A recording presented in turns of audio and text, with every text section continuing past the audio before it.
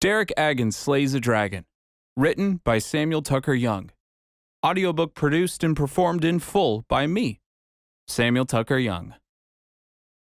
Dedication. To anyone that has listened to me ramble about these stories for all these years, thank you. From family to friends, you're the reason I've gotten this far. Shoutouts. To every reader of the first script, to every reader of the first draft, to every reader of the first release, to every supporter on the internet, to every producer on the Patreon, to everyone who is waiting for Amelia, to every lover of tragic parties, to everyone who already needs Derek 2 through 6. Thank you so much for your patience. It's story time. The thom sausatrix illalath foi son. Oh, not that language? How about this one? Yes, wonderful. It's been so long since I've made contact. Shall we share a story? Here's a story, one of my absolute favorites. It starts on a dying Earth as the beginning of everything. I'm still waiting to see how it all ends. Prologue. Losing My Edge. Date added 06-1814. Matrix, the cat. Professor Randall Prometheus. It doesn't seem like a dragon's lair, Prometheus mused, licking his lips in contempt. It seems more like an old empty cave, dank and not worth a piss. The spry old man scratched at his gangly beard, poking his nose through the tree line. Shin-high and golden, the grass in the clearing before him reflected off Prometheus's round spectacles like a spotlight powered by the blazing noon sun. He forced his eyes to stay open, letting them water as he stared at the mountain looming in the distance. If I say there's a dragon's lair, then there's a dragon's lair, the cat said, stepping silently through the forest. With fur as black as an empty night, the cat's body shifted as he walked through the deep patchwork shadows the forest canopy provided. He stopped at the tree line and let his golden pupils focus on the task at hand. The mountain taunted him. The lone entrance at the mountain's base was more a jeering maw than a cave opening. Not for long, the cat thought, sniffing the air and tasting beyond the wind. The sweet scent of the unknown hit his nostrils. Curiosity burned within his chest. The cat's tail began to sway, his smile sudden and subtle. Secrets were so hard to come by in these modern times. This book of yours better be inside, Prometheus said, fidgeting at the belt buckle keeping up his high-waisted yellow khakis. He always did that when he was nervous. It is, the cat said flatly. It hadn't taken long in their journey for the old man to grate on the cat's nerves. For all the stories in the human world of the renowned great Randall Prometheus, the man himself was a bickering mess. The less the cat had to interact with the poor excuse for a human scholar, the better. Then what are we waiting for? Prometheus hissed, a sudden gust of wind rustling his flowing white hair. We've been here for days. We should... Hush, the cat snapped, tasting the sudden gust. He's coming. He fell for it. Prepare yourself. A roar older than the mountain shook the forest around them. Fire exploded from the mountain's opening, the boulders sizzling black and ashen. The heat was suffocating even at this range. Prometheus collapsed, shielding his eyes. The cat spun, his tail circling as his mind worked. Noise meant discovery. Discovery meant a new death. He breathed in and exhaled little balls of blue flame into a dome around them. The cat flicked his tail, dispersing the flame into a golden shimmer. Sound waves caught against it, muffling into nothing. Surprisingly, Prometheus did not scream. Sure, he shook on the ground in terror with his hands held quivering over his mouth, but no scream. The cat was impressed. The cave opening swirled with smoke as a blur of scale and fury erupted into the sky. The dragon was upon them. 30 feet long, and with a wingspan to match, the dragon thrashed in the air, roaring bales of fire. Flame glinted off the dragon's white scales like a gathering meteor. Atop his 6-foot neck, a head the size of a boulder swiveled back and forth, magma dripping from his jaw as he prodded the air with a forked tongue. The cat flicked his tail to pull on the scent he set the night before. The dragon spun, his head snapping backwards. Smoke puffed from his nostrils. With the final roar, the dragon disappeared into the horizon. Another flawless plan, the cat thought. It was so easy, and almost stopped being fun. It's real! An actual dragon! Prometheus crawled to his knees, brushing the dirt from his combat boots. Hearing about it is one thing, but I almost can't believe it. You were right. Obviously, the cat said, turning toward the clearing. Come, Promy, we don't have much time. He darted out into the golden field and made his way to the mountain. Do not call me that, Prometheus said, dashing to follow the cat across the clearing. He yanked at the golden grass as he ran, tossing it mindlessly over his shoulder as he hurried into the cave. What did you do to make the beast so angry? A trap and a trick, the cat said, pressing forward. Sunlight faded behind them as they made their way into the mountain like shadowy silhouettes against a sunbeam canvas. The cat flexed his paws. The cave floor was cold to the touch, as if made and not formed. It was a subtle distinction, but important. It meant they were on the right path. It turns out the dragon has an egg, the cat continued. So last night, I made it disappear. Interesting, very interesting, Prometheus said, unaware he was muttering to himself. The old man did that a lot. My distraction will only last so long, the cat said, his eyes glowing in the darkness. Just make sure you get that book. Soon enough, the twisting tunnels ended. The dragon's lair welcomed them with the twinkling light of treasure. You know the plan, the cat said, turning back toward the entrance. I'll keep us hidden as long as I can. The book is in the center, over in the dragon's bed. I know, Prometheus said, sprinting off. Keep the beast off of us and I'll do the rest. 5, 6, 7. The cat counted to himself, watching Prometheus disappear past piles of treasure and pillars of trinkets. His heart thumped in his chest. Keep it together. You're so close. The cat turned toward the furthest reaches of the cavern and let the scent of the unknown wash over him like a torrent. A secret was a precious thing. With the world's progression in the age of man, there were only so many left. Somehow, the dragon had two. A real dragon's lair! Prometheus squealed as he raced across the cavern, leaping over pools of orange water set between the ornate crystal tiles lining the cavern floor. Centuries' worth of treasure jeered at him, taunting him. Rows of relics hung from thick hooks along the walls, hovering over tidy stacks. From weapons to books and even electronics, the treasures were categorized from past to current.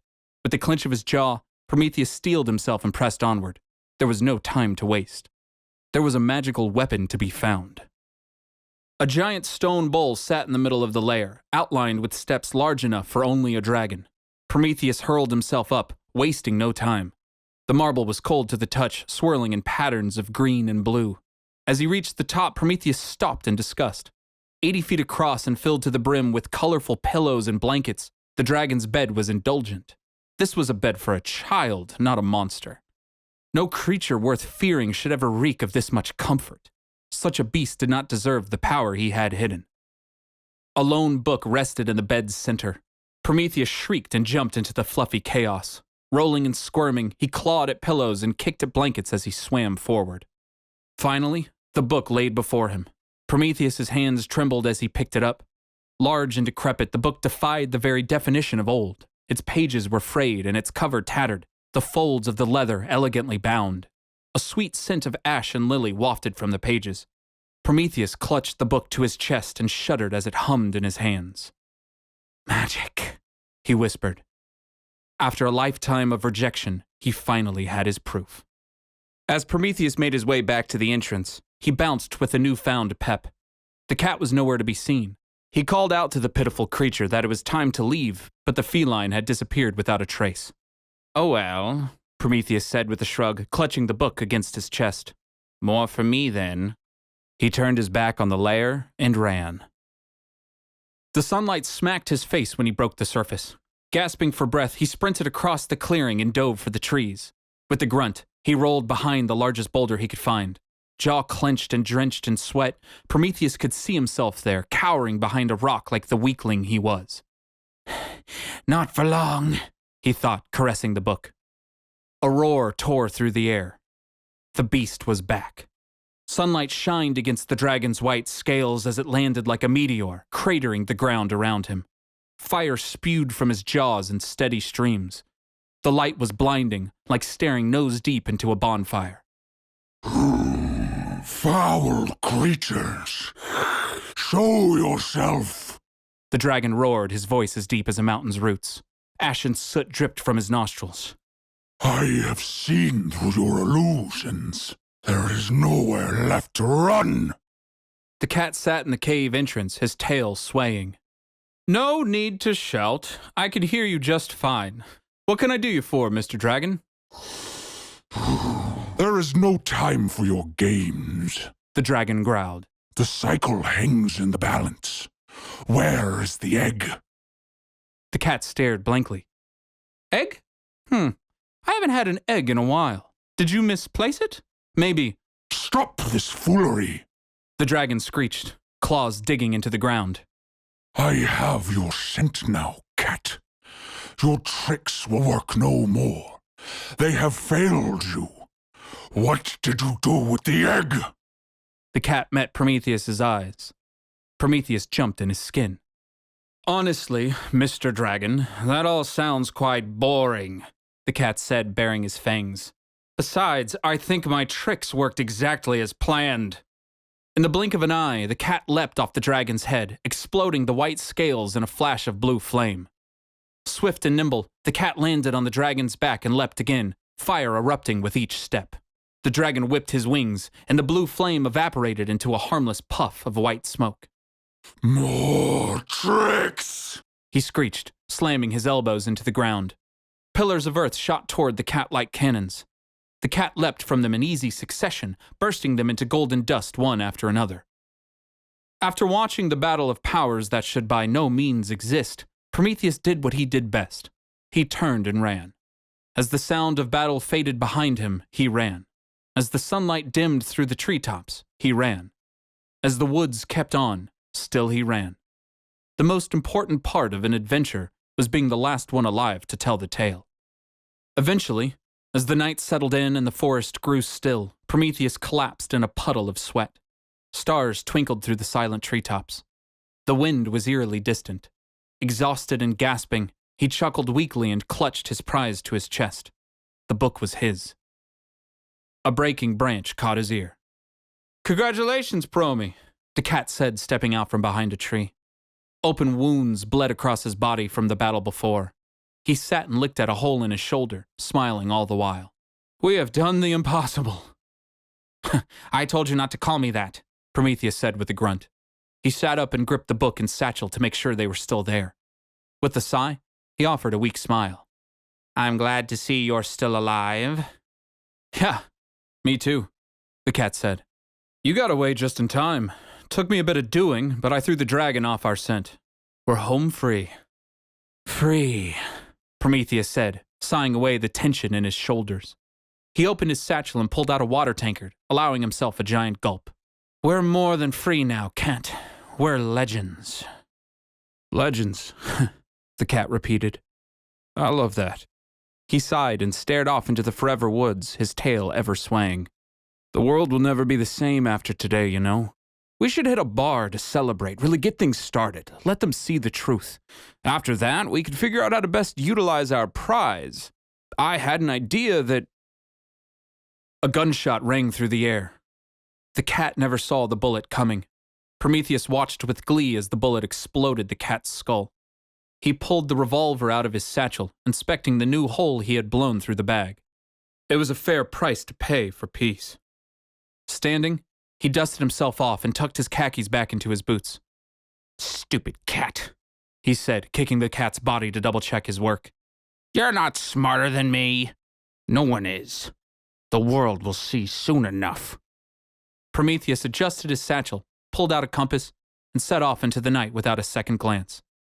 He never saw the golden threads rip through the air and attach to the cat's lifeless body. The cat convulsed as he came back to life, forcing himself not to scream. It wasn't dignified, but it was the only safe way to release the tension.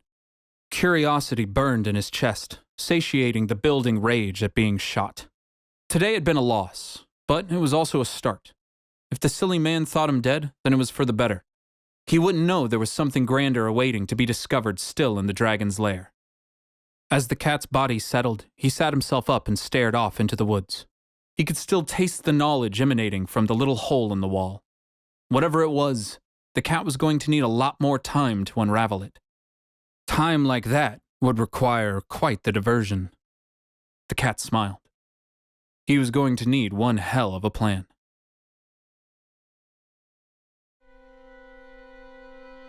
Derek Agons Slays a Dragon, Book 1 of the Tragic Tales of Pandora.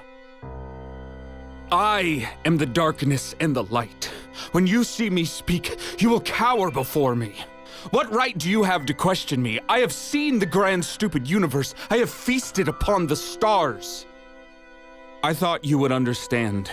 You of all people. We fought through the void. We traveled through the nothing. But you are blinded by your compassion. So let that compassion be your end. Let there then be nothing left of what you love. Make the decision. Pandora the Conqueror, from Brath's Dreamy Journey Journal, Traveling Despite the Darkness, a book of age 6. 1. We are all accelerated readers. Date added, 06-1813. Atrix, Derek Richard Agons. The light broke diligently through the window shades, making the dust-infested classroom seem stuffier than it already was.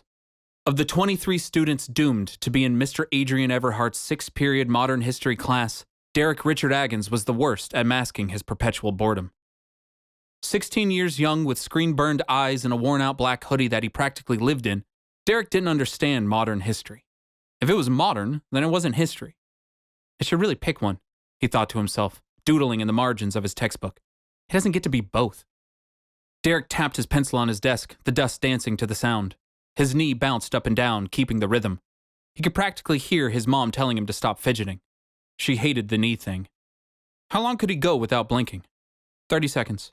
I bet I can do 30 seconds. Derek let his eyes blur. The dust tickled at them, but he did not waver.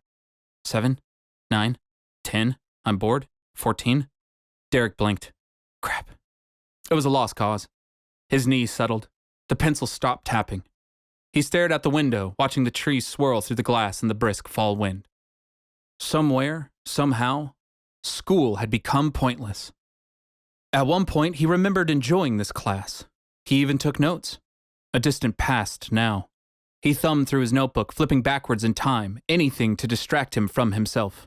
Legible words lined the page in a mixture of black and blue ink. Yep, these are notes. How many tests ago were these for?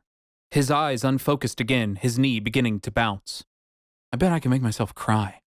He twisted his face in anguish, before smiling at the thought of ugly crying in the middle of class, standing up with tears pouring down his face. Derek? The voice jolted him alert. It was his teacher's voice, a voice of reason. The worst kind.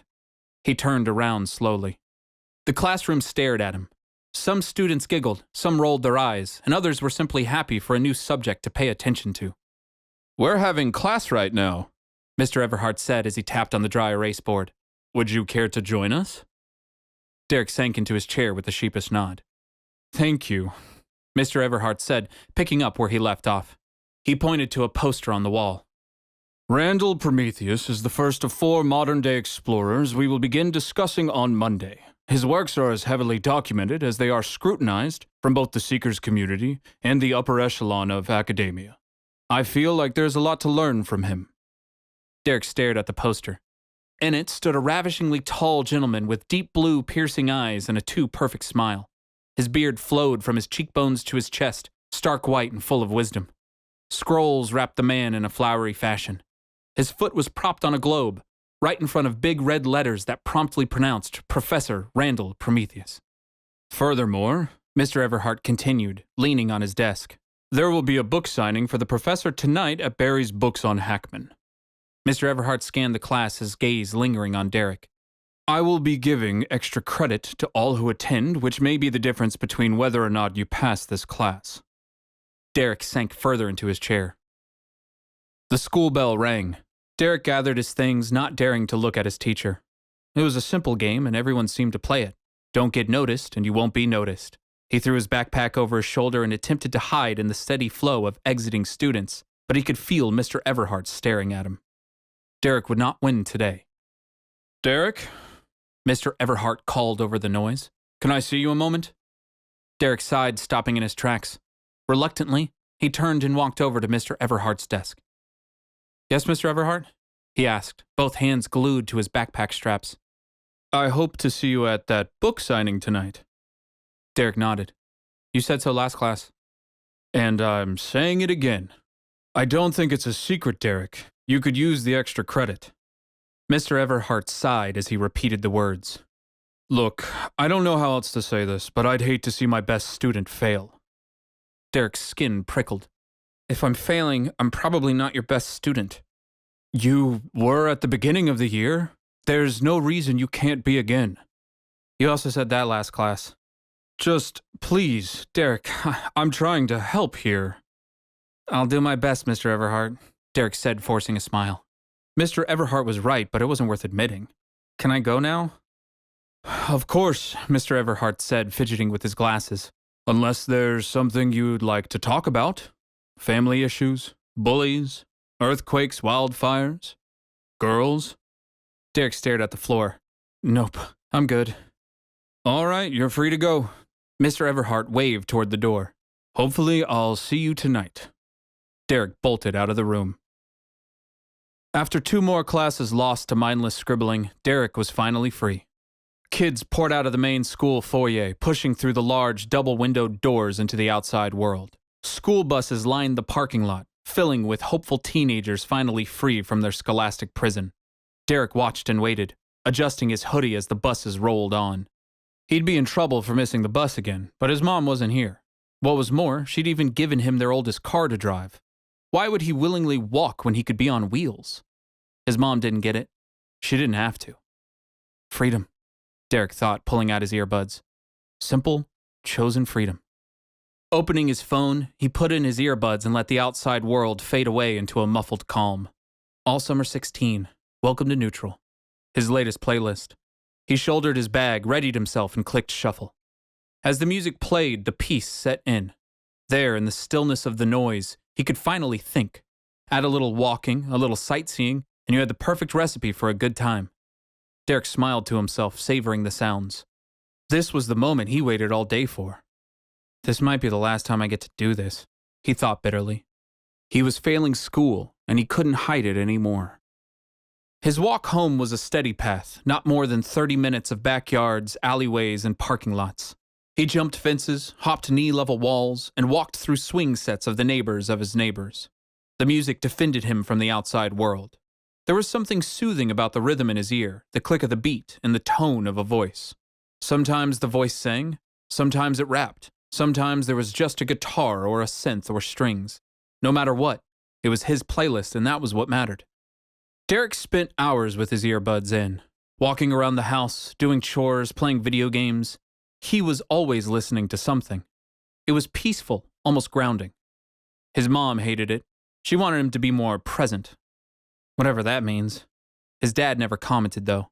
Then again, it was hard to say something when you were always off on business trips, leaving your wife to deal with 3 kids. Derek's jaw clenched as he skipped over an empty kiddie pool left in the Stinson's yard. Sure, he had friends and even genuinely liked them, but the more he had to babysit Robbie, the more they drifted apart. Derek was fine with it. Robbie was easy. They had a mutual understanding. His little brother loved watching Derek play video games, and Derek loved playing them. He hopped the Marsden's fence, passing the old trampoline. No one had played on it in years. It sat dormant, rusting needlessly away, touched only by time and... Derek stopped. Today, the trampoline wasn't empty. Today, a stray cat sat on it with black fur and piercing golden eyes. The cat sat up, back stiff as it sniffed the air. Derek stared at the cat. The cat stared at him. Derek looked away sheepishly. The cat didn't flinch. I didn't know Miss Marsden had a cat, Derek said, tilting his head as he took out his earbuds. You a stray, buddy? The cat said nothing. Obviously, Derek thought. Here, I got a question. If I cross your path, is that bad luck for you? Does it work both ways? Or is it, like, just a human thing? The cat's tail swayed back and forth, its golden eyes twinkling. At least I think I'm funny, Derek thought, shifting his backpack and turning to leave. Good talk, he said, leaving the cat alone. His notebook fell onto the ground before him. Derek hesitated, staring at it. How did that get there? He hadn't been holding his notebook. Maybe it fell out. Grabbing the top strap, he ran his fingernail along the backpack zipper. Still closed. He grabbed his head, confused. The trees lurched in a sudden gust of wind. Derek's skin prickled. The cold was brutal. His notebook flew open, the pages ruffling as it rose into the air. The pages turned and ink appeared, etching outward in skittering lines. Blotches of black tore apart like sketched lightning, forming into the shape of a monstrous dragon. Like looking at a flipbook, the constant turn of the page animated the creature as it grew and flew through dripping ink. The dragon roared silently, spreading its wings through an ink-blotted night as the earth sketched into reality beneath it. The dragon devoured the earth, and the notebook was consumed in swirling black. Beware the coming doom, a voice whispered in his ear. Derek gasped, falling to the ground. He thudded down, his heart racing, entranced and confused. The wind had stopped. The world was still. His notebook lay open, not a dragon sketch to be seen. He crawled toward it, picking it up and ruffling through it. The only thing inside was what he had already written. "What the heck was that?" he asked slowly, turning to the cat on the trampoline. "Did you see all that?"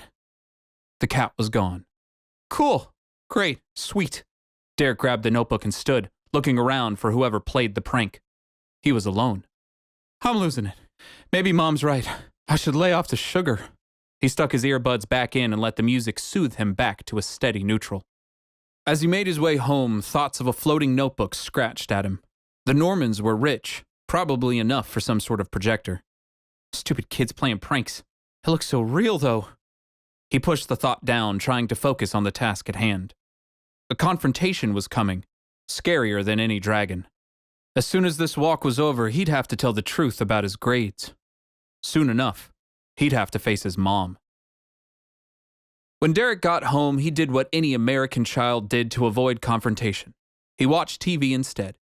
Plopping down on the couch was muscle memory at this point. The remote was already in his hand. He clicked it on and didn't dare change the channel. Any new program would signal he was home. America is again recoiling in turmoil from yet another natural disaster. The latest earthquake has ravaged the southern Phoenix, Arizona area. The quake today, measuring in at a 6.2, sets a record for the highest number of tremors in a 3-month period. This, coupled with the increasing hurricanes along the East Coast, begs for an answer as to the source of these natural disasters. The television flashed horrific videos of the incidents.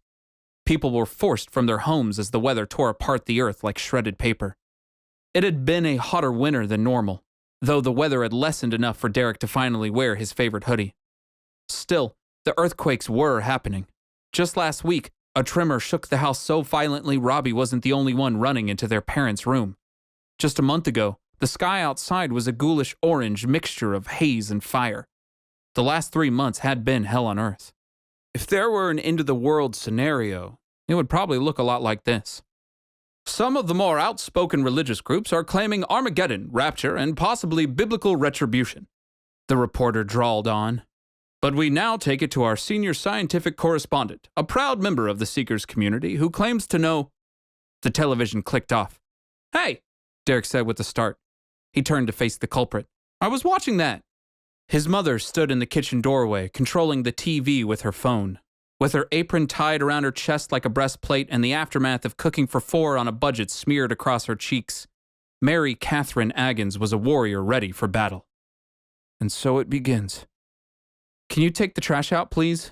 Mary said, brushing a loose strand of fading brown hair behind her ear. Her tone wasn't asking. Derek sighed. "Yes, ma'am." "Thank you," she said, turning back to the kitchen. "Also, before I forget, I need you to watch Robbie tonight." Derek flinched. Mom," he said, clearing his throat. "I can't watch him tonight. I'm sorry." "Of course not." She did her best to withhold an eye roll. She failed. "And why not?" "I don't need to be watched!" Robbie screamed, bursting into the room as if waiting for his cue. He ran in circles, a 5-year-old's last stand of defiance. The amount of energy Derek's little brother had made Derek feel more tired than he already was. Still, Robbie's energy was infectious. "You need to be watched if she says you do," Derek said, grabbing his little brother by the waist. "What are you, some sort of little adult?" Robbie shrieked, flailing about as Derek hoisted him over his shoulder. "Good God, you're getting heavy." "No, you're a heavy, stupid," Robbie giggled, kicking with all his might. Derek laughed. "That doesn't even make sense." Derek, focus please, Mary interrupted. Why can't you watch your brother? I have an extra credit thing for school tonight, Derek said, letting Robbie squirm back to the ground. I kinda can't miss it. The room grew quiet. Why not? Here it is. He stared at the ground. I'll fail if I do. His mother walked to him with a sigh. We talked about this. I know. She held out her hand. Derek, you knew the consequences. I have to. Derek met his mother's eyes. Tears formed quickly for him when he felt overwhelmed. He choked them back, clenched his jaw, and slowly pulled out his earbuds. When you pass, you'll get them back, she said, taking them. She wasn't stern, she wasn't mean, she was just fair. Derek knew the rules, he just pretended he didn't. Mary turned to Derek's older sister, who had been sitting silently next to him, doing her best impression of a couch cushion. Lizzie, I need you to watch Robbie tonight. Lizzie sighed and sat up, taking a swig of her beer. And what if I have plans too? Though she was older, Derek never felt it. Since she had dropped out of college, she felt more like a liability. Mary rubbed her eyes. Please, Lizzie, don't make me beg for this. As long as you're here. This is crap, Lizzie said, sinking back into the couch. Language. I didn't cuss, I said crap. That counts. If his mother was raising her voice, it was usually at Lizzie. Robbie grabbed at Derek's leg. Derek patted him on the head for comfort. The room quieted. Mary sighed to herself, her fist clenching. Derek knew what that meant. His mom was just trying to keep it together. Listen, okay? Mary said. Your father is getting home tonight, and I'm taking him out. We need this, all right? So please, Elizabeth, just help me out. Fine, Lizzie said, drawing out the single-syllable word into 3. I'll do it. Thank you. Mary clicked the TV back on with her phone and returned to her kitchen battlefield. Derek stared at the television. You don't have to be so mean to her. Whatever, Derek, Lizzie said, drinking more. You don't have to fail your classes. Says the college dropout, Derek blurted, his voice squeaking. Confrontation was the worst. Elizabeth rolled her eyes, getting up from the couch. Whatever, squeaker. You'll be joining me on that list soon enough. She stormed out of the room. Robbie climbed onto the couch, eyes staring at the floor. Why do you hate each other? We don't hate each other, Derek said slowly, changing the TV channel away from the news. I think we're all just a little frustrated. With what? Robbie asked. Existing. Derek sank into the couch and let the excessive sounds of cartoons wash over him. 2. Everything in its right place. Date added 09/03/15. Atrix, the cat. The cat watched through the window. A tiny little family with tiny little needs. The living room scene was a snapshot into the modern world. The mother yelled, the sister squirmed, and the little one looked to the boy for comfort, which he failed to give. The cat's tail flicked like a whip.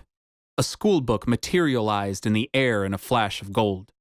The boy hadn't even noticed the cat take it. Drawings of fantasies lined the school book. Rudimentary sketches of long-eared humans. Short and stout men with axes, women with flowing dresses and big eyes shooting magic from their fingertips. The drawings weren't good, but the imagination was there. Imagination was key. A name was doodled across the front page. Derek. The cat drew it in the air with golden energy, sniffed it, and let the taste wash over him. The name twisted through languages, cycling through its lineage as it broke apart. Gifted ruler. Rules the people. From Deoric to Theodoric, the cat had seen many a bearer of the name throughout the centuries. It was a common name even before industry. Of course, the art of the name was all but lost on humans. These days, a name was just a way to get attention, which humans seemed to prefer to actual meaning. If only they loved knowledge half as much. A flyer slid out of the back of the book, leafing its way to the ground. Sometimes, the plans just wrote themselves. The cat left the book on the front porch as he disappeared into the fading sunlight, knowing full well who the myths of bad luck were truly about. The cat never crossed a path by accident. 3. Neon Bible, Date added 03-10-13.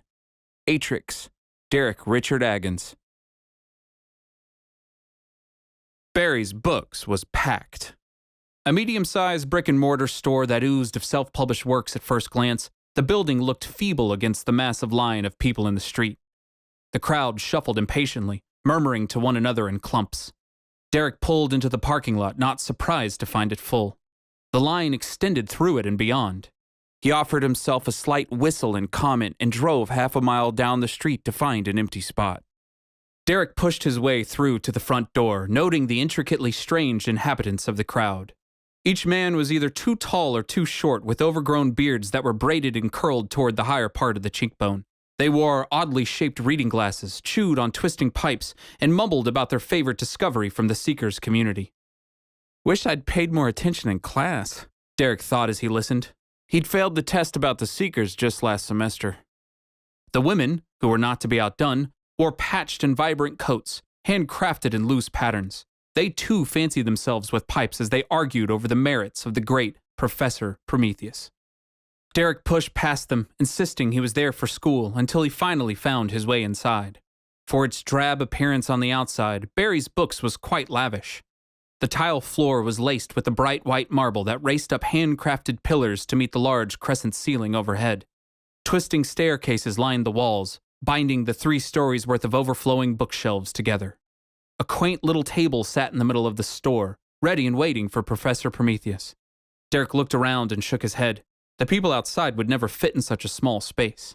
He walked through the closest set of doors to seek out his teacher, hoping that just showing up was enough for the extra credit. The hallway beyond was long and dimly lit. Loose patches of lantern light dabbled the stone walls. It looked like the inside of a castle. "Well, this place is ridiculous," Derek said, poking at a lantern. Frustrated murmurs caught Derek's ear, the sound ringing loudly against the marble tile. No harm in a little peek. He followed the voices and poked his head around the corner to investigate. Mr. Everhart stood down the corridor, hands waving madly as he shouted at the top of a whisper. An older man stood before him. Tall with a rigid stature, the older man stroked his flowing white beard as he smiled and waved away Mr. Everhart's concerns. Professor Prometheus. Whatever Derek had expected of the professor, it wasn't this. With pleated yellow khakis tucked into rugged brown boots, the man stood tall and imposing. From his brown overcoat to his flowing white hair, nothing was out of line. Prometheus waved a hand and reached into his satchel, revealing the edges of an old book before stashing it away heatedly. Of course I believe you, but I haven't seen you since the funeral, Mr. Everhart hissed. It's been years. What do you want me to say? The closest thing we've had to contact is me pushing your stories through to the school board, and then I get an invitation to this? A book signing? Even Guild wouldn't stoop to such a... Professor Prometheus raised his hand, cutting Mr. Everhart off. Adrian, please. We have company. Derek jumped in his skin. The professor was staring directly at him. Don't change the subject again, Mr. Everhart said, following the man's gaze. We are not finished with this. Oh, Derek, you actually came. He smiled wide, his anger melting as he waved Derek over. I'm so glad you could make it. Derek obliged, though, hesitantly. Prometheus was still staring at him. The professor's eyes were bright blue and piercing, distractingly so. The hair stood rigid on Derek's arms. The old man was staring into Derek's soul. I'd like you to meet an old friend of mine, Mr. Everhart continued, greeting Derek with open arms, beaming with pride. Derek, this is Professor Randall Prometheus. Welcome, my boy, Prometheus said, grabbing Derek by the hand. His piercing gaze melted in an instant, replaced by a smile warmer than a desert sun. Welcome to the first day of the rest of your life. Soon you will discover that the answers you seek are real. Prometheus's beard swayed gently as he talked, his voice like a bad impression of a sports announcer. He pinched at Derek's cheeks. The universe is ours to discover if we are but willing to seek. We just have to open our minds to the unknown. Randall, you can stop now, Mr. Everhart said, pulling the professor's hands away. He's a student of mine, not one of your fanatics. Prometheus yanked his hands back, upper lip curling in disgust. Oh, I see. Derek stared. I'm just here for the extra credit. Extra credit, Prometheus sniffed. Of course. So what were you guys yelling about? Derek blurted out before gasping. Oh, sorry. I shouldn't have said that. I am just super uncomfortable right now. The hallway grew quiet. Well, look at the time, Prometheus said slowly, his smile wrinkling his face in thick ridges. He fumbled at his pocket watch, pretending to check it. I must now entertain my fanatics. He glared at Mr. Everhart, his pupils shaking. Care to join me? Oh, stop it already, Mr. Everhart said, grabbing Prometheus in a half hug. You know I'm proud of you. It's just surreal is all. Don't take it out on me. Of course, Prometheus said, staring down his nose at Derek, his wrinkles whispering of a lifetime of mysteries. Derek wasn't sure he wanted to know them. I am sorry, boy. I apologize for my outburst. Prometheus turned and walked away, waving them to follow. Come, let us celebrate the night. The universe is unknown and ready to be discovered. Yeah, Derek said, following slowly behind. Whatever gets me my extra credit. They entered the main room to an eruption of applause. The noise was deafening. From wall to wall and floor to floor, Barry's books had filled in the blink of an eye. The outside crowd pushed forward, rattling the front doors just to get a glimpse. It was like a rock concert, and Professor Prometheus was the band. Everybody needed to get to the front of the stage. My people, Prometheus said, leaping onto his signing table, his arms open wide. Oh, ye beautiful believers! Any hint of the anger had vanished now, gone to the cheering crowd. He waved to the upper floors. People screamed, waving fanatically as they leaned dangerously over the railing. Prometheus held up his hands. The crowd fell silent. Those out there would tell you there are no mysteries left, Prometheus said, his voice a whisper. Even those who appeal to conspiracy know the unknown exists, but they do not see. The truth is yet before us, and here I stand as its humble observer. Yes, tonight we will converse. I will sign your possessions and speak my truths, but know this! Prometheus's eyes twinkled in the moment, pupils catching the lantern light from an angle. Those who do not seek shall not see. Those who do not believe shall not be saved. Even now they doubt us. They doubt my words, my discoveries. The crowd jeered in response. Prometheus basked in the sound, swaying back and forth until the noise quieted. Do not worry. They will believe soon enough. Tonight, I share with you an ultimate secret. I have found a new piece of power, proof of the old world. From his satchel, Prometheus pulled out an old leather book, raising it overhead. The crowd gasped as they stared at it. This, my friends, will change the tide. With this, they will see our truths. Con, Augustus, Cleopatra, queens and kings alike have held this book. They bent history to their will. Let us rejoice in these final moments together. Soon the world will know us. We will master the unknown! The people roared. Like a preacher to his congregation, Prometheus was good with the crowd. Teach? Derek yelled over the noise. This is some real weird history. It's a lot, I know. Mr. Everhart yelled back, unable to hide his smile. Randall just likes to play it up for the crowd. There's no harm in it. He's made some truly great discoveries over the years. With a leap and a flourish, Prometheus jumped off the table and placed the book back in his bag, before sitting himself down to let the book signing begin. Minutes soon turned to hours as it became painfully clear Derek would have to stay for the whole thing. He sat on the nearest bench and watched as the people blurred into a passing blob. Row after row, person after person, it was all the same. The second they reached the signing table, they vomited questions at Prometheus about his writings like their life depended on it. Some poked holes, some gushed about their favorite parts, some just wanted simple clarifications. None of it sounded like history. Derek sighed, his knee bouncing as he doodled, just wishing he had his music. Two golden pupils caught his eye. On a far bookshelf overlooking the signing area, Derek swore he saw a cat. He blinked. Nothing was there. He stared at the bookshelf, his mind swirling with thoughts of a floating notebook dripping with black ink. Living is exhausting and it makes me see things. With a yawn, he went back to doodling in his notebook. As the last braided beard walked out the door with autograph in hand, the book signing ended. Prometheus stood from his chair and surveyed the empty bookstore in front of him. He smoothed his faded khakis, stretching longingly. "These are it, Adrian," he said, turning to Mr. Everhart. "These are the last moments in obscurity. A true legend in the making. Soak it in, my friend. Soon, I will be on top of the world." "Yes, I think it went quite well indeed," Mr. Everhart said, patting his old friend on the back. "What did you think, Derek? Did you enjoy yourself?" "Yep," Derek said quickly. "So much. Such a night." "Indeed," Prometheus said. He picked up his satchel with a jolt. "Adrian, by the way, I almost forgot. I have a gift for you." He thrust his hand into his tattered satchel, winking at Derek. "I picked this up from the academy, an old trinket from—" Prometheus froze, the blood draining from his face. He ripped the satchel open, spilling its innards across the tile floor. "Where is it?" Prometheus screamed, dropping to his knees and scouring through the satchel's remains. His eyes bulged from their sockets. A vein pulsed on his forehead. He screamed again, pounding his fists on the ground. "Where the hell is it?" "Randall, please," Mr. Everhart said, waving away an approaching store clerk.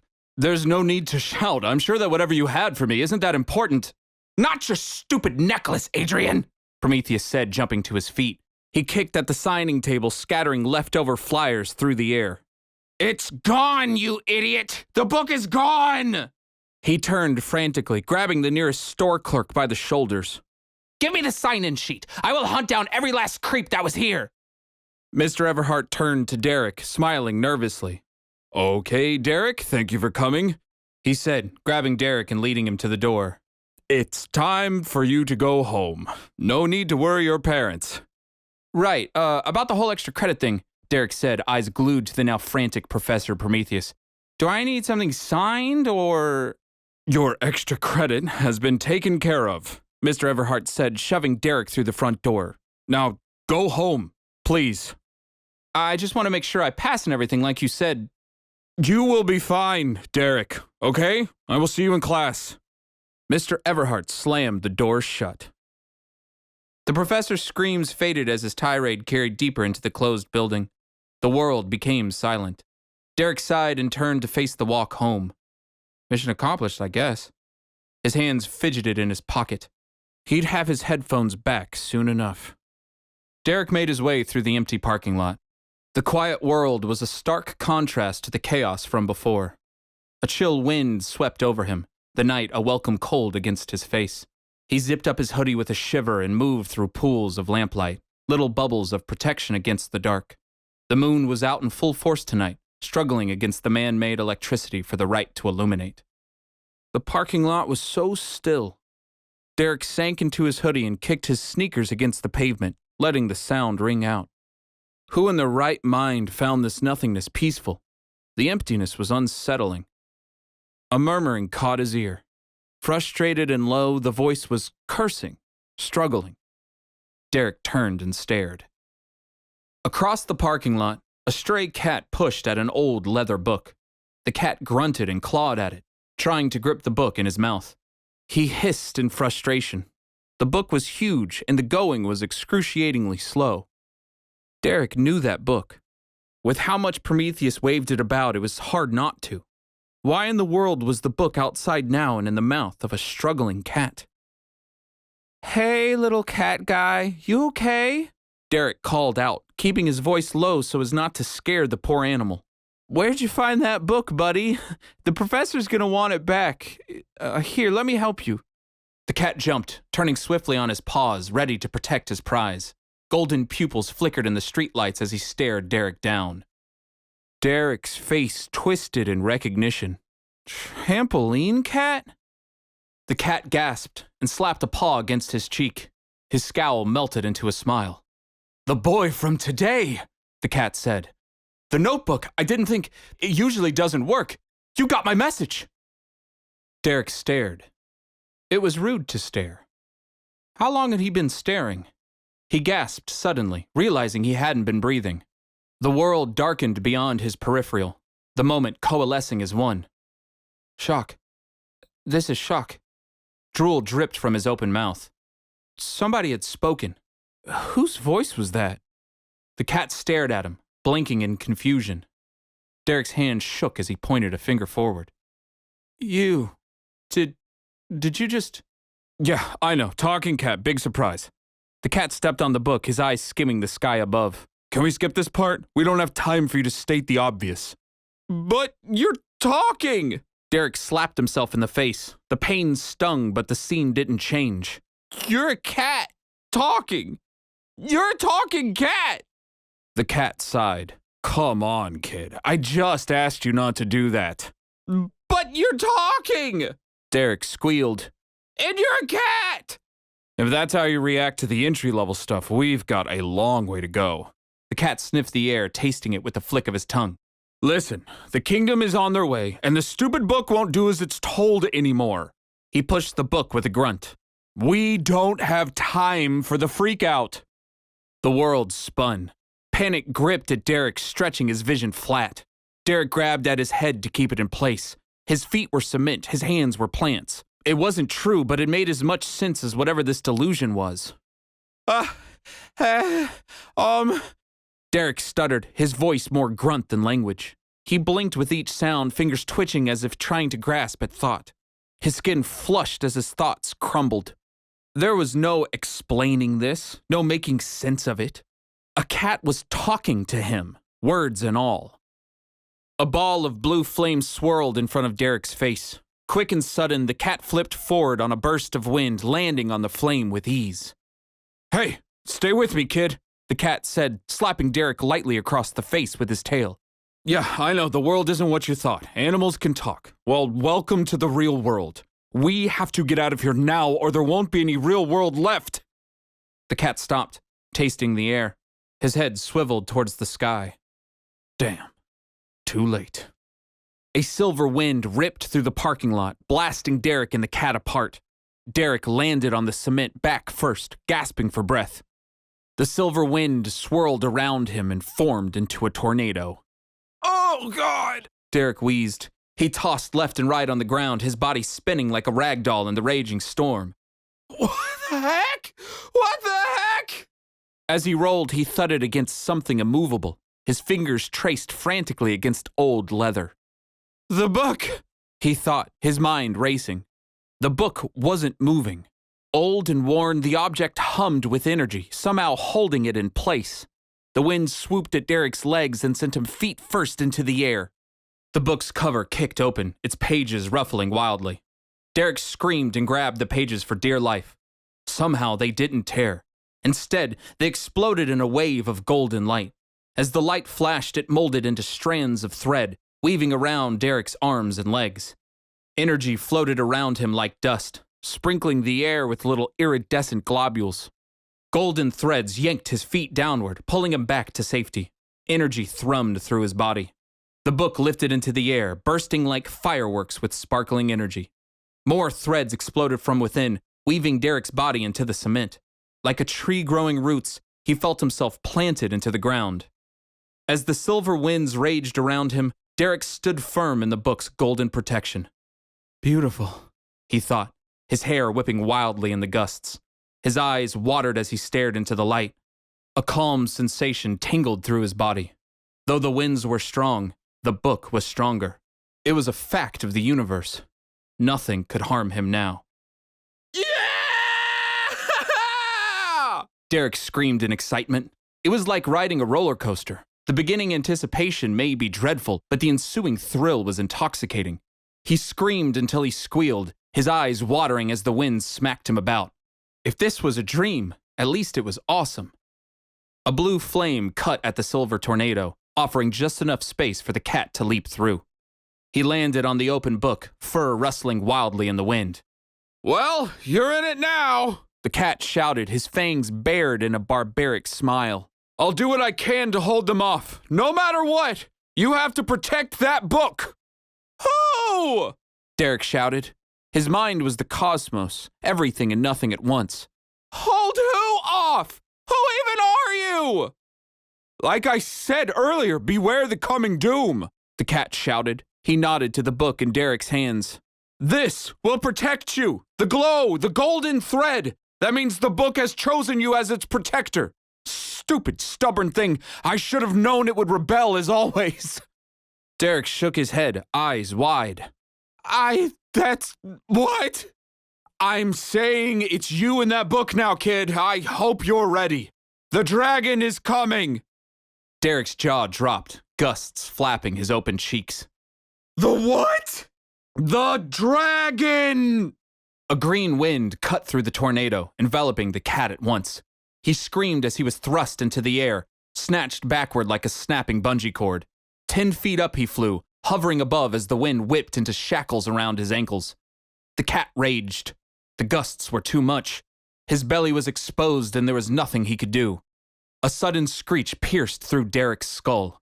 He clutched at the book for comfort, trying to shake off the sound. The animals! They're the dragon's chosen! The cat screamed from his shackles. I'm hiding your essence right now so they don't know you're here. Prometheus, the kingdom, they're all in on it. Trust no one but yourself. 2 owls dropped from the sky, their talons held out like spears. Green fire whipped at their feathers. The cat twisted to face them, but it was too late. The owls stabbed the cat through the belly and plucked him from the air. With the flap of their wings, they blasted like rockets into the swirling night, the cat's body speared between them. The tornado disappeared. The golden threads vanished. Quiet settled in like a vacuum. Derek stood alone in the parking lot, clutching at the book. He collapsed to his knees, the book dropping beside him. Pavement stuck to his hands as his mind raced. What the heck? He blurted out, forcing himself to breathe. What the heck? Reality was a fading memory. Derek closed his eyes, pounding his chest with a fist to wake up. He didn't. He was still in the parking lot. The book laid open next to him, the pages eerily blank. He hadn't noticed it before. No words were written across it, no pictures scribbled within. Flinching, Derek forced himself to stand. Talking cat, glowing book, killer owls. Derek's mind raced, his body trembling. Just get to your car, dude, Derek thought, clenching his fists. Leave the book and just go home. Derek didn't move. Of course, he knew he should listen. He was right. If this wasn't a dream, if this was all real, the only thing left to do was pretend like it never happened. It was the safest option, the adult thing to do. He forced his eyes open and stared out over the silent parking lot. Just me and a bunch of lamps. Delusion or not, no one would ever know. Derek scowled. He hated that thought. Life should be more than the stale lights of a school classroom, more than the screams of fighting parents through the walls. His hands trembled against the pavement. Something did happen. He felt it. He lived it. With the fear had come exhilaration. There, in that moment, so close to death, he had never felt so alive. Curiosity burned within his chest. He could see the crossroads, 2 different choices like separate lives. What was the point of longing for more if you left the more behind? Screw it, Derek said. He stood, wiped the gravel from his knees and palms, and picked up the book. The book was so old, so decrepit, it was a wonder it stayed together. Its cover was tattered and scarred, the spine barely clinging to the pages. The book looked like it had seen centuries, maybe more. A soft white glow splashed from the pages, pulsing against Derek's dark brown pupils. He turned the book over, looking for some sort of battery pack, but it was no trick. The light faded. Derek smiled to himself, alone in the parking lot. There was no denying it. This whole experience had only been one thing. Magic, Derek whispered. A sudden screech overhead pulled him back to reality. A body thudded behind him, crashing into the pavement with a sickening thud. Derek yelped, his stomach lurching at the sound. He forced himself to look. The owls had returned their handiwork. The cat's body lay lifeless, his limbs mangled from the impact. Blood poured from the talon wounds, his golden pupils glazed over by death's simple grip. Oh God! Derek caught the bile in the back of his throat, forcing himself to breathe. Vomit came and passed, his stomach rumbling as he forced it down. He held the book high above him like a weapon, ready to swat away any incoming birds. Nothing happened. Panicked and confused, the cat's last words raced through his mind. Derek did the only thing he could think of. He clutched the book to his chest and ran. Down the street and through the night, Derek didn't stop until he reached his car.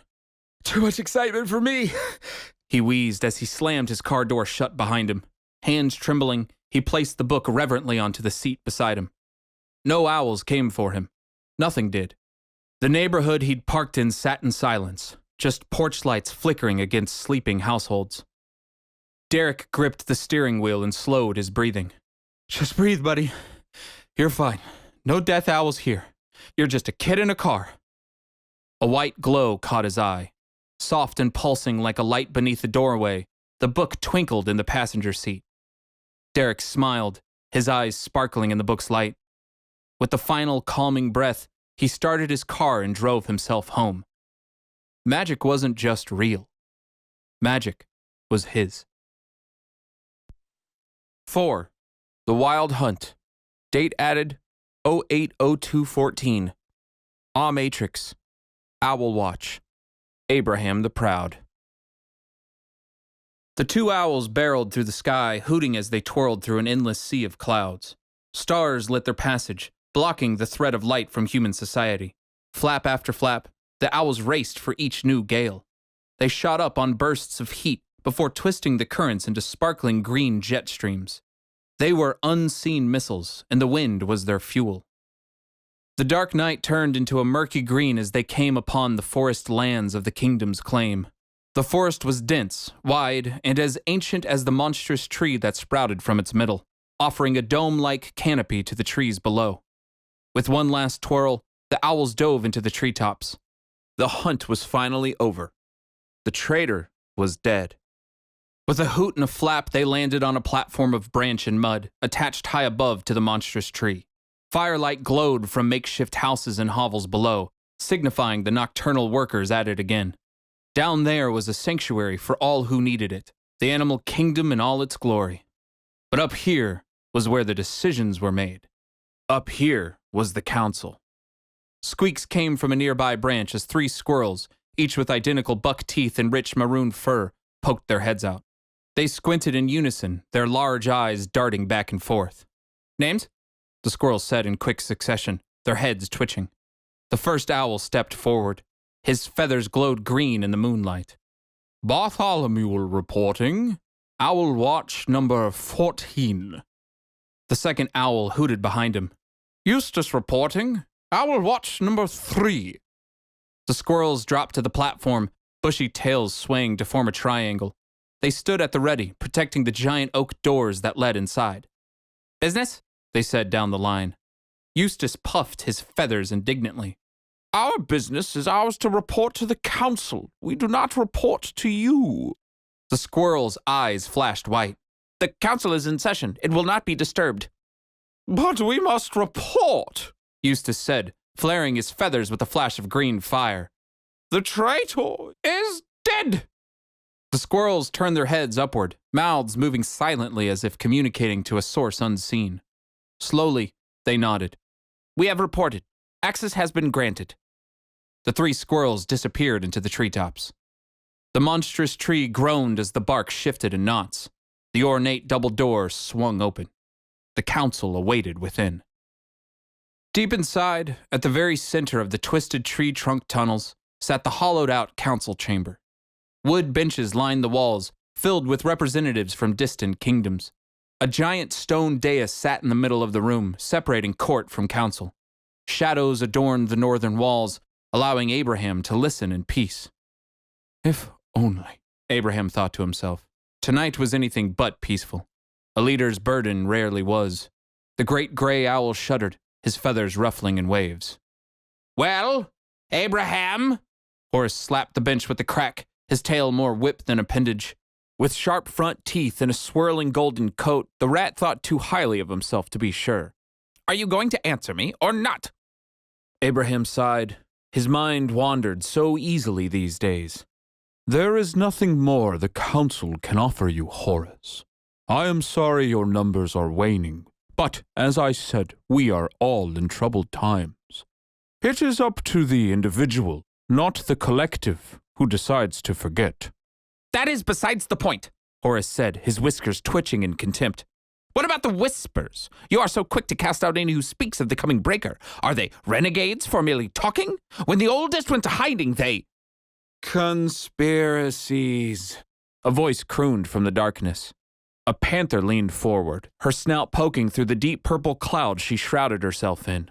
Her 9-foot tail twisted around her like a flowing sash. We do not care for mere whispers. We have a world to run. She snarled at the rat in disdain. Besides, we cannot help it if you and yours would rather crawl on their bellies in the trash than remain among the civilized. The rat bared his fangs. Retract that statement, Mist Eater, or you'll regret it! Pathos, panther that she was, sneered back. Just try it. I want you to. Enough! Abraham boomed, his 12-foot wingspan crashing against the wall behind him. We do not convene to squabble amongst ourselves like men. We are the Council. We shall act as such. As you say, the panther said, smiling wickedly as she stared the rat down. Horace sat himself amongst his kin, his mouth foaming over with anger. Now, Abraham said, folding his wings decidedly underneath him, we move on to why this meeting was called. Earthquakes, tornadoes, wildfires. The world outside is falling apart. Evers? A gigantic gray tree frog leaned forward, his eyes sunk in a dim red glare. In the darkened canopy room, it was hard to gauge his size. He spat bark out of his mouth and licked his back with a stretching tongue, scratching at the goggles on his head. It's the dragon again, Evers croaked in a southern drawl. But he has not been heard from in 100 years, Minister Albertus said, shivering in his flowing white cloak. The poor old squirrel's voice was barely a squeak. Impossible! Screamed Horace. The rat screeched behind him. Pathos looked excited. And how do we know it's the dragon? A voice slithered from above. A python drooped from the treetops, her body more grass than scale. Abraham always forgot that Isolde was there. Still, when she spoke, everyone listened. Evers cleared his throat with a croak. Our watchers have reported sightings in sporadic bits. Who else could destroy like that? Quite a few, and you know it, Abraham said, clicking his beak skeptically. The dragon is no renegade. Not yet, at least. We must deal with him regardless, Evers said with a shrug. Must? Abraham's head swiveled upside down. Minister Albertus cleared his throat, his back cracking as he stood to his full 3 feet of height. Perhaps some good news will help. His eyes flashed white under his spectacles as he turned to the main doors. 3 squirrels dropped from the treetops, paws flurrying in set patterns. The gigantic doorway creaked open. Eustace and Bartholomew, 2 of Abraham's best scouts, waddled through the opening. The council broke into another chaotic banter, outraged that anyone would dare intrude on their most sacred of meetings. Abraham lifted a wing for silence. Eustace? Bartholomew? This better be worth the interruption. Bartholomew landed on the dais, head bowing low. We have found the traitor. Eustace landed beside him. He has been dealt with. Pathos rolled her eyes. Which traitor? The cat, Bartholomew cooed. The council fell silent. Abraham leaned forward on his perch. A single win would go a long way. You're certain? We are certain, Bartholomew said. We know it was his 9th life. The cat is dead, Eustace finished. The council sighed in relief. The cat was trouble, and that was one thing they all agreed on. This is the first piece of good news we have had in a very long time, Abraham said, puffing out his chest feathers. It is most certainly welcome. Thank you for your service, Owl Watch. You will be rewarded. Now, back to the dragon. Has he made any demands? Not exactly. Evers shifted his weight back and forth. All we know is his book has been stolen. The council's outrage blurred into a single inaudible sound. Abraham cooed as the weight of a millennium set in. This was the worst answer of all. The dragon would tear the world apart to get that book back. That much was certain. If the dragon did that, it only meant one thing. No more secrecy. No more safety. A lifetime of hard work would be for naught. Did you say book? Eustace squeaked from the dais. The room grew quiet. The two owl scouts looked to each other, their beaks clicking nervously. That's right, a book, Evers said. Well, Bartholomew said, tapping his talons together. We saw a book. We've all seen a book, Pathos said. The council chamber chuckled nervously. Right, but the cat had a book, Eustace added. The chuckling stopped. Abraham sat forward, head cocked to the side. And? Well, it was old, Eustace said, nodding to himself. Quite right, very old. Bartholomew nodded in agreement. Anything else? Eustace stared at the stone dais below him. Well, I think a boy has it now. As the council erupted in rage, Abraham sank into his feathers. No, tonight would not be peaceful. The nights rarely were. He lifted a wing for silence, gathering himself. Then we must be swift in our recourse. Hunt Master Quinn. A wolf melted into the light, his deep gray fur mangled in shadow. One-eyed and snarling, he swiveled his head around, a maroon eye patch sparkling on his head. Send your best, Quinn, Abraham said, puffing out his chest. We will save this world, one way or another. It is our duty and our creed. You must retrieve that book. With a slight grin and a wicked growl, Quinn howled his troops to the ready. The animal kingdom was on the move. 5. No Hope Kids. Date added 10/25/09. Matrix. Derek Richard Agons. Tella only lucent hold. Keen of light. It was impossible to sleep. Derek kicked his covers off and on. His side was comfortable until it wasn't. He flipped his pillow over, trying to find a cooler spot. When had his room grown so hot? He twisted and turned, clicking on his phone. 3:16 a.m. So tired. School was going to suck more than normal.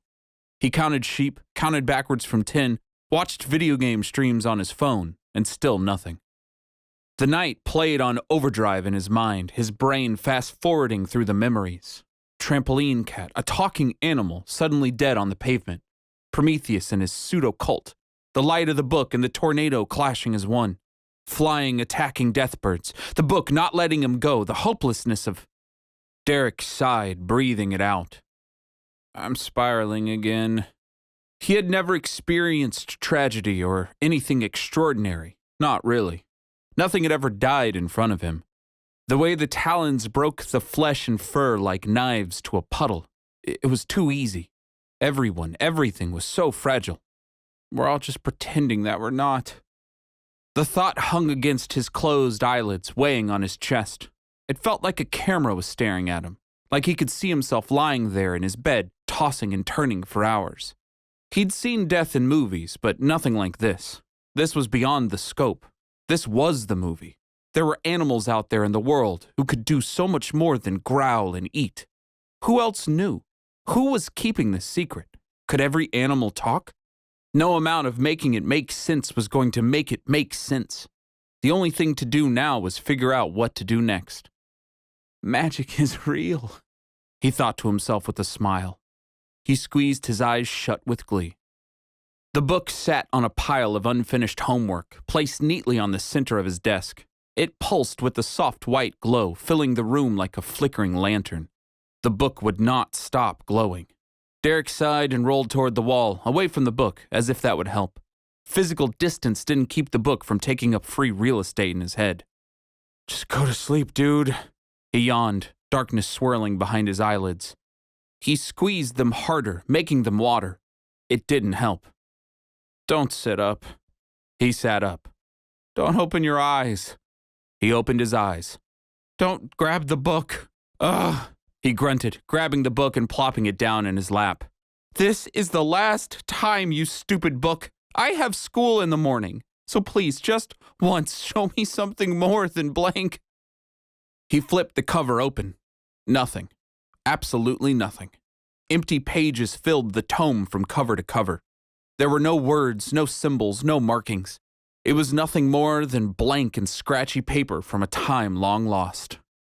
After a moment, the soft white glow faded. Derek rolled his eyes, set the book back on his desk, and slammed it shut. "I can't help you if you don't say something," he said through a yawn. "Look, we'll figure it out tomorrow." Derek laid back down, rolling over and bringing the sheets with him. He kicked his knees back and forth to find a comfortable spot, officially exhausted. He had pulled many an all-nighter before, but those involved video games and TV shows. Nothing had been this mentally taxing. His focus was on the book, whether he wanted it to be or not. The memories flashed again. The thud of the cat's body, the spearing of the talons, the final words of the cat. Dragon's chosen. A freaking dragon. It wasn't possible. Derek shook his head, rubbing his face against his pillow. It just couldn't be. As his mind circled the drain like the last drips from a faucet, eventually his thoughts began to slow. The world lulled around him. The sound of the heat kicking on was just a distant rumble. His mind finally quiet, his breath blessedly slow. Derek yawned to himself with a smile. "Finally, I get to..." A brilliant white light flashed in the room, blinding Derek even behind his eyelids. He yelped and tumbled to the floor. "Seriously? Seriously?" He jumped up, screaming at the top of a whisper. I was almost asleep.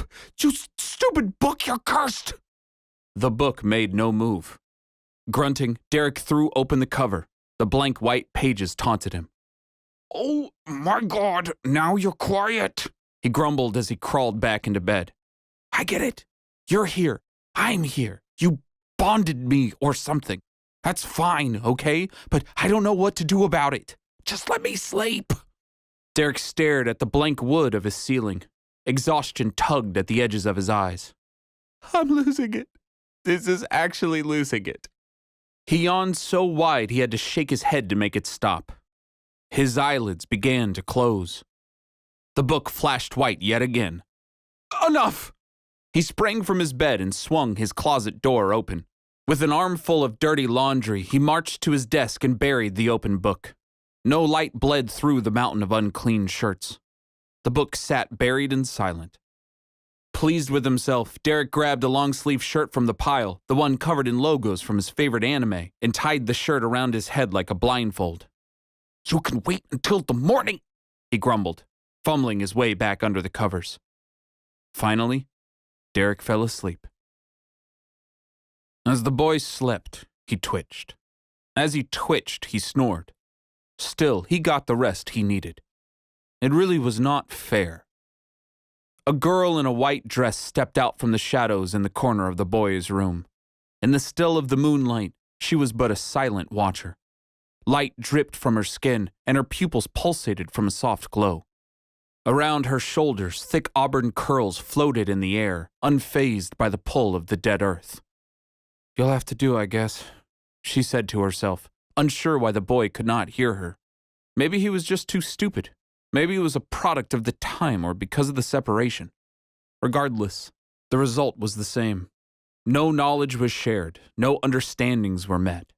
The girl tugged on her flowing sun hat, pulling it down over her eyes. "Either way, you're better than that old guy. He was the worst."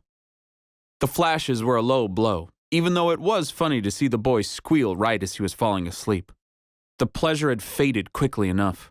The girl leaned against the bedroom wall, letting her luminescent body dissipate and then reform in the soft shadows. The understanding creeped in, the feeling of the weight she carried.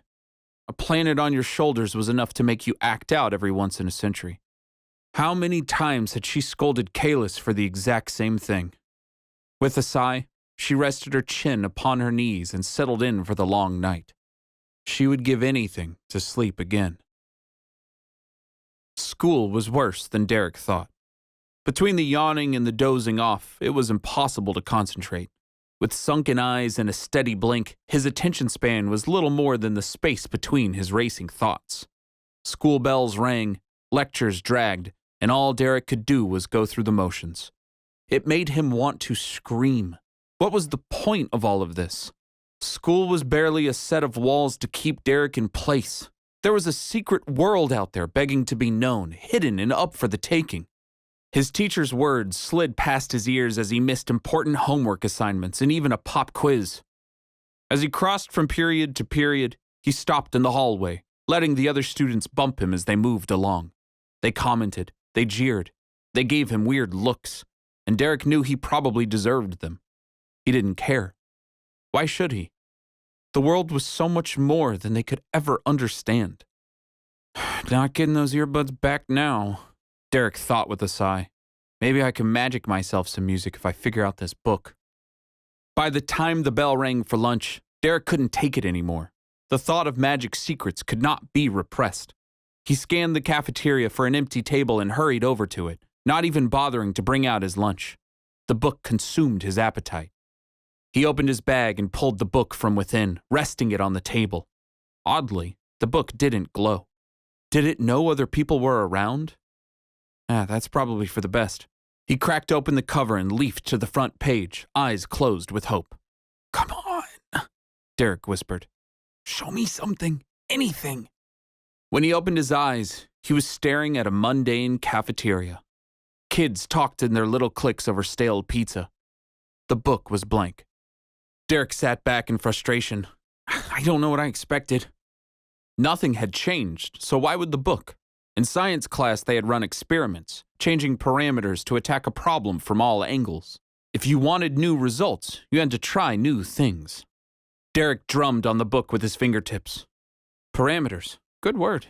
He had probably learned it when he cared more, which was a good time to pull from now that he needed. A girl caught his eye, her white linen dress shining in the sunlight. Across the cafeteria, she sat alone, peering out the window. The sunlight dripped across her wide-brimmed hat, shadowing her eyes and nose, melting into her floating auburn hair. New kid in school? This late in the semester? Derek blinked and thought. With that dress and hat, Derek was sure he would have noticed her before. Maybe she's trying a new look? It was possible. It's not like Derek kept up with what people were wearing. Okay, time to stop staring. Derek turned away before she could notice him. A girl caught his eye, her white linen dress shining in the sunlight. Across the cafeteria, she sat alone, peering out the window. The sunlight dripped across her wide-brimmed hat, shadowing. Derek straightened up, his mind fuzzy. Something buzzed in his ear, like the hiss of a lost radio station. His eyes watered, locked in place. Didn't I just do this? The girl squinted, lifted her gaze, and met Derek's eye. The sound of the cafeteria faded into obscurity. There was something odd about her, something golden. No, Derek shook his head. That's just sunlight. The girl mouthed something, raising an eyebrow. Is she talking to me? The buzz tickled at Derek's ear. That's an odd book you have there, Derek, a voice said from behind. Derek jumped, banging his knee on the table as he turned to find Mr. Everhart standing over his shoulder. Oh, Mr. Everhart, he squeaked, slamming the book shut.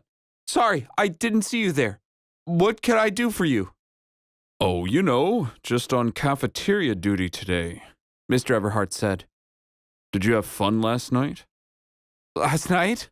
Memories lurched at the thought. The cat, the owls, the book. Derek smiled, clearing his throat. Yep, last night. So fun. Indeed. Mr. Everhart's mustache twitched nervously, his eyes never leaving the book.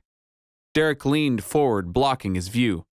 Is, Mr. Prometheus okay? Who?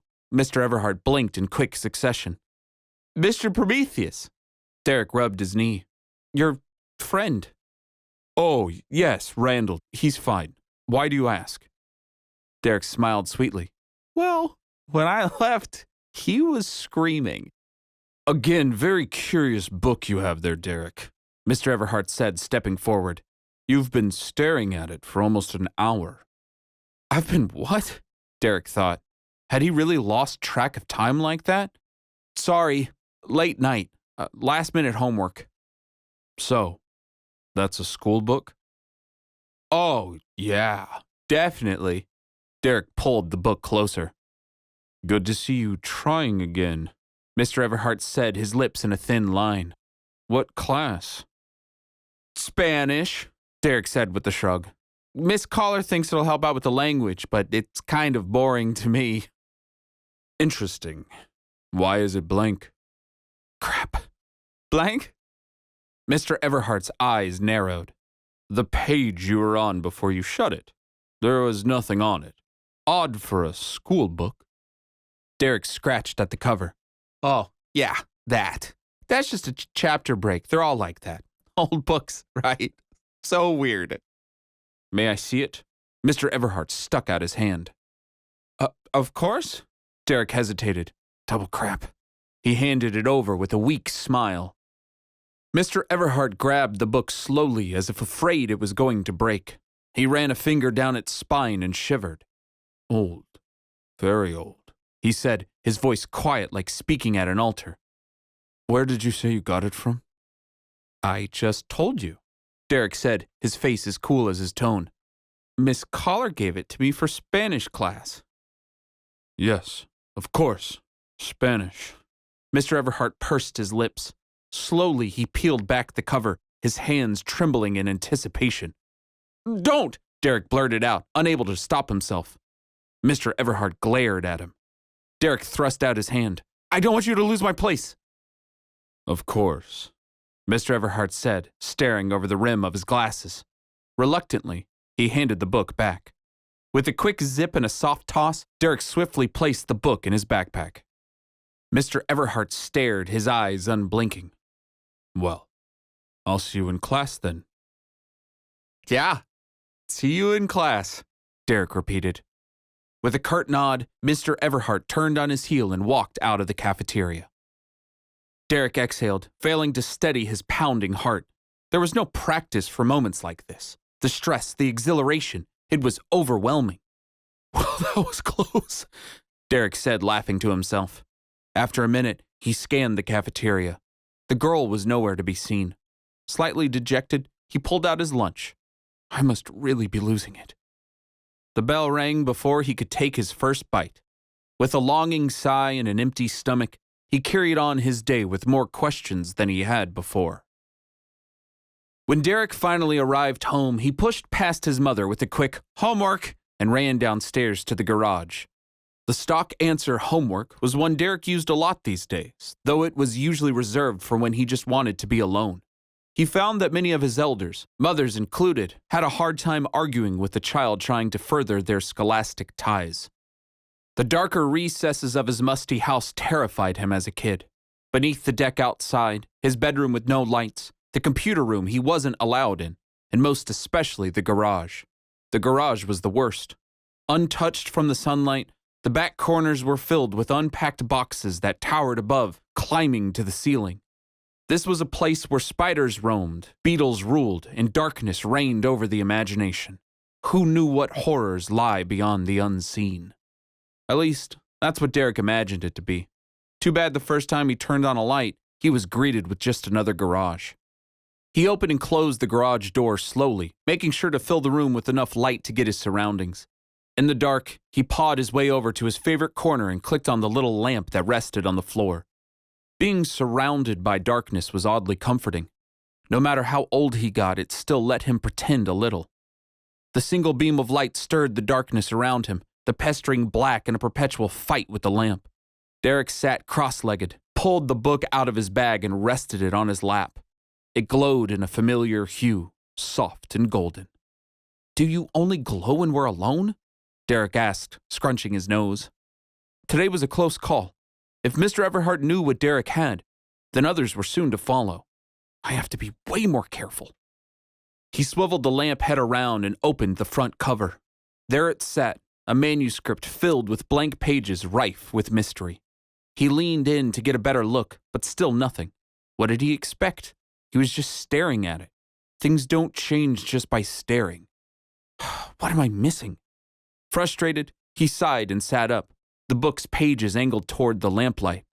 The lamp was warm against his skin, the heat obvious in the cold garage. His sister must have messed with the thermostat again. She loved the house cold, no matter how much his mom fought against it. Focus, he thought, shaking his head. Derek moved the lamp next to him, barely touching his skin, the light blasting off the book's blank pages. The lamplight dimmed. That's new. Curious, Derek moved the lamp away from him. After a moment, its light returned to normal, the bulb buzzing as power surged within. Derek smiled wickedly.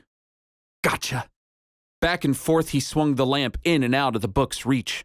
The closer the light came to the pages, the more it dimmed. The further away, the more it shined. Derek's breathing became heavier, his heart pounding as he worked. He shoved the lamp head into the book's spine, so close he thought it would catch fire. The book exploded in light, the lamp shutting off at the sudden surge. Derek's eyes sparkled in the glow. Of course! You like light! He said with a double fist pump. He clicked the lamp's switch, trying to turn it back on, but nothing happened.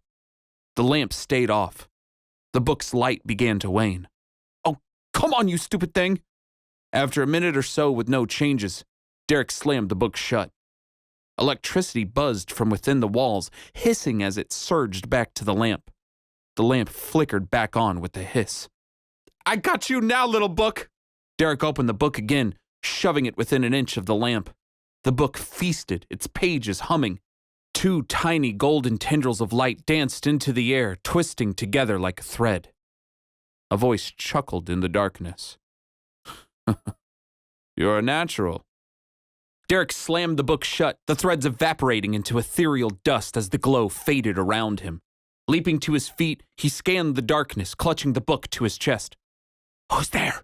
He asked quietly, bending over as if he was going to run. The darkness stared back at him. No answer. Derek grabbed the lamp head and swiveled it around like a searchlight. The beam darted through the garage, illuminating each shadowed corner in its path. Stand down, kid, the voice said. I'm a friend, remember? Derek spun the light toward the voice's owner. Two golden eyes glistened in the beam. High above on a crowded shelf, a cat with fur as black as night gazed down from his perch. No way, Derek thought, his mind racing. Wide-eyed, Derek couldn't help but stare at the seeming impossibility. Talons splitting the soft fur, the crunch against the pavement, the cat's death replayed in his mind. But how are... He stuttered, unable to process. What's wrong? The cat asked, wiggling his eyebrows. Cat got your tongue? 6. An introduction to the album. Date added 04/08/14. Atrix. Derek Richard Agons. Sweat gathered at Derek's brow, his head hurting as he scrunched his face. Thoughts gathered like a draining sink, constantly swirling downward in the chaos. Mouthing wordlessly, he clutched at the book in his hands. The dead cat was not so dead. Another impossibility.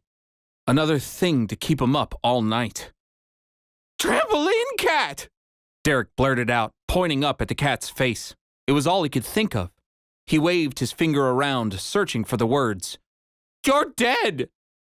Nice to see you too, though I'm clearly not dead, the cat said, his tail hanging off the shelf. I'd prefer it if... Wait, what did you just call me? I saw you die, Derek said, his voice low. He wagged his finger, shaking his head back and forth. But you're here. You can't be alive if you died. Derek, we really don't have time for all these. Derek gasped. Are you a zombie? The cat blinked in confusion. I don't know what that is, but please don't call me that again. But you're here! Derek motioned toward the ground and the garage around. You're in my garage, my house, like not dead and talking. Are you a ghost? I'm just a cat. The cat shrugged, eyes flicking toward the garage door. And you're a boy being way too loud for the current circumstances. Okay, but how? Wait, this is good. Derek clapped his hands and snapped his fingers, his breath ragged. I have so many questions.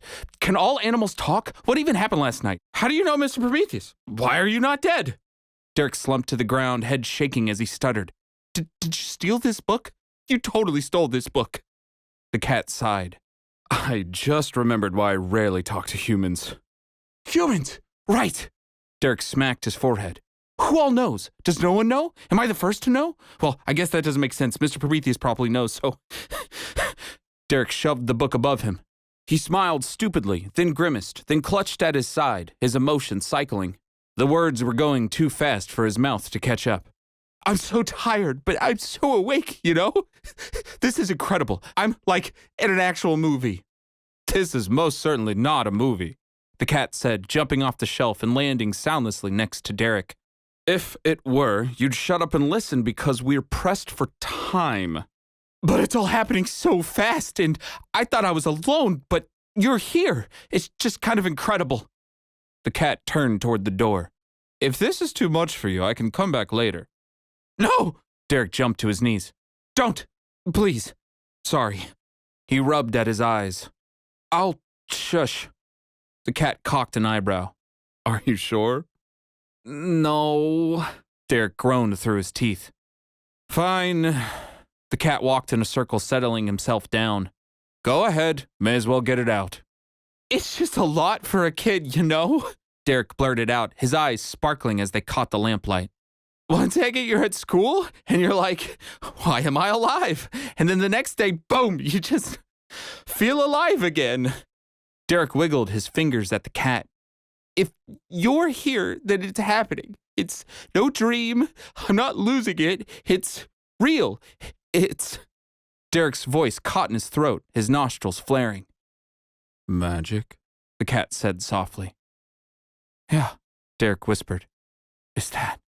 He hid his mouth behind the book, a silly gesture. There was no hiding his smile. And here we are, the cat said with a sigh. He held up a paw as if counting fingers.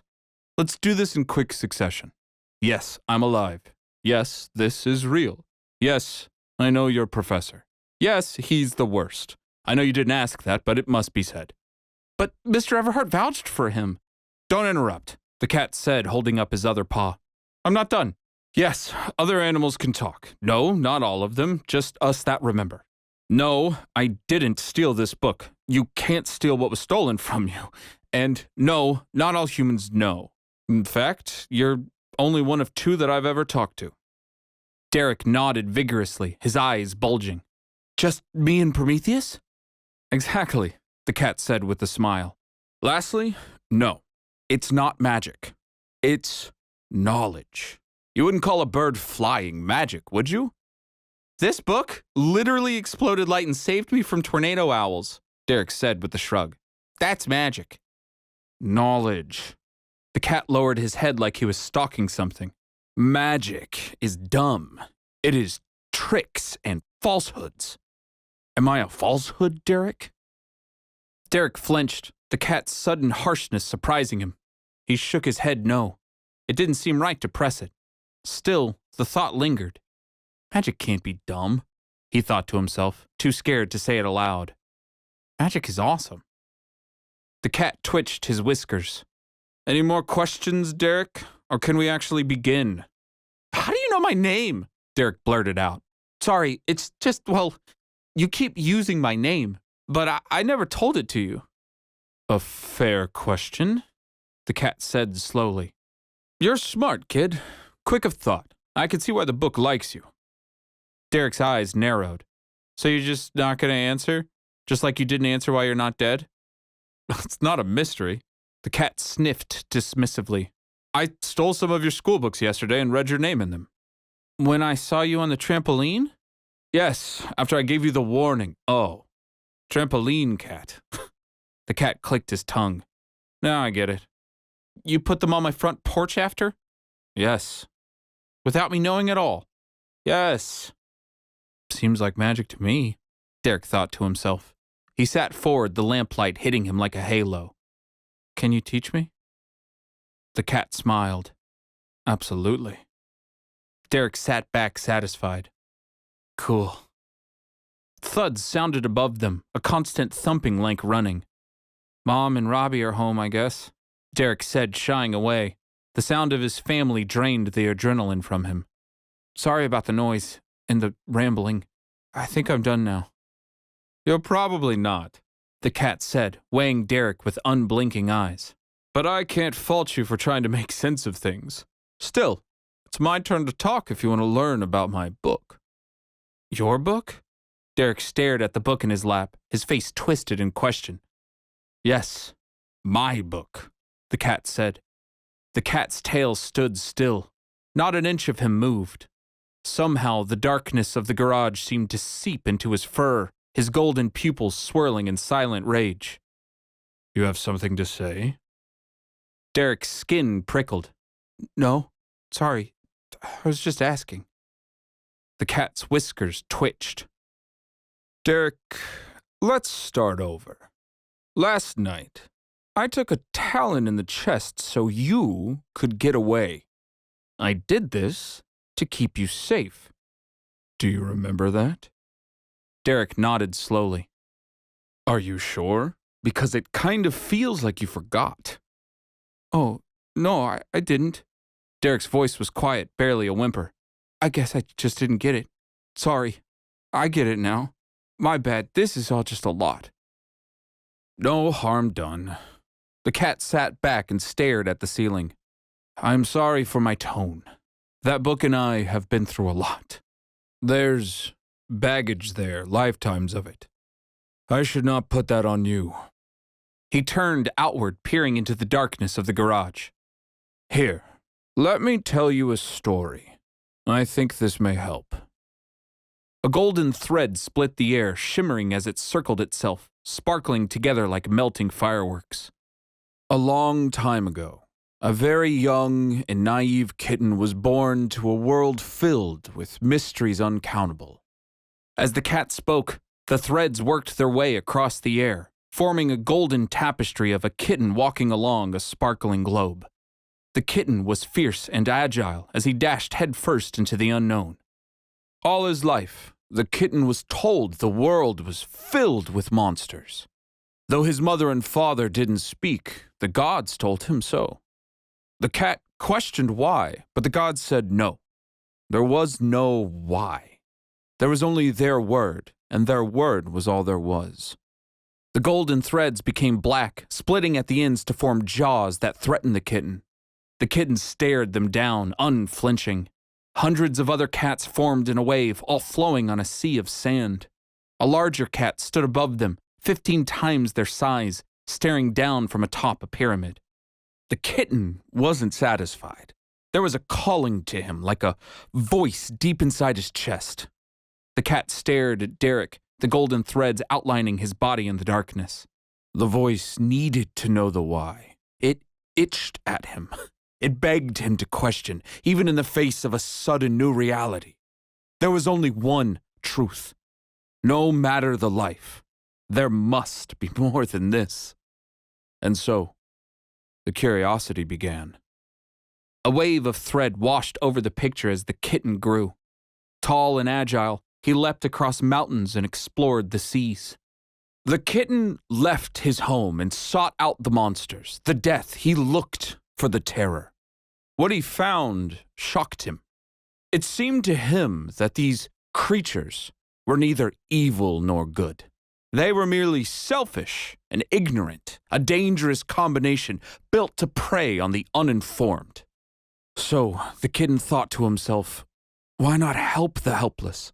Maybe, with a little education, the death and terror could stop. Derek's eyes watered, causing him to blink. He was so enraptured by the tale he had forgotten to. But it didn't stop? He asked quietly. No, it never does. The threads tore into each other, ripping apart at the seams. The gold faded from the picture, leaving the kitten floating in a swirling black void. There is one constant. Creatures will do what they want. It turns out some of the most educated creatures do the most harm. The cat flicked his tail and the golden threads collapsed on themselves until they vanished from existence. In their place, a book weaved with golden thread hung in the air. The cat stared through it to the book in Derek's lap. One of a kind, the cat continued. Indestructible, pure, I poured myself into it. My thoughts, my chaos, my truths. I built that book to show pathways, to guide the reader toward a better world. But the book is naive. It only sees the desire. The cat circled Derek, his dark fur disappearing in and out of the lamplight. It sees no evils, it sees no good, it only leads its chosen. I have tried everything, but the book is taken to life in such unexpected ways. It won't be hidden, it won't be tamed or destroyed. It longs to help, and it is very good at it. The cat stepped on Derek's back, jumping lightly onto his shoulder. He leaned his head forward, meeting Derek cheek to cheek. Soon enough, word got out about what I had made, and it was taken from me. Creatures squabble over it, murder for it. Like Prometheus, or the owls that killed you. Exactly, but more than that, much more. The cat hopped off Derek's shoulder, landing softly in front of him. There is an entire world out there you don't know, Derek. A world of beasts and knowledge, both wonderful and terrible. It exists, much like I do. Well, that's terrifying, Derek said, the book's soft leather pulsing beneath his fingertips. The cat sat up. What is it you want, Derek? To feel special, Derek blurted out. With a gasp, he held a hand to his mouth, shocked at his own reply. Sorry, I thought that. There's no reason to apologize, the cat said with a chuckle. That's the book in action, and you say you can't read it. Derek stared at the book, confidence swirling within him. His heart pounded in his chest. It was so easy to get overwhelmed. Can't you feel it? The cat whispered. You are already different than you were a day ago. There's a reason for that. The book doesn't choose lightly. For good or bad, it only picks the most special among us. Those with the strongest desires. Derek gulped, his nostrils flaring. But I'm not special. The cat shrugged. We're all special, kid. It just takes some of us longer to figure out how. Derek met the cat's eyes. Why are you doing this? What do you want? Redemption. The golden thread appeared again, weaving the tiny kitten into the air. It sat staring at a crumbling world without answers. I have brought destruction upon this planet time and time again by creating that book. It's time I do a little good. It's time I end this once and for all. How? Easy. The cat nudged Derek with his nose. We're gonna save the world. The sentence hung in the air. The cat was so serious it felt like a joke. Okay, Derek said flatly, clearing his throat. But how? The cat's fangs glistened in the lamplight. We are going to kill a dragon. 7. I might need you to kill. Date added 08-10-12. Atrix, Derek Richard Agons. Dragon. Derek blinked, his mind stretching the word to understand. It played on repeat, played at different volumes. It played slower and then faster. Kill a dragon. There was that word again, the most important part. Derek's jaw quivered, his head shaking. It was the most ridiculous thing he'd ever heard. Derek fell backwards, laughing hysterically. Kicking and giggling, the tension popped like a bubble. Yeah, okay, wow. He struggled to talk, his voice caught in the back of his throat. He clutched at the book and gasped for breath. The cat looked around the garage for support. I don't see how this is funny. Sorry, Derek said, sitting up with a final sigh. He stifled a laugh, pressing his fists against his cheeks. Just for me. Say that again. You want to kill a what? You heard me. Derek bit off the giggle with his words. Yeah, but a what? I'm not seeing the humor here, the cat said, eyes narrowed. I already warned you of his cult, did I not? He's coming, Derek. He's destroying the earth right now as we speak. Do you not remember your notebook? Yeah, but that was like a metaphor, Derek said, waving his hands wildly. You know, like, hey kid, magic's real, surprise! There's no dragon. The cat stared at him. As the silence set in, so did the dread. No way. Derek shook his fists. Come on, there's no dragon. There can't be. Dragons aren't real. Says the boy to the talking cat. The cat shook his head. I thought we were past this point already.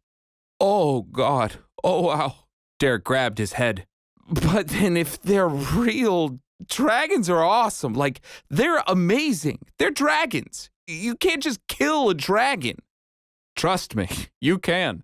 It's not even as hard as you think it is. A dragon is just as much flesh and bones as you or me once you get through the scales. They're just a little bigger and slightly meaner. No, that's not it, Derek said, his heart thumping. I can't just kill a dragon. I don't kill things.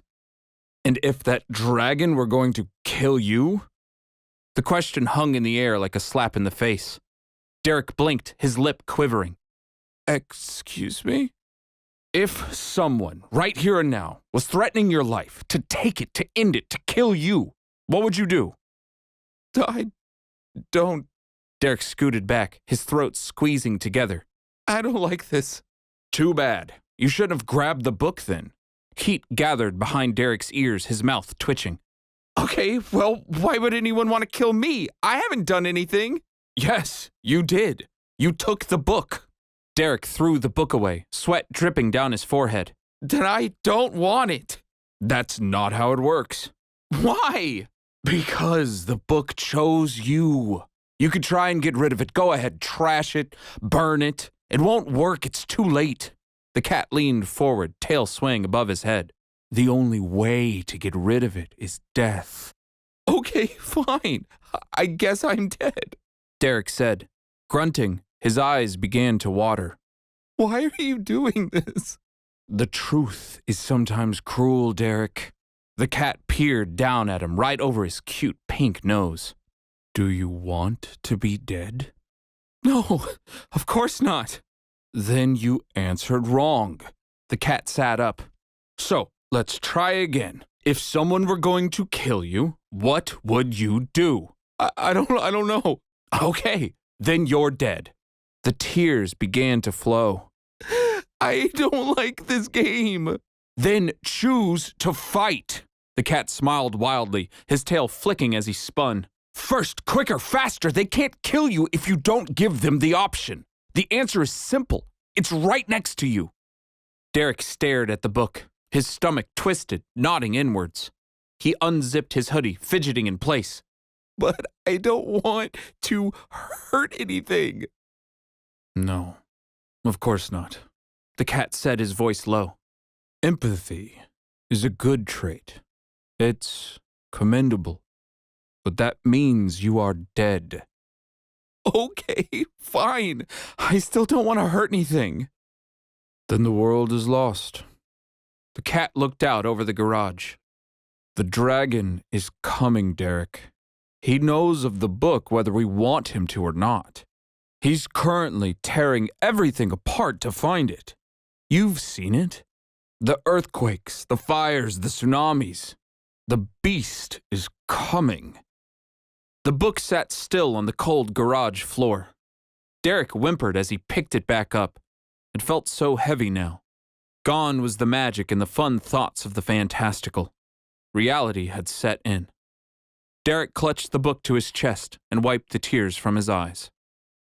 Now we come to the end of the story, the cat said with a flick of his tail. Golden threads split the air, twisting into the form of a roaring dragon. It hovered above the earth, jaws ready to consume. Lost in darkness and thirsting for domination, a single beast has bided his time for the inevitable. He is cruel, he is cunning, and he will not strike until the time is perfect. Humans, for all their follies, are strangely great at building weapons. The beast would not risk a war he couldn't win. Blank pulsing waves seeped from the threaded dragon, sinking into the earth below. The world turned black, its form a chaotic nothing. But that time is over. An object stands now for the taking, a magical book that accentuates desires into reality. Now the beast rages to make it his. He will not stop until the world calls him king. The cat stepped forward, the threads dissolving to nothing. So, here I stand, seeking out a warrior to meet the darkness. Someone special, someone with strong enough desires to spark the book's interest. The cat met Derek's eyes. Someone empathetic. Someone I could trust with that power. The cat sighed, smiling softly. You have passed all my tests, Derek. I'm sorry for being so harsh. I just had to make sure you were special. Special? Derek whispered, wiping his forehead. The tension resolved in his chest, his breathing now back to normal. There was a peacefulness in the cat's tone, one he could not shake.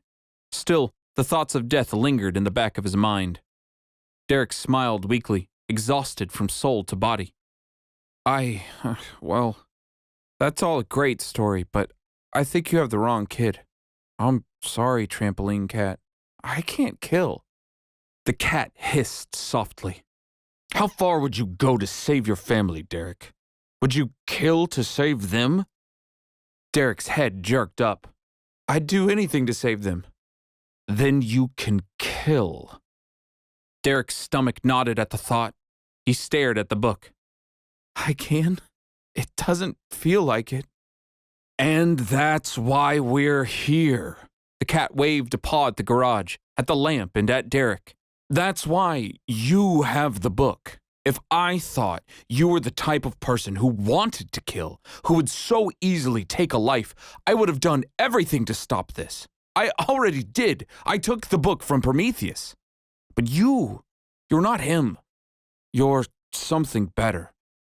The cat hunched forward, buckling under the weight of his words. The truth is, the owls are just the first wave, kid. The animals are coming for that book. They'll do anything for a place in the dragon's new world. The only way to stop it is to get to him first.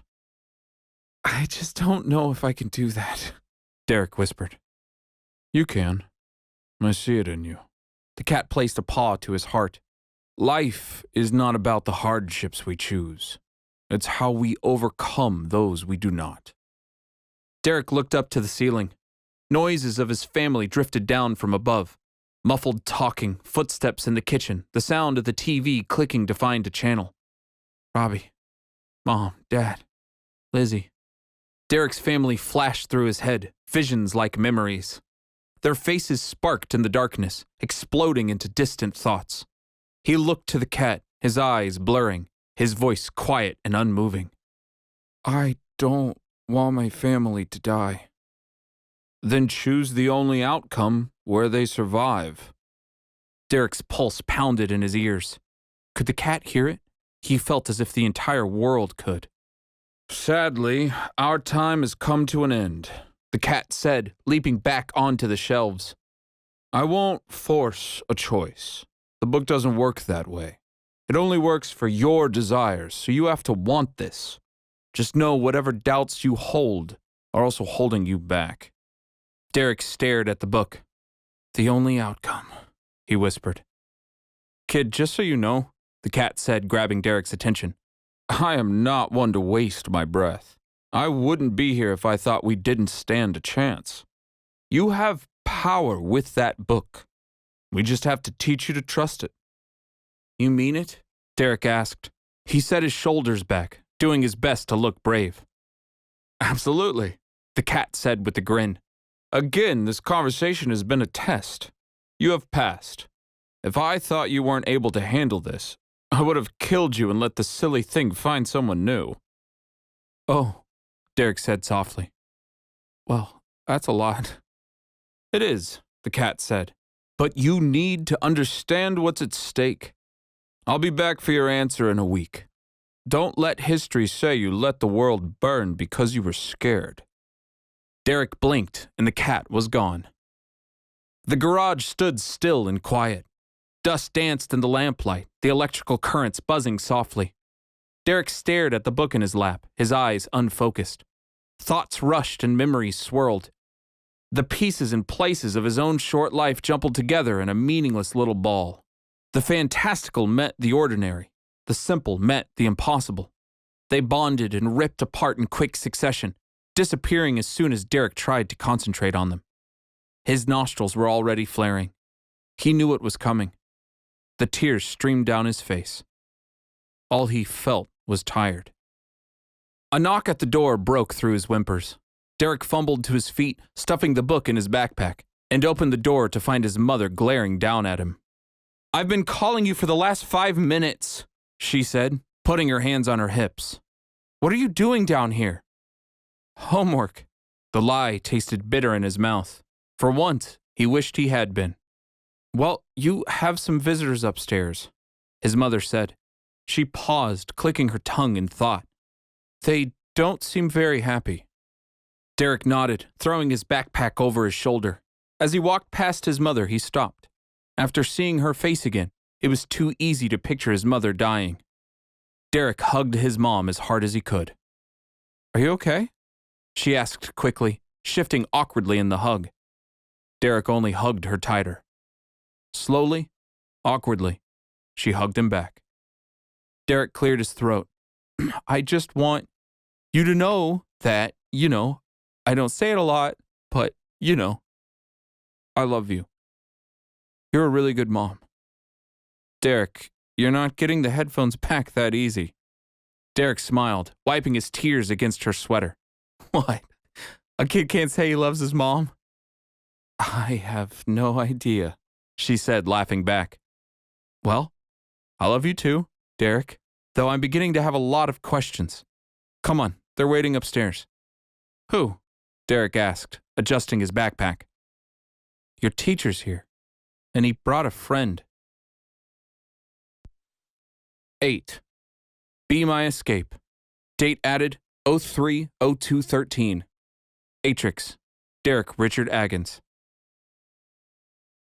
Derek walked into the kitchen, fists clenched on his backpack straps and prepared for war. Prometheus and Mr. Everhart sat huddled around the kitchen table, both whispering back and forth in a flurry.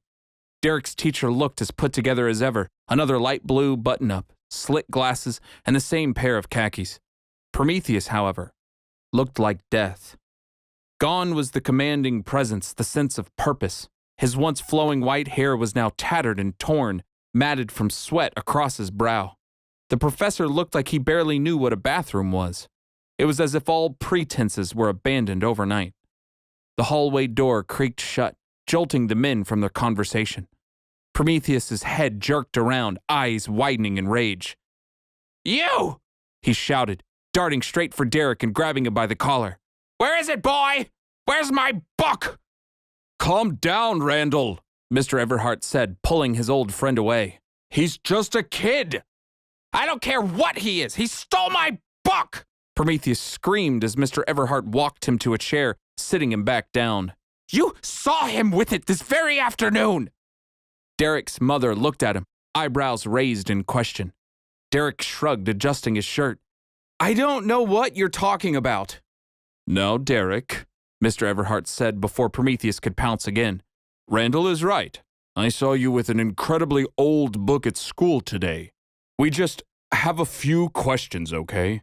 Where did you say you found it again? Derek smiled innocently. I told you, it's a school book. Prometheus gritted his teeth. For what class? Derek hesitated, the words catching in his throat. Math? Liar! Prometheus screamed, throwing himself at Derek. You told Adrian Spanish earlier! You have it! I know you have it! Give me back my damn book! A hand flew out of nowhere, slapping Prometheus across the face. The old man's skin wrinkled under the blow of 4 fingers, an open palm, and a wedding ring. That's it, Mary shouted, her eyes ablaze in fury. I will not have you treat my son like this. He says he doesn't know what you're talking about. End of conversation. Derek's mother spun, snatching the telephone off the wall. You have exactly 3 seconds to get the hell off my property before I call the cops. Prometheus sneered, letting go of Derek one finger at a time. His pupils shook from anger. Come on, Randall, Mr. Everhart said softly, his hands held high. We're leaving now, no need for any trouble. Prometheus said nothing. He only stared at Derek as they exited in an icy silence. Mary sighed and dropped the phone onto the countertop. Taking off her glasses, she rubbed her eyes to calm herself. Derek, please tell me you don't know what they're talking about. Derek stood in silence, his hands still clenched to his backpack straps. Mary looked up, meeting Derek's eyes. Your silence isn't helping right now. Look, I know that man is crazy, but you don't have to be scared. You're not in trouble with me. Even if you're lying, I can see why you would. Do you know what they're talking about? No, Derek said, adjusting his backpack. I have no clue. Derek had never seen his mom look so tired. Okay, his mother said with a final sigh as she leaned against the counter. I'm going to trust you on this one, Derek. Good, Derek said. He cleared his throat and let the word hang in the air. How far would you go to save your family? The cat's voice echoed in Derek's mind, stress knotting his shoulders. As Derek stood in the kitchen, lying to his mother, he knew exactly how far he would go. I'll do whatever it takes. School was ruined forever. The building, the students, the staff, the chattering in the hallways, the stale lighting, the failed attempts to communicate, it all just felt so fake. Before, Derek couldn't place his finger on why. Before, he was just another kid along the path of academia. It was the only way. Alarm clock, brush your teeth in the shower because you slept past the alarm clock, miss the bus, get in trouble, fake your homework, ghost through the hallways until the bell, rejoice the bell, miss the bus, walk home, don't do your homework, set the alarm, and go to sleep again.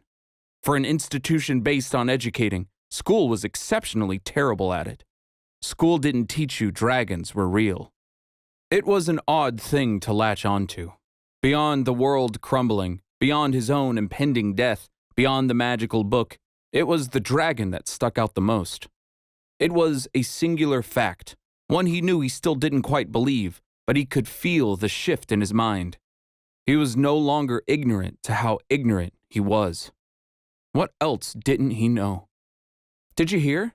The voice broke through his thoughts. A locker closed next to him as a group of juniors gossiped.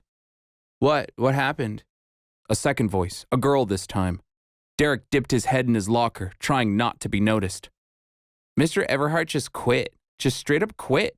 No reason why either. Derek's breath caught in his chest. Hasn't he been here for years? Yeah, lots. I wonder what happened. Probably something stupid, like something with a... Derek slammed his locker and headed to class. As he turned the corner, he saw the rumors were true. Mr. Everhart was gone, his desk vacant, his posters ripped off the wall. In his place stood an older woman, marker squeaking as she wrote her name on the whiteboard. Miss Oswald. Derek walked straight up to her. Where's Mr. Everhart? Miss Oswald smiled weakly, her beady eyes set deep in her wrinkles. He's gone, she said with a faint cough. But don't worry, I am here. You may take your seat now. Derek retreated to his desk, his vision an unfocused blur. A lifetime of ignorance broken in a moment. Even his doodling couldn't comfort him. Derek pressed his pencil against his notebook until it snapped. School really was ruined forever. The walk home was quiet and undisturbed, which disturbed Derek more than ever. Every sound, every flicker of movement, every animal in every tree, it all made him jump. Were the squirrels staring at him? Were the birds in on it? Their caws could be battle cries. How would he know? Kids screamed in a nearby yard. A car honked on a distant road. Somewhere, a dog barked incessantly. Since when had this walk been so noisy? I can't survive a week of this, he thought, stifling a yawn. Worrying was exhausting, especially with no music to distract him. Life without headphones was the worst. He swung the back door open, shouting to make sure he was alone. It was Wednesday night, which meant Robbie had soccer. No reply came. The house was his. His mom may still have his headphones, but his dad had something even better. Derek smiled wickedly. Sitting on the couch, he popped open a can of soda and a bag of chips and settled himself in. A moment later, and his phone was connected to the television. He grabbed the remote and turned the volume up as loud as he could. His dad's speaker system was incredible. Derek's playlist was even better. He hit shuffle and let the blaring sounds soothe him to sleep. Those sleepless nights are really catching up, he thought, right before drifting off. Derek woke up drooling. Secretly, he loved that feeling. It usually meant he found some much-needed rest. His playlist had ended a while ago. Silence surrounded him. He sat up, wiped his mouth, and stretched himself awake. Good morning, kid. Have a nice nap? The cat sat on the coffee table in front of him. Holy crap, why? Derek shrieked in surprise, jumping back on the couch. He clutched his backpack to his chest. The cat smiled sweetly. I shouldn't enjoy that reaction so much, but I do. Oh, how I do. Good. I'm glad giving me a heart attack makes you happy. Derek slumped forward, trying to fight off a yawn. Feeling well rested? The yawn came. Super, Derek said through it. Thanks for watching me sleep, you freak. I see someone's spunky when they first awake. The cat's whiskers twitched. Have you decided? Decided? Derek jerked upright. You said I had a week. It's barely been a day. The cat shrugged. Extraneous circumstances have forced your decision. Derek's stomach bubbled over, the anxiety rising like bile. What extraneous circumstances? What does that even mean? Those are confidential. Oh my God, just answer me. I'm not sure you know what confidential means. Derek peered at the cat. Fine, then the answer is no. I'm not going. What are you gonna do, kill me? The cat chuckled to himself. With the fate of the world hanging in the balance, I'm not sure you have much of a choice. Then why are you giving me one? I'm trying to be nice. A distant howl cut the cat's words in half. The cat's head swiveled toward the window, his eyes suddenly narrow.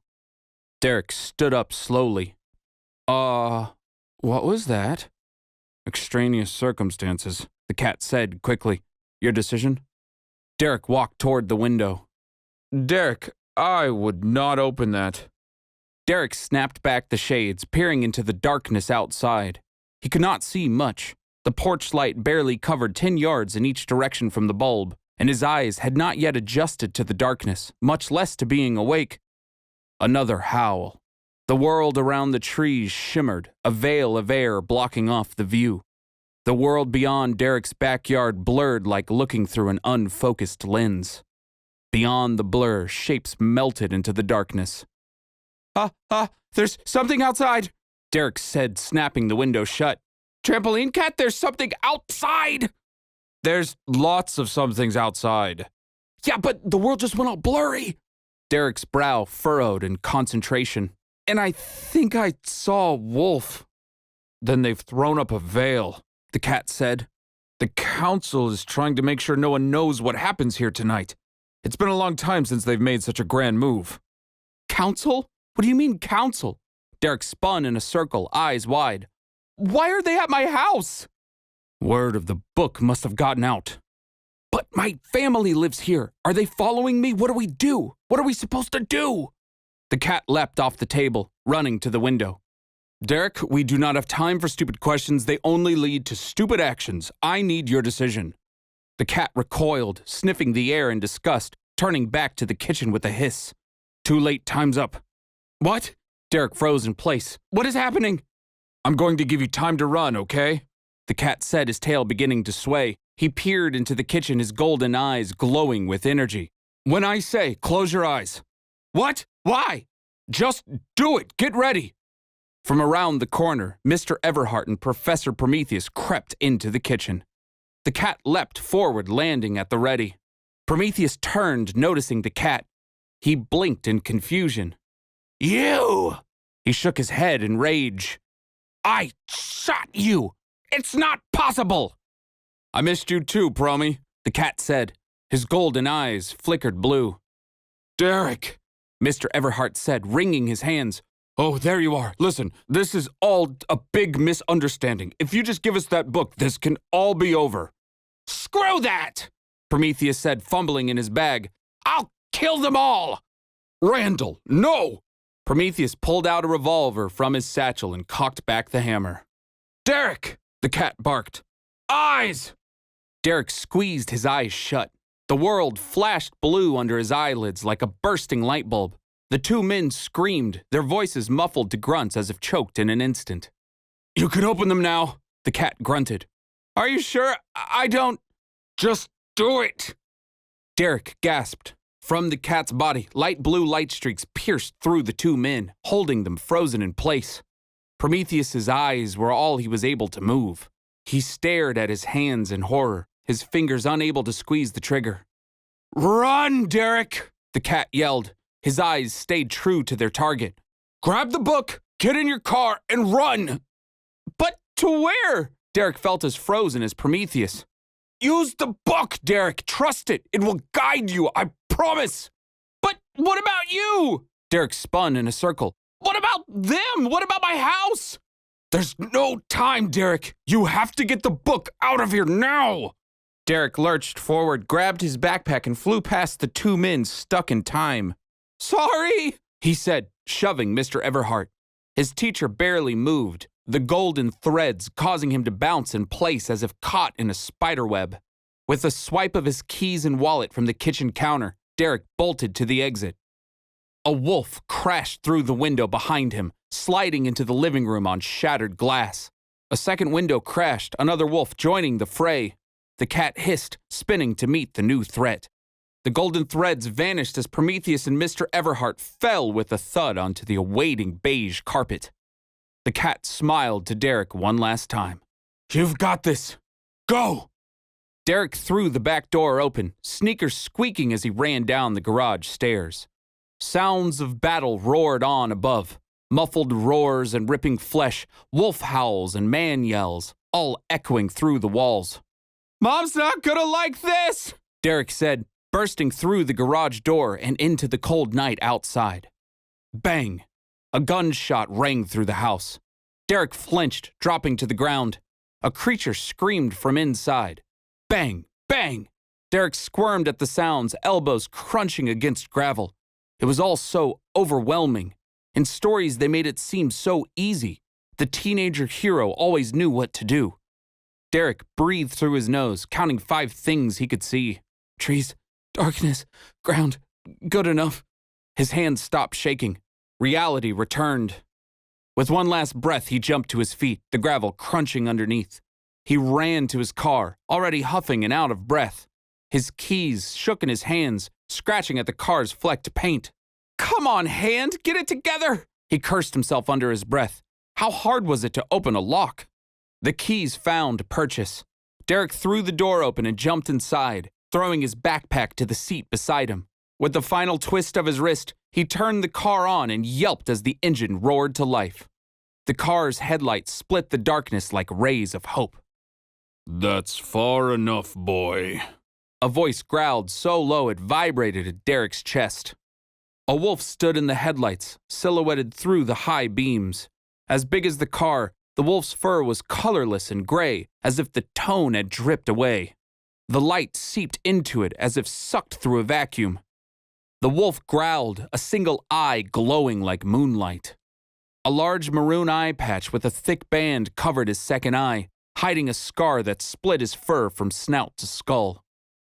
Derek stared, his mouth agape. Pirate wolf! The wolf leaned forward, his massive head blocking the windshield.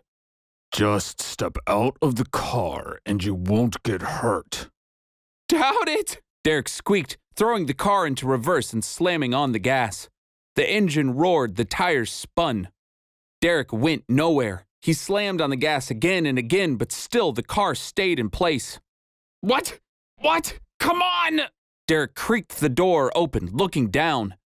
The car was floating 2 feet off the ground. I've got him, Quinn. Another wolf emerged from the darkness, floating cross-legged in the air. Red energy pulsed from his eyes, illuminating his gnarled snout.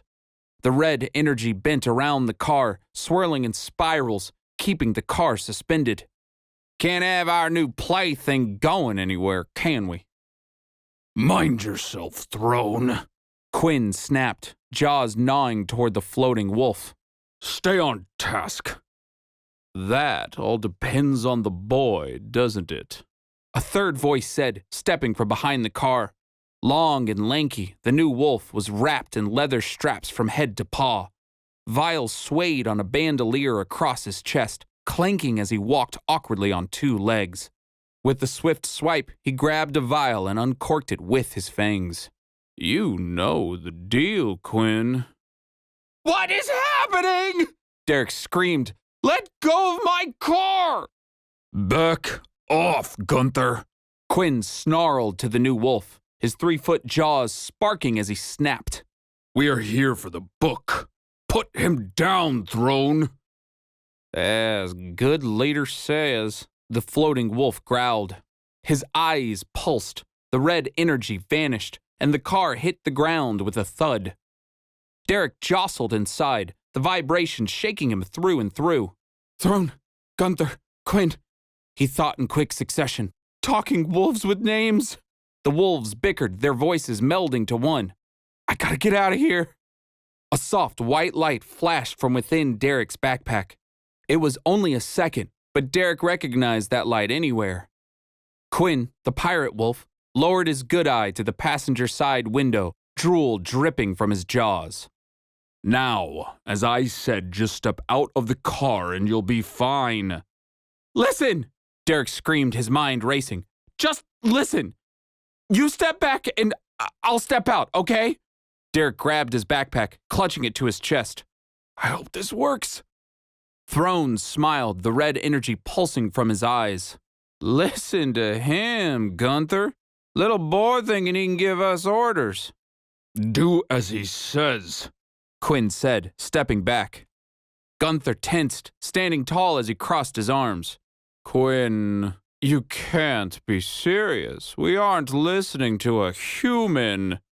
We don't have time for this, Quinn snapped. The mission is the book, nothing else. For a moment, the wolves stared at each other, speaking death in subtle snarls. Soon enough, Throne sighed and floated over to Gunther.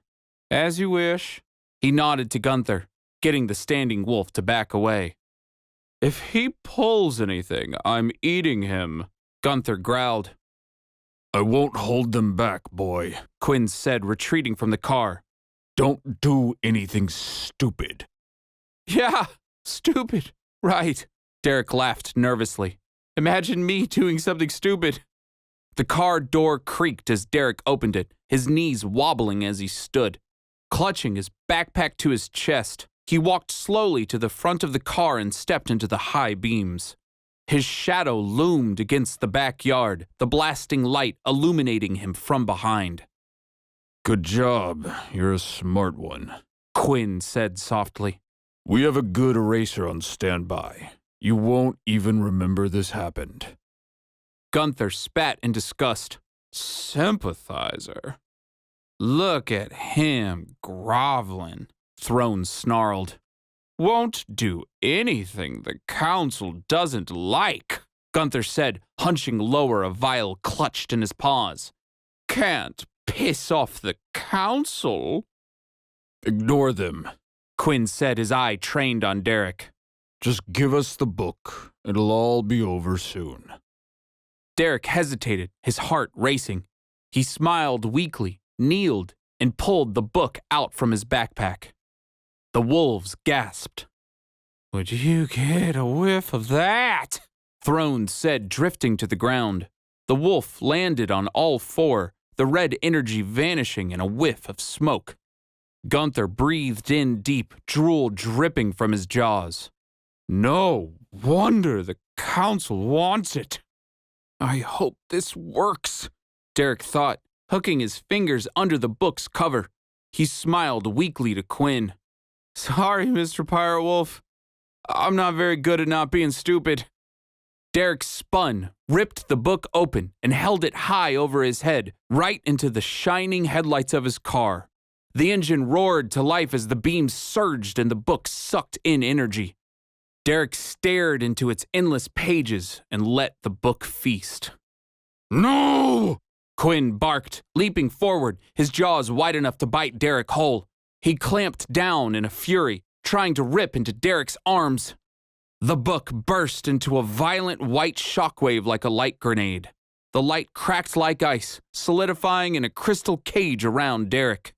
Quinn chomped down, his teeth sinking into the crystal. The dome shivered under the weight, splintering at the points of impact. The book flashed again in a brilliant white light as a spear shot forward, stabbing Quinn through the shoulder. The wolf leapt back with a howl, snarling as he clicked his fangs, setting his wound on fire. The fire burned quickly, cauterizing the hole in a flash. Finally, some action, Gunther said, standing tall. He crushed a vial over his head with a howl, letting the silver liquid pour down his fur. With a quick swipe, he pulled and smashed 2 more vials over him, one a red powder and the other a green goo, rubbing the mixture in. Muscles bulged, Gunther growled, and his lanky body hunched over like a bodybuilder. The silver solidified, coating him in shimmering armor. Fur and bones, Throne cursed, rolling his eyes. But I'd just let go. He sat himself cross-legged, steadied his breathing, and lifted off the ground in a wave of red energy. Derek stared into the book. The pages called to him, the folds an endless sea of nothing. His vision blurred, and the world dissolved to white.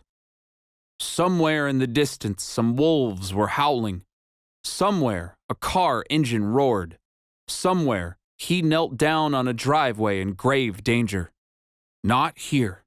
Here was only the book. Here was only peace. Derek stood and turned, already knowing what he would find.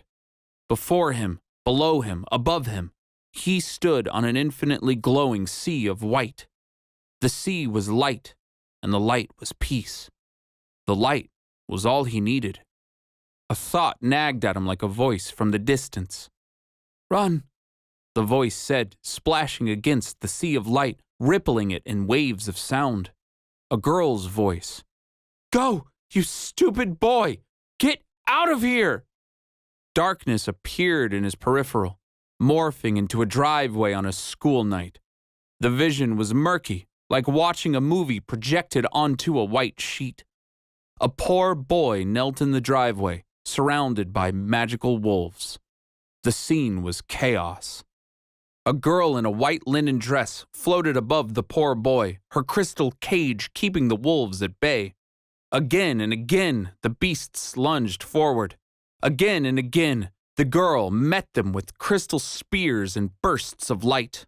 Quinn, the pirate wolf, crashed upon the cage with a pillar of earth and fire, his head encased like a meteor. The cage flashed white, crystal growing in a slant to glance off the blow. Red energy swirled around them, coursing like vibrant electrons through a dark nucleus. The red energy shrieked and sliced into the cage, denting and cracking the crystal in sizzling swipes. From behind, a monstrous wolf, encased in silver, slammed into the cage with fists of fury, silver spikes encrusting his knuckles. Left blow, right blow, left and then right. The silver wolf howled in glee as he pounded down relentlessly. The girl in the white dress was incredible. Though she screamed in silence, her mouth twisting in concentration, she never missed a beat. Her reflexes were as sharp as her crystal spears. The wolves retreated as she stabbed, and she stabbed as they approached. Still, she couldn't be everywhere at once. Soon enough, the 3 wolves got into a rhythm, feinting a blow only to attack from a different side. The cage cracked as their attacks rang true. The onslaught was too much.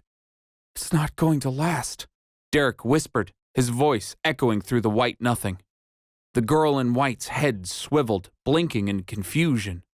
She looked straight through the vision and right into Derek's eyes. Derek stared. He knew this person. Cafeteria girl? He whispered. Her eyes went wide. She called to him, her mouth twisting syllables. Derek only heard static. Can you hear me? He said, pointing at his ears. I can't understand you. She screamed at him, her mouth wide and her words unheard. Everything was static.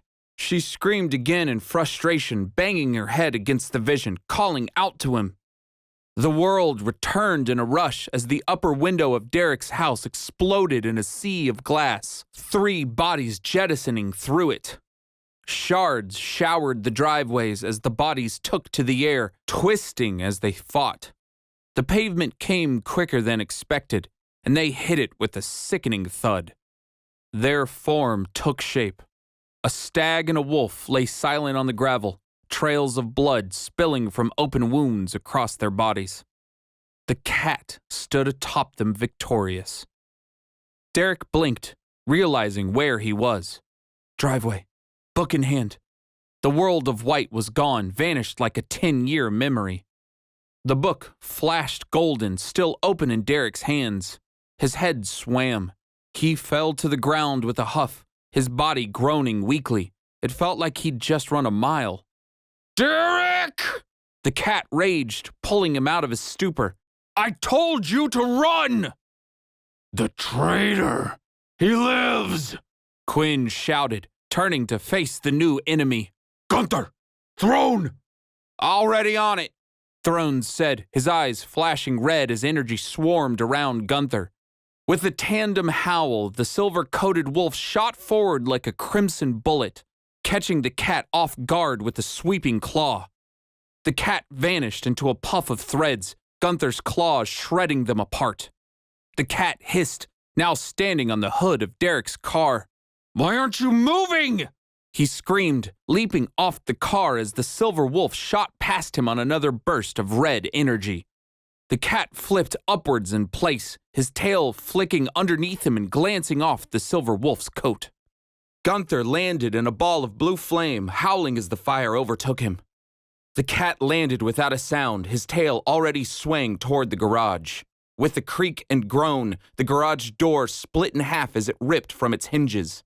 The first half shot forward, slicing through red energy and wrapping the red wolf like aluminum foil, knocking him out of the air.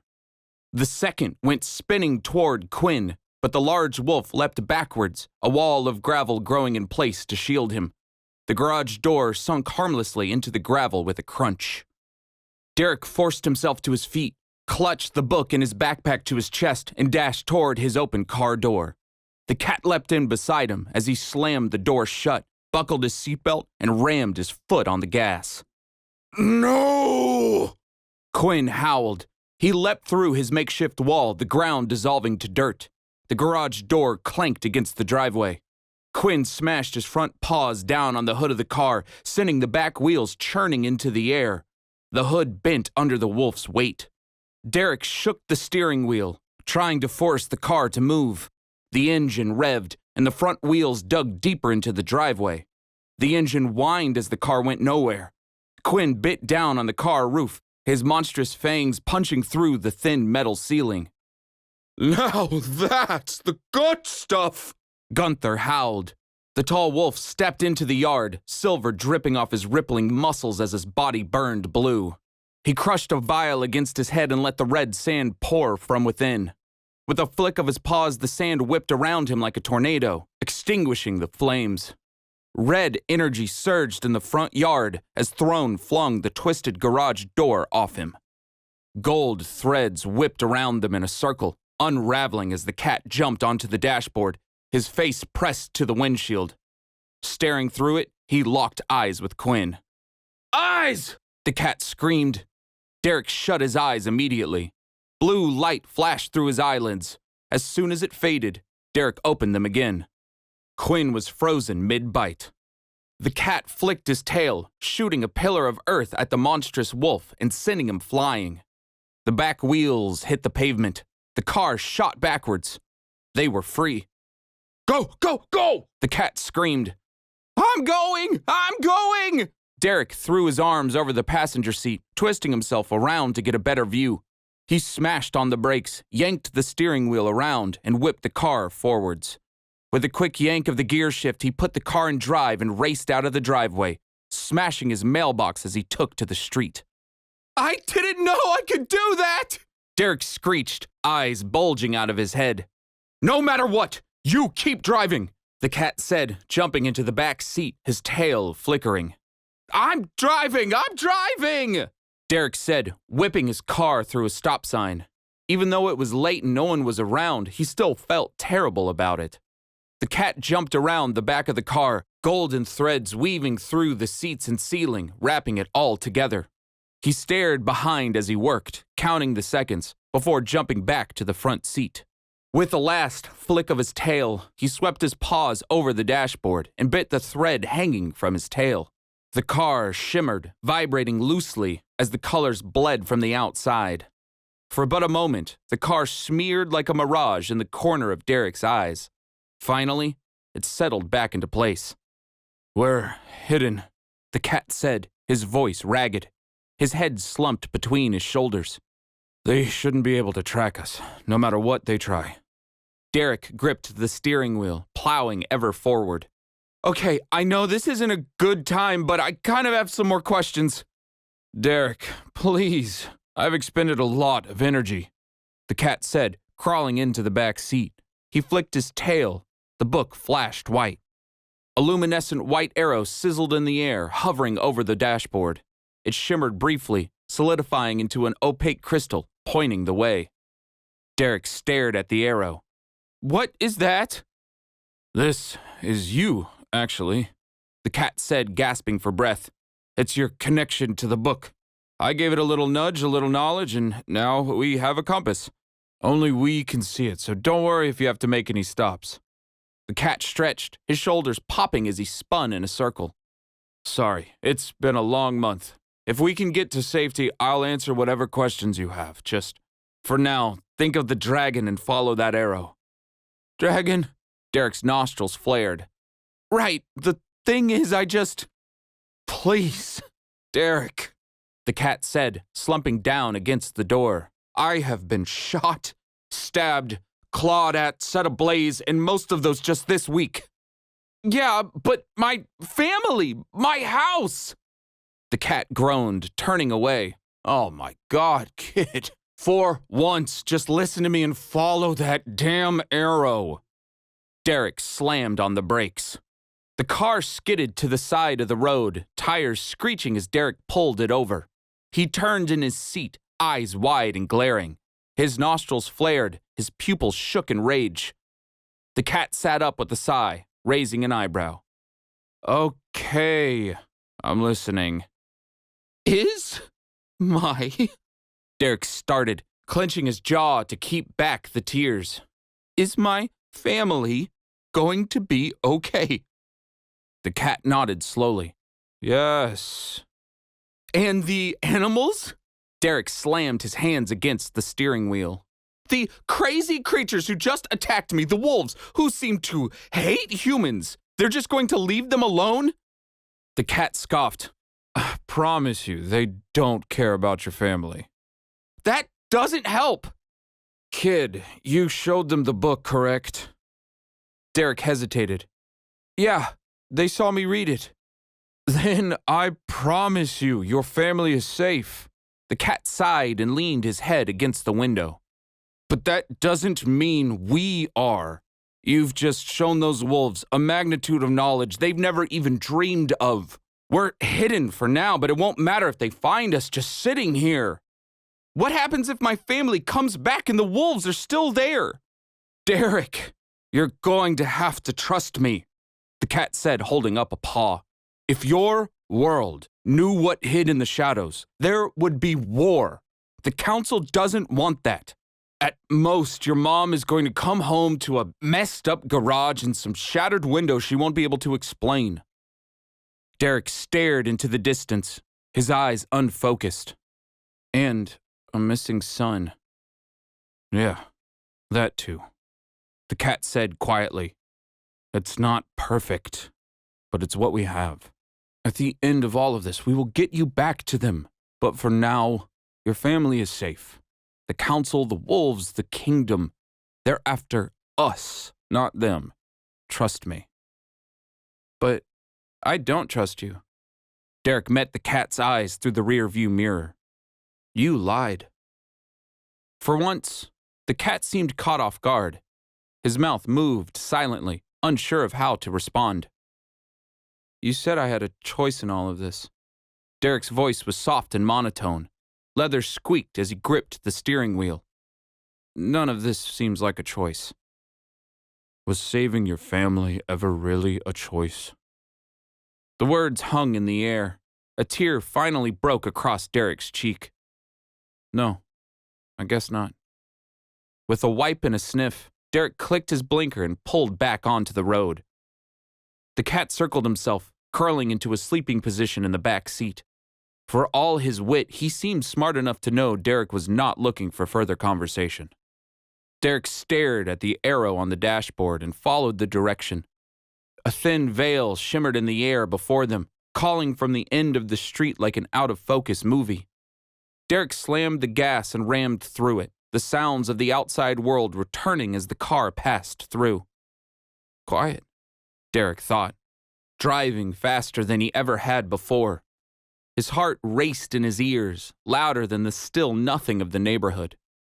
It's so quiet.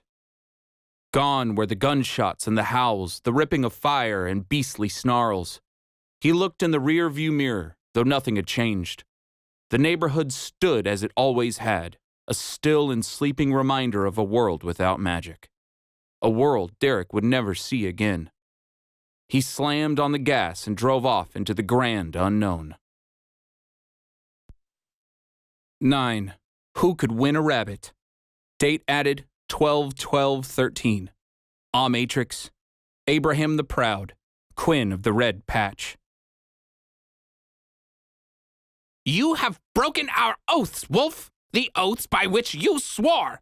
Horace screamed, pointing his little rat paws in objection at Quinn. Foam poured from the rat's mouth, spittle flying across the treetop floor. The council was in full assembly now, every known thinker on high alert. All stared down at Quinn. The once touted leader of the Wolf Scouts sat numb and quiet, offering little resistance to the tirade at hand. Quinn had failed, and there were consequences to be had. Abraham clicked his beak from his perch above, unsure of how to proceed. The dragon had been firm in his demands. His prize was to be protected. Somehow, the fate of the world was in the balance. Always another problem, Abraham thought with a soft coo. What was worse, humans officially knew of their existence. The thought was unforgivable. With more and more renegades appearing throughout the kingdoms and the council's hold growing ever weaker, Abraham held loyalty as one of the highest qualities. Quinn had been deathly loyal, almost to a fault. It was a trait rarely seen in the newly born. Quinn had never faltered nor strayed. The wolf had been born into the inner circle, his mother one of Abraham's closest friends until her passing. The great owl sighed, ruffling his feathers in a wave. This cannot last, he thought to himself, watching as the creatures screamed at each other before him. We were fools to believe in such a thin peace. There must be a different way. The animal kingdom was falling apart. Abraham raised his wings, silencing the rat's tirade. Horace, while we welcome you as an emissary from the Eastern Council, you are still a guest here. Abraham clicked his talons against his perch, head twisting upside down. Your opinion has been noted. But, the rat hissed, slamming his paws against the knotted trunk beneath him. He must be punished! Silence! Pathos the panther snarled. Her 9-foot tail twisted above her in curling patterns as she sat forward. You heard him. Be quiet, or we'll bring judgment down upon you.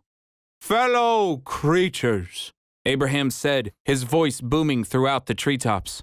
We are at an impasse.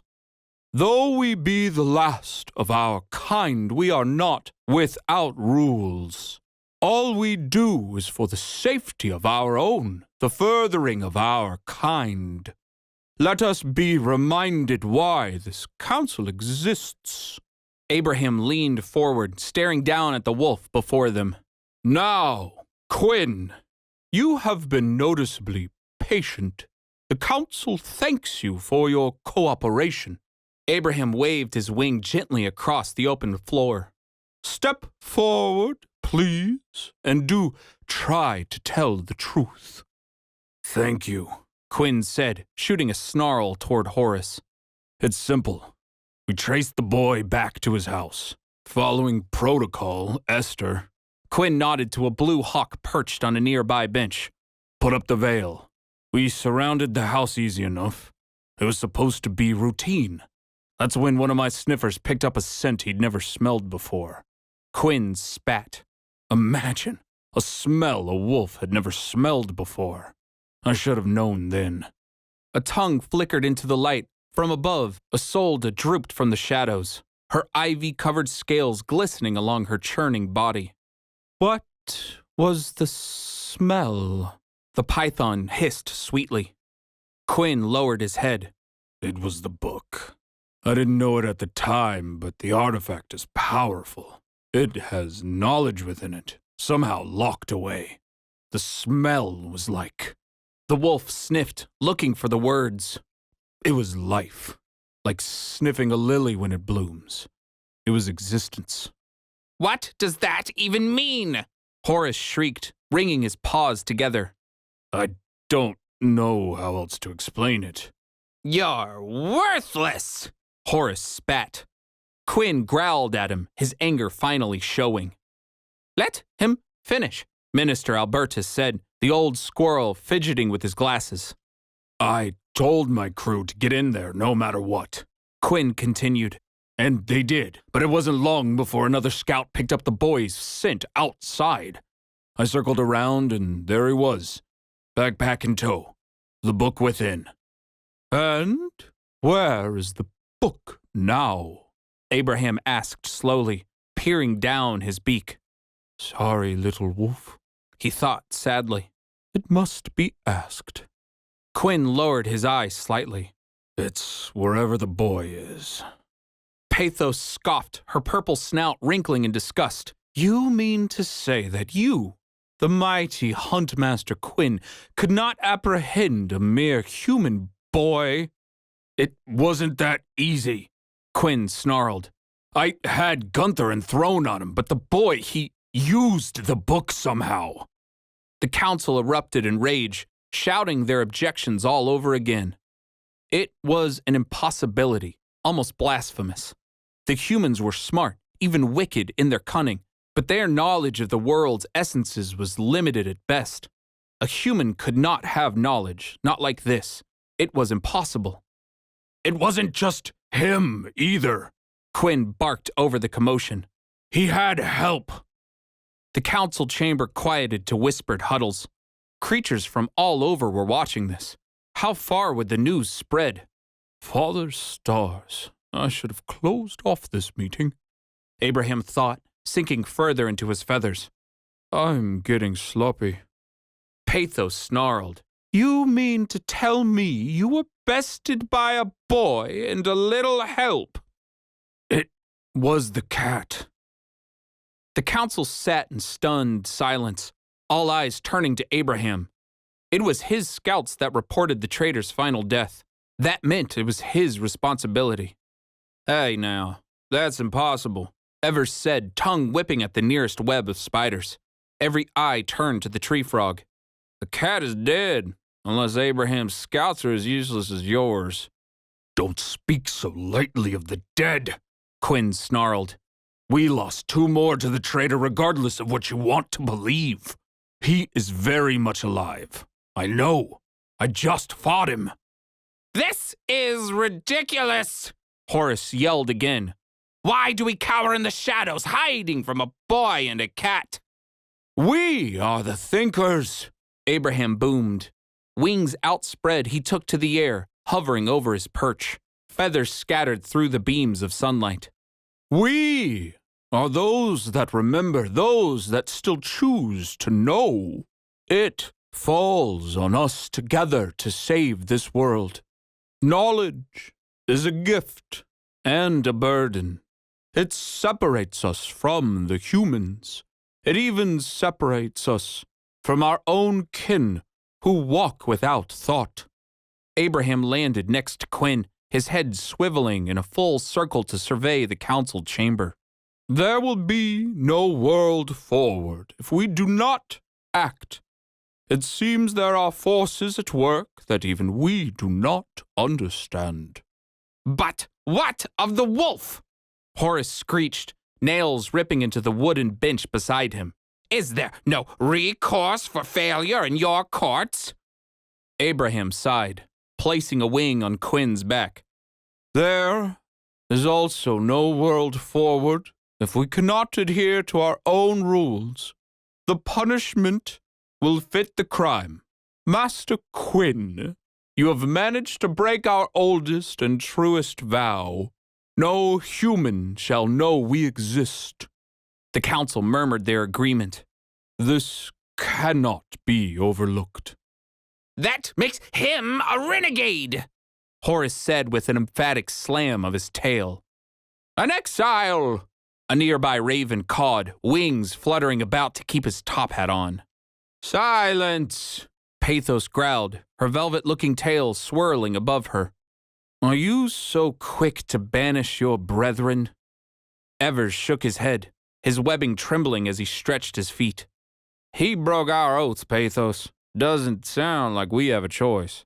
Be that as it may, Abraham said, flying back to his perch. Let us remember how few of us still think. It would be foolish to abandon one because they were forced to make a hard decision. But in full accordance with the chamber filled, we shall hold to the customs. Abraham grabbed the small gavel that hung above his head and banged it against his solemn perch. It shall come to a vote. Quinn sat there like a pup, tail between his legs. It had been a long time since he'd been yelled at. The council members made their case with such vigor, as if they would have done something different. Memories of the book flashed in his mind. Glowing and ever majestic, he could still feel the energy of the crystal spears stabbing through him. Mom would have loved that, he thought with a growl. She was always looking for new power. He looked around the council, his lost eye pulsing in pain. Would have hated this, though. All howls, no structure. Soon enough, the council had its decision. Quinn was not to be banished. Almost a renegade. He smiled at the thought, the irony not lost on him. How long had his mother fought to protect those who were banished? The renegades were her life work. It was almost poetic. Poems, he growled to himself. That's a mom thing, not a you thing. After his mother, Galen, passed, he had stayed to further her work. She was a vicious queen in her own right, ruthlessly protective of her own. She prided herself on knowledge, often experimenting with human contraptions. To her, any creature that remembered was her child, from renegade to the council alike. The council didn't care about them. The council only cared about self-preservation. Still, his mother had folded her kingdom into the council's reign. She had created peace. Quinn had spent his life revering that peace. He growled, slowly surveying the council's faces, most decided in his favor, coming around to see his side. The rats didn't, though. Quinn's contempt for the vermin grew like bile in the back of his throat. To be judged by the great Abraham was one thing, but by rats. He blinked in disgust. Not all renegades are banished. His mother's voice drifted in the back of his head as he watched the council work. Some leave of their own accord. He was beginning to see why. Abraham clicked his beak for attention. Brother Wolf, One-eyed Quinn of the Red Patch, son to Galen of Episteme. This council has cleared all allegations forthwith put against you. You are to keep your title, but as punishment, you are hereby stripped of your post of Huntmaster and relegated to prison guard. You have brought these humans to us, and thus you are charged responsible. The owl's head flipped upside down in question. Do you consent? I consent, Quinn growled reluctantly. There wasn't much of a choice. Good, Abraham said, nodding his head. Now we move on to our second matter at hand. Bring in the first prisoner. The great trunk opened, the brambles withering away. 2 hares hopped through, their ears twitching in tandem. A man floated between them, hovering forward as they worked. Good old brown hares, Quinn thought, still floored by their work. There was truly none like the southern tribes, well versed in the knowledge of anti-enormity and wind, as was custom. They spoke their welcomes, their attention held on the man floating between them. The floating man twitched, his limbs bunched as if tied up. His facial hair was growing in full now, a tangled mix of white and gray, matching his knotted white hair. His clothes draped loosely around him, smelling of rot. Quinn warded his senses, dulling the scent. It was too much to handle. Great, Quinn thought. I get to play babysitter to a foul human. Quinn had never been in the cells in the upper foliage, and he was sure now he never wanted to. They were for caught renegades usually, a holding place for the worst before judgment was passed.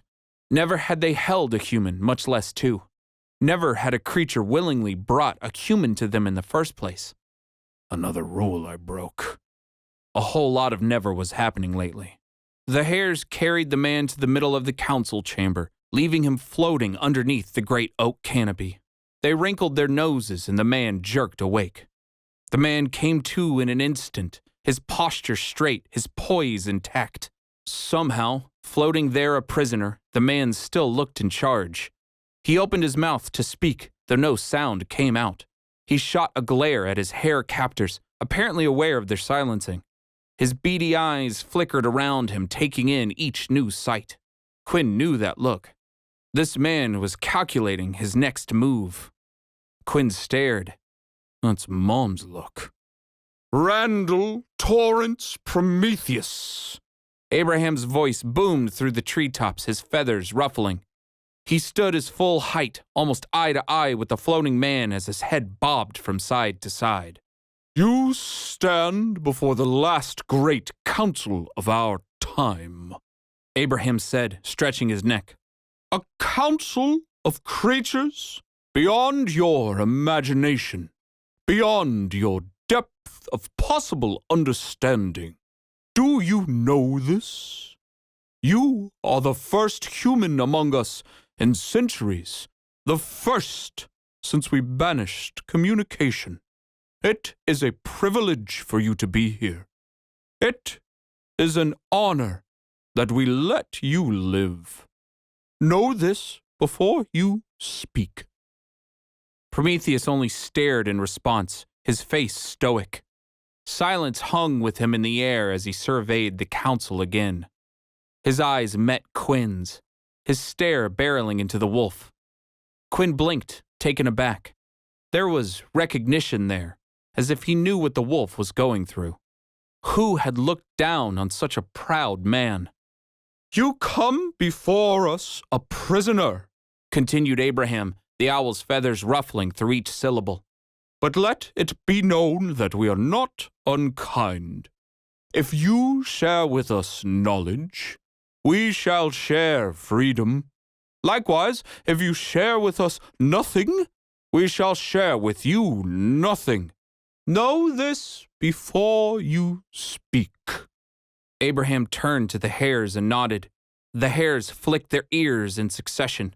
A turquoise wind swirled around the man's head, the bubble of silence dispersing into nothing. Prometheus breathed in deeply. Testing, 1, 2, he said, throwing his head back. He smiled and exhaled. Ah, there we are. The sweetest of sounds. Your answer? Abraham asked. Your answer? Prometheus mocked. The council gasped. Abraham stared, fumbling backwards. Are you mocking me? Of course, you stupid bird, Prometheus said in disgust. I'm going to tell you the same thing I told those damn rabbits. You're all filthy, and you deserve only to be on my plate. The council erupted in anger. Do you understand where you are? Pathos shouted from the shadows, her voice vicious. Are you trying to die? Prometheus's head snapped in her direction. Oh, is someone hiding away then? Who lays in the shadows, I wonder? Prometheus chewed his lip. Female sounding, but still gruff, yet still hiding. You must be Pathos. The panther sat forward, her glare breaking through the shadows. How do you know my name? The cat told me. Wretched creature he is. Still, he told me everything about all of you. Albertus, Evers, whoever the rest of you are. Just a bunch of lost animals thinking so highly of themselves, hiding away in their little treehouse. Prometheus's attention turned to Abraham, leaning in as close as his restraints allowed. You're the easiest one, big bird. Large owl, old as dirt, all leader and no confidence. Prometheus chuckled. Good old Abraham, sitting atop his sinking ship. You're even more of a pompous ass than the cat described. The council squawked, howled, and roared in answer, raging at the insults. This is what you bring before us, wolf? Pathos roared over the commotion. You have disgraced us. Be gone with him, Minister Albertus screamed, holding his bushy tail for comfort. Do we not see where the wolf's folly leads us? Horace screamed. This is an atrocity! Evers croaked like a song, his stomach puffing up beneath him. The rat is correct. This outrage must be punished. Prometheus smiled, turning toward the wolf, his curiosity piqued. Quinn shuddered underneath the man's scrutiny. Prometheus threw his head back and laughed. Sharp and piercing, the tone tore through the jittering crowd noise. The council fell silent and stunned.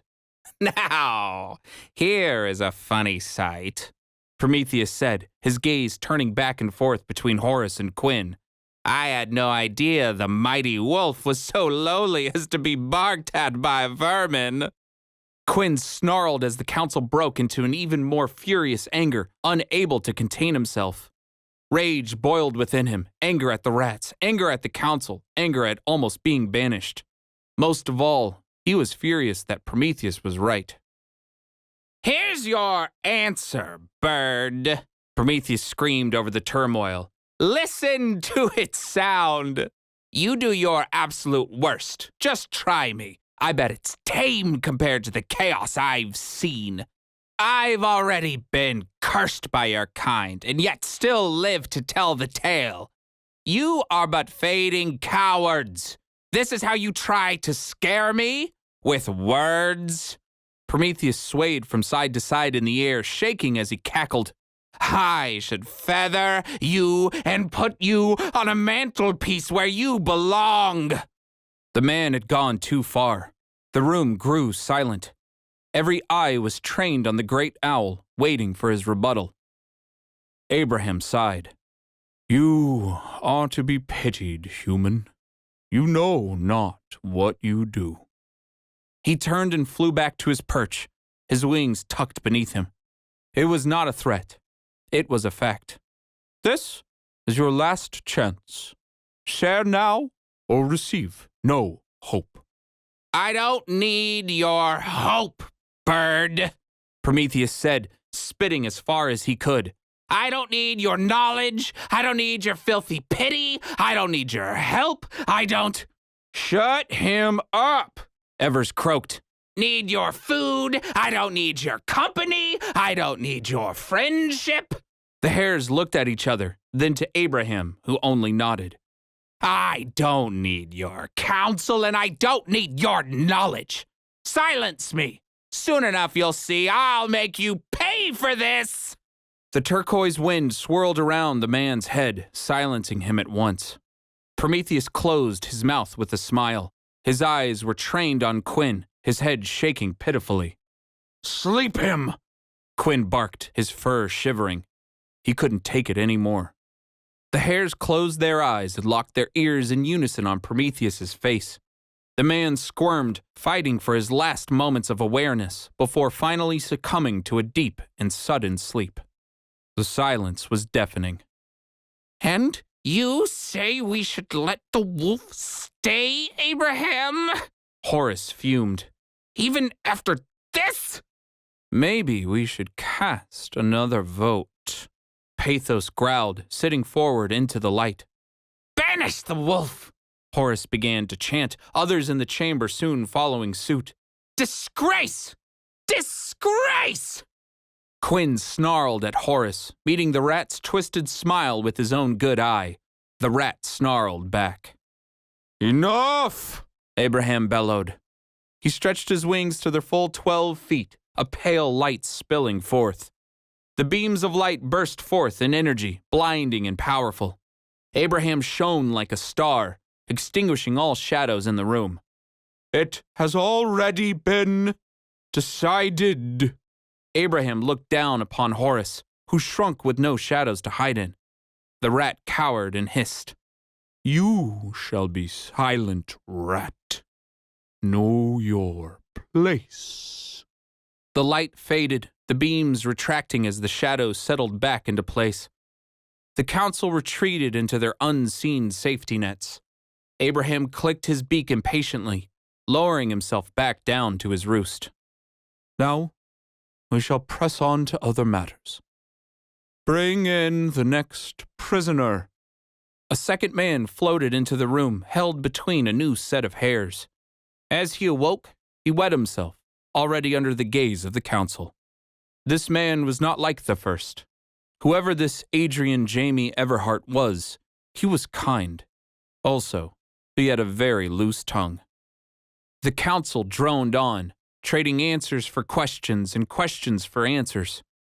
As they talked, Quinn found himself glancing again and again at the rat. The greedy little vermin twisted his hands in delight, voicing his constant opinions. The rat was a consultant from the eastern continents. Wasn't his presence a mere peace offering from a distant kingdom? Still, he had so little to say. My mother gave up a kingdom. The thought churned his stomach. Honored guests or not, they were still only rats. Why did Horus get a benched seat and a chance to speak? Quinn looked around the council, noticing for the first time he was the only wolf present. The thought nagged at him. Why was he the only animal being treated like the humans? His mother's voice flittered through his mind. Quinn growled softly. Not all renegades are banished. 10. Kids on the Run. Date added 050513. Atrix. Derek Richard Agons. Derek had never driven this far from home in his life. Sure, he'd been on family vacations across the states, but he'd never actually driven those. He was barely driving to school these days. Excitement stirred within him. The way the trees blurred into the skyline like watercolor, the way the sun exploded against the horizon as it set. The unknown road ahead was everything. Stoplights and needing gas were clearly the enemies. Only a villain would want to stop the forward motion. Derek adjusted the rearview mirror, catching the cat asleep in the back seat. How many hours had it been now? He checked the clock again. It was almost 6 in the morning and he did not feel tired. The magic arrow the cat made hovered on the dashboard, pointing ever forward. So, forward he drove. Derek banged on the steering wheel, teeth bared in a grin. For the first time in forever, everything was new. He was finally on an adventure. Eventually, the gas gauge flickered again toward empty. With a sigh, Derek resolved himself and pulled off the highway, finding the nearest gas station. With a stretch of his legs and a turn of the key, he got out of the car and let the crisp morning air wash over him. A bird cawed in the distance. Derek shivered at the sound. A large black raven sat atop a telephone pole, looking down on the world one eye at a time. One by one, smaller ravens began to gather in the sky, swirling together like a storm cloud. They cawed and flew in waves, wings bumping into each other as they fought to take a seat closer to the leader. "They're just birds, Derek," Derek whispered to himself, shivering at a new gust of wind. "Not everything is out to get you."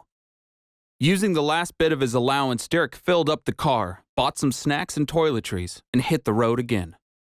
After a while, the car jostled as it hit a dip in the road, pulling Derek from his thoughts. He shifted his weight and finished off his now warm energy drink. Sunlight glinted off the dashboard, reflecting through the crystal arrow like a rainbow. The book lay open on the seat beside him, resting under a stack of crumbs and candy wrappers. Visions swirled in his mind of the driveway battle. Memories were such an odd thing. Memories allowed you to live through something more than once. The more he thought about the battle, the more it felt like he was standing in it yet again. The rush, the sensation, the stressful thrill. It was both forever ago and right there at the same time. "We make a good team," Derek said, patting the book on the cover. He wiped off some donut crumbs and pulled the book out from under his trash. "Sorry about the mess. My bad." He set the book back onto the seat, crumbs still in the lining. Talking to yourself? The cat said, stretching as he crawled into the front seat beside the book. "Good morning, sleepyhead," Derek said, drumming his fingers on the dashboard. "Welcome to the front seat, also known as Adventureland." The cat flicked his tail in disgust, the candy wrappers and empty bottles all pulling apart, then compacting together into a solid cube of waste. A plastic bag rustled as it lifted off the floor, opening to let the cube inside. With a final flick of his tail, the cat wrapped the bag tightly and set it as far away from himself as he could. "I see you found sustenance." "Yeah, you were out a long while," Derek said, head bobbing to an internal song. "Had to get some road snacks." "Road snacks." Derek held up a half-eaten bag of colorful, crunchy sugar. "Yeah, duh, road snacks. Can't be a road trip without road snacks." The cat recoiled in disgust. "Derek, that's not food. That's trash." "It's delicious is what it is," Derek said, popping another handful in his mouth and crunching down.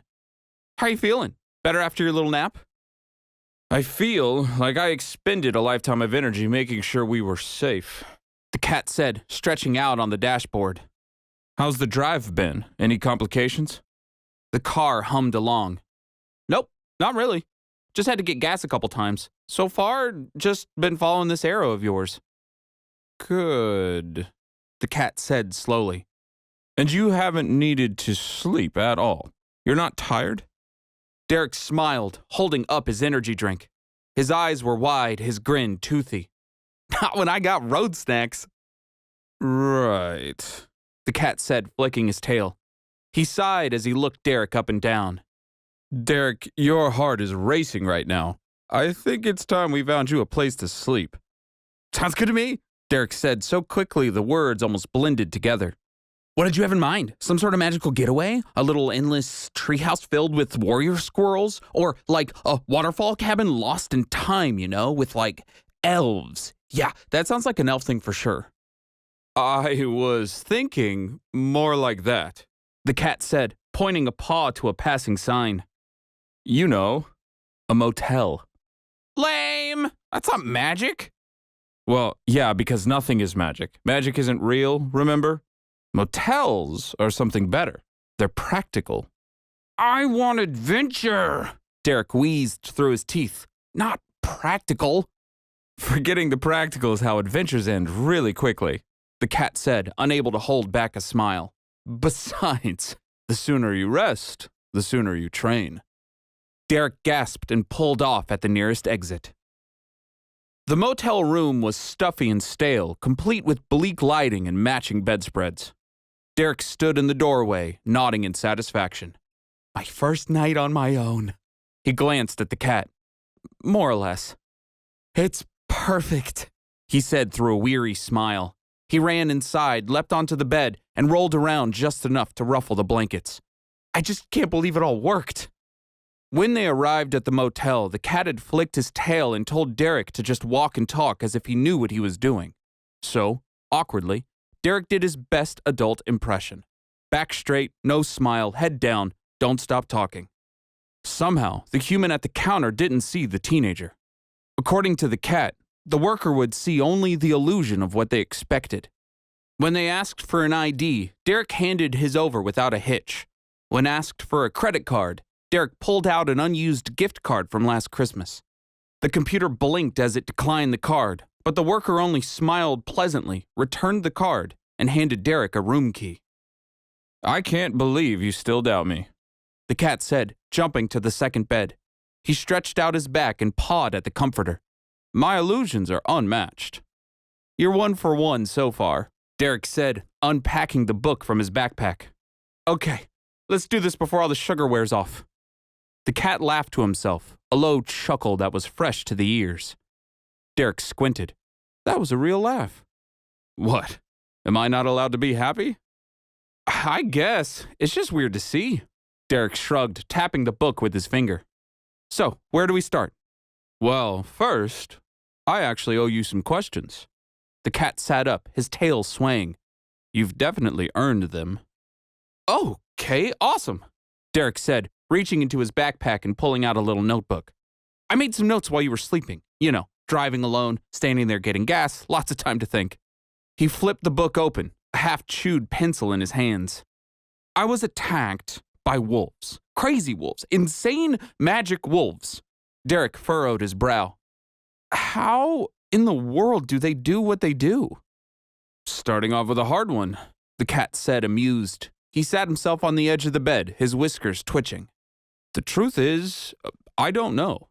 I am a musician. They are painters. While both produce art, they are wholly different skills. The cat flicked his tail and a little ball of blue flame flickered in the air, weaved with golden threads. Dirt rose from the carpet, dust from the nightstand, and sunlight bent forward from the windows. The particles swirled together, pulling apart and mixing, exploding in little puffs where they could not blend. How I do this is how I do this. It's my secret, much like what they do is theirs. Animals are stingy like that. Okay, but all that, Derek said, waving his hands at the flames. How is that possible? Humans can't do that. What is 2 + 2? The cat asked, staring into his handiwork. 4. Why are we mathing? You know that so quickly, the cat said. Why do you know that? Derek shrugged. Because it is. No, Derek. Wind is. Trees, the ground, the minerals, the taste of a sparking flame. These things are. There is no 4. There is no 1. The cloud puffed blue smoke as dirt dissipated against the flame, all particles swirling together in a sizzling mess. I don't know why, but humans can only observe the world. They cannot hear it. They cannot understand it. Thus, you make up systems to try and explain it instead. The truth is, everything is energy. Everything. And there are animals who inherited the knowledge on how to manipulate it. We know what we know. We are all just firing chemicals stuck in the brains and bodies we were born into. Derek's eyes blinked furiously. He held up 4 fingers, counting them silently one at a time. Well, that's not very magical. Exactly. It is knowledge. Derek pulled out his old chemistry book from his backpack and stared at it, now heavy in his lap. Huh, he said, as if seeing the book for the first time. So this is fake? Of course not, but it's more like an observation. Humans are incredibly stubborn and calculating. You've done a wonderful job given your limitations. Still, you lack the ability to know. The cat sat up, his head held high. As we are born, we come equipped with reflexes, ways to react to certain stimuli without the need for active thought. Breathing is a reflex. We learn to walk by flexing muscles at the right time in the correct order. The blue flame rose to the cat's eyes, his golden pupils flickering within. But when I first saw the flame, I knew it for what it was. The blue flame twisted into a circle, then a pyramid, then split into 3 parts, then reformed. Move your hand, Derek. Derek moved his hand. The cat raised an eyebrow. Did you think about that? What? No, I just moved it. Oh, I see where you're going with this. Innate understanding, mixed with a lifetime of practice, that is how those wolves did what they did. The cat looked through the window, eyes unfocused. Was it incredible?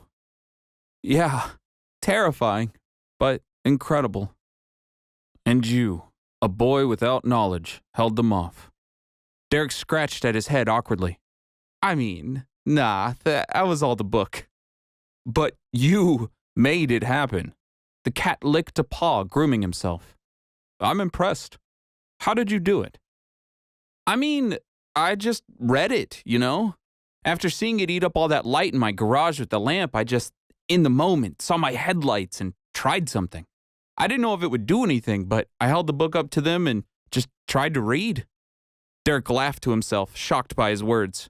Saved by reading. Who knew? Impressive, honestly. Those wolves are no joke. It's still all kind of a blur.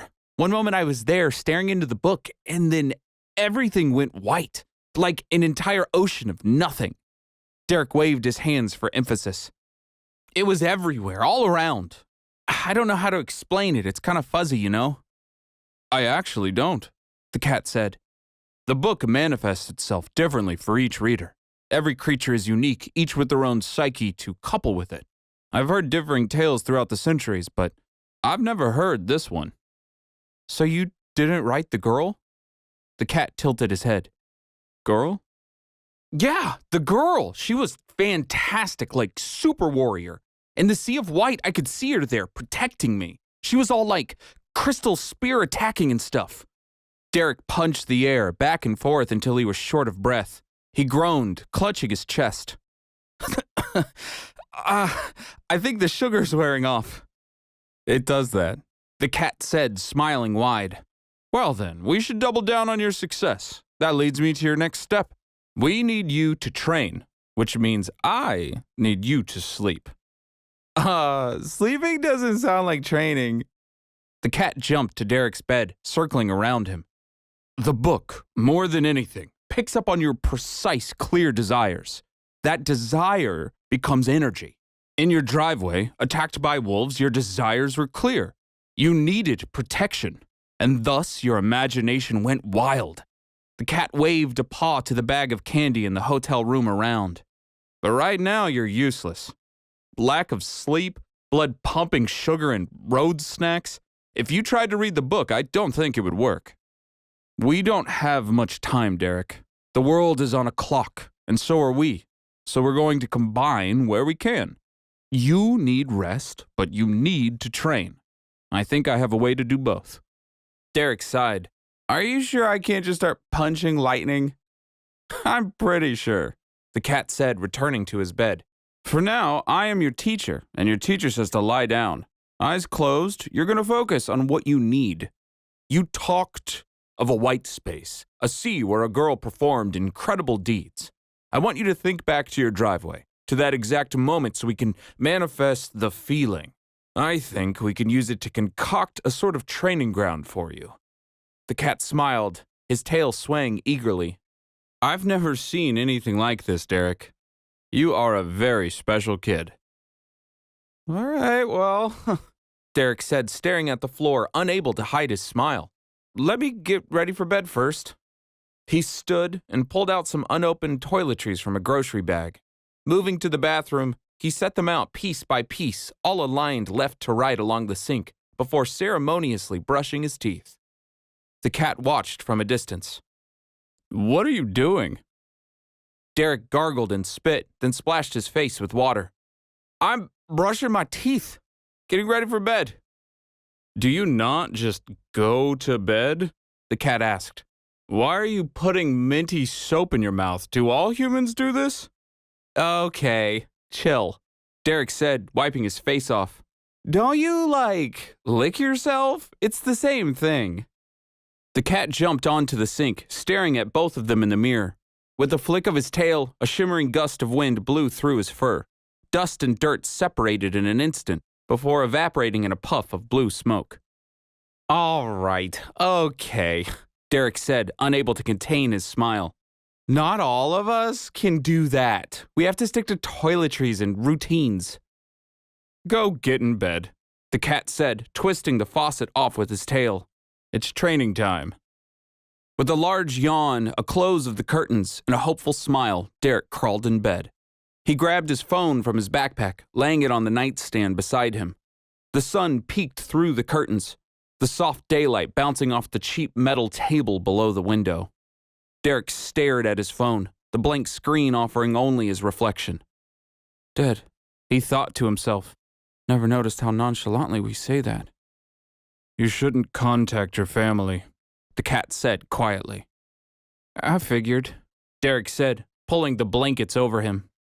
Phone's dead anyway, so I can't. I was gonna buy a charger, but I just didn't know if they could track me with it. In my head, it's better if they know nothing, you know? If my phone is moving and they can see that. Derek trailed off, placing his phone on the nightstand. Don't want them to worry. You're smarter than you give yourself credit for.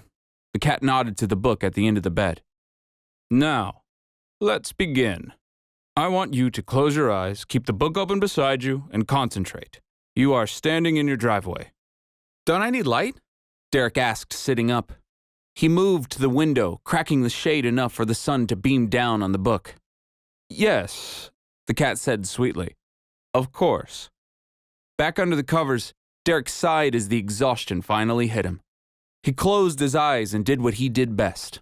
He used his imagination. Now, picture your desire. Derek sat up, eyebrows furrowed. Don't I need to be reading it? No, the cat said slowly. Right, but that's how it worked before. Did you write this book? The cat snapped. The question hung in the air. Derek shook his head. Well, I did, the cat said flatly. You've established your bond, so there should be a connection already, reading or not. I'm not sure you even need the light to power it, but it's worth a shot. Oh, Derek said. My bad. Okay. Now close your eyes. The cat flicked his tail. And let the training begin. Derek shut his eyes and steadied his breathing, the touch of the cool pillow a soothing call to let go. He drifted off to sleep almost immediately. The days were really catching up. Derek stood in constant darkness. People aren't just going to be nice to you, Derek. Derek's father's voice rang in his head, reverberating and expanding through the sightless nothing. Derek could see the memory clear as day. Years ago, standing in his father's office, nostrils flaring and tears running, his father sat in his chair, head turned to his computer. You have to stand up for yourself. His mouth moved slowly, the words too quick for its movements. I'm not talking about hitting anyone or yelling or something childish, but if you don't let them know it's not okay to push you around, then they won't stop. You can't be so weak. No, Derek said, stepping back from the vision. Terror gripped him. His younger self stood there, crying and motionless. I don't want to watch this. Stop crying like a baby! His dad screamed, slamming on the desk. You're a man now, so act like one. The voice gathered in a scream, the words incoherent, but the rage understood. Stop it! Derek screamed, holding out his hands. The vision dispersed in a burst of golden light. Derek fell to a knee, sweat dripping from his forehead, the world swirling black around him. Derek? The cat's voice called out, shaking the darkness. Two golden eyes weaved together, blinking awake in the sky above. Derek, can you hear me? Yeah, I can, Derek said, forcing himself to stand. What just happened? I saw something. I don't like it. Sorry, I lost you for a second, the cat said, his eyes turning to find Derek. You're okay. You're lying in the motel right now, stuck between sleep and awareness. It hasn't even been 10 minutes. What is this place? Derek asked. Why did that memory? This is your mind, the cat said, golden threads weaving into his face. The face hovered lifeless above Derek, though still it smiled comfortingly. It's a technique I developed to relive experiences. I forget how unstable it can be if you don't do it often. The mind has a way of repressing things. This place kind of brings them out. Yikes, Derek said. I can see why. Let's get to work, shall we? You'll be able to use the full extent of your brain here. Your body will rest, but your mind will work. Here, think of the book. Derek pictured the book in front of him. Golden threads swirled around him, weaving into the book itself. He reached out and grabbed it. The leather felt real beneath his fingers, the weight of the book correct in his hands. It's so real, Derek said, staring at it. How? The brain is an incredible thing, the cat said, his golden eyes blinking in the sky. I've spent a lifetime trying to unravel its mysteries. What you picture, what you feel, it's all real here in a sense. Remember, everything is energy. Energy is power. All we have to do is point that power in the right direction. Derek nodded, his memory with his dad a distant thought. Probably should work through that sometime. Probably. Derek held up his fists, letting the book float in front of him. Okay, I'm ready. Let's do this. Good. Follow my lead. The cat's voice echoed through eternity. We're going to get you back to the place with the book where you really opened up to it. Picture it in your mind. You are in your driveway, trapped. No way out. You've got one option. Read the book and let it work its, wonders. I know you wanted to say magic, Derek said, closing his eyes. Maybe, the cat said with a chuckle. Let's stick with wonders for now. Can't have you getting the wrong idea. Derek let his mind return to the scene. Driveway, gravel, the sudden fear from ringing gunshots, the cold night against my skin, my hoodie holding it back, the car running in the distance, a constant growl. Derek fell forward as the ground shifted beneath him. Piece by piece, the floor churned into gravel like rocks flowing out of a volcano, stretching endlessly in each direction. Trees sprouted from the ground as a veil ripped through the air, blurring off the outside world. An engine roared in front of him, car lights blinding him in a flash.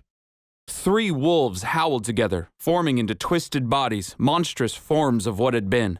They ripped at the darkness, their claws tearing through the black reality. Derek cowered, holding himself.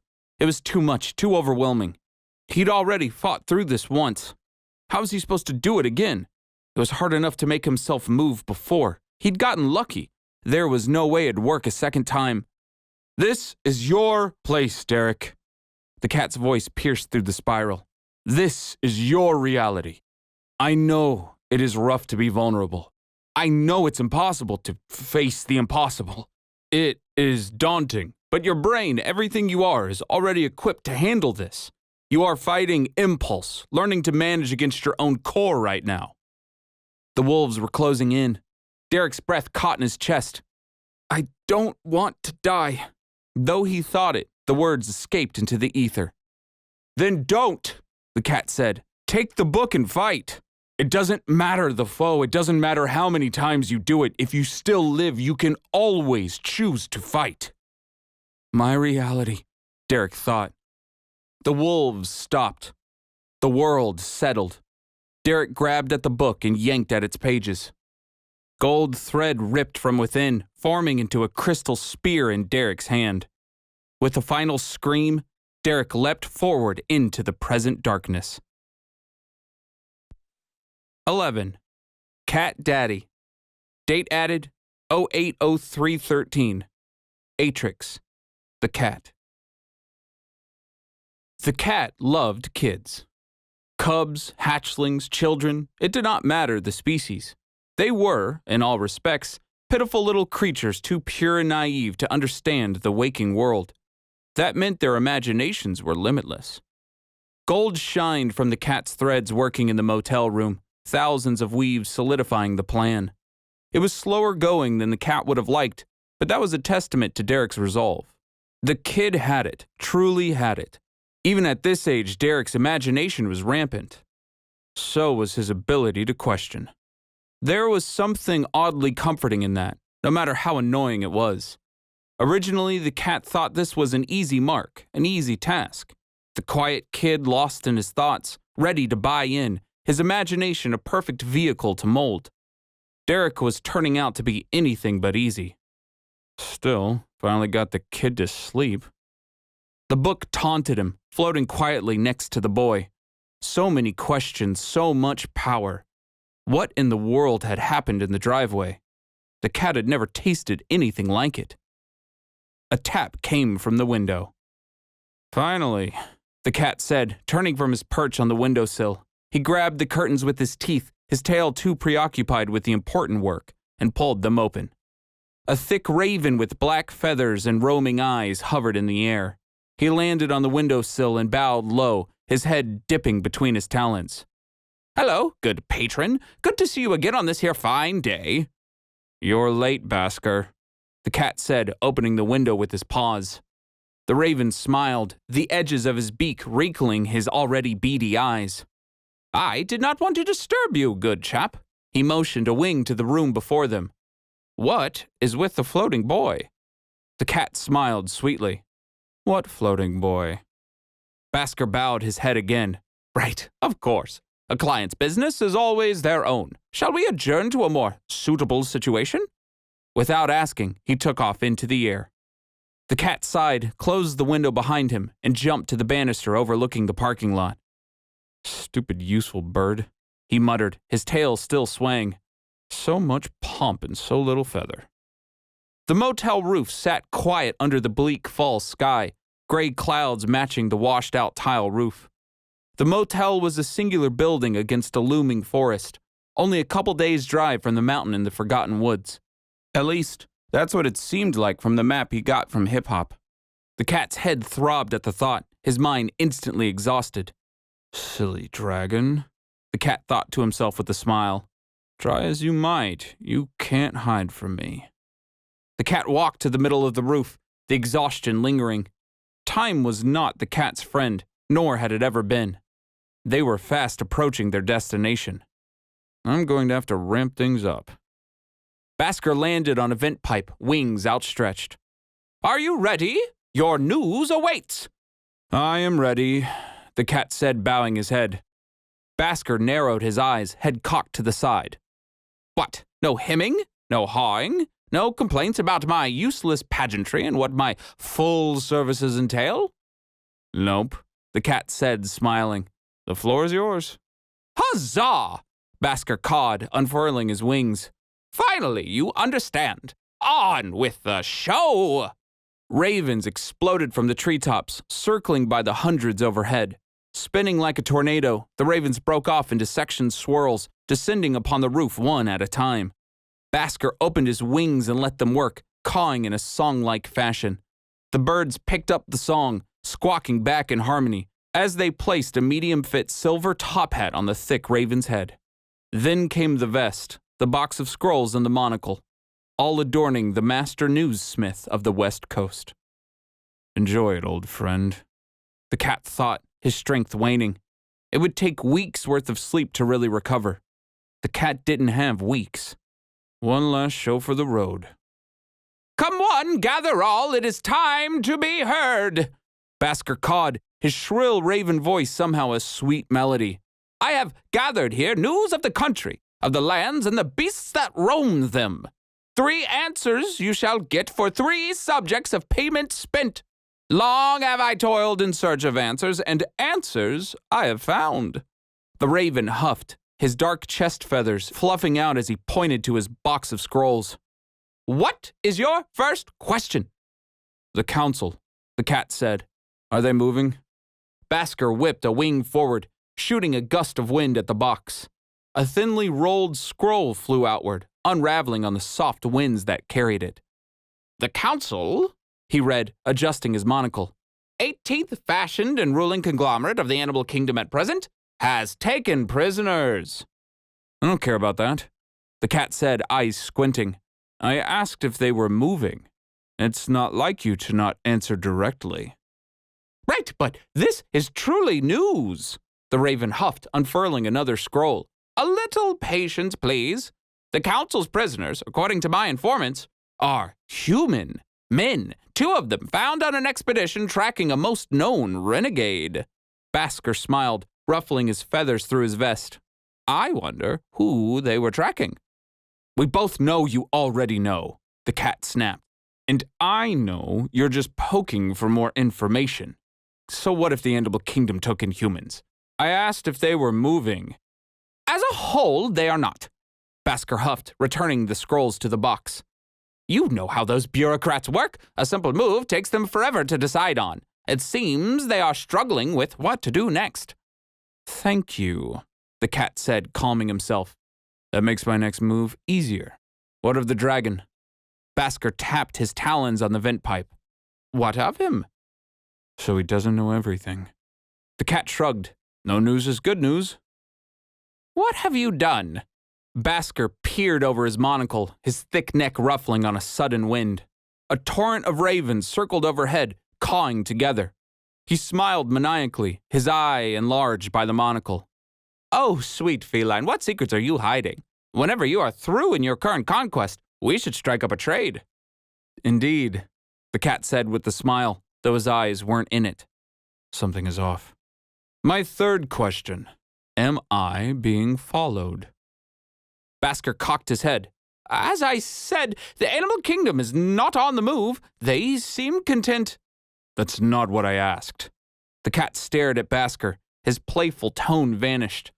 2 golden threads rose from his fur, twisting into nothing but a warning. Is this what it comes down to, Basker? A lifetime of trades and you've thrown your allegiance to the kingdom? Is that it? I am a consummate professional, and I shall not hear my name besmirched, Basker cawed, clicking his beak as he hopped left to right. Ravens landed around him, gathering on the roof in a circle. The sky overhead grew dark, the clouds churning. Do not question my business, little feline. The information bot will be supplied as I see fit. I will not be disrespected in front of my family. The cat hopped forward, slamming the raven off his perch and onto the roof. Thin golden threads wrapped them both, solidifying like threaded steel around Basker's wings. His top hat went flying, the monocle breaking as they crashed into motel roof tile. The other ravens on the rooftop cawed in a frenzy, jumping up and down in fright. What is the meaning of this? Basker screamed, eyes darting left and right. How dare you disrespect me? Disrespect. The cat spat the word and dug his claws deep into the meat underneath Basker's feathers. Don't talk to me about disrespect when you've already sold me out to the council. I kneel! Basker screamed, head bobbing back and forth, eyes wide in terror. Please, I know what you do. I've seen the remains. Do not desecrate me. You broke the trade, Basker. The cat raised his head, fangs bared like daggers. I asked you a question. Am I being followed? Yes, Basker whimpered. Yes, of course, you stupid cat. By who? 2 wolves, brothers. The council sent them to track you. They would kill me if they knew I spoke. What? Wolves? Scouts of the kingdom. One stands, the other floats. They said you were not to know. How far? A day behind, maybe less. Tears flowed down the raven's feathers. Please just let me be. Release them, the cat said, turning to look at the swarm of ravens overhead, each swirling like clouds of distant insects. Do them a kindness and let them go. Don't take them with you. No, I cannot. They're my family. Family. Memory swirled within the cat, the sand beneath his paws, his father and mother staring blankly at the blue sun deep within. They're your prisoners, the cat hissed, his breathing ragged. So much energy spent. Untie them, now! Never! Basker cawed, his beak wide as he squirmed beneath the cat's grip. The golden threads pulled tighter, ripping at the raven's feathers.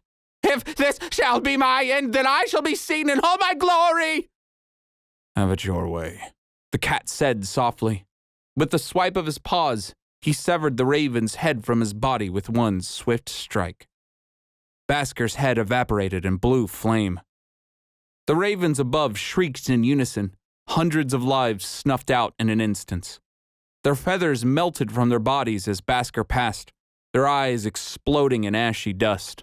Whatever the old bird did for control, it certainly had its price. Knowledge always did. What an absolute waste. Raven bodies thudded against the rooftops. Branches cracked as the birds plummeted into the forest below. From a distance, it probably looked like a thick, dark rain. The sudden sound of death was oddly comforting. The cat knew what it was to be a prisoner, especially to those in charge. At least they're not slaves anymore. The cat stumbled off the raven's body, making his way to the open neck. So weak, the cat thought, his vision fading. With the dying, the fight at the house, the motel room, the constant illusions, his hold was dangerously thin. He winced as he waited, checking his threads still working in the motel room. Nothing had changed. The cat had calculated this out perfectly. It was always going to be this way. It hurt him to betray an old friend, but Basker was no fighter. His brilliance came with seeking truths. Still, that weakness made him a target by nature. Luckily for the cat, what Basker lacked in strength he more than made up for in his zeal for life. Life was exactly what the cat needed right now. The cat split the thick raven body open with a claw, letting the muscles and bones fall to the side. Little flecks of spirit rose into the air, billowing out as the body finally let go. The energy rose in waves around him, twisting into solid wisps. His threads were already in place. He was not so weak as to let any of his meal get away. Everything is energy. He bit down on Basker's juicy heart. As the cat jumped down from the rooftop, he landed on the balcony with a sigh. Not a raven in sight. Had anyone noticed the burning? The sky overhead was gray and quiet. Soon he would return to his work, but for now he basked in yet another plan fulfilled. There were new wrinkles now, new pieces of information. Wolves were chasing, strong beasts, able to put up a good fight. All the cat had to do was figure out how they fit into his puzzle. Silly little world with all your secrets, he said, peering out over the lone motel parking lot. Curiosity burned in his chest like liquor. Keep thinking you can hide from me. We both know you can't. A gasp caught his attention. From down the walkway, a motel worker stared at him, her eyes wide. Meow, the cat said, staring her down. After a moment, she shook her head and dabbed her forehead. With a final sigh, she returned to her work. No imagination, the cat thought dryly to himself. He knew it was for the best. Fresh life surged through his veins, but it was better he conserved it. Mind wiping could take a hefty amount of work. Still, the thought nagged at him. Why was it so impossible for most humans to accept what they saw? Here was a woman who just saw a cat talking to itself. And what did she do? She convinced herself otherwise. The cat loved kids, it was simple as that. Adults were the absolute worst. The cat crawled through the motel window and went back to work. 12. Why don't we do it in the road? Date added 07/29/16.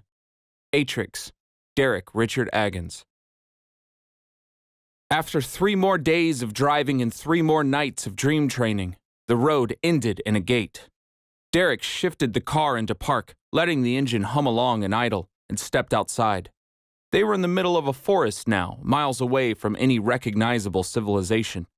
The road off the highway had been winding and cruel, spiking Derek's anxiety as it shrunk into a single twisting lane.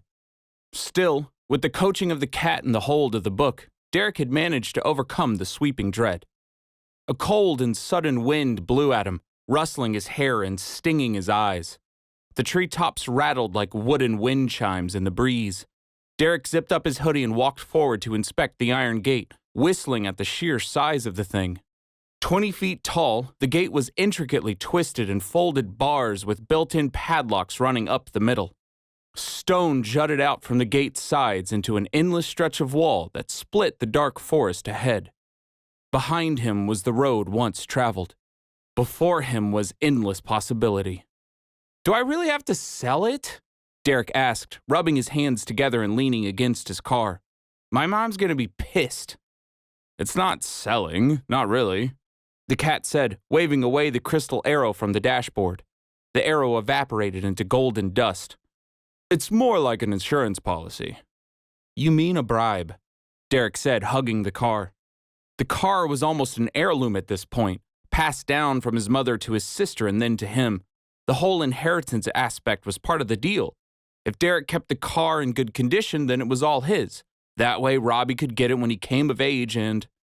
No family, Derek thought, digging his nails into his fists. You have a job to do. There's really no other way. Derek reached through the open door and flicked on the headlights. The sun was setting now, its rays barely peeking through the forest canopy.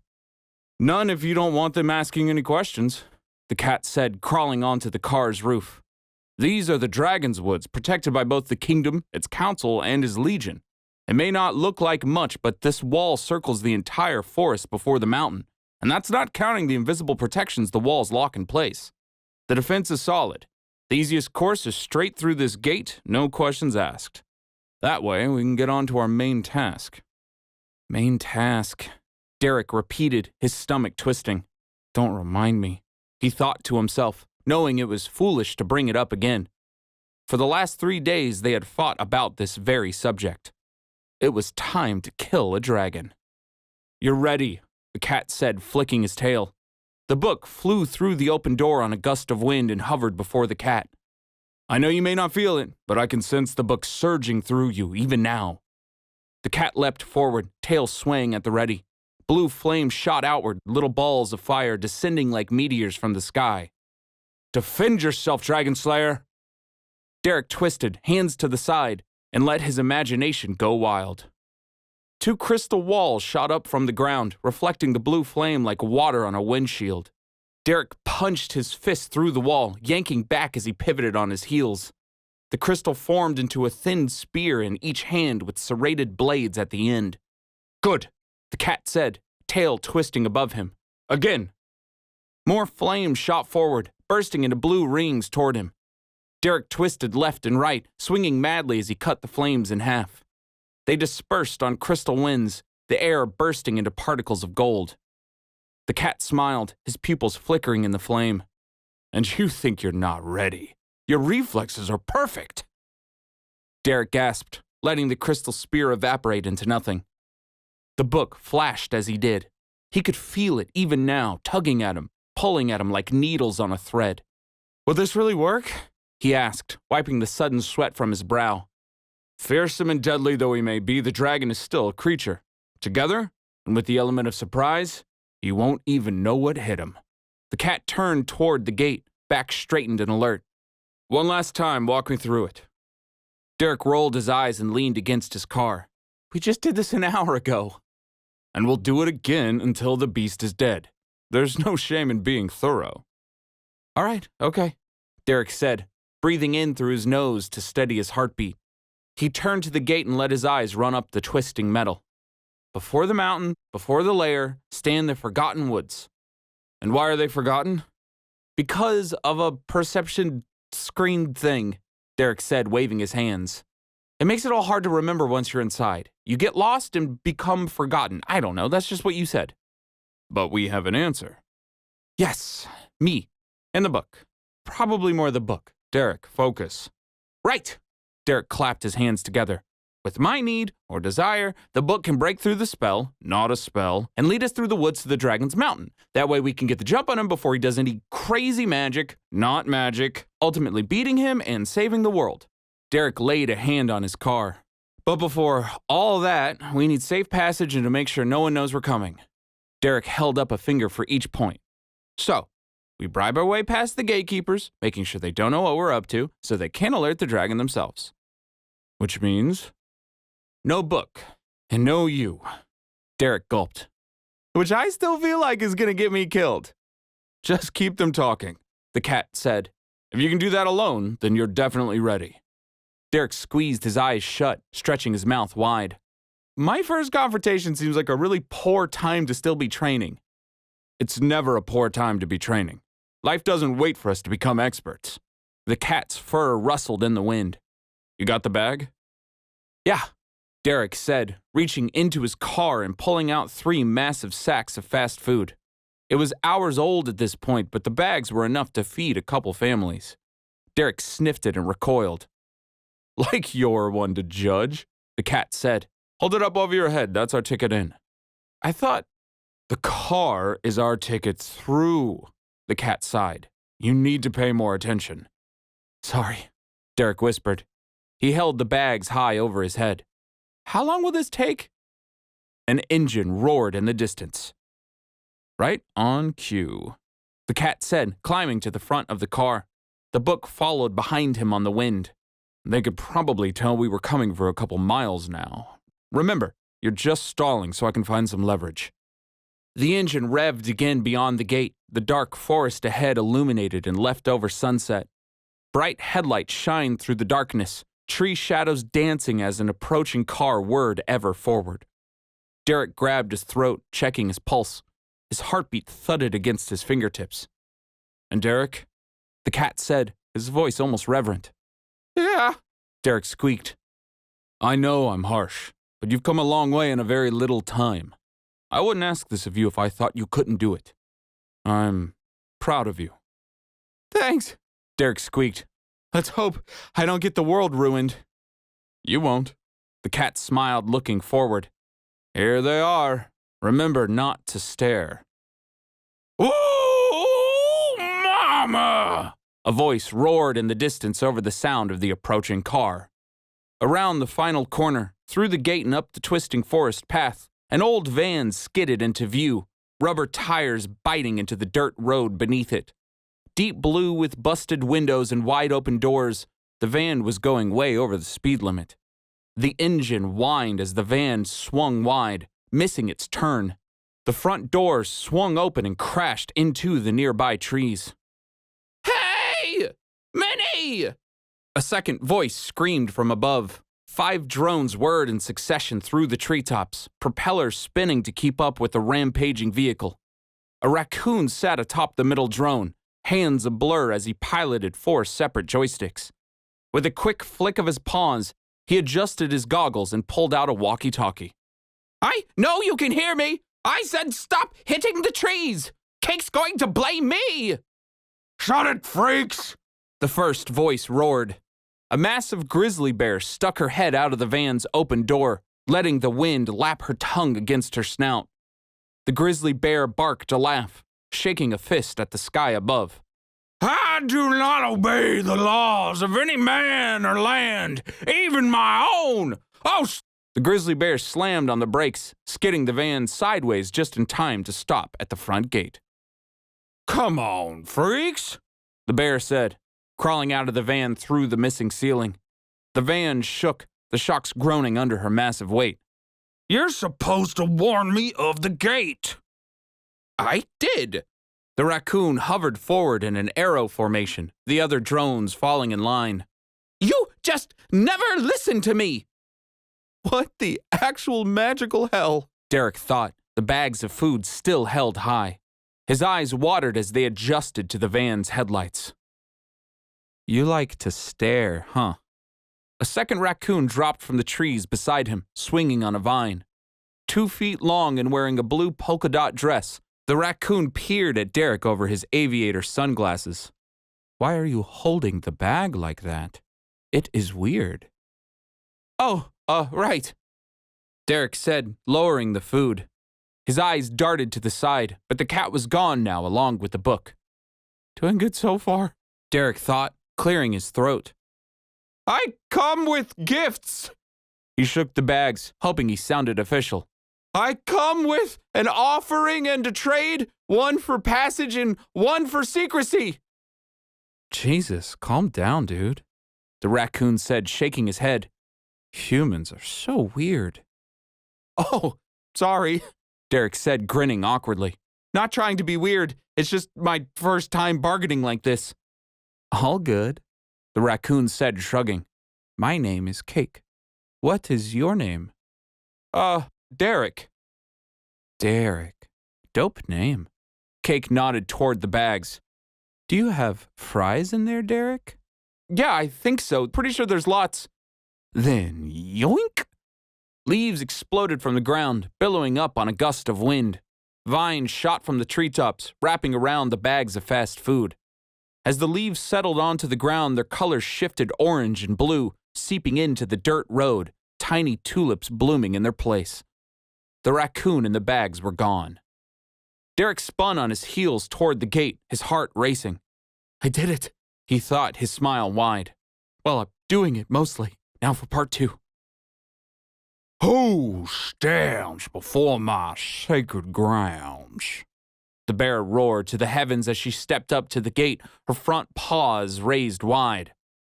Freaks, adorn me my armor. We shall defend these gates with our lives, the tumult of time being our essence. Minnie, seriously, the raccoon on the drone said with a groan. Just ask the guy what he wants. Dude, freaks, please. Minnie slammed her paws together. Play along like just once. The bit doesn't work if you won't do it, okay? Please. Freaks rolled his eyes, his pupils magnified through his goggles. Fine, start it over. You should tremble, son of man. Minnie's head snapped forward. For what is a human when there is a beast? Come, squire, my armor. Squire? Seriously? Freaks grumbled, spinning around as a 6th drone flew in, new controller strapped to its back. He grabbed it, little red lights flickering as he switched it on. Why am I always the stupid squire? From the van, 3 drones clicked on with a fresh whir as they shot into the air, carrying a sewn-together cloak of sports jerseys.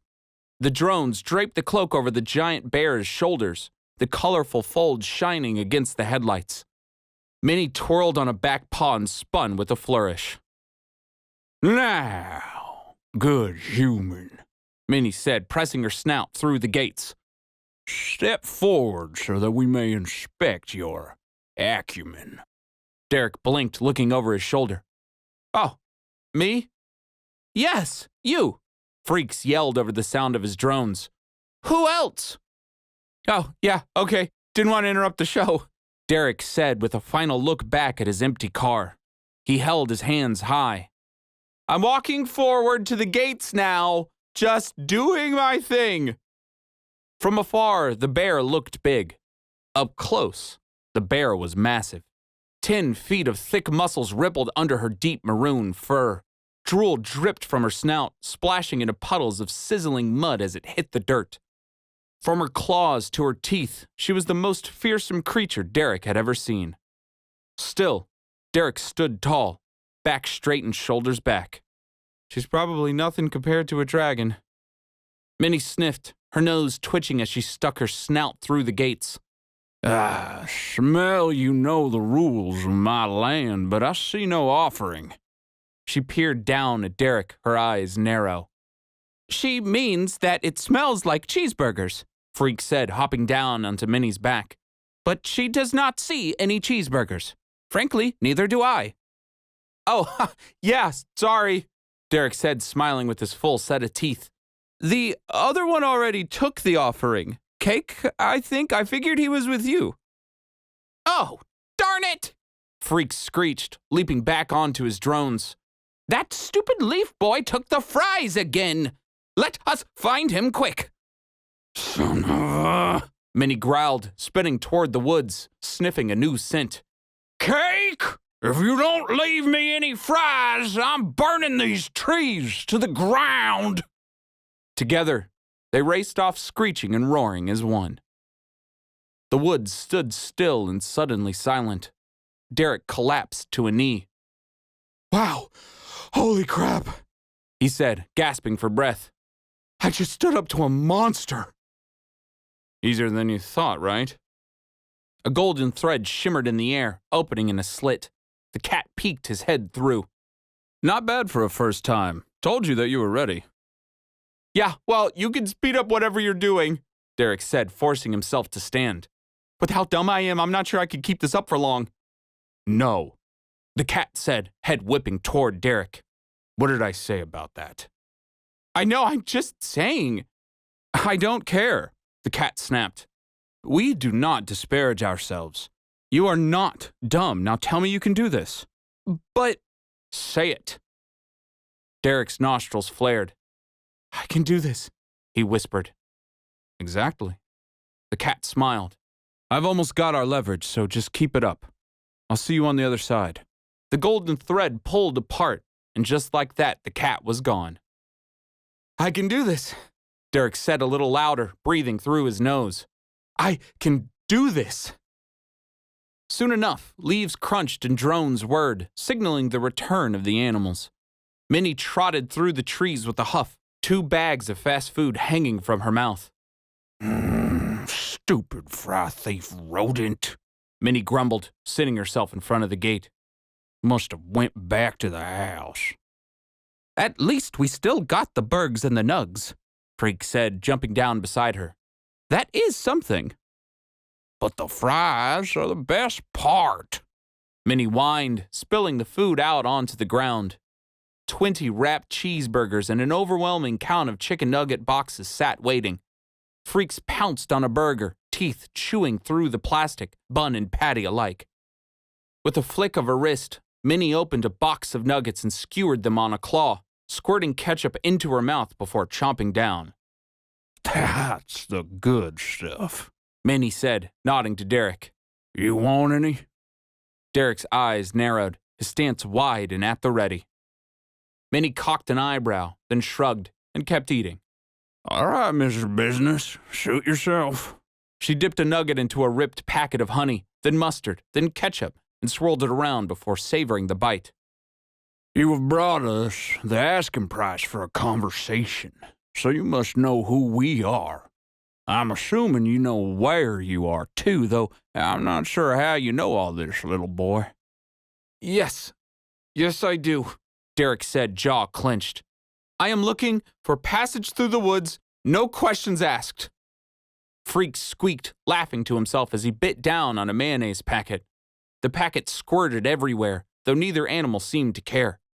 Ooh, no questions asked. That is exciting. And expensive, Minnie said, snout turned upwards. You don't have enough food for all that. I'm not offering food, Derek said, stepping back and letting his car come into view. I'm offering you something better. Minnie's eyes shined in the new set of headlights, her grin more fang than smile. She whistled through her teeth. 194 Accord LX in good condition.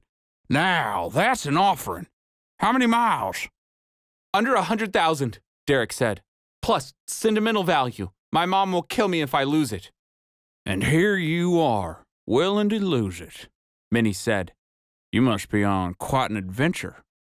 No questions asked, Derek said, standing firm. That's the price. And what if we just kill you and take it? Freak said through a mouth of cheeseburger. Derek blinked, eyebrows furrowed. What if you what? You didn't think about that, did you? Minnie said, roaring a laugh. Somehow you know all about talking to animals, even got this far to my gates, but you didn't think we could just take it? But I traded food, Derek said, stepping back. The woods loomed overhead, the sunlight completely gone. Suddenly, Derek felt very alone. I don't understand. You are a human, dude, Freak said, adjusting his goggles. We do not trade with humans. In fact, we could get in trouble just by talking to you.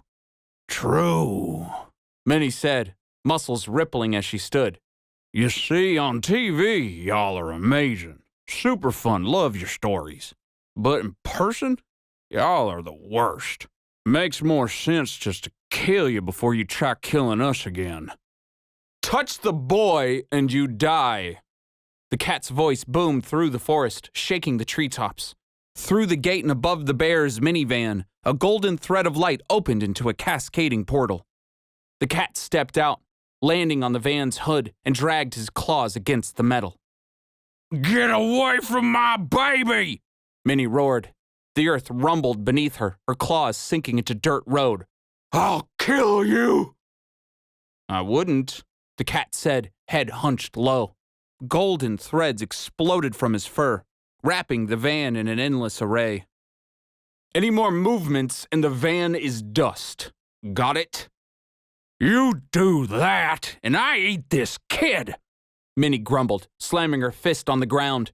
Earth shot up around Derek, encasing him from foot to neck. Derek stood tall, his jaw clenched in defiance. I can do this. You do that, and I kill your vine grubber, the cat said with a shrug. He flicked his tail, another weave of golden thread splitting the air. Inside it, Cake the raccoon lay twisted and tied together, gasping for air. Do not you dare! Freak screamed, slamming a paw against a button on his belt. A drone whirred overhead, shifting gears as a door opened underneath it. A shotgun and a box of shells dropped from the sky. Freaks grabbed it with a front flip, loading and cocking the shotgun before he landed. I will blow off your head! Everybody, shut up! Derek screamed over the noise. The animals turned, shocked at his outburst. He struggled in his dirt prison, jaw clenched to keep the fear down. Just shut up and talk to each other. There's an easy way out of this. We can all get what we want. No one has to get hurt. Minnie snarled, paws clenching to the ground. I don't deal with humans. You do now, Derek grunted, the dirt squeezing at him. It's really easy, and all you get is free food and a new car. Just take the deal. You should listen to the kid, the cat said, flicking his tail. Cake grunted, 3 new threads seeping into his skull. I can do worse than take a life. All right, screw it, Minnie said, plopping down onto the ground. The dirt evaporated around Derek, dust blowing into the wind. She shrugged and returned to her food. Kid's got a point. Let's make a deal. Derek fell to a knee as the dirt dropped his weight. He stood and brushed himself off. Thank you, he said, trying to keep his knees steady. The cat only stared, thread and claws still in place. Freaks leveled his shotgun with a snarl. Minnie cocked her head to the side. My word, not good enough? No, the cat said. I require a Concord. Oh, so you're one of those types. Minnie rolled her eyes, huffing as she snacked. We doing blood? Keeping it old school? Whatever way you like, the cat said, biting into his paw. A deep red droplet floated upward, surrounded in golden thread. For the car, for the food, we shall never be harmed by you or yours, so long as we pass onward. No questions asked. Fine, but you can't damage the car at all, Minnie said, ruffling her nose. No scrapes, no destroying it once we're done. The cat's tail swayed. Done. Works for me, Minnie said, biting into her paw. Freaks? The raccoon sighed, rubbing at his snout. Yes, I am okay with this. Just release Cake first. The gold portal vanished from the van, appearing near the gate. Cake dropped out onto the ground, falling in a slump. I have you, Freak said, dropping the shotgun and grabbing a remote control. A drone swooped low, catching Cake's fall. Wow, what a ride, Cake said groggily, sitting up with a smile. Sorry, I got caught. That cat is a sneaky little feline. I am just glad you are safe, bro, Freak said, sniffing and holding up a paw. Will you do me the honors? Together, they bit down on each other's paws and drew blood.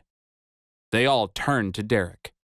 Oh, okay, Derek squeaked. Right. Blood conquered. Help me out, cat? He held a hand high overhead. The cat flicked his tail, and a sudden wind whipped against Derek's fingers. He winced as the wind sliced just thin enough for a trickle of blood. Then we have an agreement, the cat said with a smile. With a golden thread and a burst of energy, the blood swirled together like a tiny black hole before bursting and showering them in mist. Any who breaks the Concord will suffer the blood poisoning. I don't recommend it. Easy enough, Minnie said with a shrug. I got what I wanted. One last thing, the cat said. A golden thread split the air, opening another portal. A bag of fast food fell onto the ground. I kept the fries for you, the cat said. It wouldn't be fair if it wasn't even. Minnie reared back and roared, her growl breaking as it turned to laughter. You sneaky fur baby. That's good, that's real good. See, Cake? I guess that's what you get for trying to steal 'em all for yourself. It was worth a shot, Cake said, standing and adjusting his dress. And I would do it again, too. You know, you're pretty cool for a human, Minnie said, pointing to Derek.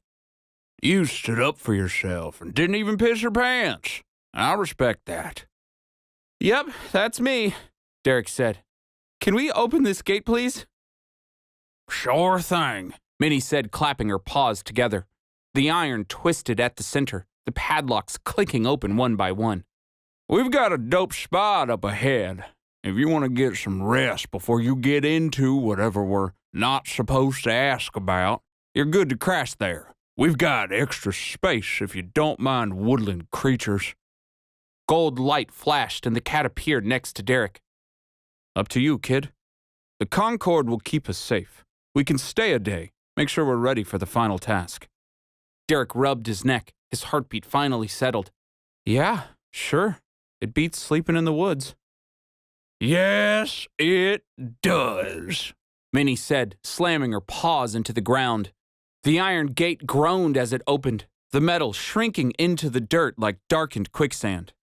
It'll close behind you. Just grab my new car and follow us. And don't hit any trees trying to keep up. That's my job. With a final howl and a flourish of her sports jersey cloak, Minnie climbed back into her van and set off, the raccoons following behind on Drone and Vine. As Derek climbed back into his car, he laid the seat back and sighed. Holy magical insanity, he said, tears gathering at his eyes. My brain feels squeezed. Like, I can't even remember what just happened. It's over so fast, you know? But you did it, the cat said, climbing into the passenger seat. Yeah, I guess I did. Told you you're ready. The cat stretched out, yawning as he pawed against the seat cushion. Shall we? Hell yeah, Derek said. With the final click of his seatbelt, Derek put the car in drive and rolled the car through the open gates. He watched the gate grow back into place in his rear view mirror, unable to hide his grin. I did it, he thought, hands gripped on the steering wheel. We're through. The cat yawned from the passenger seat, the book appearing under the dash. He was so casual about the impossible, as if it didn't really matter. No, Derek thought. That's wrong. He really thinks it's all possible. Derek rolled down the windows and let the night air wash over him, slamming on the gas to keep up with the screaming bear's ferocious speed. Derek Agons the Dragon Slayer. Maybe the cat was right. 13. Sitting, Waiting, Wishing. Date added 01/24/14. Atrix. Professor Randall Prometheus. Captured. The word caught in Prometheus's chest, stuck there as if impaled by a ragged knife. It was his complete lack of composure that got him into this mess. He should have known that a bullet never would be enough to stop that damn cat. The cat was smart, as much as it pained him to admit. He should have expected the cursed creature's untimely return. I have to be better, smarter. No, I will be. There's no other choice. Regardless, he should not have been captured, but he was for the time being. Scolding himself could not change that. Only forethought, planning, and his own cunning would. All problems had a solution. Some just took longer to figure out. The current problem was a prison. Somewhere high in the treetops of the animal kingdom, their cell was a collection of tree and vine, tightly woven together in patches of thorn and flower. Some sort of twisted magic controlled the foliage, allowing it to react to both thought and touch. Come on, Randall, you don't have to put up such a fight, Mr. Everhart said, breaking through his thoughts. His old friend reached out to the wall and waited. A flower blossomed, opening to reveal a fresh set of berries. Mr. Everhart smiled and gorged himself yet again. The berry exploded with some sort of gooey center as he bit in, spilling out over his lips. The fresh smell of newly picked strawberries wafted through the prison. God, it's so fresh. Mr. Everhart said with a chuckle. It's not like they're trying to kill us. It could really be worse.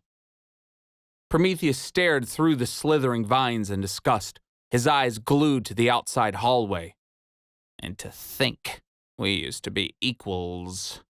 He clenched his jaw, fighting back the growling of his stomach. This man is no equal of mine. The animals, on the other hand, had proven worthy adversaries. Prometheus was shocked to see them holding council, shocked to see the citadel they kept secret. The cat had spoken of it, but still it was an incredible sight.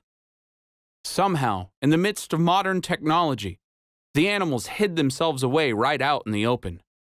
When I get out of here, no one will ever call me crazy again. I still can't believe all this exists, Mr. Everhart said quietly, watching the vine walls crawl upwards.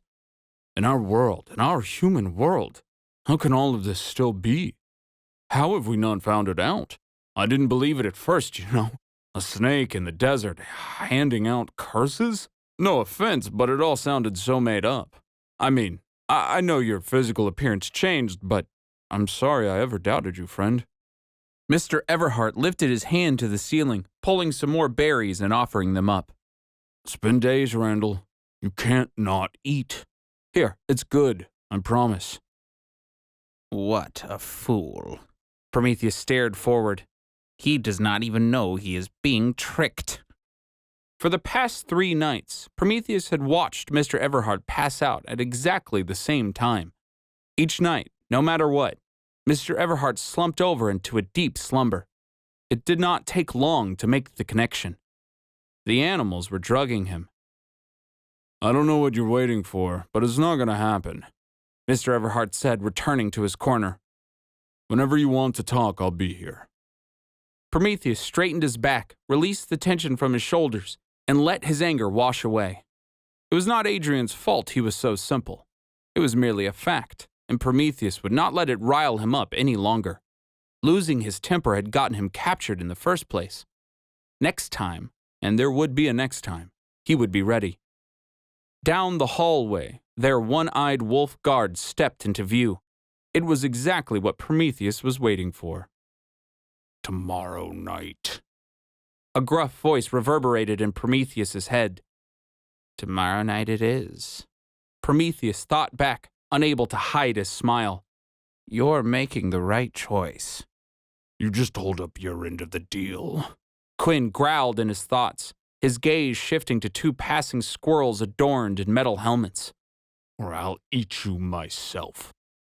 The book will be ours, I promise, Prometheus thought back. Do you have my things? I'll have them tomorrow. All of them? Yes, the wolf growled. All of them. Even your precious metal. Be ready or I'm leaving you behind. The wolf hesitated, blinking bile from his good eye. What about your friend? What friend? Prometheus thought with a snarl. Quinn nodded, stalking away with a final growl. Prometheus smiled, his trigger finger twitching at the thought. It was quite the stroke of luck seeing the wolf being berated that day in the council chamber. The poor beast had a look about him that Prometheus knew all too well. He was not the only one who hated being looked down upon. Resolving himself, Prometheus sighed and let himself drift to sleep. Captured.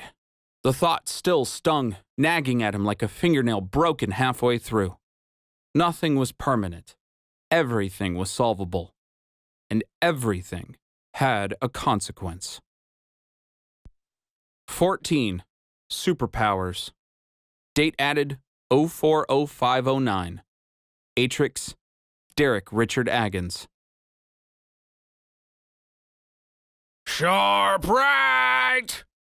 Minnie's voice screamed through the walkie-talkie in Derek's hand, her van veering at the last instant to cut wildly through the trees. The van's engine roared, the metal creaked, and the open front doors banged against the otherwise quiet woods. Derek pumped his brakes, taking the turn in stride. His car skidded forward, the tires biting the muddy gravel. "I hate this," he said, pressing down on the walkie-talkie. "For the last time, can we please slow down a little?" "No can do," Freak said over the walkie-talkie, his drones flying overhead. "You have to keep up your speed if you want to make the hill. It gets really muddy this time of year." Minnie honked her horn, swerving her van from left to right. She held up her walkie-talkie, her fur blowing in the wind. "Remember, if you crash my car, your blood turns to poison." Derek's eyes shot wide. "She's joking." "She's not." The cat scowled from the passenger seat, completely unamused. He gripped at the seat cushion, doing his best to hold on. Derek slammed on the gas. "If I crash and I get hurt, which means I was harmed, doesn't that mean your blood turns to poison?" "Oh, God!" Freak screamed. "Please don't crash!" "Clear the airwaves, freaks!" Minnie roared. "We're in the home stretch!" With a final twist of the wheel, Derek's tires spewing mud as they hit the curve too hard, they came upon the hill, an inclined road steeper than Derek had ever driven. Trees loomed to either side, their shadows dancing like a light show in the headlights of the speeding cars. "Gun it!" Minnie screamed, slamming on the gas. Her van lurched up the hill, wheels crunching what little gravel was left. "This is the good stuff!" Derek gulped, gripped the wheel, and roared forward. 10 feet. The car lurched upwards, the tires biting into mud and gravel. The car jostled on the bumpy path, the steering wheel jerking to either side. Derek tensed his arms to keep the car pointed forward, then revved the engine to keep up speed. 100 feet. Derek's head swam. The incline had him feeling like he was lying down. He knew that wasn't true, but with how he was almost perpendicular to the trees outside, it was hard to shake. 200 feet. The path thinned. The incline increased. Minnie's van lurched sideways, a sudden bump kicking the vehicle off axis.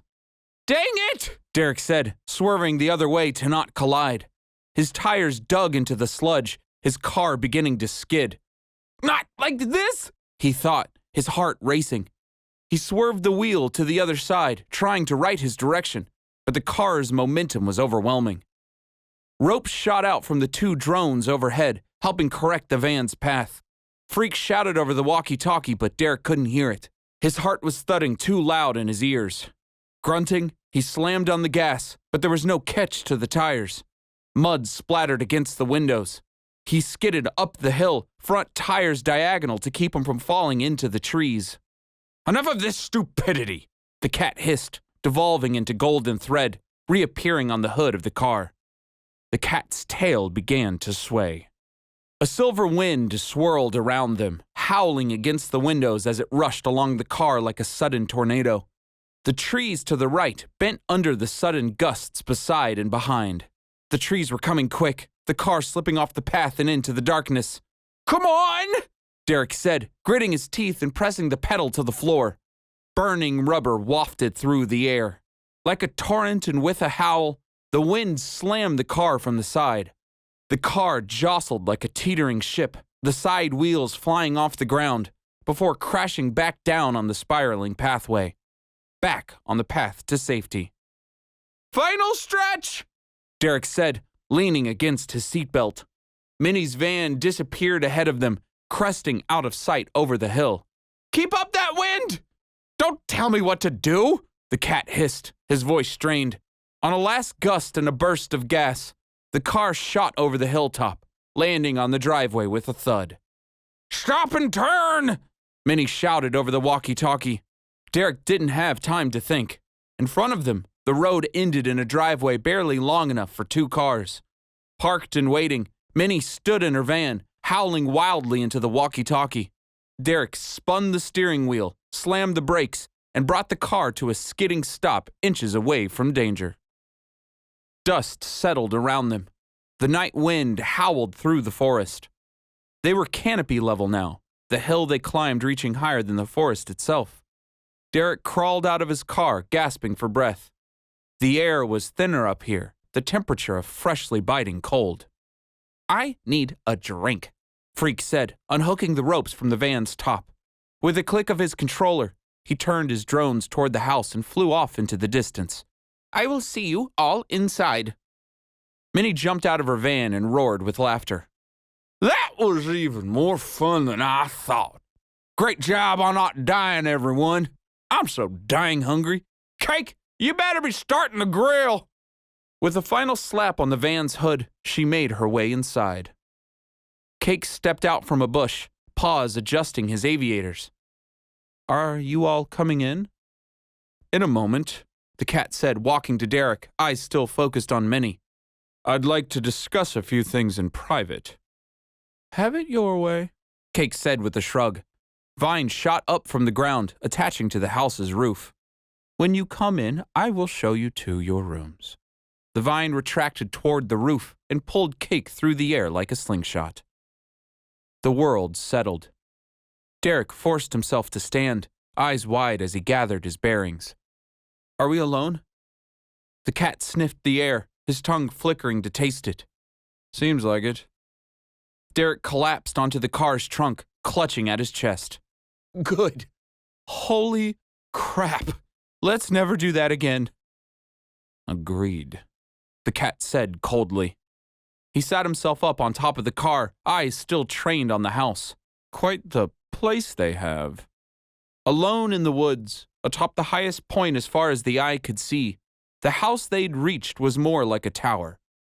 4 stories tall and covered with balconies, the house glowed from flickering lights within. Vines ran along it, coursing through the stonework like veins. 3 thick trees jutted out from the house's rooftop, their foliage covering the tile underneath. A plaque stood to the right, staked to a wooden post in front of the driveway. The paymaster's cabin. Derek scoffed. This was more of a mansion than a cabin. Derek grabbed his backpack from the car and closed the doors for the last time. Thanks, buddy, he said, patting the roof. I know I didn't use you much, but you were amazing. The cat sat silently on the trunk, staring outwards. What's up? Derek asked. Take a look at the view. The forest stretched endlessly beneath them, a breathtaking sight all the way to the horizon. The moon shone in the sky above, the stars twinkling like an astral sea. No clouds, no plains. There was nothing but the dancing darkness above and the endless forest below. I didn't realize how high up we were, Derek said, spinning around. The forest was dense, the trees an endless thicket in each direction. I've never really seen the sky like this. It's beautiful. It is, the cat said, peering into the distance. A gold sliver split the air, threads unraveling to reveal the book. While inside, we should not use the book. I'm going to keep it hidden. But first, we must clear our minds for the final part of our journey. Take the book, please. Derek grabbed the book and held it to his chest. I don't like them, you know, the cat said, nodding to the house. These animals up here in their little house, the bear is smarter than she pretends. She was testing us on the drive. Derek scratched at the book's cover. Yeah, I guess. It's weird that she put us in so much danger. Exactly, the cat said. If our lives are on the line, then we may be forced to reveal our secrets. Good thing you only did wind stuff then, Derek said, nodding. Smart. I did as little as possible, the cat said. We're lucky it worked. Knowledge is power, kid. If you want to survive, you must always remember this. The cat turned to him, smiling softly. That Minnie may act like she doesn't care about anything, but we should not be fooled. Everyone cares about something. Everyone has a breaking point. Derek sighed, tossing his head back to stare into the endless abyss of night. Being you must be exhausting. The cat blinked. Excuse me? I'm not trying to be mean, but when you go your whole life assuming everyone is out to get you, do you ever rest? Do you ever stop? Derek motioned to the sky above. Do you ever just be for a second? The cat purred, head back as he stared at the sky. It's not me that's exhausting. It's this curse of consciousness. Who in their right mind let us ask the question why? You think there's an actual who? Someone, made all of this? Someone made us? I went to church once, that's what they said. I doubt it, the cat said with a shrug. We're probably just little creations of chaos, boiling little energies. But on the off chance any of your world's religions are right and someone did make all this, I'd certainly like to meet them. I have quite a few thoughts on how to improve the whole thing. I'm sure you do. You think too much. The cat grunted. So do you. I know. That's why I recognize that look in your eye. Derek squeezed the book to his chest, shivering in the cold. Look, I know we have a big task at hand, but why are we out here? It's freezing, I'm hungry, and it sounds like they're starting to have an actual party inside. I know we're not out here just to look at the stars. Always so quick, the cat said softly. You're right. Tell me. We're in the Dragon's Woods, right?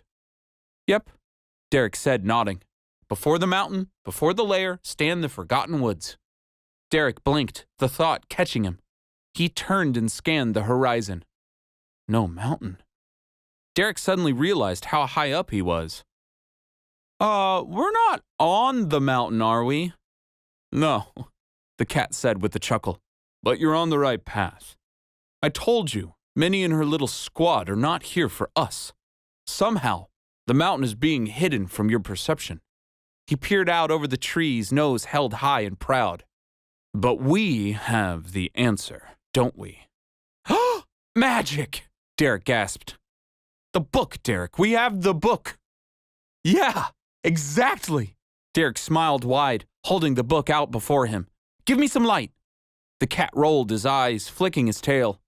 A blue ball of flame appeared above the book, its heat dissipating as the old leather and blank pages feasted on the energy.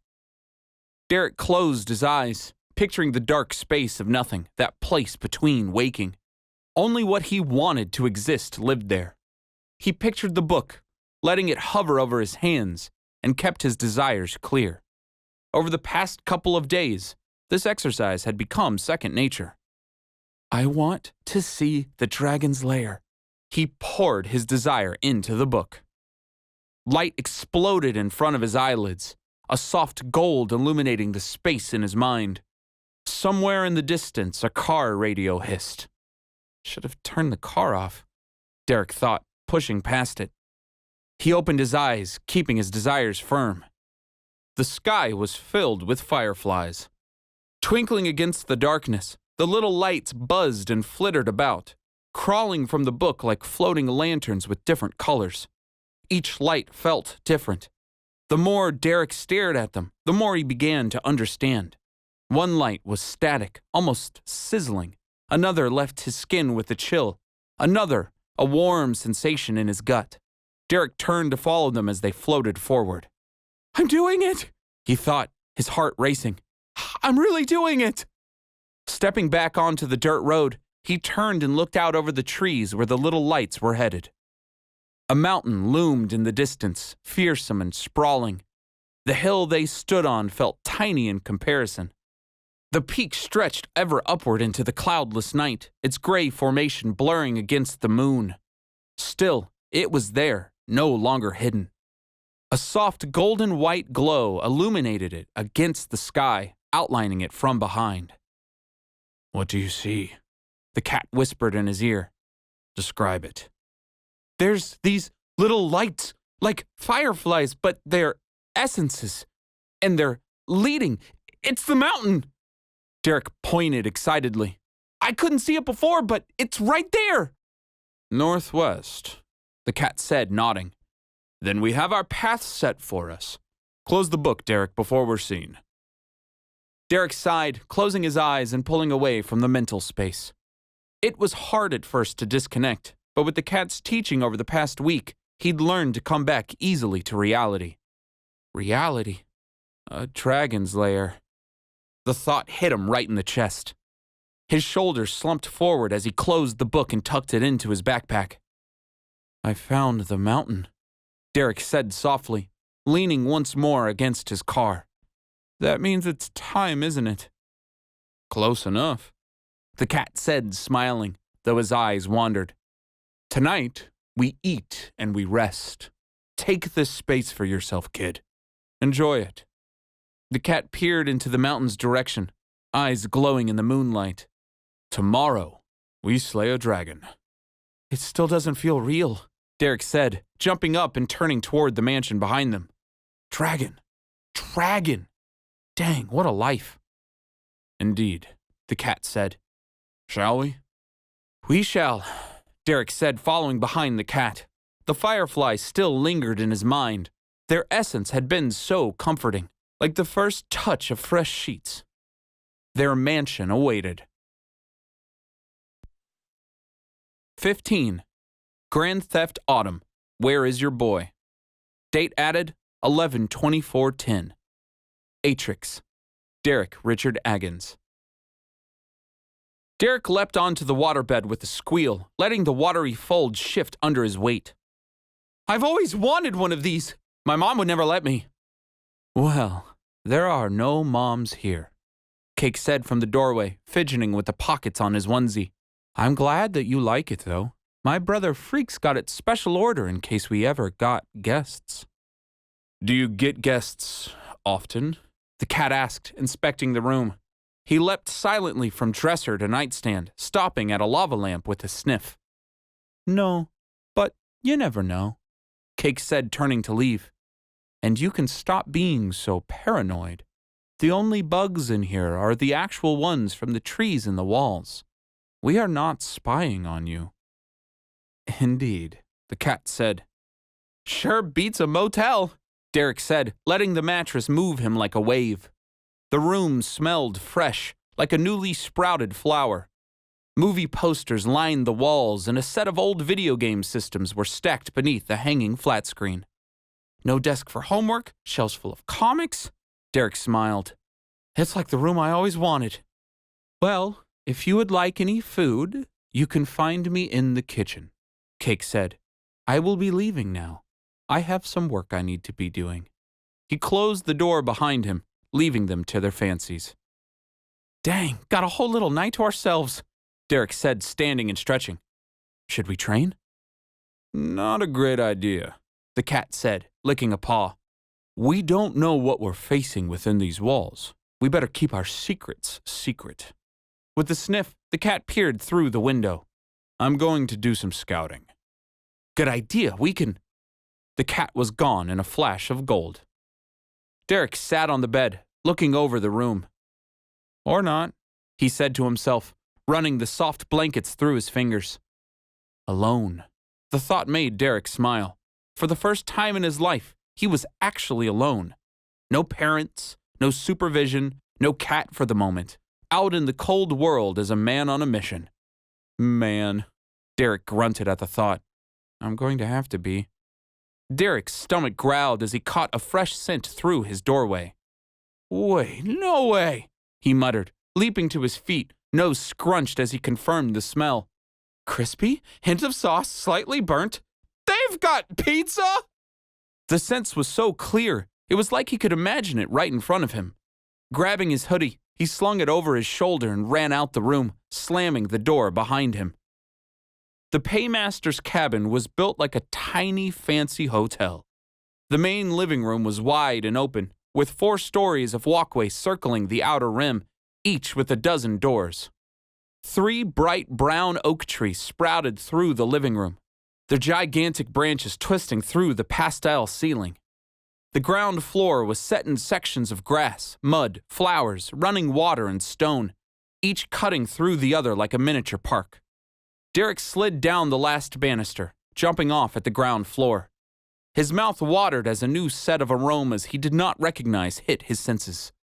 How long has it been since I ate? Turning on his heel, he walked across the open park, gingerly stepping through from lake to stone area.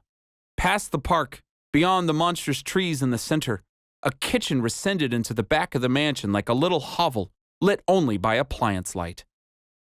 Cake leapt from oven to microwave, then from counter to sink, working overtime as he threw together countless platters of food. There were bowls of salads tossed with leafy greens and critters crawling all over, freshly plucked fruits piled on a plate, each split in half with their juicy innards flowing into the recessed plate rim. Steamy soups of nectar with vibrant colored petals for dipping. There were even piles of meat, each reverently sectioned by the creature they came from. A pizza steamed on the closest counter, the pepperoni slices sizzling as they curled outward and settled. Derek drooled a little. "Oh, you came down," Cake said, slashing a big red fruit in half. A vine whipped from the ceiling, catching the fruit as it fell onto a new plate. "I figured you were hungry. No cat?" "No, I don't think so," Derek said, wiping away his saliva. "I'm not sure he eats. I've never seen him do it, at least." "Good. More for you, then," Cake said with a smile, adjusting his aviators as he pulled out a steamy bowl from the microwave. "I see you staring. Go ahead, take a slice. Have as much as you want. I made it for you. All humans love pizza. That is a fact." Derek shoved a slice of pizza in his mouth, the cheese and sauce scalding his tongue. He breathed through the side of his mouth, letting the pizza crunch bite by bite. Without asking, he downed it and took a second slice. Cake stared, his eyes narrow. "You are really hungry." "Yeah," Derek said, gorging on a third piece. "I didn't realize. Honestly, it's the smell. I knew what it was even from my room." "Pretty incredible senses for a human," Cake said, watching Derek down a fourth piece. "All right, dude, breathe now. The pizza is not going anywhere, I promise." "Right," Derek said with a gulp, catching his breath. "Here, help me with these," Cake said, leaping to the front of the kitchen. He sunk his claws into the nearest branch of wood and vines sprouted out, grabbing the plates and bowls. "Go ahead and grab that steamy bowl and place it on the flower bed. I always end up spilling that one." "Sure," Derek said, wiping his mouth and walking over to the bowl. He lifted it gently, trying hard not to slosh the soup. Colors swirled within, sweet and tangy, with little flower petals crusting the outsides. Slowly, he walked the bowl over to the bed of flowers in the park area and placed it on an awaiting pedestal. "What's all this for?" Derek asked, stretching as he stood. Vines whipped across the room, carrying plates and bowls in their leafy clutches. Cake landed in the middle, right next to the thickest tree, his paws working to set the spreads where they belonged. "It is for those who need it most," Cake said, sliding a paw down the tree. The bark crunched in his paws, forming into a long wooden handle. Folding wood leafed together like worked metal, vines tugging at the tree's innards like a pulley system. With a sudden flip, he landed on the handle and screeched. "It is dinner time." The house rumbled, the trees shaking suddenly. The doors to the back of the house swung open, the treetops overhead twisting to an open roof. From branch to trunk, the three monstrous trees groaned as they opened, revealing pathways inward from every direction. Woodland creatures poured in by the dozens, squeaking and squealing as they swarmed the food. Birds of every shape from blue to humming flew through the roof as deer, foxes, weasels, skunks, and more raced through the open doors. The animals sectioned themselves off instinctively, each racing toward their preferred meals. A little group of red foxes jumped from the trees onto the pile of meats. A set of frogs leapt into the lake, their tongues lashing at a nest of bugs.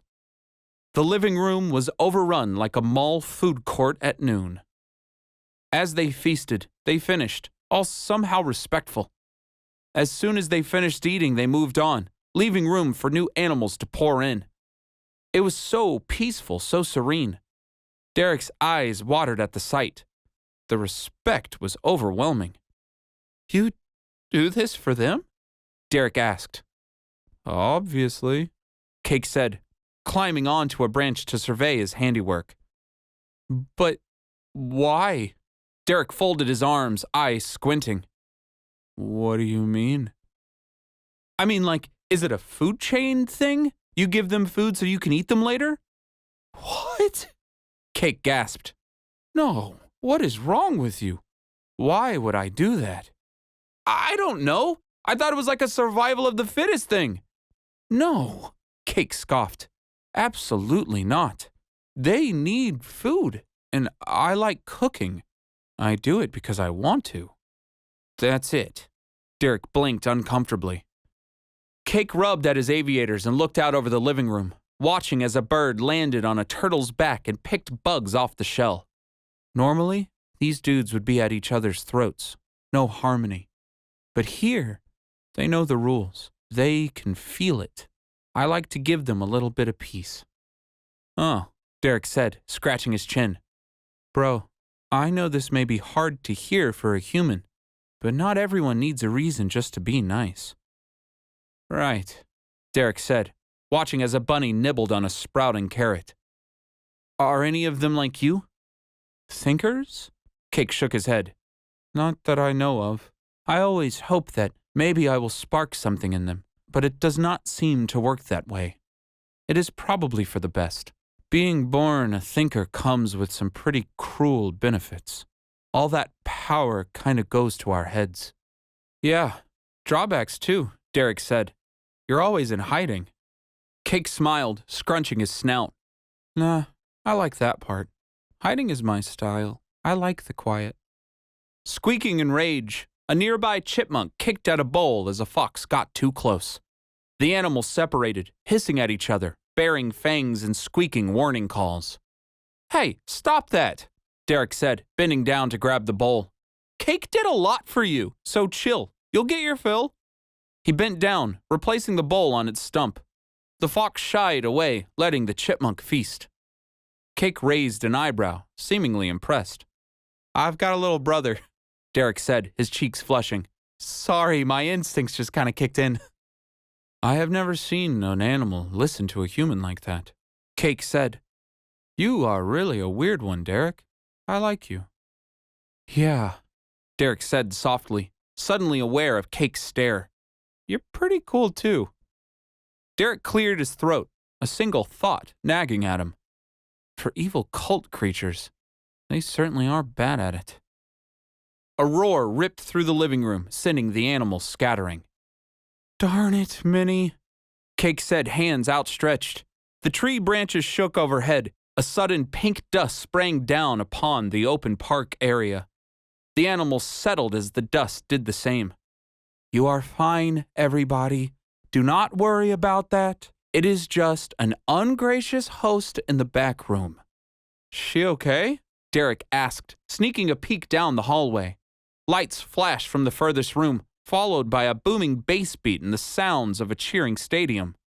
She is definitely okay. She is just probably losing to freaks again. Cake jumped onto a branch, vines whipping around him. Go ahead, go check on them. I will finish up here. With a leap, Cake caught a vine and swung into the kitchen.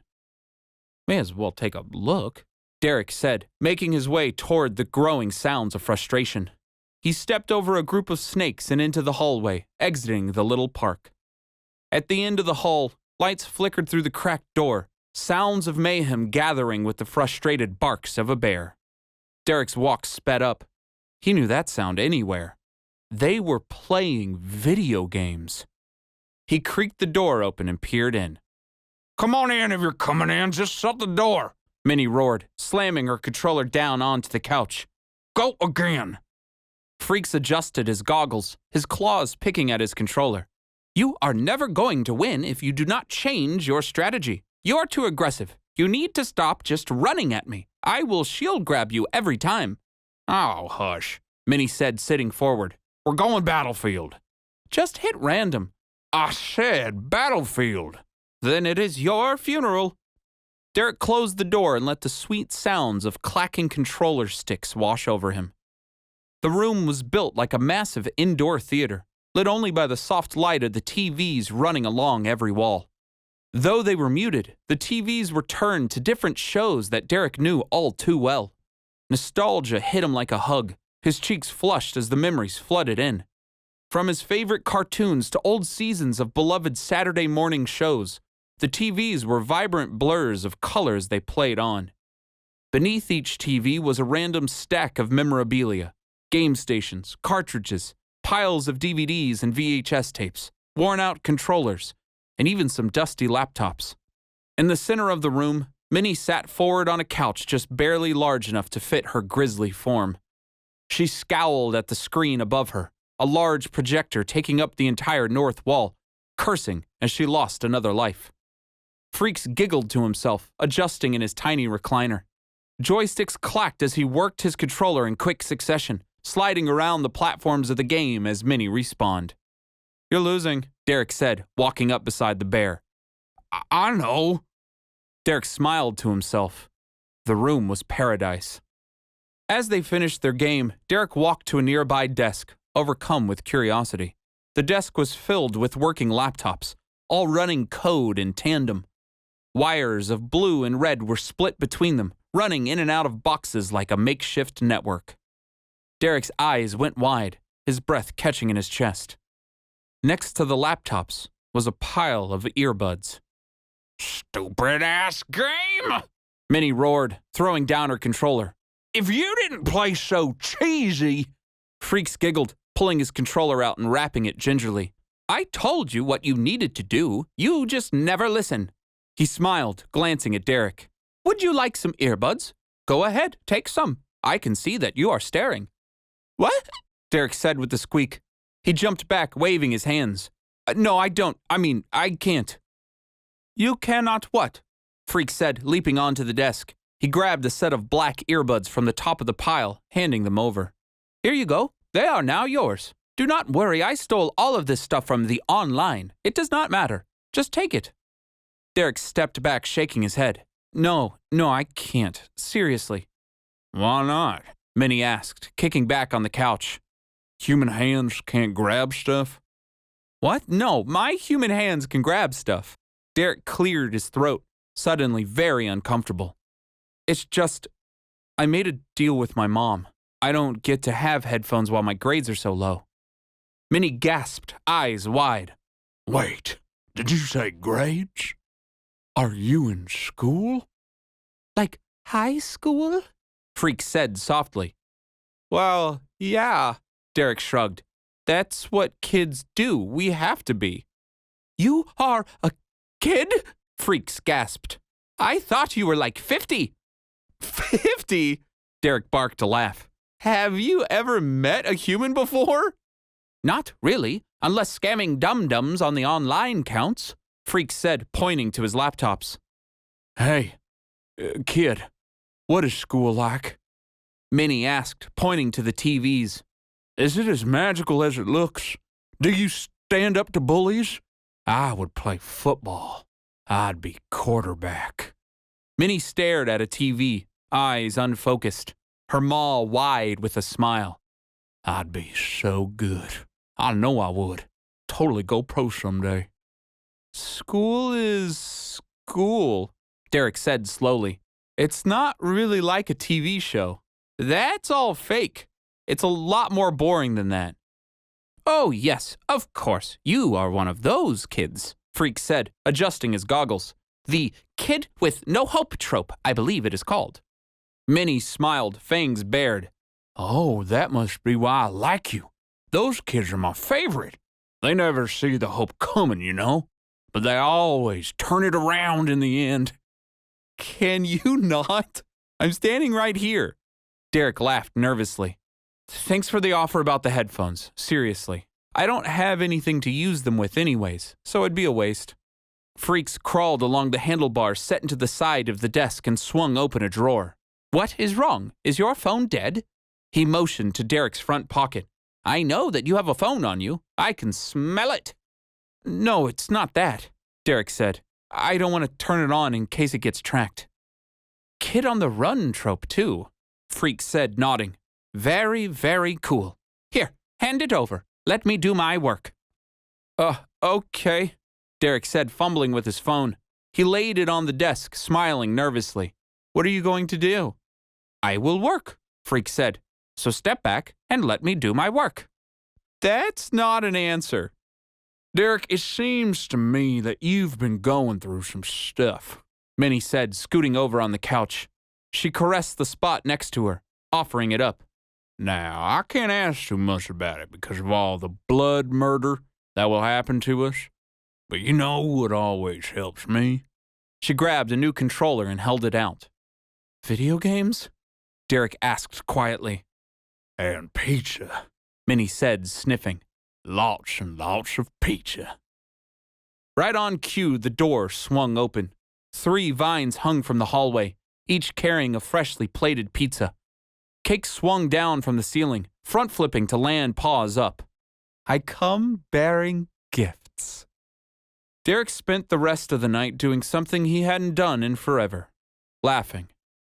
Still, no matter the video games or pizza, he couldn't shake his growing anxiety. These 3 were family. These 3 were closer than blood. Memories of Robbie swirled in his head. No amount of pizza was going to keep them away. As they played, laughed, feasted, and joked, Derek's stomach twisted more and more. How could he relax when he had a job to do? Hours passed, soda flowed, and soon enough, the animals drifted to sleep beneath the soft glow of Minnie's favorite cartoon reflected on the projector. They're so settled, Derek thought, watching as Cake cuddled atop the now sleeping Minnie. Freaks worked in the distance, sparks flashing at a far workbench. Derek could see in that moment what he'd been missing for years. These creatures were content. Soon enough, Derek snuck his way out and back into his awaiting bed. He plopped down and stared at the ceiling, letting the waterbed sway him as his thoughts ran on overdrive. One thing's for sure. If this is all the cult of the dragon, then I want in. Yo, Freak said from the doorway. May I enter? Yeah, come on in, Derek said, stretching out on the bed. What's up? Well, I have done my work, and now I have for you a present, Freak said, walking his way over, his paws hidden behind his back. He jumped onto the bed, letting the mattress wave beneath his weight. Bending over, he placed Derek's phone and a fresh set of earbuds before them. Derek stared at the earbuds. His nostrils flared. I am going to tell you a story, Freak said, pawing at his goggle strap. With a click of the latch, he loosened the strap and rested the goggles on top of his head. His pupils dilated as he looked around the room, now lit only by the soft glow of lava lamp. So, my brother and I kind of have incredible vision, super sensitive eyes.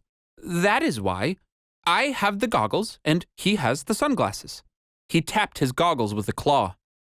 I know I cannot really ask you any details, but it does not take a creature with supervision to see that you seem out of place here. Derek clenched his jaw, his hands tightening into fists. Oh, look, I am not trying to pry. I am just making an observation. He took Derek's hand, his paws unclenching the fist. I do not know what you're struggling with, but I can see that you are struggling. Freaks placed the earbuds in Derek's hand. My parents were not like me and Cake. I do not really know how it works, but one day I woke up thinking, right next to my brother, while our parents screeched. They were being tortured by a couple of kids. Minnie heard the sounds and, well, she saved us. The words hung in the air, the lava lamp swirling colors of green and red in Freak's dilated pupils. I'm so sorry, Derek said softly. That's horrible. Yes, it is, Freak said, smiling. Pretty bad. I say all that because I would have liked to know my mom, even if she could not learn English or to speak. I still think she would have understood me, you know? He closed Derek's hand around the earbuds. Whatever is going on between the two of you, I think your mom would be happy to know you have to think about her every time you use these. Derek ground his teeth, forcing the tears back. Thank you, he said, not breaking. You are a strong, not 50-year-old, Derek, Freak said, resetting his goggles. But you are not stronger by not crying. The longer you bottle that up, the worse it will get when the bubble pops. Trust me, I know. You have to feel your feelings. Pretending they do not exist is just lying to yourself and prolonging the inevitable. Derek stared at the earbuds. How do you deal with losing them? I steal stuff. Freaks barked a laugh. I play a lot of video games. But even then, all of that is just running. Eventually, you have to accept reality as reality. There will be things you can do, things you can change, and then there will not be. And that is okay too, you know? It is about all we have. Yeah, Derek said, staring at the earbuds in his hand. I guess so.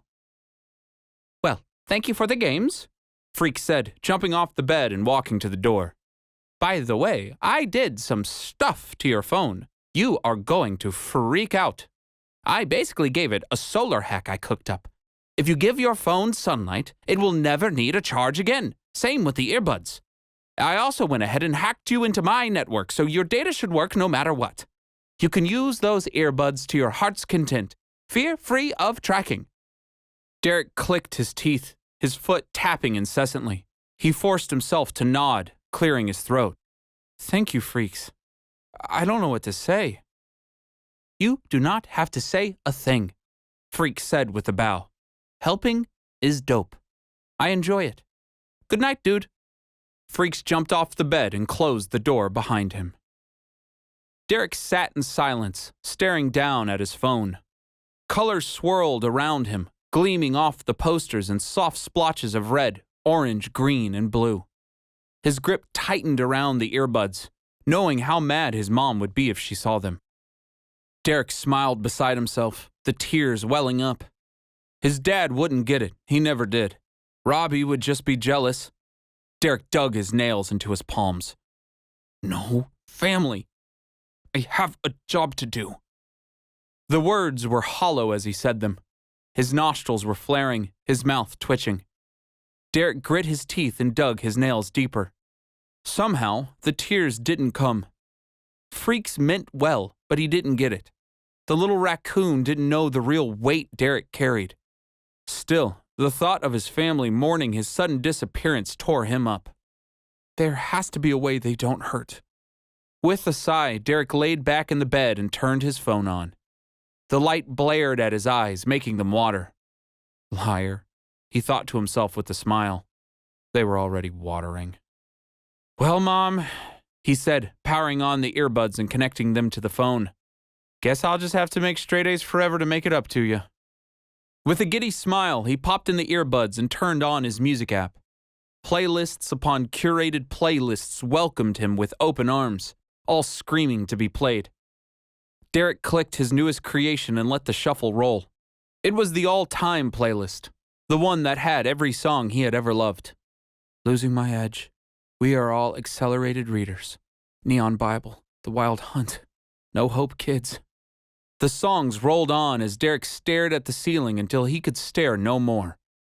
Eventually, jaw clenched and shoulders tense, Derek fell asleep. He never saw the red pulsing light outside his window, nor the smiling wolf peering in from outside. 16. Start a War. Date added, 01-1908. Atrix, Professor Randall Prometheus. Prometheus clenched his revolver, savoring the sweet feel of the steel in his hands. Never again, he thought, leaning against the tree. I'll never lose you again. After 4 nights of fires and nothing to eat but stream water and acorns, Prometheus was beginning to wonder if Adrian had gotten the last laugh. At least his old friend had those berries. No, that is the hunger talking, he thought, biting his lip. Adrian is a prisoner. I am free. Freedom comes first. The large wolf growled ahead of him, sniffing as he traced his way through the darkened woods. Moonlight pooled through the treetops, offering the only visibility. Well, as free as I can be.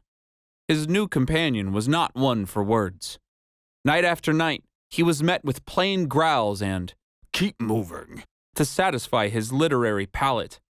At least it's quiet enough to think. The escape from the prison was still a blur, just scrambled memories of fire, shouting, and the smell of burning wood. The hunger really was getting to him. Quinn was a powerful beast, and he displayed it in full force. Still, the wolf managed to hurt no one in their escape, a sure sign of weakness. He even begged Prometheus to not kill any animals on their way out, a thought that left a bitter taste in Prometheus's mouth. I'll get my revenge soon enough. Now, the wolf was a renegade, an outcast amongst his own. The council apparently had rules about excommunication, culturally ingrained laws that gave the new renegades time to run, to never be seen again. Politics. Prometheus spat on the ground. Always politics. Keep moving. Quinn growled from ahead. We're still half a day behind their scent. The wolf sniffed in the air, recoiling in disgust. That cat just smells like death.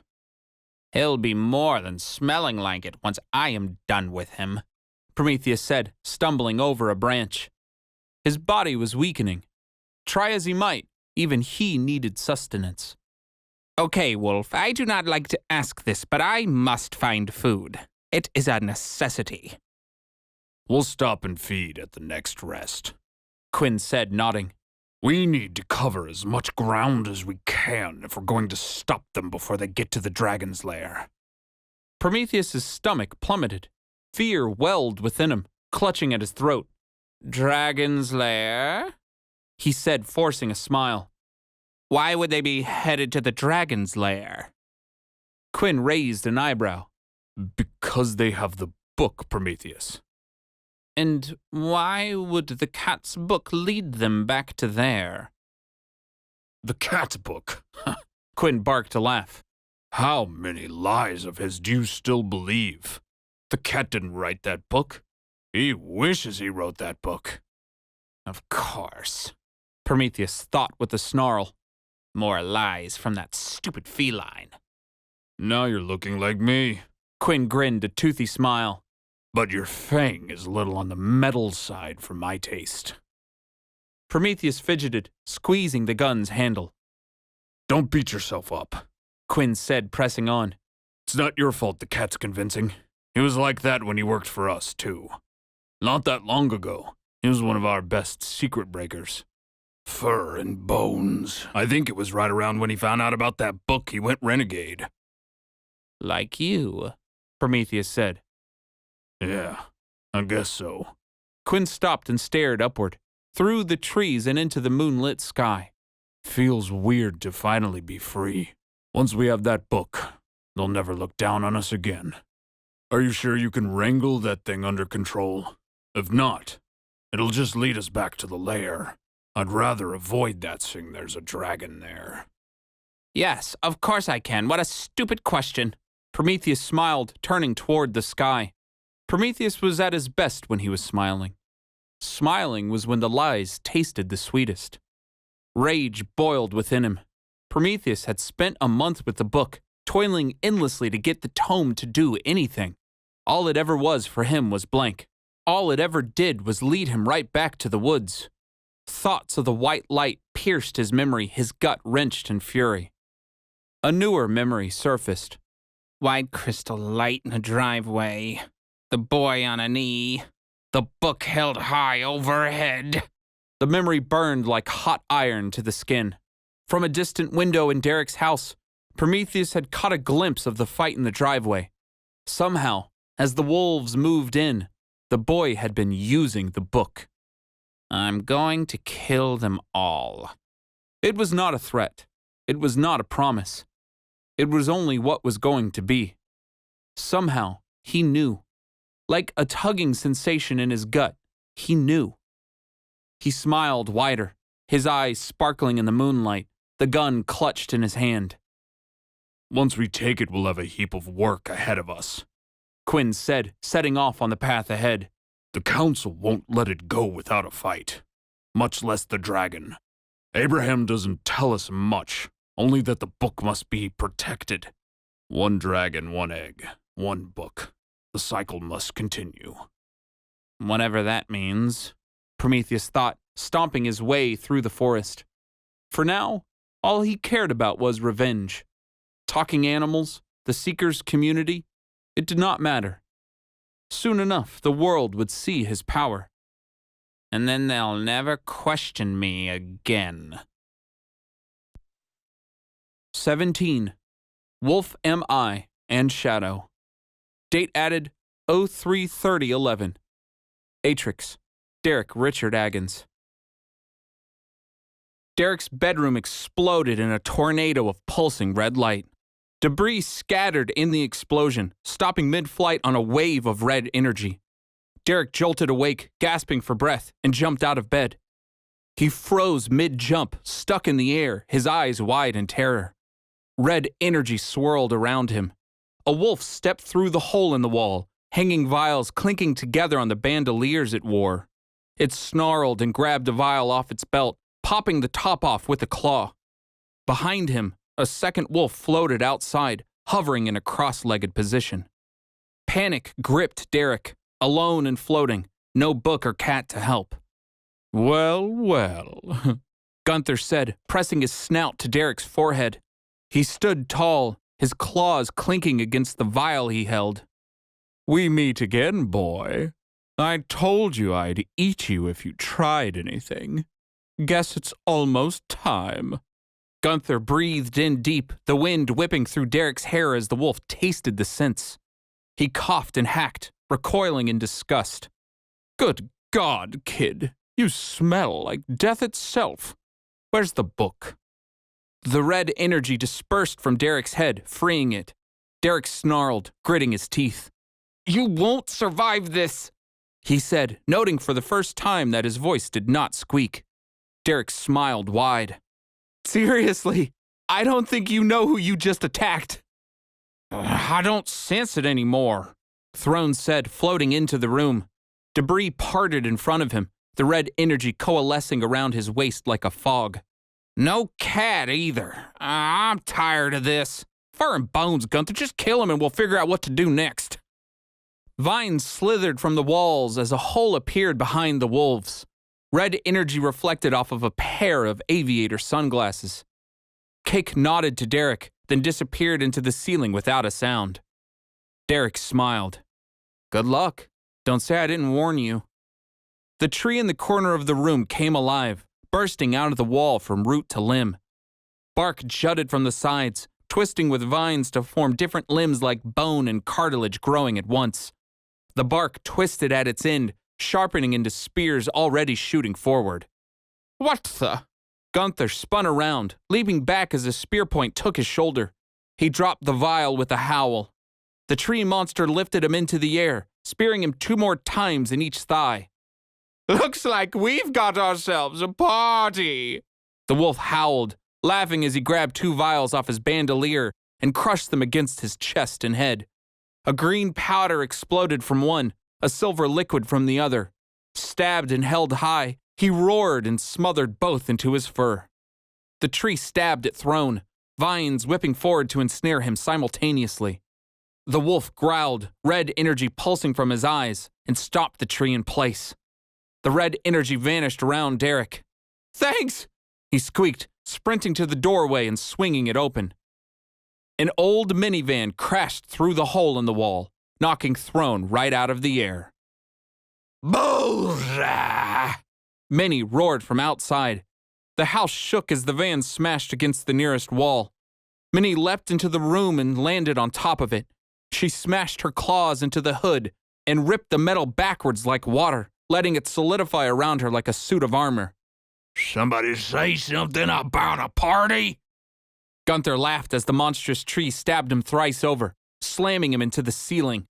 The silver liquid solidified around him, hardening into iron. The green dust still hung in the air, hovering around the tree. Yeah, baby, let's get it going.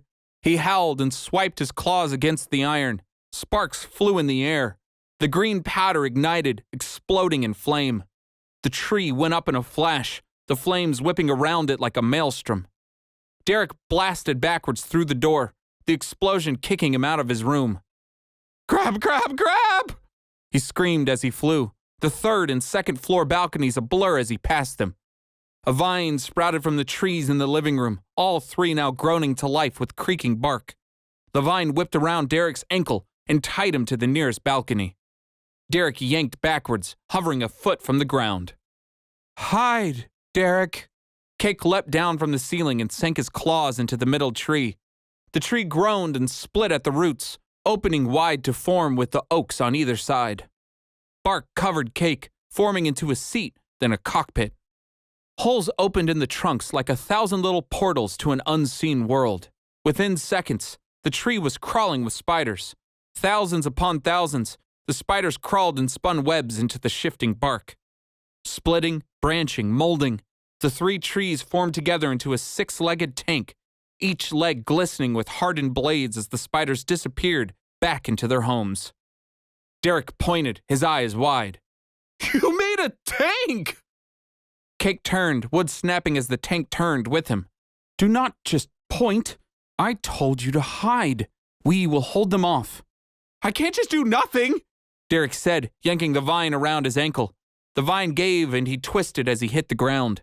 He stood and brushed himself off. "They're after me!" "I heard what they are after," Cake said, nodding to Derek. "Thank God you have the book. Stupid Concord, I wish I could ask freaking questions. You just stay safe and we will deal with them, okay?" Derek's heart sank, his stomach twisting. "No, please no." "You know about the book?" "Well, duh," Cake said. "We are the gatekeepers. Of course we know about the book. I just did not know you had it. That makes things so much easier." "Are you with the dragon?" Derek hissed, stepping back. Roars came from the exploded room, fires swirling from the distant hallway. "With?" Cake said, blinking in confusion. "I mean, yeah, I guess. Just stay safe and we will deal with this, okay? Then we can take the book back and you will not have to worry about it." The cat was right. The thought swam in his head, his vision smearing like a TV with no antenna. Stupid cat, why is he always right? Derek's nostrils flared. "Cultist," he said, his voice shaking, before he turned and bolted to the door. "Derek, wait!" Cake screamed, but it was too late. A metal-covered Mini burst into the living room, locked in battle with the iron-plated wolf. They howled and screamed, clawing and biting at each other as they crashed onto the floor. Iron bent metal and metal cracked iron as they fought like a tempest. Red energy washed through the room, Throne hovering in its midst. He snarled, lifting his paws to catch the fire in a swirling vortex, shooting it at Cake. Cake screamed as the trees went up in flame, caught in vibrant hues of burning red and orange. The house shook, the rooftop opening to reveal a moonlit sky. Smoke danced into the clouds, the fire still burning throughout the house. A dozen drones hovered in the air, each strapped with a Gatling gun. They buzzed as they hovered, the Gatlings clicking and locking onto their target. A larger drone dipped from the middle of the formation, covered in glowing buttons and shifting joysticks. "Do not touch my brother!" Freak screamed, working from his control center, paws flashing as he pulled levers and pushed buttons. The guns let loose, pouring into Throne's hovering body. The wolf howled as bullets ripped through him, their shells clattering as they hit the house below. Derek stumbled out of the house, his head swimming as if he stood up too fast and then tried to do 50 push-ups. Radio sounds buzzed in his ear, his thoughts unclear. Cultists. They're all cultists. Derek turned and ran into the night, leaving the screaming paymaster's cabin behind. "Derek!" The cat called to him from the edge of the driveway. Sitting atop the garage, the cat waved him down. "This way, let's go." "Where the hell have you been?" Derek screamed, wincing as he ran barefoot through the gravel path. "Getting your stuff so we can get out of here," the cat said, whipping his tail. Derek's backpack fell to the ground in a flash of gold light, the book appearing beside it. "Everything should be in there. Get your shoes on. It's time to go." Derek unzipped his backpack, pulling his hoodie and shoes out, then checked each pocket furiously. "What are you doing?" the cat hissed, his eyes glued to the house. "We don't have time for this." "Hush," Derek said, his mind still swimming. "Don't tell me to hush. Just wait a freaking second. Derek stopped, his breath catching. In the front pocket was his phone and new pair of earbuds. He stared at them, heart beating in his throat. I'll run. I'll keep the book safe, Derek said, fingers trembling as he tied his shoelaces. But you have to save them. What? The cat recoiled. They're cultists, Derek. They're working for the dragon. I don't care, Derek said, zipping up his hoodie. Book in hand, he swung his backpack over his shoulder and turned toward the house. The house groaned in the distance as another wall exploded into pieces. Fire swirled, machine guns rattled, wolves howled, and a bear roared. Derek stared at the cat. I don't know where you've been, okay? It's not fair that you just disappear. I was scouting our way ahead, the cat scoffed. I'm doing important work that will save the world. What is the point of saving the world if our friends die along the way? No, don't interrupt me. Cultists or not, they're not evil. They're just not. Those two wolves are, though, and they're going to kill them. Derek clutched the book to his chest and turned to face the dark woods. Don't worry, I didn't forget why we're here. I'll keep going, just catch up after you save them. The cat rolled his eyes, stretching out his back. A gold sliver appeared in the air behind him, opening into a glowing portal. As you wish. Cat, Derek said, hesitating. He turned and met the cat's eyes, both faces illuminated in flickering shadow from the distant fire. Do we need to make a concord? The cat smiled, his whiskers twitching. What? You don't believe I'll save them? I don't know, and I'm not going to take that chance. The cat blinked, taken aback. He pressed a paw to his chest, his mouth hanging open. I'm very confused, Derek. Why this sudden aggression? You know I'm on your side. We're trying to save the world. In there all night, I was treated kindly by complete strangers, Derek said, staring into the flames and letting the orange hues dance against his cheeks. Strangers that my friend the cat swears are trying to murder me. I couldn't stop wondering, why are the murderers nicer to me than my friend? I see you've done a lot of thinking, the cat said, stepping into the golden portal. The sudden hurt vanished into a blank stare. I'll save them, Derek. I promise. You just remember, we have a job to do. The golden portal vanished, pulled apart like shredded weave. You better, Derek said to no one. He clutched the book to his chest and bolted into the awaiting darkness. 18. Everybody wants to be a cat. Date added 11/24/10. Atrix, the cat. As the cat sliced through the air on a wave of blue flame, he knew then that kids were actually the worst. Stupid Derek ordering me around, he thought, twisting a golden weave around the iron-covered wolf, locking him in place. He hovered over Throne's dead body, now riddled with bullet holes and face down in a pool of his own blood. Golden specks of life poured from within, dispersing into the ether on streams of wasted nourishment. The cat landed next to the floating Gunther, his tail swaying in annoyance. Stupid Derek wanting me to save things. The cat scoffed, waving his tail forward. Gunther shot into the distance, right into the outstretched paws of Minnie. The bear roared, the skin flaps of her snout vibrating ferociously. She snatched the iron wolf out of the air and slammed him against the boulder section of the floor. At least this park-like living room comes in handy. Gunther's metal cracked against the stone, crunching to dust as his snout crushed inwards. Off in the distance, freaks pulled cake from a still-burning pile of bark and ash. The raccoon was limp now, his dress burned to a crisp along with fur and paw. Freak screamed, holding his brother tight. The cat rolled his eyes. Stupid Derek, making me care.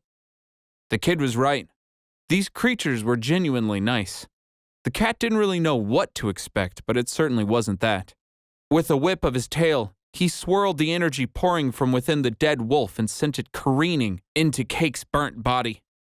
The energy seeped into the open wounds like water into dirt, pouring life into the fleeting consciousness. A perfect feast gone to waste. As Cake gasped back to life, the cat realized it wasn't these animals the cat cared about. Whether they existed or not was of no consequence. Stupid Derek. Making me care about what he thinks. Freak squealed, holding his brother tight. Cake winced, pushing him off as his fur regrew in patches. He screamed something about saving the house, his paws waving madly. Minnie roared back to them, running over now that the fighting was done. The cat wasn't listening. The cat didn't care. The house could burn, the house could survive, these three creatures with it either way. Stupid Derek, making me proud. The cat flicked his tail, twisting a new set of threads into existence. He actually stood up for himself, even to me. Golden thread shot forward, twisting into the unconscious Gunther, threading his particles for travel. The wolf stirred, pain racking his body, but the cat pulled at his brain with the thread, severing his ability to wake. The cat purred to himself, his thoughts disconnected from the world around. Ew, I care about a human. Minnie turned toward the cat, roaring and brandishing her claws toward Gunther. She was probably yelling something important, maybe some sort of threat. The cat smiled, pulling at his threads. The dumb bear had no idea how long the cat had been weaving. She left him alone all night to set up whatever trap he wanted. He'd already lost one feast. He wasn't going to lose another. The cat waved a paw goodbye before disappearing in a flash of golden light. Gunther grunted as his essence was ripped along. They flashed through the cat's weaves, traveling along the central knot the cat had been working on all night deep into the forest. He knew the wolves were coming, of course. It was the perfect distraction, the perfect reason to get Derek running. Still, whatever the cat planned, there seemed to be a new constant. Derek would somehow change it. Gunther landed in a slump, sticks and leaves crunching under his heavy weight. The cat stepped through his portal and walked along the wolf's body. No, the cat thought as he began dissecting. My plans are flawless. Regardless of Derek, it had still worked out. The cat had his meal, a great distraction, and Derek had even gone willingly off into the woods. The cat flicked his tail, and Gunther's chest ripped open like a leftover sweater. Everything was working. The little hole, that pure curiosity, it was so close. Why did it feel so empty? Stupid Derek, almost figuring it all out, the cat thought as the taste of the wolf's heart overpowered his senses. Life rushed into him, the pure feeling that only gathered existence could bring. Derek would not like what was coming. The cat could tell he would not deal well with betrayal. Stupid Derek, the cat thought, his mind racing as he began to feast. He was so close to being something. 19. Here's your future. Date added 12/08/13. Atrix. Derek Richard Agons. Sunlight woke Derek like a soft nudge on the shoulder, the treetops rustling in the wind. He sat up and rubbed the sticks and underbrush off his hoodie. With a yawn and a stretch, he let his eyes adjust to the stark sunlight. His neck was sore from sleeping on his backpack, his jeans muddy from the cold forest floor. There was nothing that could stop him now, not after last night. Alone in the woods, he'd walked until he could walk no more, until the last sounds of battle had faded far in the distance. His new friends would be okay. All he had to do was trust. Derek stood and stretched, somehow feeling refreshed. No, it was more than that. He felt ready. There was a dragon to kill. The final day approaches, he said to himself in his best movie trailer voice. How will the boy fare? He gritted his teeth and picked up the book, setting it in a beam of sunlight. Missed you, buddy, he said, opening the cover to let the pages bask in the ray. The light dimmed as the book sucked in the energy around it. It shot into the air on a gust of wind, lifting itself off the ground. "Show off," Derek said with a smile. His skin prickled as the book warmed up, pulling in light from every reflection and shade, a soft gold that hummed in his ear. "Let's do it." Derek held out his hands, letting his mind go blank. There, in that darkness, he pictured what he needed and what he desired. The wind whipped around him as the air crystallized into a glowing spear. Thrusting, kicking, spinning, Derek let his imagination run wild. In truth, he had no idea what he was doing. He was a high schooler. He wasn't trained with weapons. Sure, he swung a couple fake swords in theater class, but never a real fight. Survived a couple pretty real fights so far, he thought. He swung overhead, underhand, left and right. Sweat dripped down his forehead. The book hovered beside him, drinking in sunlight as it ruffled through the air in time with his swings. Golden threads weaved in its wake, guiding his every move. No, that was wrong. They were moving together. They were moving as one. It didn't matter what he couldn't do. He knew that now. The book was with him. That meant he could do anything. With a final spin, Derek twirled the spear like a weapon master and settled in his stance. His head throbbed and his hearing was basically pure static. Training was always like that. It took a lot to become fantastic. With a sigh, Derek closed the book and let the spear evaporate into glowing dust. From his backpack, he pulled out a water bottle and a protein bar, feasting like the warrior he was. He chewed and rested against a tree. The cat was nowhere to be seen. Derek's heart sank at the thought. I hope I wasn't too harsh. Derek swallowed, took another bite, and looked around. His foot bounced along in rhythm. I hope he's okay. He finished the protein bar, folded up the wrapper, and placed it in a side pouch on his backpack for later disposal. Derek shouldered his backpack and clutched the book to his chest, standing at attention. He's the cat. Of course he's okay. All right, book, Derek said, walking into the sunlight. Dad's not here, but we still have a job to do, so. Okay, well, that felt weird. Let's never tell the cat I called him Dad. Derek motioned the book up and down, making it nod in agreement. I wish you could talk. It would make this whole thing a lot less awkward. Derek jumped his heels to attention. No more stalling. The plan is simple. We lead the way, the cat catches up, and then we save the world. After that, I return home and am grounded forever because I disappeared. Still, everyone's alive. Easy peasy. Derek closed his eyes and let his mind coalesce. The darkness formed before him, that single place the cat taught him to go. After all the nights spent there, it was easy to see it. It was a place of peace, a place of mixing thought and instinct. First, we picture our need. Visions flashed in his mind like pictures on a carousel. A cat on a trampoline, ink splotches on a notebook, disasters on the news, the cat skewered by owls, the attack on my house, a raccoon burning in a tree. Derek gritted his teeth, pushing past the noise. I want to find the dragon's lair. Light exploded in front of his eyelids, a soft white light that bled into his peripheral. He opened his eyes to endless fireflies. Twinkling in the sunlight, buzzing through the trees, the fireflies were like floating crystals of all different sizes and colors. More than glowing, they seemed to dim the light around them. Green, azure, maroon, teal, yellow. Their lights blinked bright even in the daytime, cutting a single path forward through the woods. A girl sat in the distance by a tree, knees huddled to her chest, her auburn curls falling down her shoulders. She huffed and ran her fingers through her hair in confusion. A white sun hat blinked on and off her head like a television between stations. The fireflies swarmed her, landing on her hat and shoulders as they danced. With a sigh and a smile, she stood and held her hands out to let them gather. You're back, Derek said, running over. The book floated along beside him. Oh my God, you're actually here.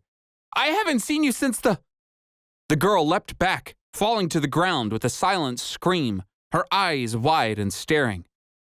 Whoa, no, I'm not trying to hurt you.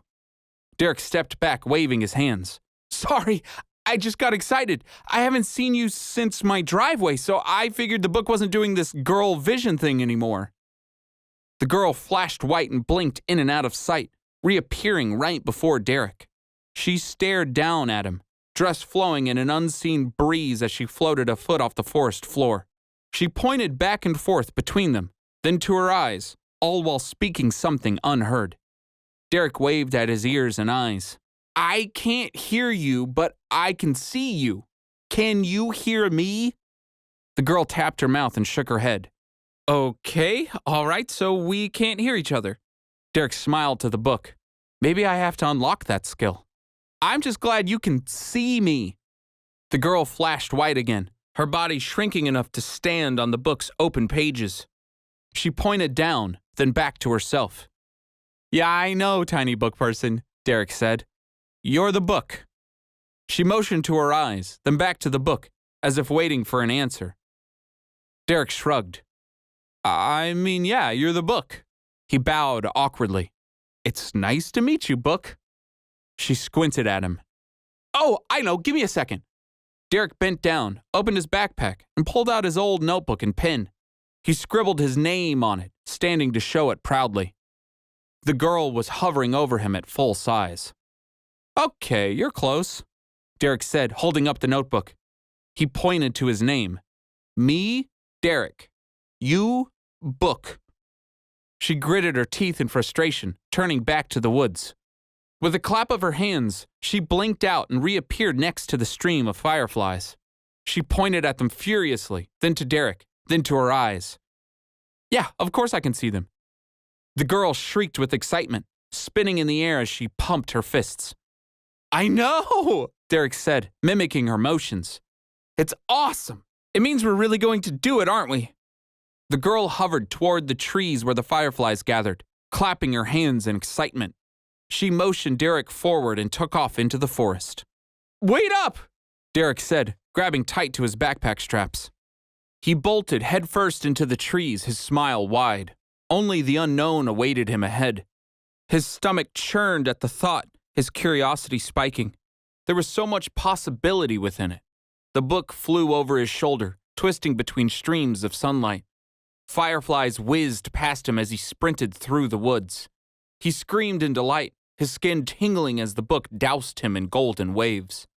Fail or succeed, win or lose, this was living.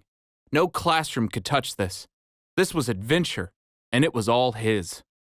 For a day filled with endlessly running forward, Derek loved it. The woods twisted around him, the fireflies cutting the path as the girl flew ever forward.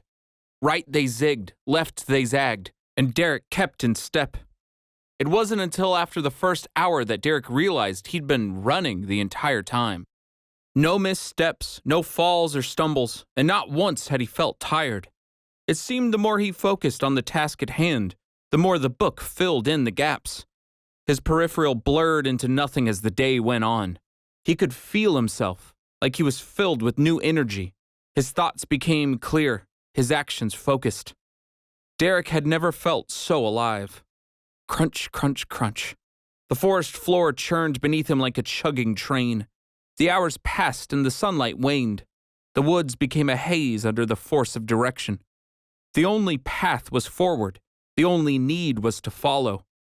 Fireflies buzzed beside him, their lights splashing vibrant colors against his skin in the failing light.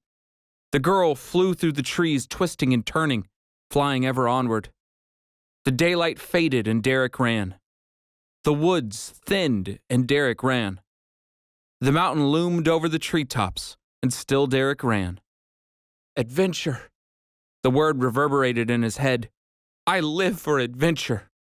He blinked at the thought, the gold at the edges of his vision turning to a white static.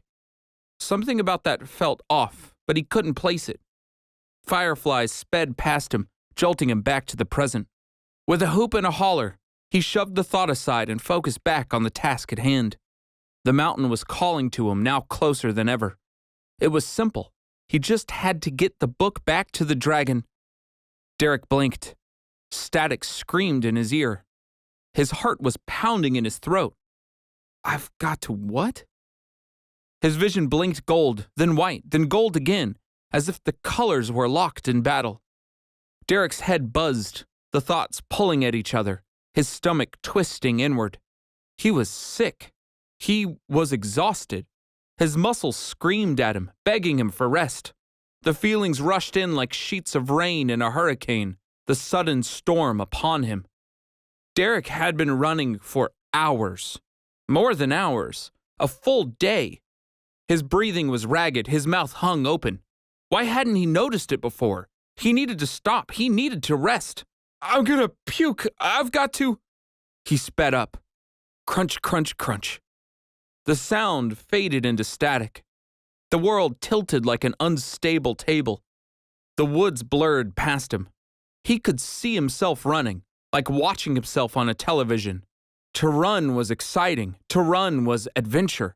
That's what he wanted, what he needed. It was all for adventure. No! Derek screamed in his mind. Stop! His knees buckled underneath him. The forest floor caught his face as he crashed forward, falling limp. Rest! I just need to. Golden threads whipped out from the book, lacing through his muscles. As he crashed, his posture corrected. With a tuck and a roll, he leapt back to his feet without missing a step. Crunch, crunch, crunch. The call to adventure was like a fresh wind. There was no stopping this train. As his face smiled and his feet ran, tears streamed down his cheeks. They had no meaning. They didn't make sense. Golden threads worked through him, feeding him a sweet calmness. Why would he cry? Why would he worry? This was everything. This was adventure. And it was all his. The forest ended in a clearing. Derek leapt from the tree line, landing triumphantly in shin-high grass. The final hours of daylight were passing now, the clouds glowing a golden purple in the sun's final moments. The grass swayed gently in the cool sunset breeze, its golden blades shimmering in the dying light. The book floated beside him. Endless rows of fireflies danced all around. Derek had finally arrived. A mountain loomed overhead. Tall and imposing, the mountain's peak stretched into the sky, its gray formation blurring against the approaching night. There was no range surrounding it. There was only the forest and a mountain ahead, a forest behind. The thought spun in Derek's mind like a scream in a cavern. What was it called? The Forgotten Woods? He sat himself down, shrugged the thought away, and placed the book beside him. With a faint smile, he crossed his legs and stared into the cave at the mountain's base. Fireflies swirled, splashing light against his skin. The girl was gone now, which was only natural. She'd be back soon enough. All he had to do was wait. The book's glow caught his eye.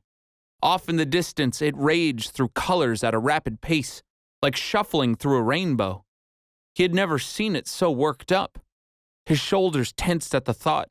A strange feeling. There was nothing to worry about. There was no danger here. He just had to wait for the dragon. Dragon! Derek croaked, shocked at the weakness in his voice. He was tired, extremely tired. Dread crept up like bile in his throat. There was something off here, something he couldn't place. The book flashed a rainbow again. Derek's eyes burned against the colors. He smiled, knowing he shouldn't blink. Peace. He was at peace. There could be no worry within such a wonderful place. This was a land of magic, of opportunity. All Derek had to do was be still and wait. The fireflies were gone. The clearing stood still. A white shadow crawled out of the cave. Water splashed against Derek's lap, breaking his attention. It was falling from his cheeks. Tears. These are tears. Derek dabbed at them with his fingertips and rubbed the salty water into his thumb. My tears. Weird. Am I crying? The book flashed again. The colors burned his retinas. Too much. Too bright. It hurts. Derek covered his face in reflex. With his eyes covered, reality hit him like a truck. The book was doing something, holding him with its light. He buried his face in his arms, letting the fog clear from his mind. Memories flooded in. A whole day lost to running. A body racked with unknown pain. Derek wheezed, shocked at the sound of his own breathing. The tears suddenly made sense. He was in excruciating pain. Light flashed against his arms and eyelids, having no effect. Golden grass tickled at his waist. Clearing. I'm in a clearing. I'm here too. Dragon! He croaked, jumping to his feet. His knees buckled as he stood, his body drained. With a scream, he crumbled to the ground. His skin pulled apart as he fell, the folds stuck together by dry blood. Forgotten woods! Derek croaked, clutching himself in pain. Fresh blisters raged on his feet. His entire body felt like it was on fire. Come on, Derek! It's in the name! He rolled over and forced himself up. You can't be that stupid! You are pretty stupid to be walking in here alone, little child. A voice as old as a mountain rumbled through his body. Derek shrieked and leapt backwards, grunting as he hit the ground. With a swift roll, he grabbed the book and leapt upwards. His heart thudded in his chest, adrenaline pumping through his veins. The cat was nowhere to be seen. Derek would have to do this by himself. Dang it, Derek said. He gulped and slapped himself in the face. He knew what that voice meant. He knew what was waiting when he turned around. Job to do. We've got a job to do. He turned and found himself face to face with the dragon. 20 feet long with white scales that glistened in the fading sun like an igniting flame, the dragon loomed over him, his head merely a foot away. Char and ash scattered from his nostrils, the wind heavy as he exhaled. It was like looking at a nightmare, a terrifying dream made reality.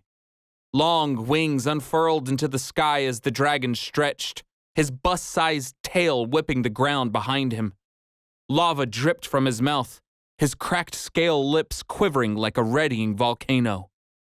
Okay, I'm still alive so far, Derek thought, scanning the clearing. Probably just testing me out. 10 feet away, a last beam of sunlight shone through the treetops. Best chance I got. The dragon snarled at him. Derek snarled back. With a scream, Derek leapt toward the sunlight. His body screeched from within, his joints buckling under the pressure. His left quad gave, ripping as he forced it forward. There wasn't time for weakness. This was it. This was the moment he'd been working for. Cat or not, Derek was going to save the world. He dove forward and opened the book with one hand to catch the sunlight, his other hand outstretched. The book soaked in the light and filled Derek with its presence, his muscles quieting under the fresh anointment. All right, big boy. Derek groaned as crystals formed in the air beside him, his mind already focused and blank. He punched at the crystals and gripped down as a sparkling spear formed in his hand. With a flourish, he spun, twirling and at the ready. The book flew around him excitedly, spinning down as he spun up, the pair of them in sync. Derek had trained for this moment. He was ready. You got me with the woods, I'll give you that, Derek croaked, unable to hide his smile. He bent forward and settled his stance. But I'm not doing this for me. You hear me? He clutched at the spear, fresh tears glistening in his eyes. His nostrils flared. This is for my family, you monster! This is for the world! Derek raced forward, voice breaking as he screamed. With a final leap and flip, he twirled around and brought the spear down with all his might upon the dragon's side. The spear struck true. The dragon stared at him in confusion. Nothing happened. The spear in his hand evaporated into golden threads, just blobs of light unweaving into the ether. The book was next. The inner feeling of peace was last. He stared at his hand in shock, his eyes wide in horror. His fingers were broken, twisted and gnarled. All he had done was punch a brick wall, except the brick wall was a dragon. Oh, he thought, his head swimming. Wrong. It's all wrong. He spun, eyes darting around the clearing. The book hovered 20 feet away, still spewing forth a rainbow. But I'm supposed to win. Derek stared into the colors. I'm supposed to save the world. The dragon roared and slammed his tail into Derek, sending him flying like the bug he was. Derek landed on his left ankle as he hit the ground. The bones snapped cleanly under his weight. He rolled through the momentum, landing in a seated position. His bone protruded from his skin. His foot wasn't supposed to twist like that. He poked at it with a broken finger. Shock. I'm in shock. The shock faded into the sounds of his screams. From his cracked and chafed skin to the alarming amount of suddenly broken bones, his throat ripped as he wailed. The world was only pain. Existence was to be hurt. His screams turned into vomit as his stomach retched. Coughing and sputtering, puking and wheezing, he convulsed on the ground as he fought for breath. The dragon landed beside him, jaws opened wide as he brought down his massive head. His white scales glistened in the sunset. Eyes blinking, he shifted as he watched Derek writhe on the ground. Little human, your body is kind of broken all over. I did not know you were so weak. No! Get away! Derek squeaked, spitting out bile. You can't! It can't be like this! Be like what? The dragon asked, head cocked in confusion. His eyes went wide. Oh no, is that bone? The dragon gasped. Oh, sweet Augustus, that is bone! The dragon gulped, hand racing to his mouth in disgust. I have heard tales of your kind being fragile, but I barely grazed you. And now there is bone. I am so sorry. I did not mean to break you, descendant. The dragon poked him in the chest, moving Derek around like a rag doll. Why did you jump at me? Tella's going to be so mad. Stop! Stop! You're making it worse! Derek grunted. Just kill me already! Kill you? The dragon gasped. His snout quivered, his eyes blinking away tears. Why would you want me to do that? I could never. Derek stared, coughing through the pain. Are you crying? Of course I am crying. The dragon huffed. Harming such a pitiful creature, such as you, it is to be mourned. My ancestors would be ashamed. Okay. Derek groaned. Just please stop touching me. Oh, yes, of course. The dragon gasped again, leaping backwards. The earth shook as he landed. Oh, the woe of the world is mine to be had. I am going to be in so much trouble. Kalis! A woman's voice screamed from the distance. What in the name of Pandora did you do? It was not my fault, Tella, I swear. The dragon said, standing tall, his paws waving madly. He leapt at me. I did not mean to harm him. A girl in all white floated forward, her auburn curls swaying in the air, her deep white linen dress grazing the grass below her. You're a freaking dragon, she said, wagging a finger. You should know better. Book girl. It was all Derek could think before the pain overtook him. I was scared, okay? The dragon huffed. He jumped in here holding you like he knew something. I do not dare underestimate the mind of a human. What if he hurt you or... He's a kid, Kalis, the girl in the white dress said. It's your fault for playing with him in the first place. Tella, Kalis, creatures with names. Derek grunted, biting his tongue to stay awake. The pain was a constant torrent threatening to pull him under. Nothing made sense. He whimpered uncontrollably. Still, he couldn't look away. This dragon, this great and terrible evil, was crying. Derek stared in disbelief. How could such a creature destroy the world? Light exploded from Tella as she blinked in and out, appearing right above him. Derek gritted his teeth and tried to stand, but the weight on his cracked ankle sent him reeling to the ground.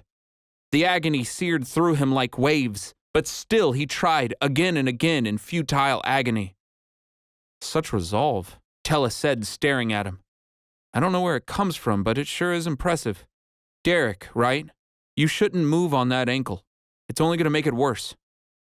I'll do what I have to, Derek hissed, his jaw clenched. I should have known you were working together. I should have known it felt too easy. Wait, Tella gasped, her eyes wide. You can hear me? That's it, Derek thought, his heart in his throat. That's my limit. No matter how much he wanted to stay alert, his body was beyond breaking. He collapsed to the ground in a puddle of himself, drenched in sweat and racked with pain. I don't understand, Tella said, floating down beside his face. Her voice was distant, like an echo from another room. Why can he hear me now? Is the little descendant okay? The dragon asked, now peering over Derek's body. I don't know, Tella said. The book floated beside her, colors like a rainbow pouring from within to build her constant image. I've been trying to talk to him for weeks, but oh no, he's fading. Look how much pain he's in. That was not me, the dragon said. I just hit him the one time. Whatever condition he showed up in was on you. You got him here. He wouldn't stop running, Tella said, throwing her hands into the air. Trust me, I tried. He was just staring at the book. I've never seen anything like it. I figured it was better to just get him here so we could figure it out. Humans are just so fragile these days. Look, let's heal him and put him under. We can talk to him in there. I need to figure out what is happening. Something is off with all this. Is that safe? It is if you stop wasting time, Tella said, hands on her hips. The dragon smiled. I missed you, friend. I am glad you are finally back. We will do what you think is best. Rearing back and breathing in, the dragon drenched the book in an endless stream of fire. The book exploded in a flurry of twisting colors, basking in the weight of the flame.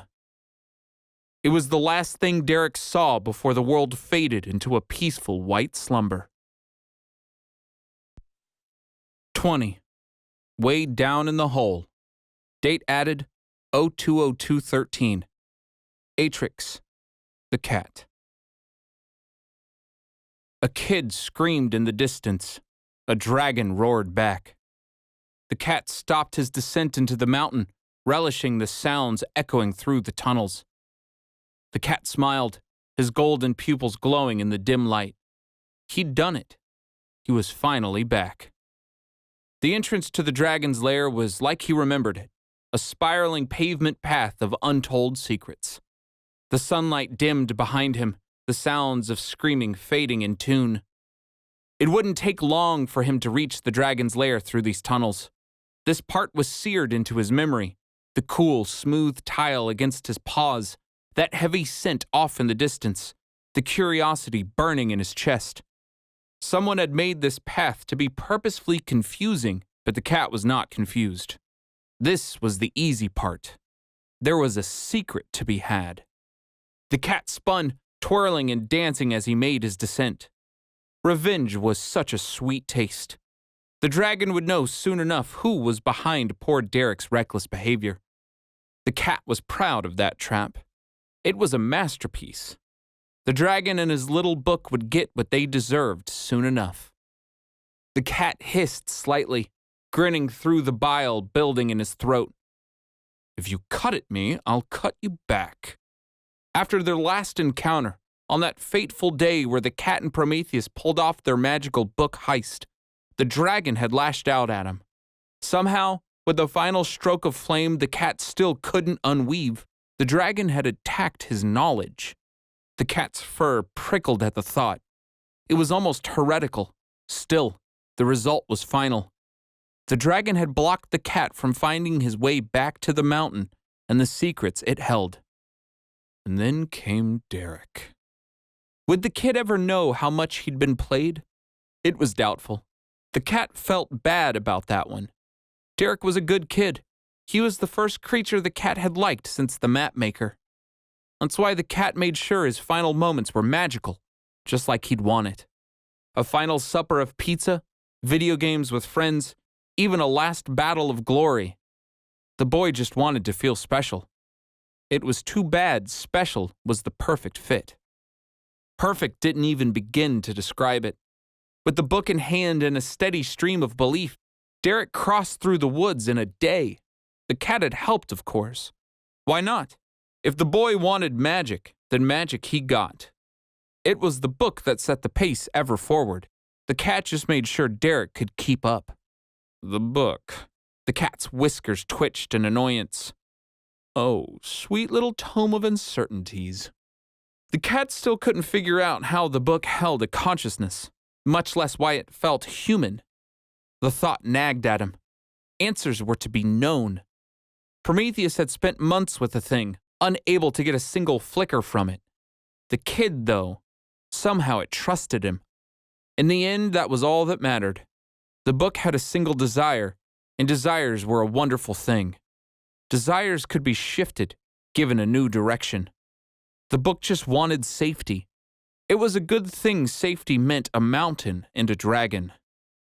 Game, set, match. The cat smiled. When he started doing sports analogies, he knew he was in a good mood. Another successful plan. Life was just a series of moments held between winning, waiting, and luck. The cat front-flipped into the dragon's lair, landing on his back paws for flair. "Ta-da!" he said, letting his voice ring out. Rows of neatly placed treasures and boiling pools of orange greeted him with silence. The cat bowed low. "We meet again, Mr. Lair. It is good to be back." The heavy scent sucker punched him in the chest. Curiosity burned like wildfire. The cat shivered, falling forward, all paws to the ground. There it is. There's that feeling. The cat's eyes rolled back in his head, his lips puckering. That unknown scent, that overwhelming knowledge, that was exactly why he was here. The cat had sensed it a year ago when he and Prometheus first stole the book. It was what this was all for. Somewhere, hidden deep inside this lair, was a secret so special the dragon would do anything to keep it hidden. And now you're mine. The cat raced through the lair, letting the moment fuel him. So bold was the scent, so pronounced against the knowable. There was something special about this secret. It was so overwhelming it was calming. His life had led to this moment, a sweet little blip of serendipity. His curiosity would be satiated once and for all. The cat stopped. He was finally here. Tucked away in the back of the lair, amidst the cobwebs and cabinets, a tiny hole stood out in the wall. How could no one see it? Who would do such a thing? For all the unknown power emanating from within, surely it could be put to use. Why waste such knowledge? Sure, the hole was little, but damn did it scream. The cat's tail began to sway. The cabinets and chests leapt into the air as the cat moved them out of the way. He was careful, always meticulous. The dragon wasn't stupid. There were wards here, brutish folds of knowledge meant to keep out any who may find this secret. The cat stopped in bursts as he caught them, weaving through and around the locks. He worked his threads into the smooth stone beneath his paws. The matter around him was dense, the minerals split, but it wouldn't be enough to hide the protections. The cat had all the time he needed. He made sure of that. Derek's inevitable death would not be in vain. He pulled the wall apart piece by piece. These wards were a good sign. If you worked this hard to hide something, then it must really be worth the find. The wall evaporated into dust, revealing a long and twisting tunnel. Black wind rushed from within, a sudden gush of knowledge like a hurricane. The cat breathed in. basking in the sweet scent of the unknown. "Honey, I'm home," the cat said softly. "Thanks for waiting for me." The tunnel was long and winding, all sense of direction lost to its unyielding bends. They too were filled with wards and measures, useless as they were. Here, an alarm bell. There, a sudden shock of electricity to paralyze trespassers. The cat picked them apart with ease. Secrets, secrets, secrets. The cat's eyes twinkled as he worked. Who would hide from me their secrets? It was their fault for thinking they could in the first place. A new scent caught the cat's nose, yanking him from his thoughts. He stopped and inhaled, caressing each smell out of the surrounding cavern. The very taste of it churned the cat's stomach. It was powerful, even sudden. The scent made him uneasy. I must be getting close. The trail downward ended abruptly into a small and unassuming cave, pitch black to every sense. The darkness was impenetrable, thick and unmoving. Not even the cat's golden eyes could pierce its veil. The cat smiled. And so as it ends, it also begins. With a deep breath, he filled his lungs and released slowly, letting forth a small burst of his signature blue flame. Wind circled around it, whipping the flame into a tiny frenzy, cutting through the darkness in splashes of azure and indigo. The darkness evaporated, revealing a small little sanctuary. A tiny dome room with shimmering smooth walls. Silent and curved, the walls bent together around a small dais in the center of the room. On the middle of the dais sat a black vase. The cat sniffed the air before approaching it. The vase was ancient, its date unplaceable. Its outward appearance was eerily perfect, rounded at the bottom with a quaint lid neatly placed on top. No scratches, no dust or decay. The cat stepped into the room, letting the curiosity overwhelm him.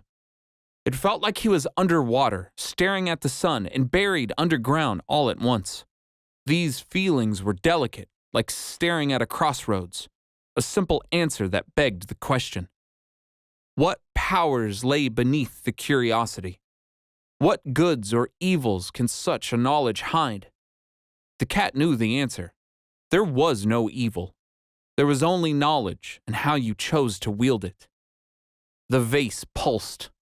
The room shivered. The cat smiled. You're mine.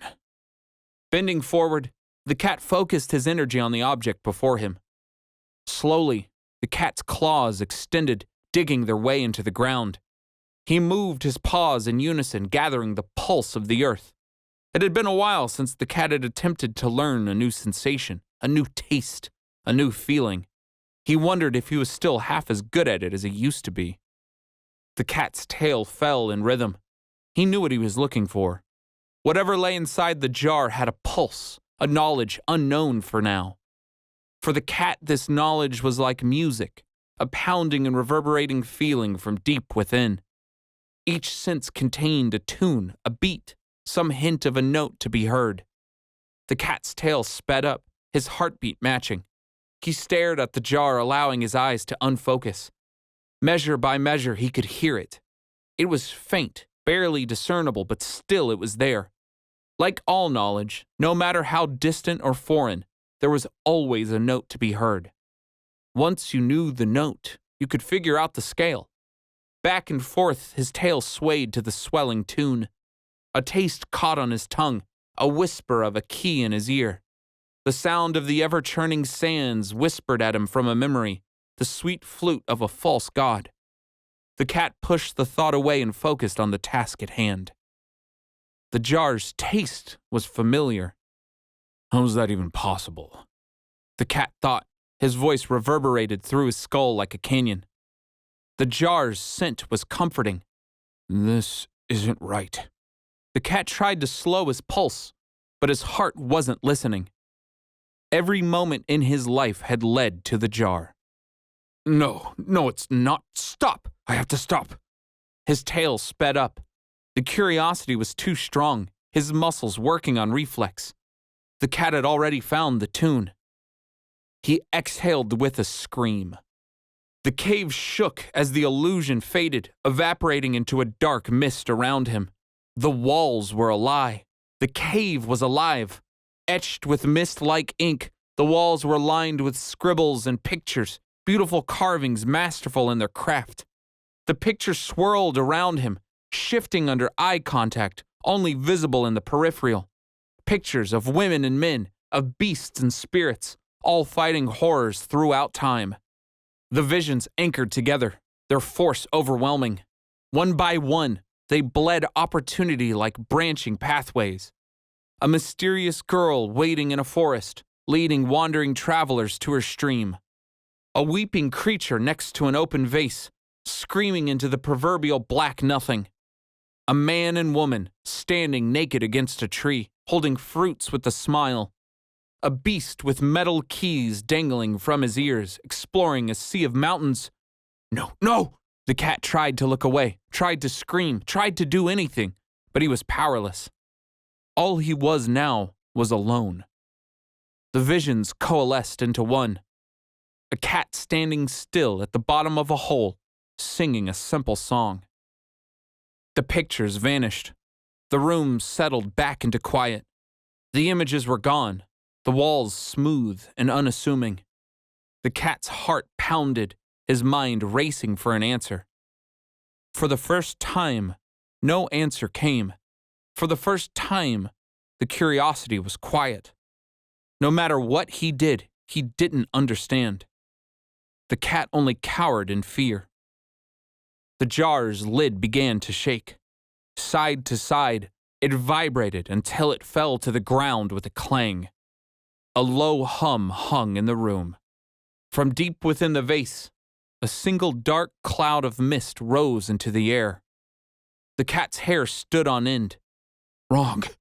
It's all wrong. The cloud was cold and dark, an ever-changing visage of impenetrable understanding. Black and bubbling, it was not really a cloud. It was more like a sea of infinite possibility, countless particles swirling together to create manifesting thought. It smelled like death. Tears streamed from the cat's eyes. He hissed in his mind and struggled, but the mist held him all the same. His body wasn't responding. He reached out, trying to force himself into the mist to break its hold.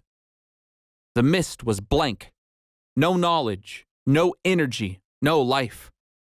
The mist was nothing. That's not possible.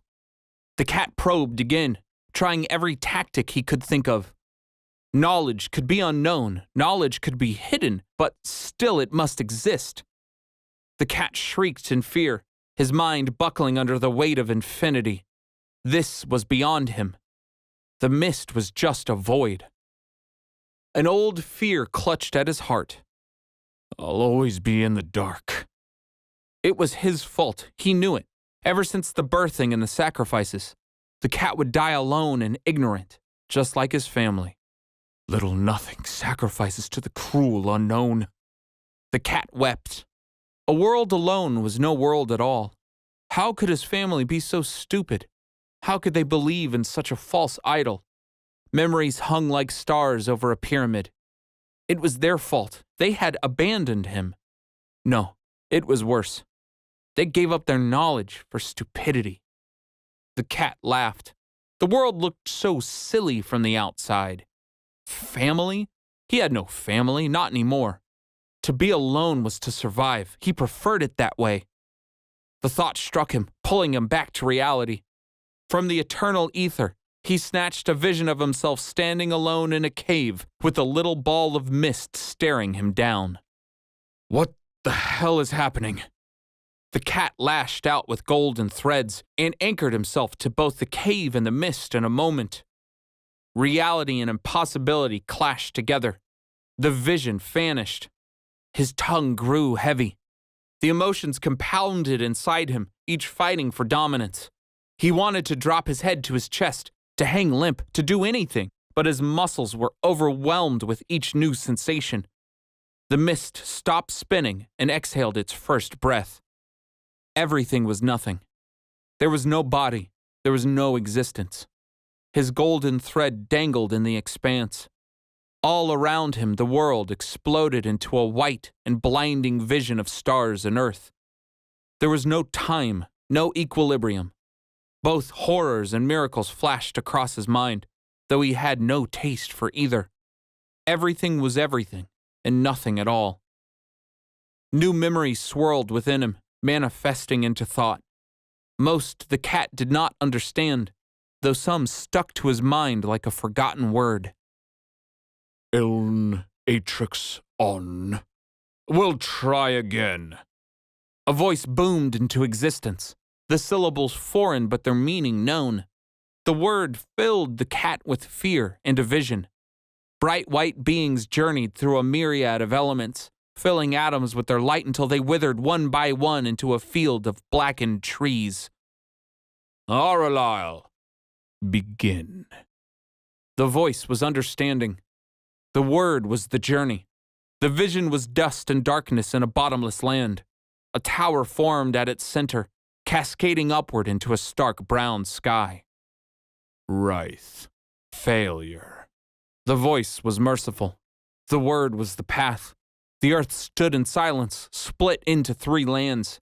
The lands were harmonious, yet still they were segregated. It wasn't good enough. Theen, bitter. The voice was purpose. The word was determination. The lands crumbled into one, leaving only the chaos. The mess strummed with malice in unison until it shattered into a swirling dimness. Holn, stillness. The voice was soft. The word was apologetic. The seas burst forth as sunshine rained over a still and waiting earth, the cycle continuing as it always must. Through the visions there was but one constant. A tiny orb waited in the distance, constantly churning energy. I'm not supposed to see these, the cat thought, tying more threads into the cave floor around him. The cat probed deeper, seeping himself into the visions, making sure to keep the unknown knowledge far enough away to not absorb it. Absorbing it meant death, he was sure of that. The visions were places, lands akin to those he knew, homes like those he'd visited, but all too distant to comprehend. The visions swallowed him like a tunnel. The cat screamed in terror. All at once, he was falling. All at once, he was watching himself falling. All at once, he was watching himself watch himself falling. All at once, he was... Infinity loomed in the loop, 1,000 versions of himself falling 1,000 more times. Tiny. So tiny. For a brief moment, the cat saw all in its enormity. Somehow it did not frighten him. The visions tunneled into themselves and disappeared. The cave came back into view. The cat stood paralyzed and crying. The tiny black mist floated directly in front of him. I need a vessel. The mist shook as it spoke. The sound ripped through the cat, coming from deep within the recesses of the cat's brain. It was not a voice, not a timbre or fidelity pulled from a vocal cord. It was an implanted thought. You are not my vessel. The voice reverberated again, this time louder and with more fervor. The cat shivered under the weight. The cycle must continue. And with that, the little ball of mist left the cave. It shot forth through the opening, leaving with it the sense of dread and wonder. Over time, the cat regained feeling, though he wished he had not. As his consciousness settled, he could only scream and collapse to the ground. His body trembled in waves as the enormity of everything broke his consciousness piece by piece. For the first time ever, the cat was utterly ashamed. For the first time ever, he knew how little he knew. 21. Jesus Walks. Date added 04/02/13. Atrix. Derek Richard Agons. Derek leapt to his feet, knees buckling as he braced for pain. Broken ankle? Dragon hit me? His mind was muddy, like after a night of too many donuts. Shaking his head, he pounded a fist against his chest, trying to shock himself back to reality. No pain came. He flexed his foot, feeling nothing, before bending down to inspect the wound. Lifting his pant leg, the skin was fine. No break, no bruise. Even his hand was normal. What happened? Where am I? The world around him was white and nothing.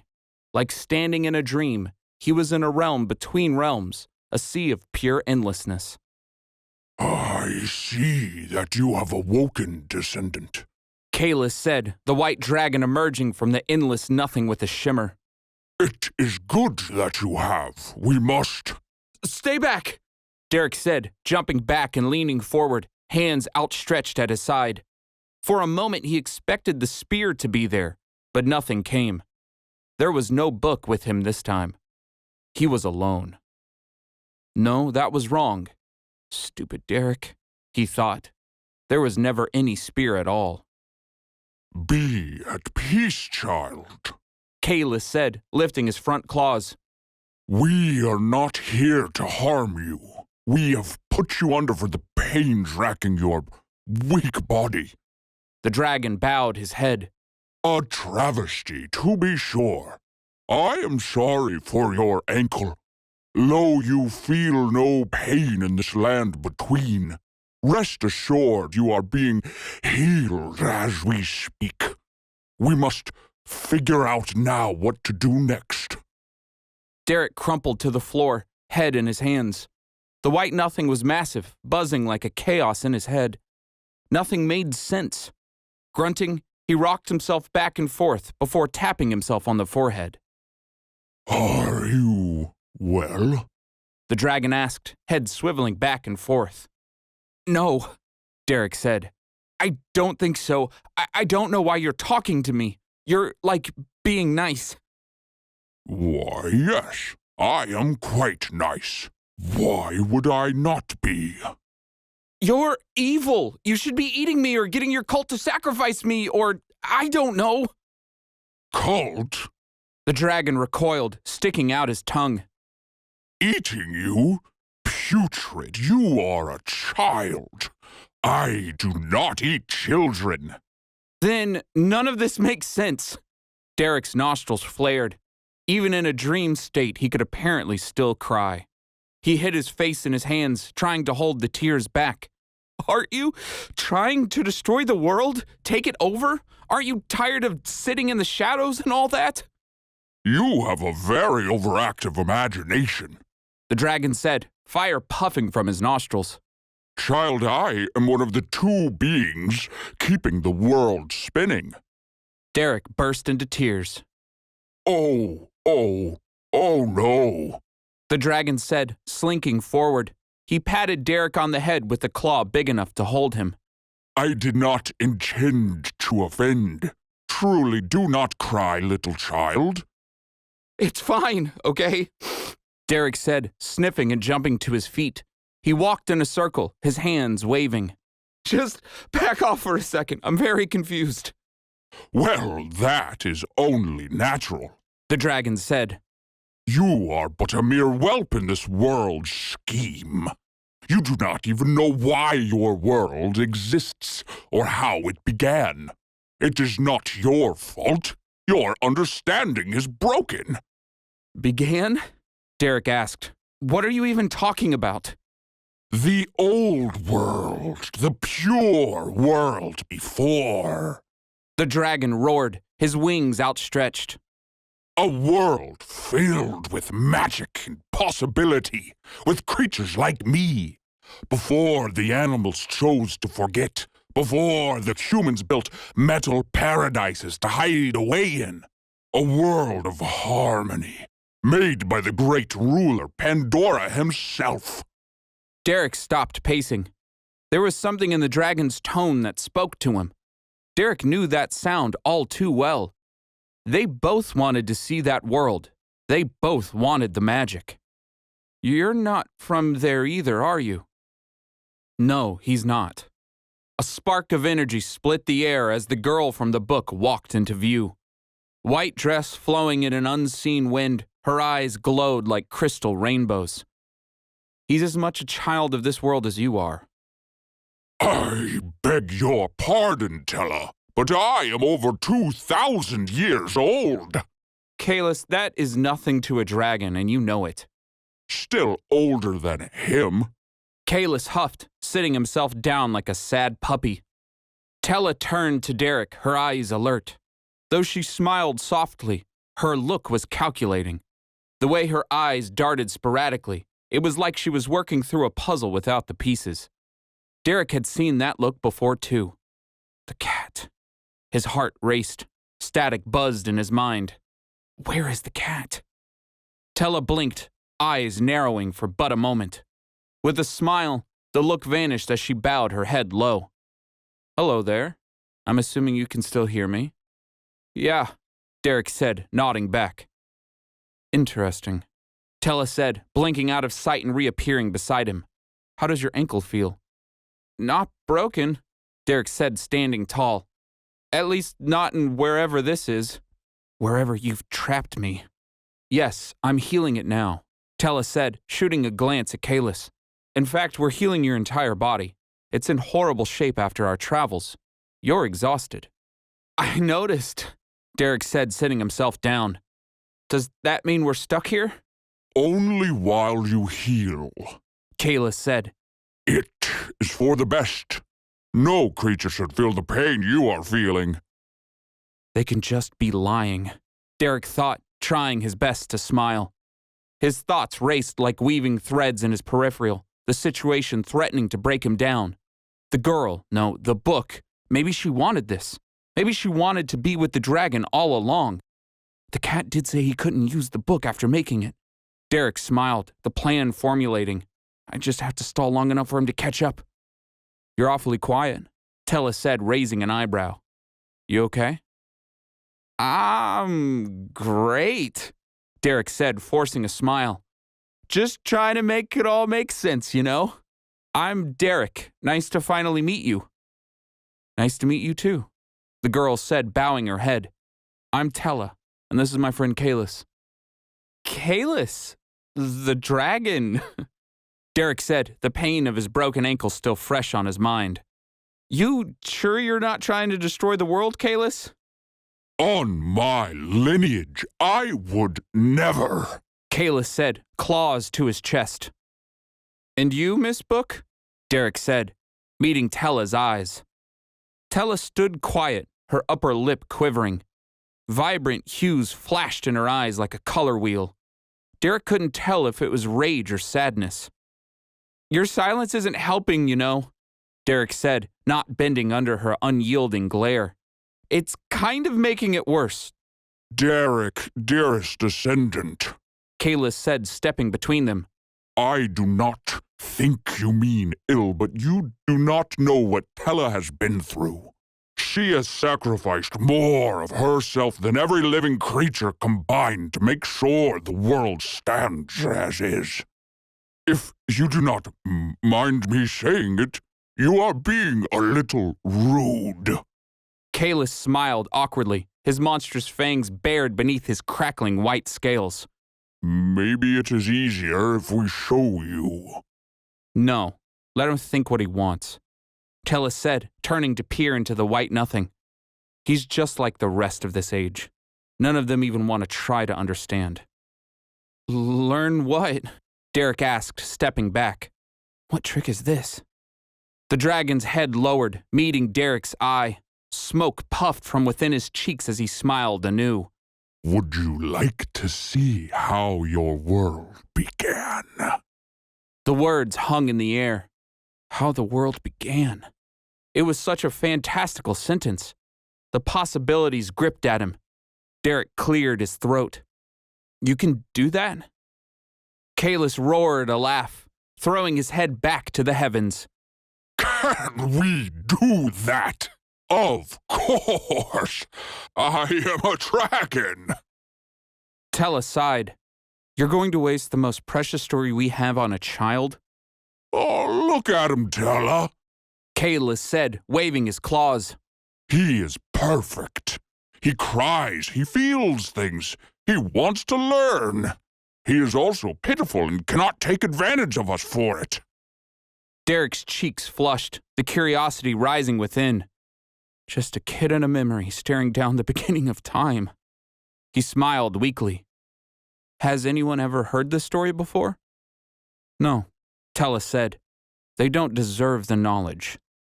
Tella, please. Kalis said, head drooping to the floor. I broke the child's ankle. Let me make it up to him. Just keep them talking. Derek thought to himself. Someone was lying to him, whether it be the book or the cat. Only way to figure it out is more information. Derek shrugged. I mean, if we're stuck in here anyways, I'm down. Tella rolled her eyes, folding her arms under her chest. Fine, but I'm warning you, it's not a very happy story. Derek smiled. That's cool. I don't really like happy stories anyways. They never feel that real. Don't say I didn't warn you. Tella nodded to Kalis. Behind her, the book appeared in the air, hovering forward on an endless stream of color. Then let us commence the learning. Kalis slapped his tail on the ground in delight and breathed in deep, his chest glowing orange as the wind whipped around him. Fire exploded from his jaws like a torrent, circling the book in a steady stream of blinding flame. The book absorbed the energy and exploded in a pure, crystal white light. The world became color. Twisting and streaming, the colors swirled like constant rainbows, each new hue solidifying into a vibrant new vision. Derek stared into the flame.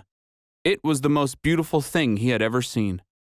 Tears streamed down his cheeks as his eyes adjusted to the new reality. A million different shades and shapes dancing through the blur. Derek smiled and let himself disappear into the endless rainbow. 22. No Future Part 1. Date added 06-2011.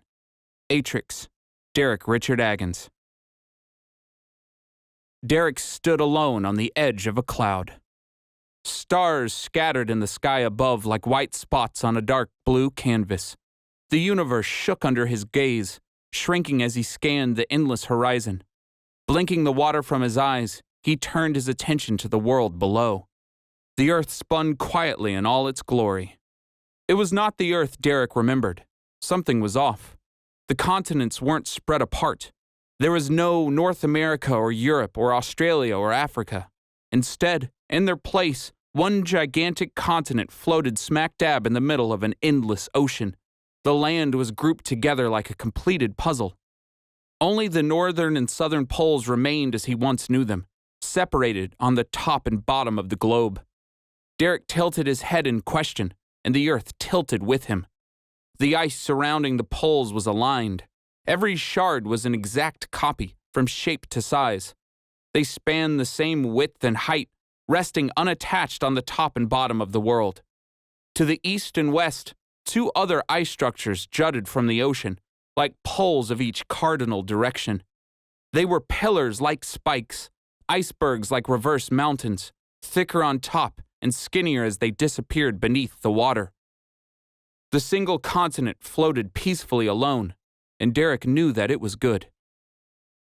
Welcome to Pandora, the beginning of ages. Tella leaned against Kalis, the book floating overhead as it spewed forth an infinite array of colors. Each new color fell gently to the world below, painting the picture in its place. Derek closed an eye, trying to follow the trails of color into the distance, but as they twisted, they blended. He could never quite catch their full meaning. The dragon ran to the edge of the cloud, tongue flapping out of his mouth like an excited dog. Absolutely magnificent, he whispered. Steam burst from his scales as he shivered in excitement. Derek nudged the dragon with an elbow. You like this more than I do. Of course I do, the dragon roared, his voice almost knocking Derek off his feet. I think I like this more than any creature has ever liked anything. It is magnificent, is it not? Yeah, it seems like it. Derek couldn't help but smile along. The dragon's energy was infectious. This is the Earth, right? We called it Pandora, Tella said, peering over the edge of the cloud. Named after the first ruler to peacefully unite its creatures. It is where we were all born, in a way. All descended from the first age. Wow, Derek said, whistling through his teeth. Schools are just so wrong about everything. It's not their fault they don't know, Tella said. We keep this knowledge hidden to make sure it stays safe. The world you know is broken, but it can always get worse. The planet below came to life. Thunderstorms shimmered in tiny patches across the single continent, flashing as they spread atop the northern mountains with their snowy peaks. The snow melted under waves of electricity, filling the lands with water that soon froze over. The south side of the great continent erupted in bursts of red and brown, as if 100 volcanoes had awoken at once. Red streams of lava flowed across the land, enveloping miles of greenery and foliage, until each red blot soaked into the surrounding desert. The mountains grew and fell. The forests grew and fell. The lakes grew and fell. Everything spun in the cycle of peace. Who broke it? Derek asked, entranced. I did, Tella said softly. Well, me and some friends. She weighed Derek with a crystal stare. Is that why this story's so sad? Yes. Tella nodded to Kalis. Let us begin. Kalis consumed the book with fire, and the vision shifted around them. Derek stared into the flame, his skin tingling as the dragon worked. The very essence of where he stood shivered in time before settling in a blink. Derek stood atop a mountain. An enormous valley stretched below, filling to the brim with monstrous trees that swayed in the wind. Their bark was dark green, speckled with maroon branches and vibrant leaves. From where he stood, the trees looked like they were as tall as buildings, and he was standing on top of a mountain. Derek's throat constricted. His mind went blank. In the middle of the valley was a hole. How could I have missed that? He thought. Dark and endless, the pit encompassed the valley's center. There was nothing there. It wasn't like the Grand Canyon or a recess. It was just nothing. A place where no particle existed. He tried to look away, but now after seeing it, the hole filled his perspective. It stuck to his mind like touching gum under a table. Once you knew it was there, you couldn't forget the gross and squishy feeling. Questions swelled within him like a geyser, itching at him, begging to be answered. It was just so odd, so curious. Derek coughed, forcing himself to breathe. His head swam, his eyes unfocused. A small inkling of bile crept into the back of his throat. Laughter broke his thoughts, followed by speech and general business. Derek almost fell flat as he turned around. The mountain was hiding a city. Behind the rocky walls, flickering lights cascaded in waves against a sea of houses that looped downward within the mountain. Vine-thatched canopies, complete with intertwining bamboo shoots, glowed in a hardened maple-like substance. Boulders were molded into domes, caked with mud and frost and mineral. Ice fortresses stood 50 feet tall, their crystallized walls overwhelming the smaller houses in their frozen wake. Even the stalactites were mounted against each other in unique patterns. The combinations were endless. Derek heard a squeak. He turned back to the valley. A small boy now sat on the mountain's ledge, kicking as he dangled his feet. He smiled and ran his fingers through a thick mat of unkempt black hair. A fox rested on his shoulder. The fox's fur was pitch black, oozing in richness. 3 fluffy tails wagged behind him. The fox's ears perked up as the boy pointed forward, his fingers stretching out over the valley below. The fox's eyes were true silver. No pupils, no definition, just the single color. The fox and the boy blinked in unison. The boy's eyes were the exact same. Sunlight faded over the valley. The boy stood and sprinted into the mountain, his laughter trailing behind him. He jumped and landed on a spiral path of stone stairs, disappearing into the flickering city. This way, Tella said, taking Derek's hand and leading him into the mountain. Down they marched, past shops and houses, past exotic animals and humans. Light flickered off the buildings. A group of hand-sized turtles rose into the air on glittering wings, flying past a group of humans huddled together in their robes. Monkeys with golden fur and tails longer than themselves disappeared into a glowing yellow house built high above. Dragons flew, creatures burrowed, and humans laughed along. Derek watched in awe. "We're here," Tella said, stopping at a house made of crystallized roses. A soft white light bloomed from within. Tella traced the crystals lightly with her nails. "So gaudy, and yet I still love this look. Shall we?" Inside, the crystal castle shined softly in its reflections. Kayla stirred from the middle of the room, head swiveling around on his rippling neck. You are going to love this next part, The dragon said, waving Derek over. I recall my first time learning the ages as a young hatchling. I know it is overwhelming. How are you feeling? Kind of amazing? Derek said, scratching his head. Definitely overwhelmed. There's almost not even time to think, you know? Ah, my child. Kalis said, rearing onto his hind legs. There is always time to think. I guess. Derek bent forward, brushing his fingertips against the cool crystal floor. This is all so real. The mind is a wonder all unto its own. Come, watch the story. Kalis slapped Derek on the back with his tail, sending him sprawling forward. Hey, don't hit me, Derek said, leaping up, fists at the ready.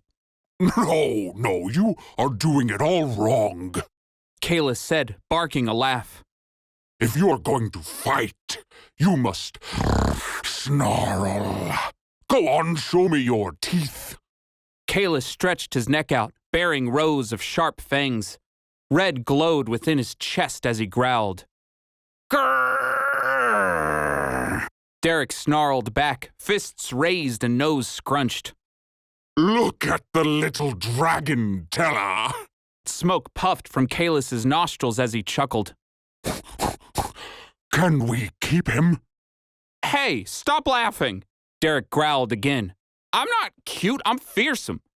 Oh, indeed, so intimidating, Kalis said, holding his hands up in makeshift fists. And what are you going to do with a stance like this? You know, punch stuff, with lightning somehow. Derek feinted left and right, punching as he dodged. Starting with you. Oh, lightning! And with the punching, how fancy! Kalis mimicked Derek's movements. I would enjoy seeing that. Are you both finished? Tella's voice cut through the merriment. She stared up at the ceiling, her hands clasped behind her back. Kalis sighed, dropping his head next to Derek's. She is always like this when it is serious time. I am the more fun one of us, so just stick with me. Done, Derek said, holding out a fist. Kalis stared at it. Are we still fighting? Nah, we're good, Derek said. Now, you make a fist and bump it with mine. It's human stuff. It means we're good. Kalis closed his claws and bumped his fist. He smiled wide. I feel awesome.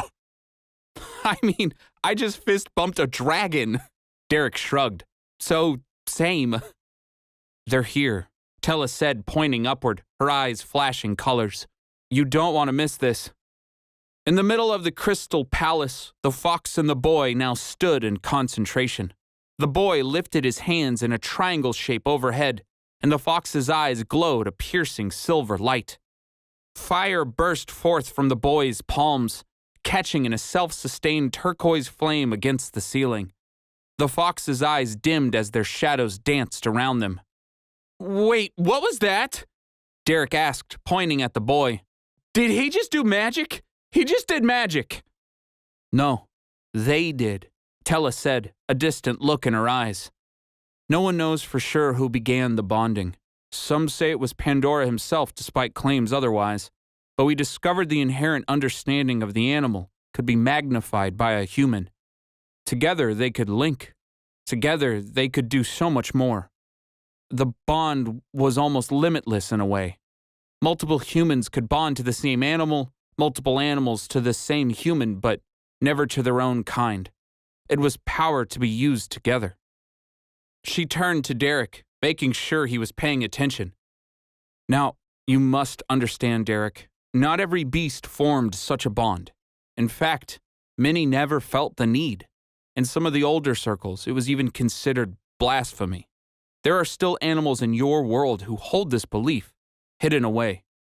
They hate humans. They blame us for everything. What did we do? Derek's eyes sparkled in the turquoise crystal light. Like I said, we broke the world. A roar ripped through the air. The crystal ceiling swirled inwards, the roof cracking as it opened like a flower.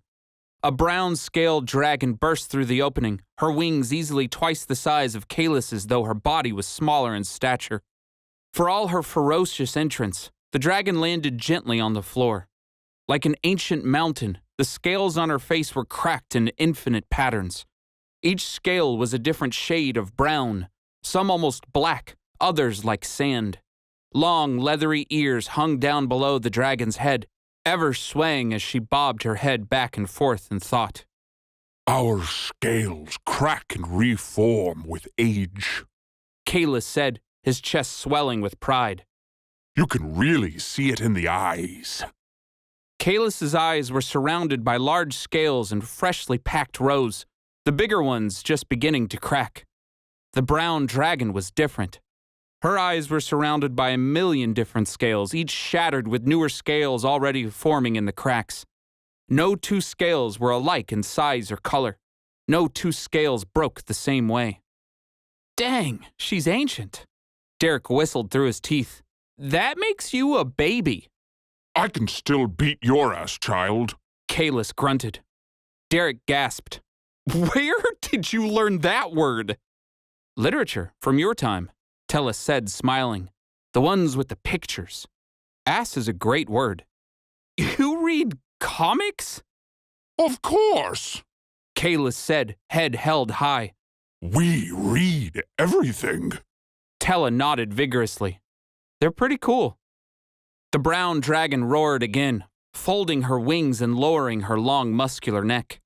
A girl in a white linen dress stepped lightly off the dragon's back, a crown of crystal roses across her head.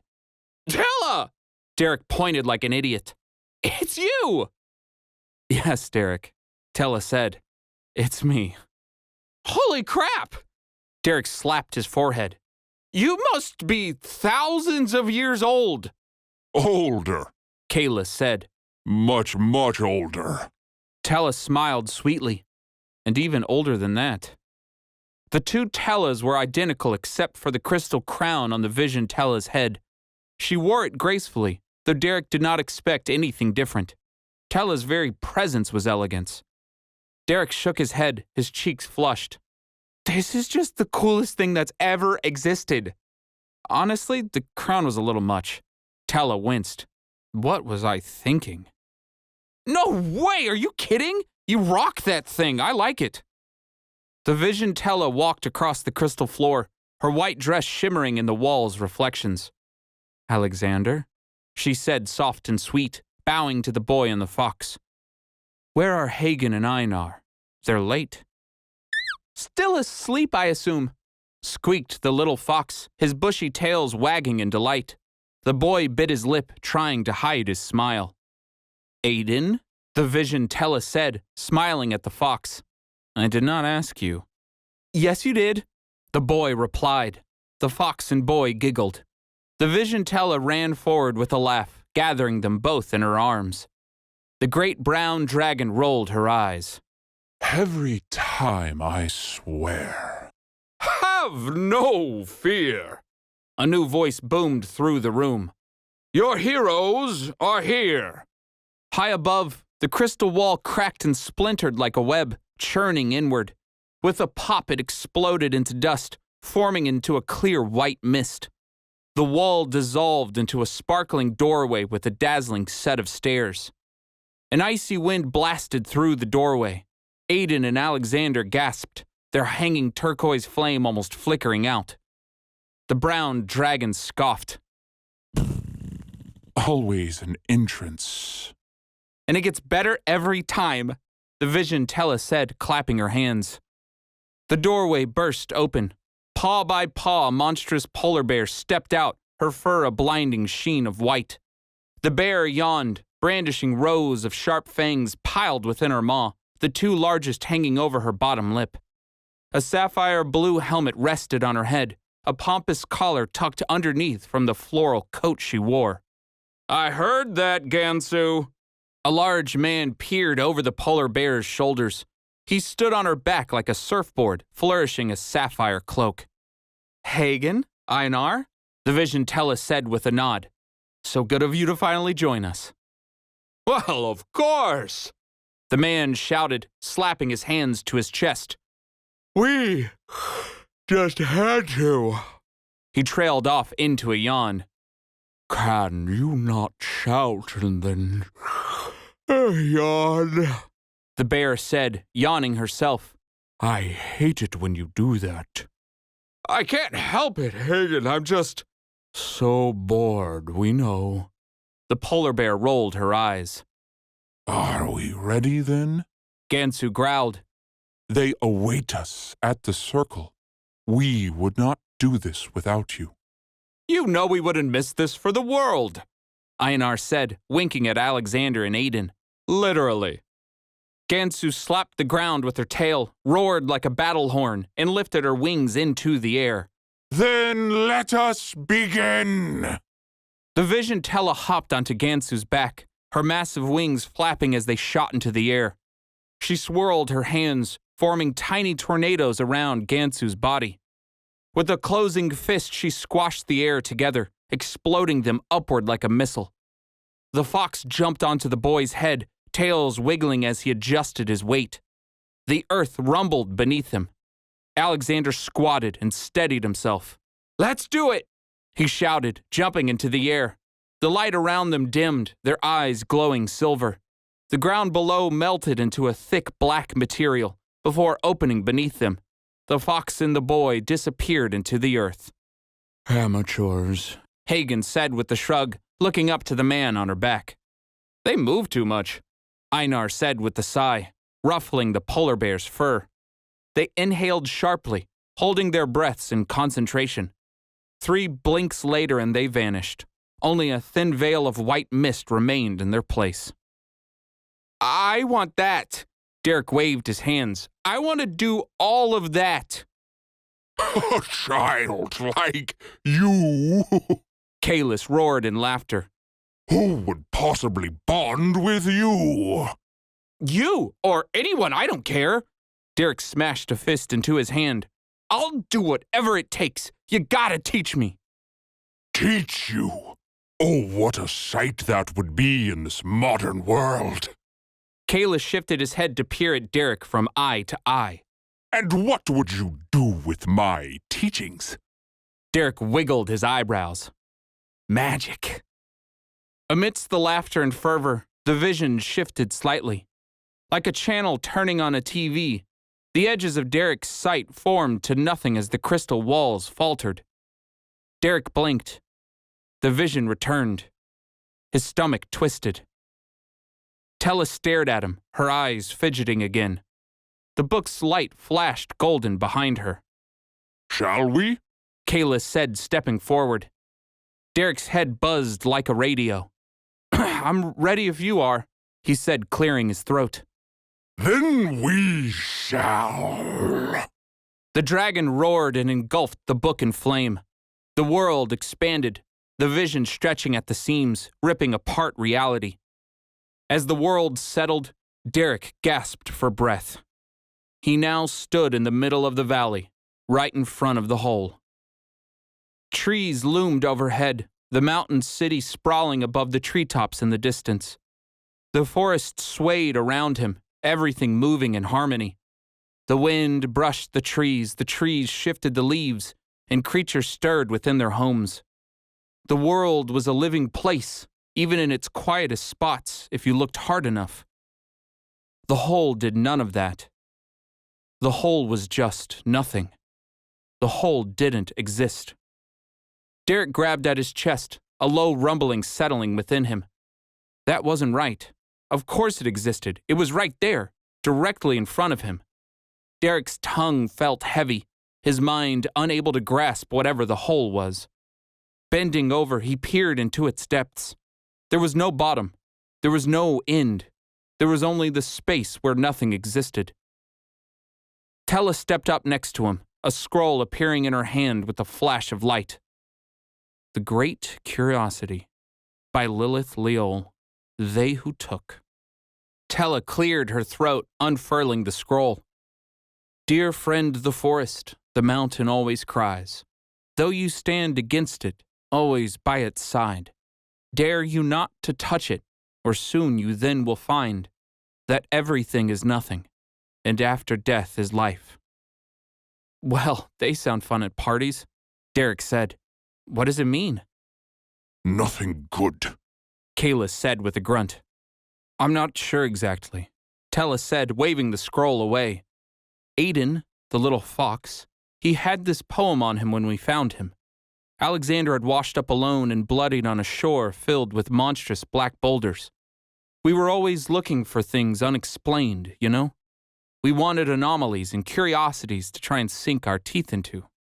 The more we dove into this Lilith Leol, it turns out they never lived as far as we could tell. No one knew of them. They had no birthplace in history. There were the poems and this. Tella waved her hand over the hole. The greatest mystery of our time. A gigantic void waiting patiently behind the finite city. All that was known was to leave it alone, so much so they had a city to protect it. Derek scrunched his nose. It doesn't sound like the city did a very good job of protecting it. That's because we were crafty, Tella said, staring at the mountain behind her. Over time, we took over. The bonded were never truly accepted, so we found a place to make our own. We crumbled the old ways and made ourselves accepted. You, overthrew a government? Derek's eyes widened. A hidden city mountain government? Like, for real? We did a lot of stupid things, but it doesn't matter now. Tella motioned toward the hole. Only this matters. Well, someday I hope to hear that story. Derek peered into the hole, clutching at his stomach. I think I hate this thing. Why does it make me feel so weird? What is it? A hole in the ground, Kayla said, chuckling to himself. Derek rolled his eyes. Very funny. Tella turned her attention toward the forest. And so it begins again. One by one, Tella's group appeared around the hole. Hagen and Einar emerged first, shimmering as they stepped through a thin veil of mist. They released their breath with a laugh. Always first, Einar barked, holding out his hand. Only when it matters. Hagen barked back, slapping his hand with her paw.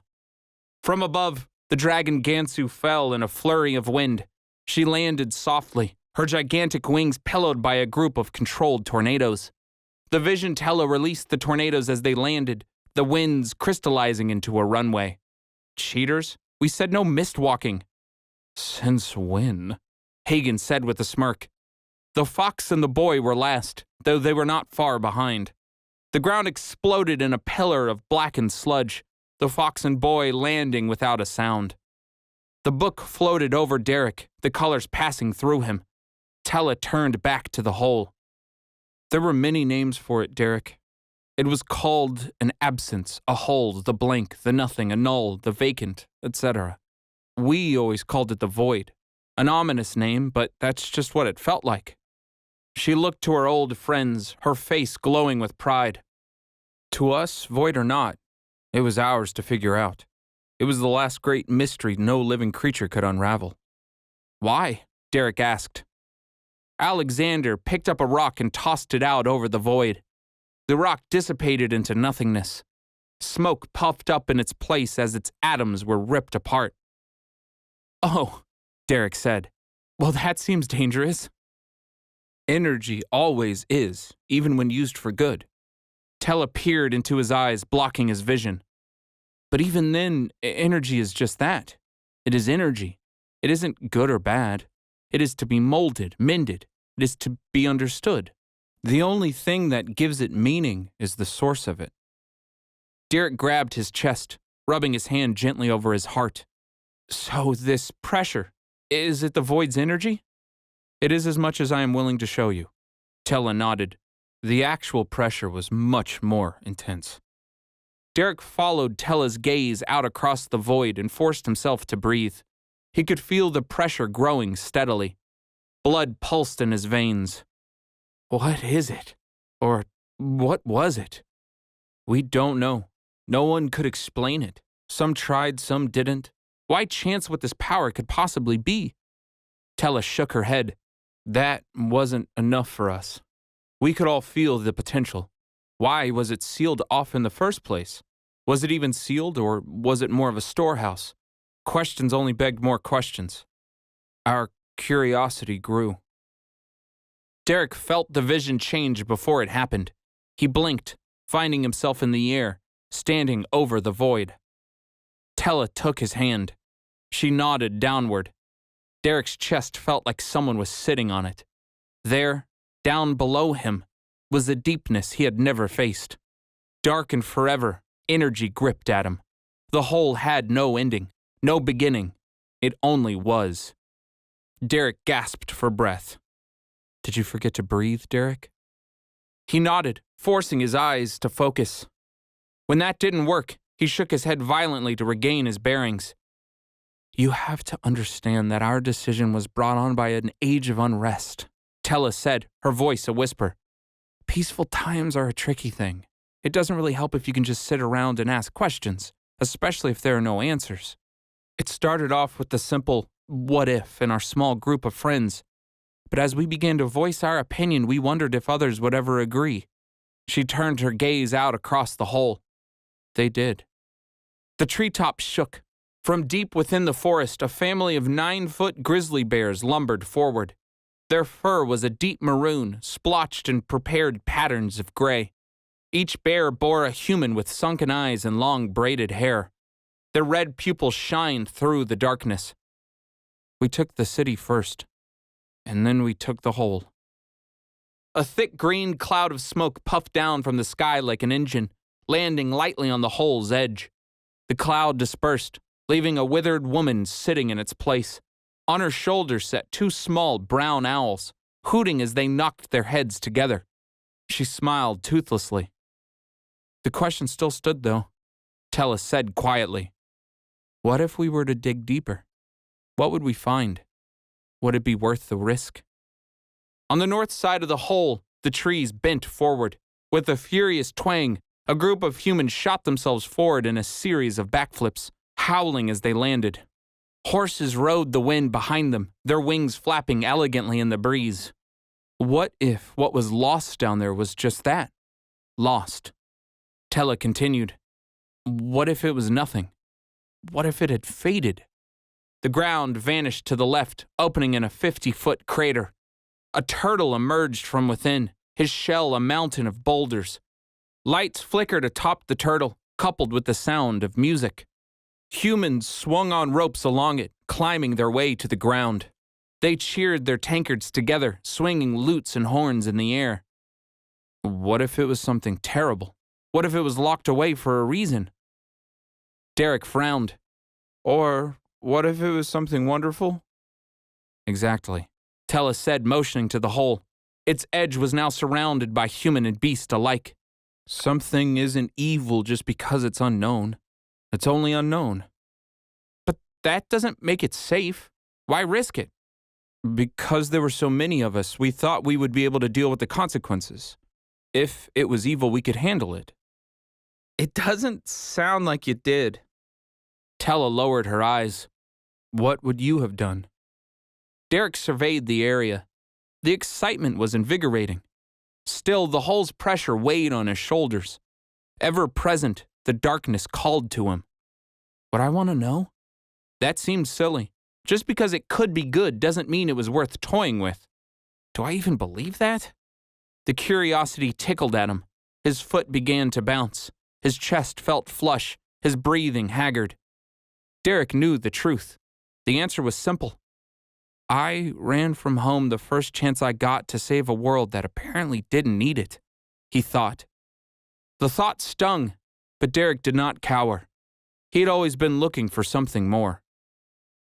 You gotta look, Derek said, clearing his throat. If you don't look, you'll never know. That's worse. Tella studied him, silent and questioning. She waved her hand to Kalis. Derek blinked and found himself back at his original spot along the hole's edge. Kalis shifted nervously and prodded Tella gently with his snout. It is time. Tella steeled herself, posture suddenly straight. I'm ready. Kalis pulled himself onto his hind legs, standing tall to face the memory. You too, Derek, Kalis said, using his tail to turn Derek's head forward. Derek clenched his fists. This is going to get really bad, isn't it? Yes. Kalis said. You do not have to see this part if you do not want. No, I'm good. Derek stared forward. Let's do it. The creatures around the hole closed their eyes, linking hands in concentration. The earth began to shake. The wind began to howl. The trees groaned overhead, splitting apart. Each towering oak bent inward toward the hole. The air shrieked and crackled. The clouds darkened to a thick and rippling black. They pulsed as the energy swirled within them. Thunder clapped overhead, the wind rushing as it gathered. All around the hole, creatures raised their hands, claws, wings, and snouts. The cloud burst into a sizzling bolt of lightning.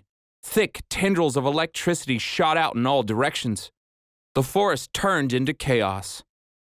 Raging fires and cutting winds raged against the hole, the endless black soaking up the energy. The earth creaked under the pressure, the ground shaking as they attacked the seal. Trees snapped in half and ripped toward the sky and hole, gathering in a swirling tornado that threatened to consume all. Gravity pulled from the hole's center, light refracting in a circle around its edges. Dust and debris spun in pockets around the tornado as creation itself began to rip. Black energy rippled along the hole's surface. The seal was cracking. The creature's combined strength seemed to be enough. One by one, they began to smile. They can feel it, they're so close. Derek shivered, clutching at his chest. Why am I so afraid? With a final strike of energy, the seal on the hole vanished. The storm released in an explosion like a popping bubble, the elements scattering through the air. Stillness settled in. The trees stood still. The ground was quiet. Slowly, the animals and humans began to stir. Is it done? A voice broke through the silence. Derek couldn't place it, but it didn't matter. Everyone was thinking it. Let's see, shall we? Alexander said, walking to the edge of the hole. Every eye was on the boy. He shrugged his shoulders, his silver eyes glistening. Aiden growled, his tails waving behind him. Alexander stuck his hand into the hole. The group gasped. The boy's hand had passed the hole's top level. No disintegration. Alexander waved his hand back and forth, jumping up and down in excitement. He turned back to his friends, his face beaming. We did it! I think we did it! The hole erupted in a black storm of mist. Alexander screamed, but no one heard him. The mist was as big as the hole itself, a massive column of raging energy. It shot straight into the sky, ripping apart all it touched, numbing the senses as it poured forth. Alexander screamed, yanking back what was left of his arm. The lower half was gone. Aiden yelled. Hagen and Einar leapt forward to help. The man dismounted in a flurry, enveloping the fox and the boy in his arms. The polar bear stood on her hind legs, spreading her paws wide.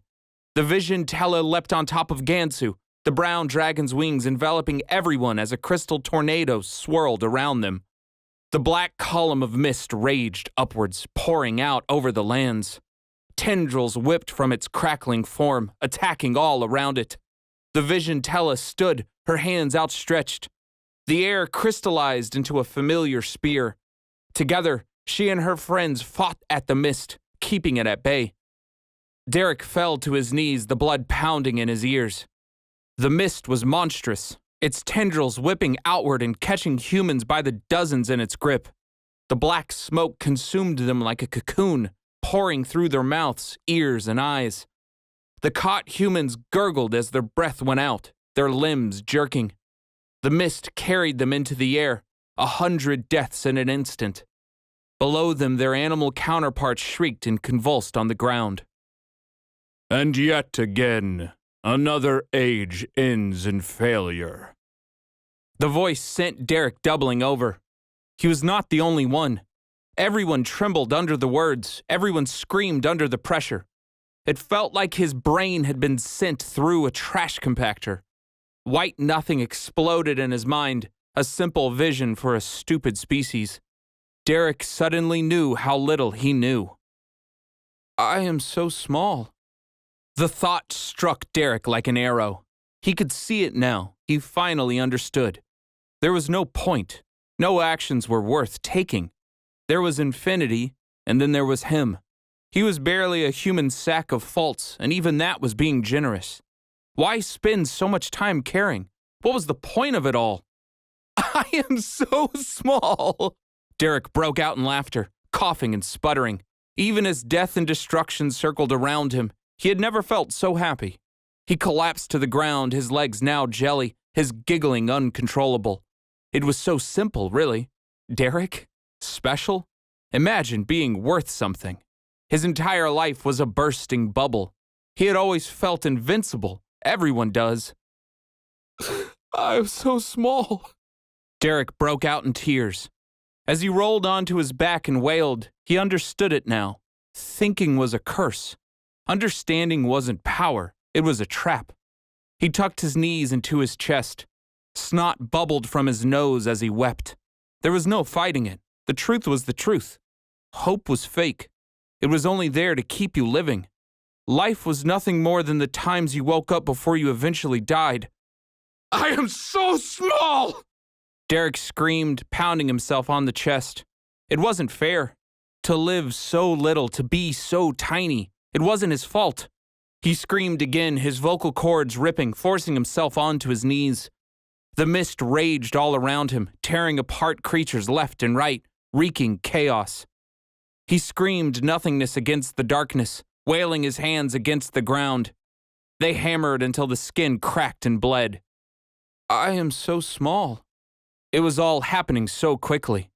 I am so small. It was never going to end. I am so small. What was the point? I am so small! Why would... That's enough. I'm in. Tella said, stepping forward, her voice a muted static. For a moment, gold flashed from her mouth as if she swallowed a flashlight. As soon as it did, it was gone. She held up her hands and the vision muted, pausing in place. I need more time to sort this out, Kalis, but this isn't fair. Get him out of this. The words trailed off as the emotions overwhelmed him. Derek shivered as the world eroded into a bright ball of white. 23. No Future Part 2. The day after No Future. Date added 06/20/11. Atrix. Derek Richard Agons. Derek lay silent, curled up in the great white expanse. What the hell was that? He said, his voice cracking. What just happened? I am so small. Thoughts pulled at him, floating through his memories like a dream. It was a fact now, a new understanding. There was no hiding from it. No matter what his view was before this, before the book and leaving his home, there was a new truth he had discovered. Derek laughed as the emotions flooded him. He could kick and scream, but it wouldn't do any good. Tears streamed down his cheeks. His tears, his reactions. He let them flow. Screw being small, I'm overwhelmed. Tella knelt over him, placing a hand on his shoulder. I know it's a lot, Derek. That thing opens us up. I forget how terrible it is to experience it the first time. It's all good, Derek said, gathering himself. Tears glistened in his eyes. It's just, I know now, you know? And I'd rather know than not know. Sorry, I'm not back together yet. Derek laughed softly. You were right. That story wasn't fun at all. It is also not finished. Kalis said, his voice a low rumble. Good. Derek sniffled snot back into his nose. That'd be a terrible ending. Derek, Kalis said, glaring at Tella. do not feel pressure to finish this tale. I am sure you have heard enough. No way, Derek said, standing himself upright. He clenched his fists. All of this? It kind of puts life in perspective. It's reality. That's a good thing. Derek sighed and wiped the last bit of tears from his cheeks. You know how, they say ignorance is bliss? It's not. Not learning the truth seems like the smallest thing I could do. You heard him, Tella said quietly. Do it, Kalis. Wait, just hold on. Derek jumped up and down, stretching out his back, shoulders, and arms as he slapped his thighs. Okay, all right, okay, sorry. Just have to ready myself. Let's do it. Derek pounded a fist into a palm, ready for the worst. The dragon enveloped the book in a bale of fire. The book exploded into a rainbow of colors. The white nothingness devolved into a dozen different scenes of chaos. Every moment was a new image of destruction as creation fought the void for survival. The old world was losing. Humans were but vessels now, each consumed by the black mists. Even without an animal to bond, the vessels were overwhelmingly strong. They wreaked havoc the world over as they crossed the skies on winds of black. Mountains were leveled. Cities were eradicated. The earth was a constant chaos of storms, floods, fires, and tsunamis. Volcanoes sprouted, canyons grew from earthquakes, plains burned to ash. The planet was being ripped apart. Each wonder was the doing of the possessed, and each vessel had the same telltale signs, black eyes and mist pouring from within. Whatever came out of that hole, whatever possessed our friends, Tella said, the pictures of chaos and death swirling over her head, was filled with a deeper understanding than we had ever witnessed. The vision pieced together, focusing on a small village in the mountains. The clouds died in the sky as a black veil settled over the earth. Over the closest mountaintop, a vessel appeared. No emotion showed on her face, no hint of remorse or lust or happiness. It was worse than that. The vessel's face was a blank slate of sheer determination. The village disappeared in a column of ice and thunder. We watched our friends and families die in front of us. Though we fought, though we struggled, we were useless. Nothing we did worked. Nothing was effective. We lost everything. The mist was taking us over. Every human was just another vessel in waiting. Tella clenched her jaw, turning around. The vision turned to the sea. A white cloud shimmered into existence.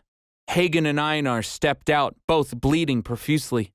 They screamed, unable to contain their rage. Black mist shimmered behind. An army of vessels lay in wait.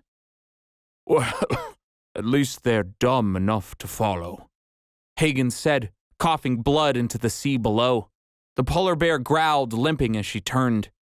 See you in the next life, Bear. Einar said, thumping his chest. It's been an absolute delight. You know I don't believe in that stuff, Hagen growled. I know, Einar said, falling to a knee. Blood spilled from his gut. He waved his hand, icing the wound shut. Just trying to annoy you. It's working. Hagen smiled weakly. Shall we? Where to? Let's go beyond, Hagen said, looking to the sky. Stars shimmered in the daylight. Like Aiden said, just to see if we can. It'll kill us, but maybe we could take a few of them too, Einar said, a soft white mist gathering around him. That's the idea. The vessels attacked. The polar bear roared, her fur rippling at the sound. The sea shot upward, crystallizing around them into ice before disappearing altogether in a shimmer. The brown dragon appeared in the distance, the vision Tella screaming in horror as her friends vanished. Tella waved her hand and the vision returned to a slew of destruction. No matter what the creatures did, it didn't matter.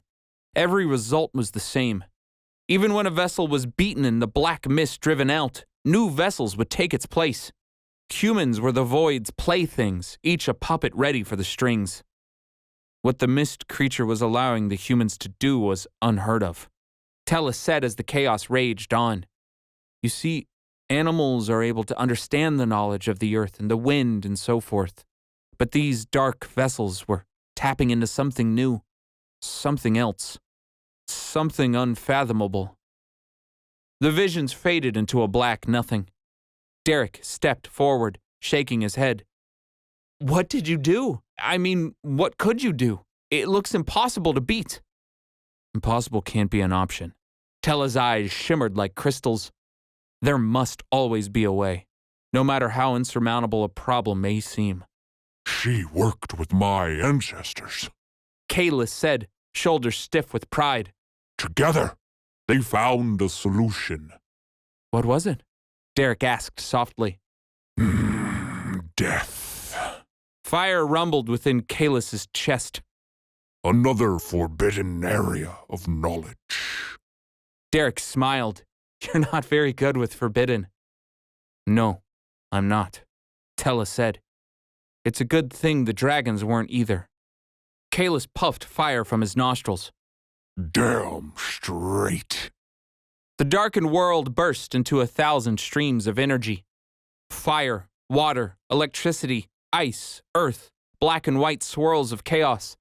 The beams of energy shot forth from every direction, illuminating the cavern all at once. The beams were the breaths of dragons. Hidden beneath the mountain in a domed coliseum, thousands of dragons flew through the air, each pouring their breath onto the dais that waited below. Scales of every color and shade sparkled in the spectacle.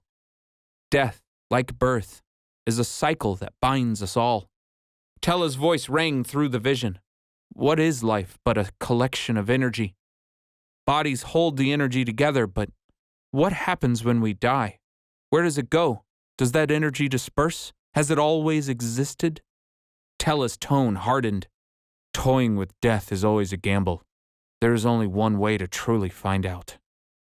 The elements swirled together into an explosive rainbow. The beams subsided as the dragons settled along the seats and balconies of the Colosseum, studying their work. Their collective energies now floated like a bubble over the dais, merging in a heated blaze. Water sprayed from the mouths of the nearest dragons, dousing the heat into puffs of gray smoke. The smoke subdued with a hiss as the ball of elements hardened, turned to obsidian, and cracked like a hatching egg. The obsidian evaporated as it crumbled, revealing a lone and floating book. The vision Tella stood underneath it. Next to her, Alexander stood with Aiden on his shoulder, their silver eyes sparkling in the dim light. Gansu stood behind them, her wings now more whole than not. Though they were battered and beaten with blood-encrusted scars and freshly healing wounds, they were still together. The vision Tella hugged each of her friends in turn, placing her crystal crown on Gansu's head. No tears poured down her cheeks. She was ready. Alexander ran to her, hugging her as best he could. The fox stayed back, staring at the freshly made book. Gansu separated them with her tail. Goodbye for now, the vision Tella said, her voice echoing through the cavern. It's time to fix what we've started. Her friends knew it was true. They shuffled together and formed a circle around her. Tella stepped forward, watching the scene unfold below her. We were going to trap this darkness, this mist, this nothing, this void, with the same knowledge it seemed to harness. I have spent centuries since studying this scene, but so much was lost to the moment. The dragons were a truly incredible race. Derek gritted his teeth, the scene before him beginning to click. You sacrificed yourself. It was just a body, Tella said, her vision flickering. I did what I had to do. We all did.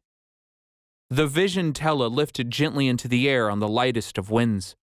Up and up she went, until stopping beside the book. Gansu roared the command, a murky sludge exploding from her throat, enveloping both the vision Tella and the book in a bale of energy.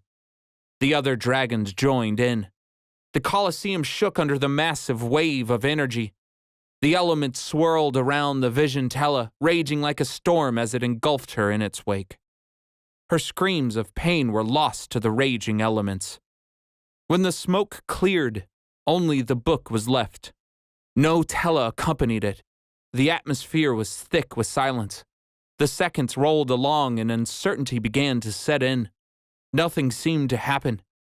Murmurs of wasted breath began to break the eerie quiet, but they were quickly hushed. The book exploded in color. "We all do what we must to fix what we've done," Tella said, nodding to Kalis. With the bale of fire, the vision changed again. The world flashed in a cascade of brown and green. The hues weaved together and formed into a cracked earth as far as the eye could see. The world was now a desolate wasteland. No mountains, no trees, no deserts, no lakes to behold. Only clumps of rotted ground. The only thing that stood unchanged was the gigantic hole in the ground. "We had the plan and the tools now," Tella said, walking up beside Derek. "Next, we just needed the monster." Her gaze shifted to the sky above. The sun vanished behind a dark and luminous cloud. Millions of wings flapped in unison from the east, millions more from the west, the horizon itself blurred by bodies. The last of the living was coming for war. The hole erupted in a column of black mist. The mist swirled like a tornado, raging into the sky. Derek grunted, falling to a knee. "No." He stared into the mist, fighting the urge to cry, to laugh, to whimper. "I'm watching this time." Humans burst forth from the misty column like banshees, dispersing into the gathering armies. Mist trailed behind them. The vessels threw fire, the animals threw lightning. The vessels threw wind, the bonded groups grew mountains behind them. The two armies clashed with everything they had. The only certain thing was the body count. "The breaking of everything," Tella said quietly. The vision sped up as she waved her hand. War became destruction, and destruction became the norm. Days became a week became a month, and still the battle raged. Every particle of mist had joined in now. The survivors were losing. It was a war of attrition, and soon enough there wouldn't be anyone left to fight. "Do you notice a pattern, Derek?" Tella said, their view of the battlefield shifting to overhead. He looked down. The vessels tore through the ranks of animals. "Death. I see lots of death." "Look again," Kalis said, nudging Derek with his snout. Derek peered into the battle. The death count raged, the piles of the dead grew, but there was something to it. The sacrifices were leading the void toward a single point. There was a method to their madness. On the other side of the battlefield, more than a mile away, a looming cloud stood untouched. Derek slapped his hands together. "Oh, wow!" he shouted, turning to Tella. "Where are all the dragons?" Exactly. With the final surge, the creatures lashed out and forced the vessels together, directly below the gathered cloud. The vessels hesitated, but it was too late. The cloud dissipated, revealing thousands of dragons hovering in formation. Each dragon was accompanied by a human, all with one hand to their heart and another to a dragon's head. Together, they began to chant. The earth shivered. The stars flashed in the sky as the atmosphere thinned, filling with the energy of all life. The black mist jerked, its vessels screaming, now caught in the cosmic entrapment. The sky turned a deep turquoise as the universe joined the song. The trap had worked. The vessels locked in unison, their heads cocked backwards in rigid positions. They raged in silence.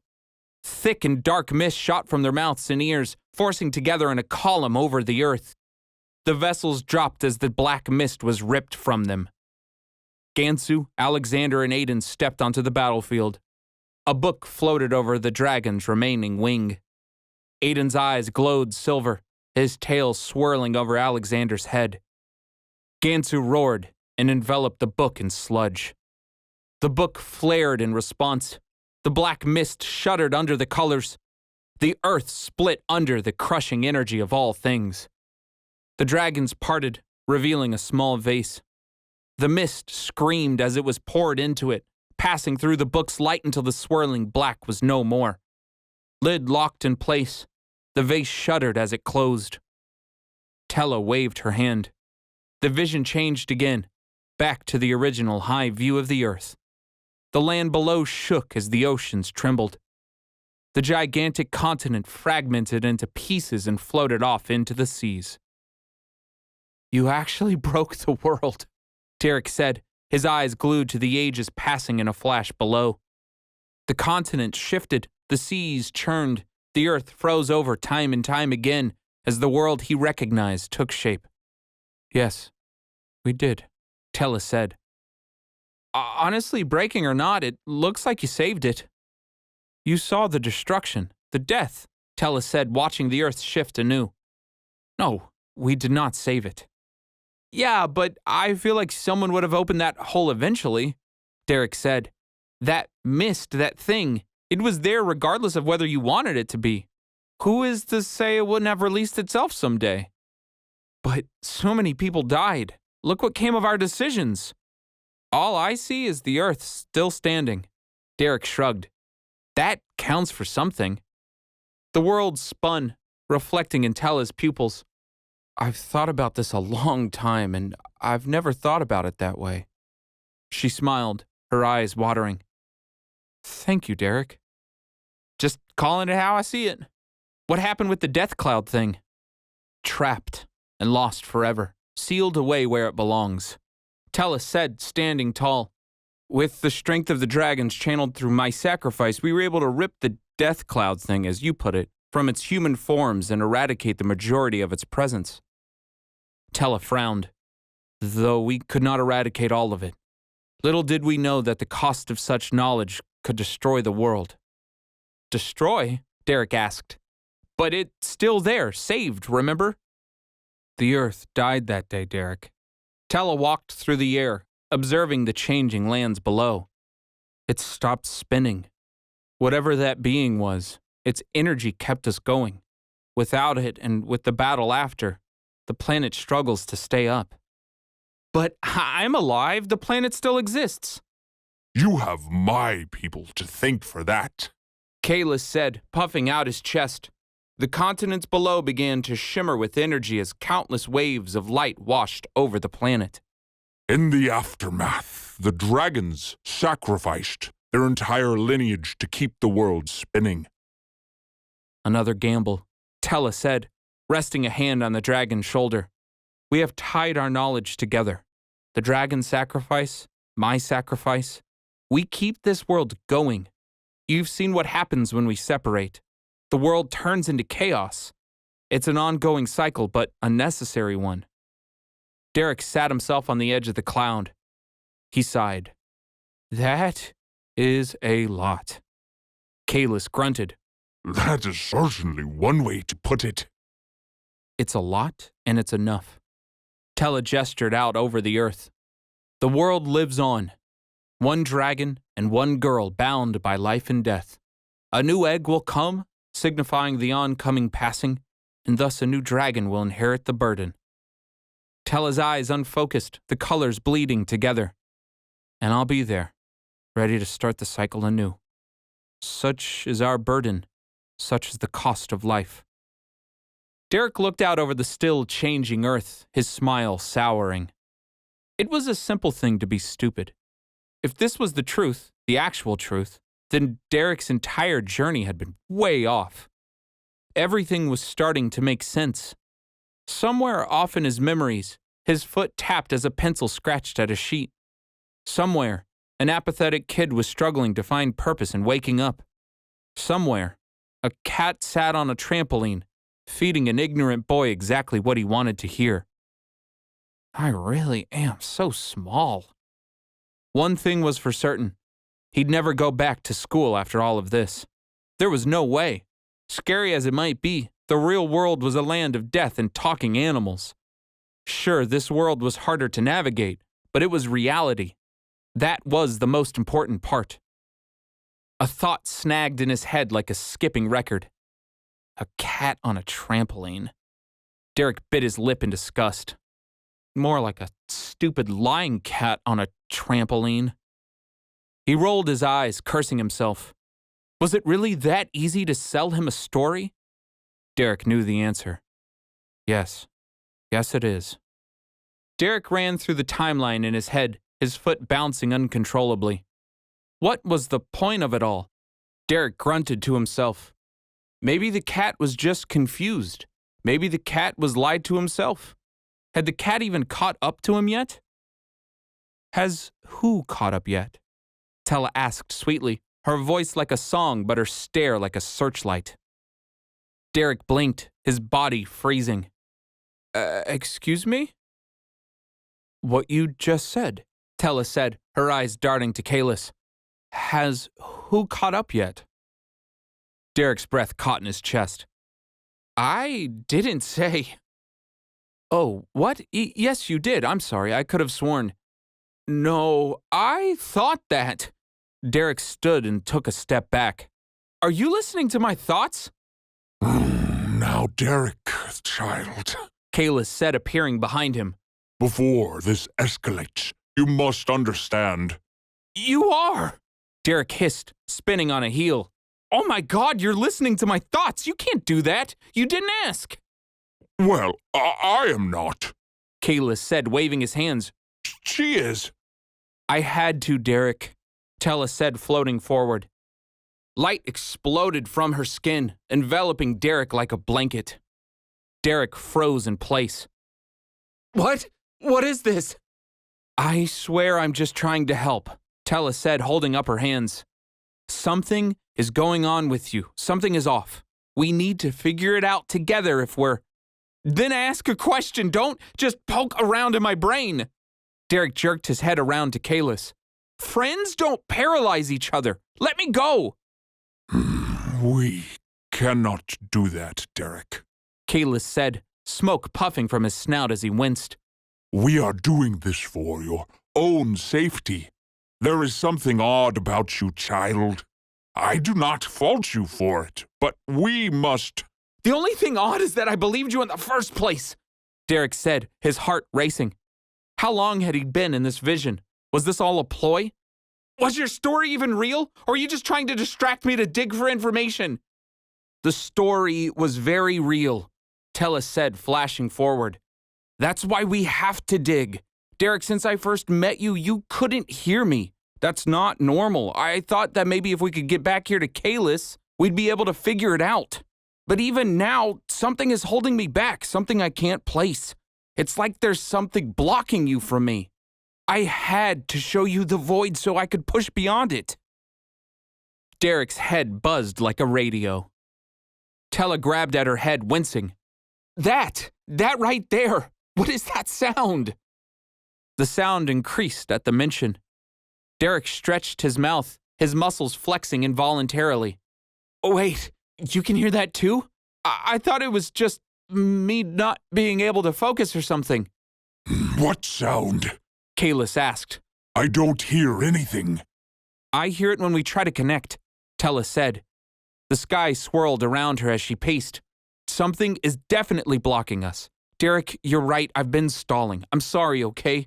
The truth is the story, the feeling of the void. It's the only knowledge I know that breaks through everything, even in a vision. That's why I told Kalis to suggest it. The more you listened, the more I could see inside of you. To figure out new knowledge, you have to test the boundaries. I am so small. Derek winced, the weight of eternity building on his chest. You showed me that thing to test me? Not exactly, Tella said. I did it to break through this unseen wall, I swear. I didn't do it maliciously. We have to figure out what is happening. No, let me go! Derek shook his head, his hair swaying frantically. The light constricted around him, his body unmoving. None of this makes any sense. Let me go right now. I want to go back. Get me out of here.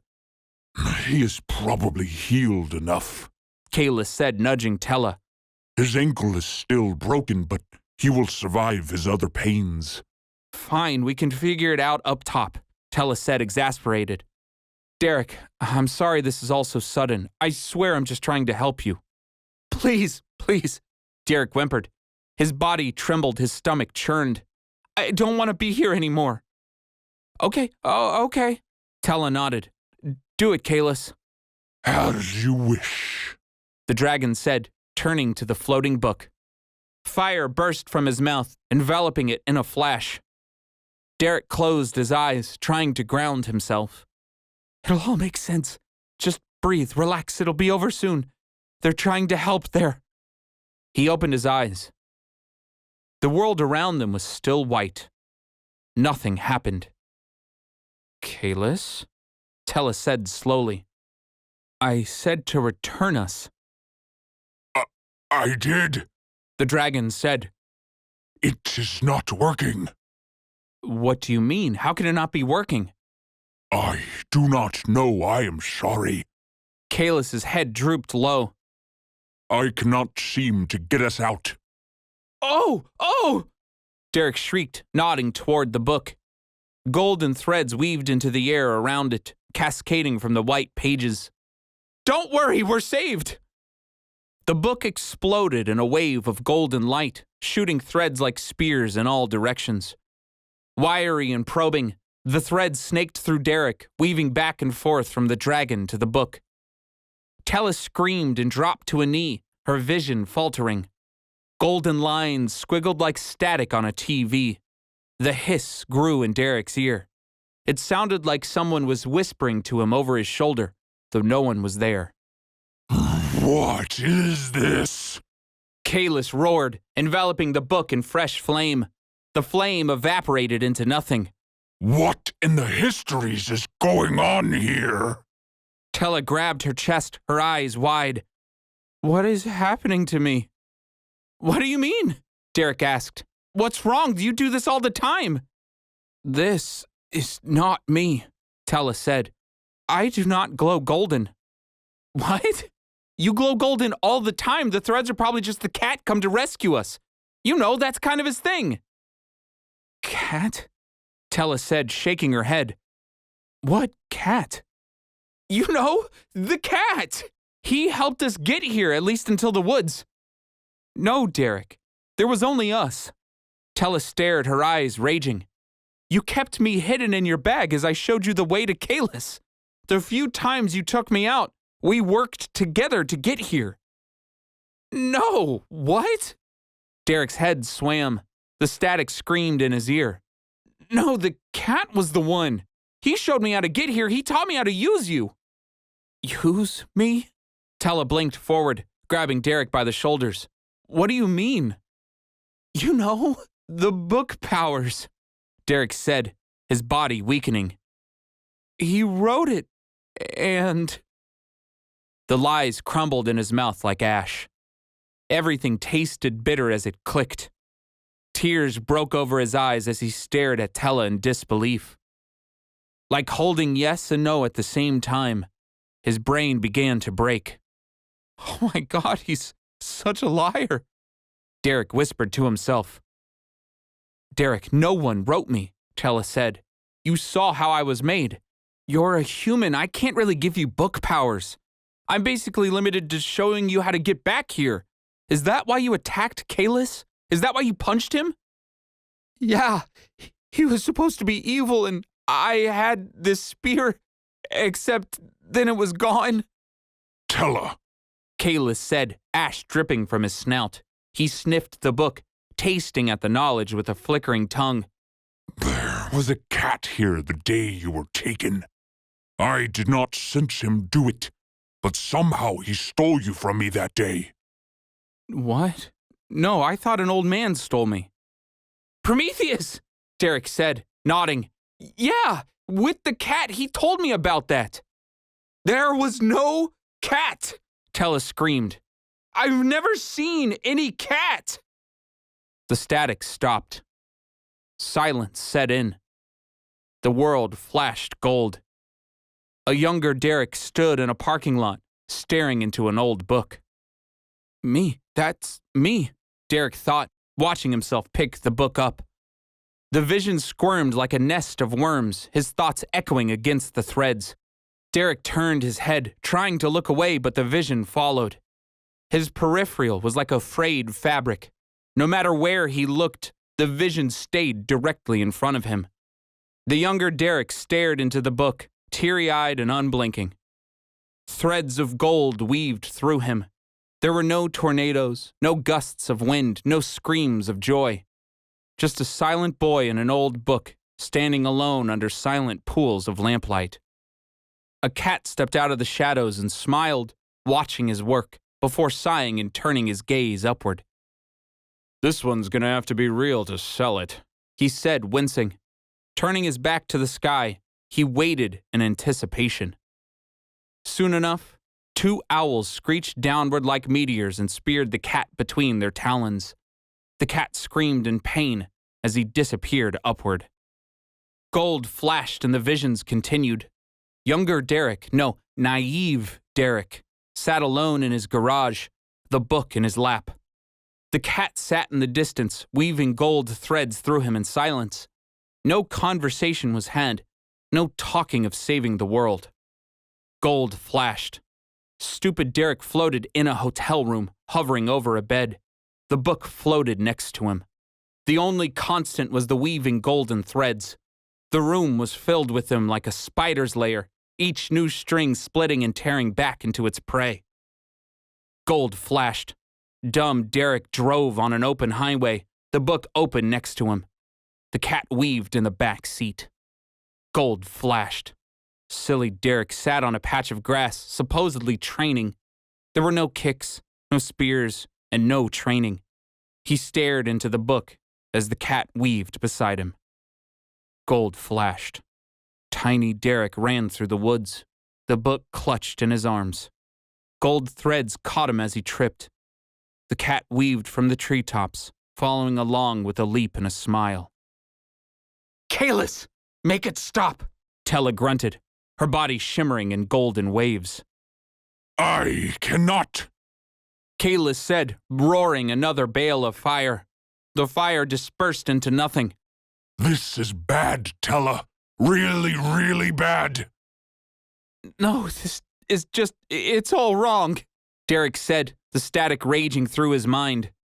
This isn't how it happened. He was supposed to be training me to save the world. He tricked you, Derek, Tella screamed. Can't you see that? He tricked us both. She flashed next to Kalis, her light finally letting Derek go. Was this just to get back at me? Kalis roared, steam bursting from his scales. Fight me, you coward! Do not harm my creatures because of our tiff.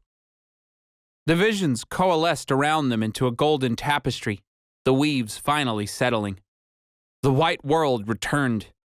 The book floated in the distance. A golden cat stepped out from its pages. Testing, testing, the cat said, his voice echoing through the white nothing. Can you hear me? Just kidding, I know you can hear me. Cat, Derek said, jumping up and running forward.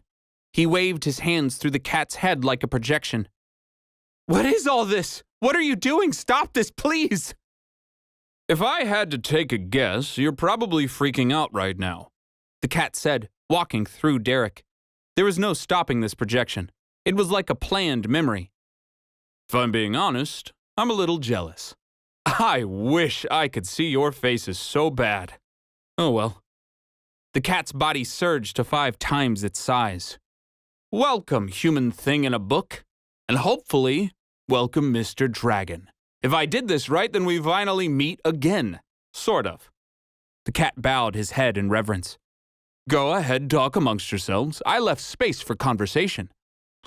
It is a vision. Kalis snarled, fire swirling in his jaws. Whatever he's done is cutting me off from you. We must have set it off, Tella said, blinking back and forth around the book to inspect. There must be some sort of trigger. Okay, my turn again. The cat snapped. If you're seeing this, that means the book is back with the dragon and somehow you have connected your knowledge together. How shocked I was to learn that 2 creatures could actually do that in general, much less there was a consciousness hiding in the book. Shout out to the kid, Derek was his name. We had a great time together. I learned so much from him. He makes an incredible shield. Gave me a ton of time to really pick at whatever you are, little book. I hope you didn't kill him, but I kinda get it if you did. Poor guy was a real dreamer, very easily persuaded. The cat smiled wickedly, his pupils flashing gold. If you're seeing me, that means you're now frozen in your little bond place. Thanks for showing your skills against those wolves, little book. I have my own version of what the kid saw, him standing in a wide expanse as you saved his ass. I took a gamble that you and Mr. Dragon must do something similar. If you're seeing this, that means I was right. But is it really a gamble if I'm always right? Either way, if you're here, that means I'm up in your lair, doing whatever I want. The cat's smile vanished, his golden body shimmering in rage. Thought you could cut me off, huh? You attacked my knowledge, and you didn't think there would be repercussions? Tisk, Mr. Dragon. No one cuts me off. Kalis roared and swiped at the cat's vision, his claws passing through it. Derek fell to his knees, his nostrils flaring. I'm sorry, Tella. I'm so sorry. I didn't know. Tella flashed beside him. It's okay. We'll get through this. It's not your fault. But it is, Derek said, tears streaming down his face. I should have known. I should have known. So I hope you enjoy your trap and a trick.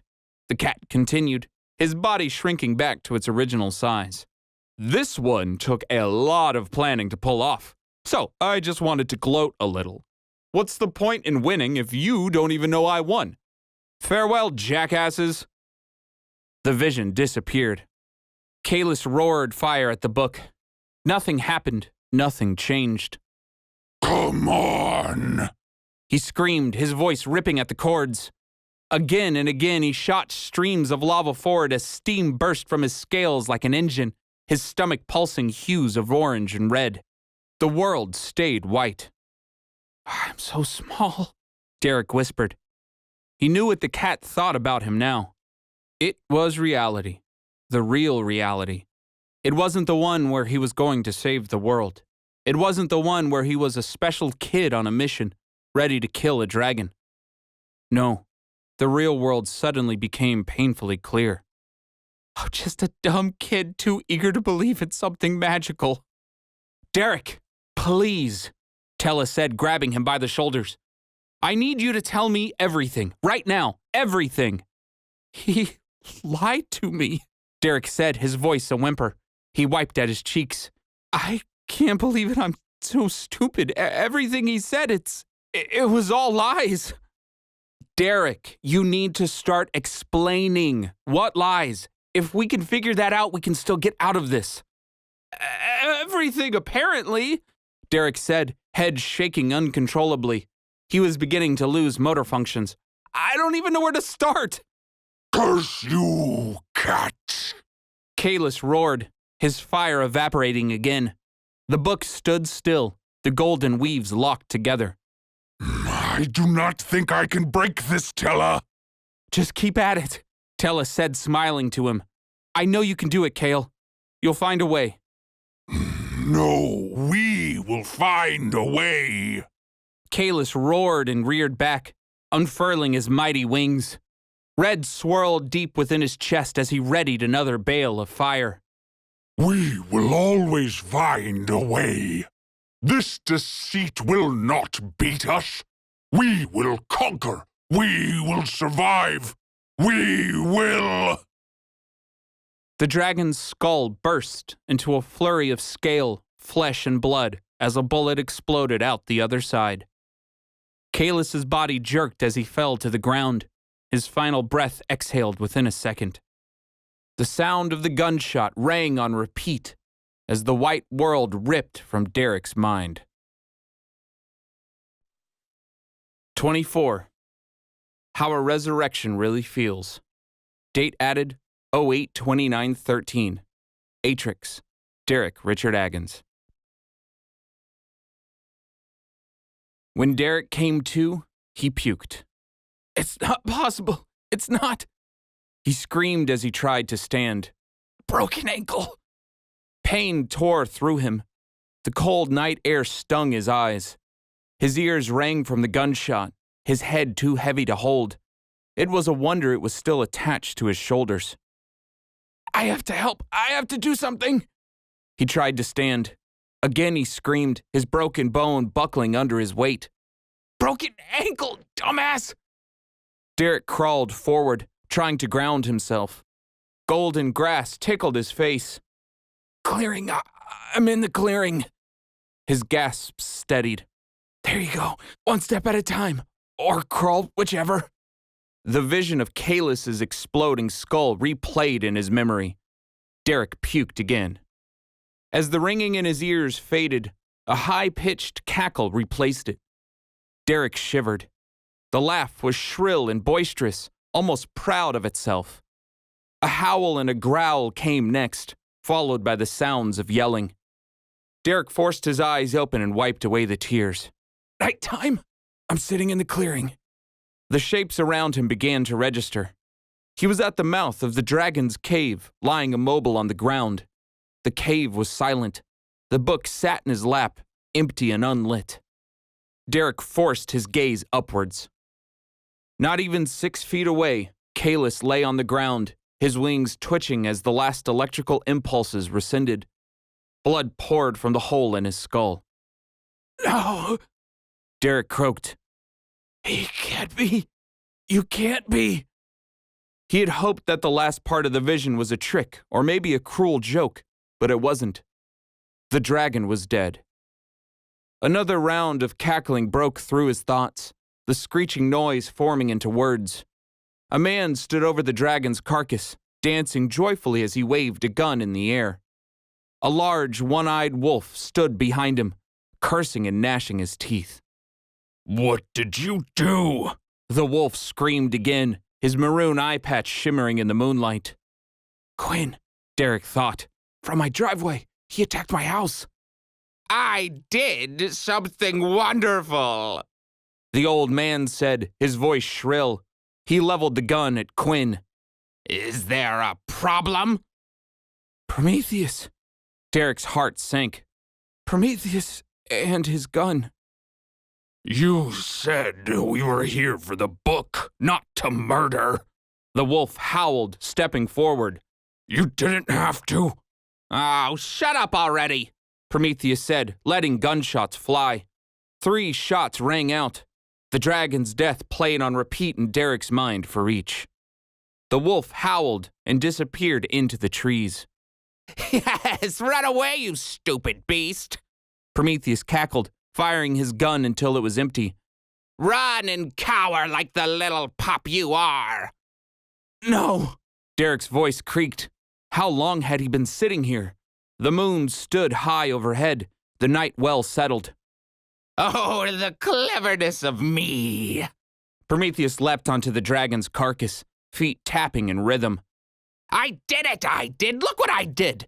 Cower, Woods. Bend before your master, Mountain.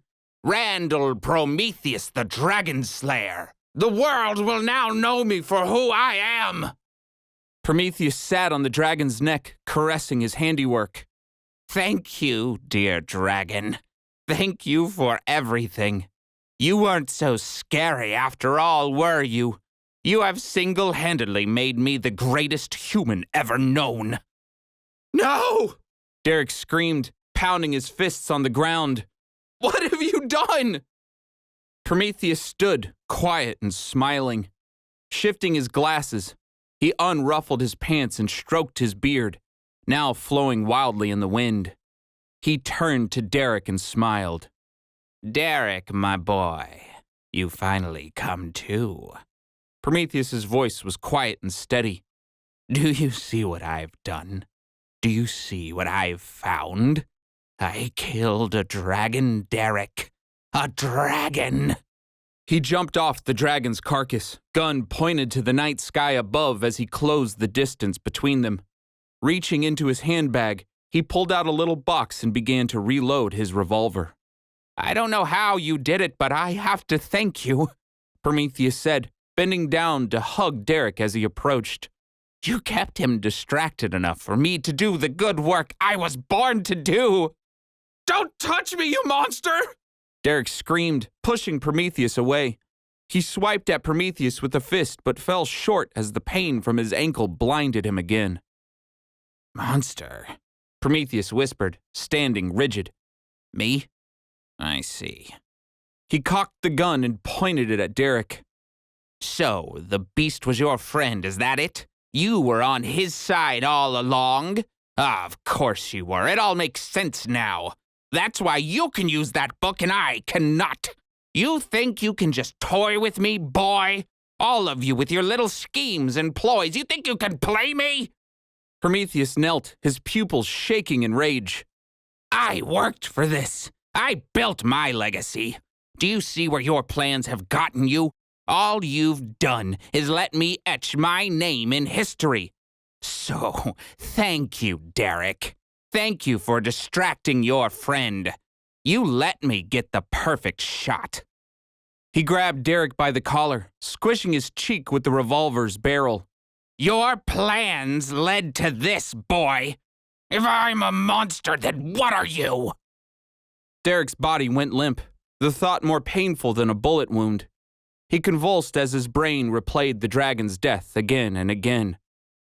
He's right. Prometheus stood, his face growing darker. He tiptoed over to the dragon and dragged his gun along the scales. Dragons are a myth, Prometheus. They do not exist, Prometheus. Magic is not real, Prometheus. He spat on the dragon's body. Oh, how wrong they were. Every silly seeker and their little communities always balking at my claims of the unknown. Well, now they'll see the truth. My truth. Tella. Derek sat up, eyes searching the clearing. The book sat open next to him. He grabbed it and stared into it. Nothing. No response. Come on, Tella, please, I need you. He flipped through the pages, his heart thudding in his stomach. Please help me. The gun cracked against Derek's jaw, sending him reeling backwards. It has a name? Prometheus sneered and kicked the book across the clearing, golden grass flattening under its path. Stomping down, he shoved his heel into the open spine and ripped at the book's pages. Why? What did I do wrong? Am I not worthy? Am I not good enough for you, little book? Little Tella? No matter how hard he pulled, nothing happened. The book stayed intact. Here, take it, Prometheus said, kicking the book back to Derek. Pick it up. Hold on to your sweet magic nothings. Remember in death how little good they did you. He squeezed the gun's handle, veins throbbing in his forearms as he pointed it at Derek. Don't you see? I'm better than you. You are broken and defeated. I'm the one still standing. This is it, Derek thought, grabbing the book. This is how it ends. At least with the bullet it would be over quickly. His ears hummed with a deep and low vibration. His heart pounded in his chest and throat. Tears welled in his eyes, sadness overtaking him. Sorry for not being there, Mom. I should have done more. Derek laughed. A silly thought. What could he have done? He was just a kid caught in a lie wrapped in magic. It didn't matter what he did. He'd been tricked. I'm powerless, utterly powerless. Anger boiled in his stomach. The pounding in his chest increased, his skin vibrating in the heat of anger. Powerless was wrong. It was worse than that. I'm just weak. I'm so tiny. I am so... The bullet never came. No, Derek whimpered. He gasped, forcing himself to breathe, and lowered the book. His stomach retched. If he had anything left to puke, he'd be vomiting. Instead, his emotions grew within him, each bursting into the next like popping bubbles. He didn't want to feel them. They were compulsive. Dread washed over him, the only emotion that was his own. He'd only felt like this once before. Derek's head jerked to the mouth of the cave. No, please, no! I am so small. Happiness washed over him. blissful and peaceful. Derek laughed uncontrollably. The sound was genuine, though the feelings were not. He doubled over as his stomach contracted with the giggling. I am so small. His heart wrenched.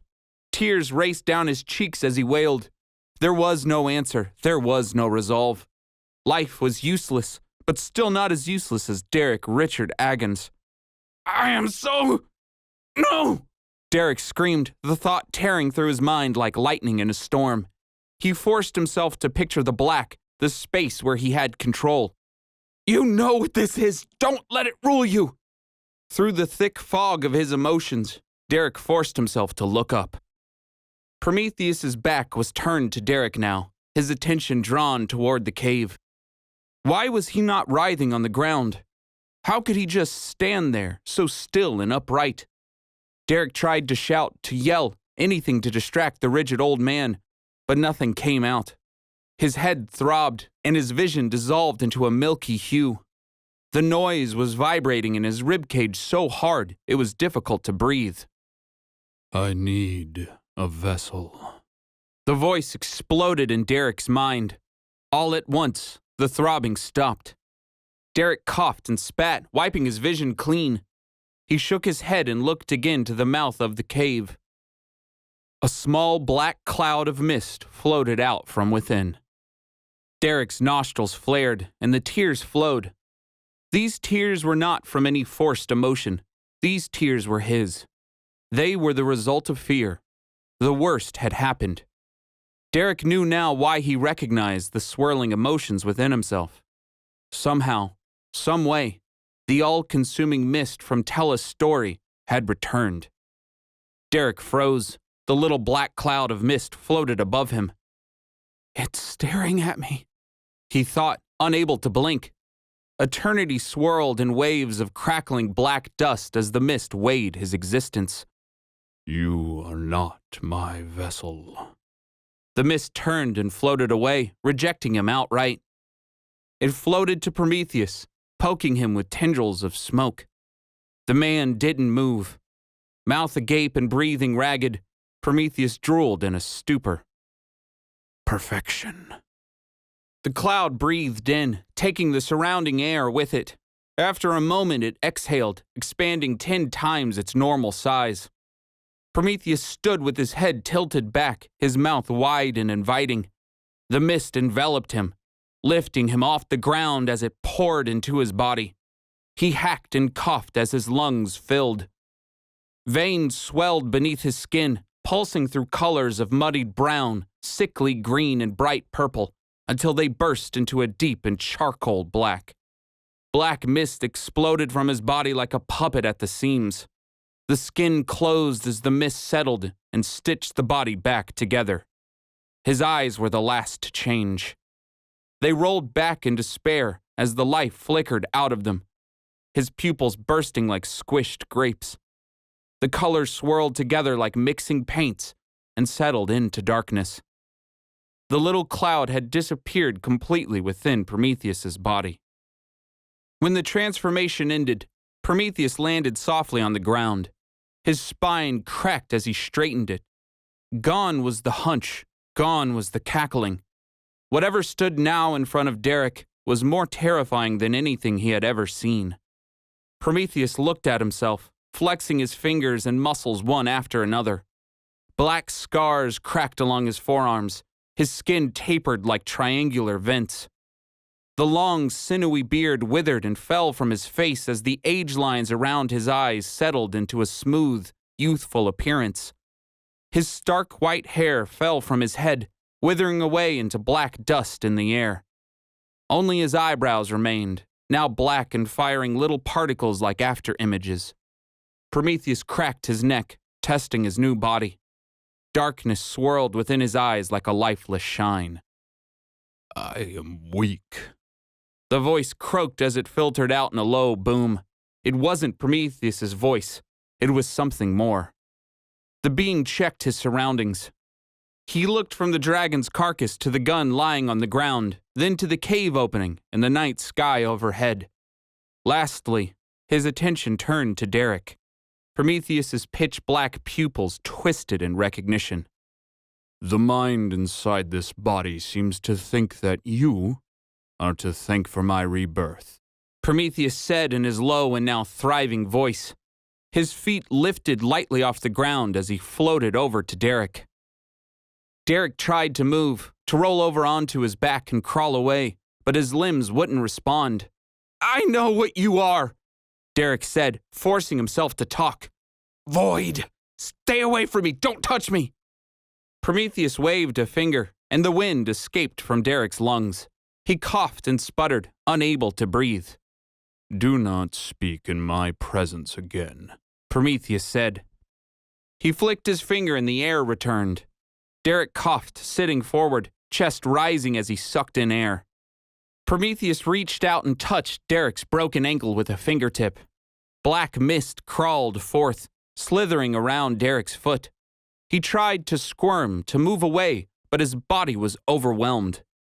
Hatred boiled into laughter deep in his stomach, then to madness, sadness, and envy. His body shook under the weight, his stomach contracting again and again. I bring creation, Prometheus said, standing and retracting his touch. But creation cannot begin without an end. I am no void. At the end of this age, remember this. I am not unjust. For the world to exist, so must I. Derek's mind settled in a jolt. He looked down at his ankle. It was completely healed, no broken bone in sight. Not even the skin was bruised. He probed at it with his thumb and began to sob.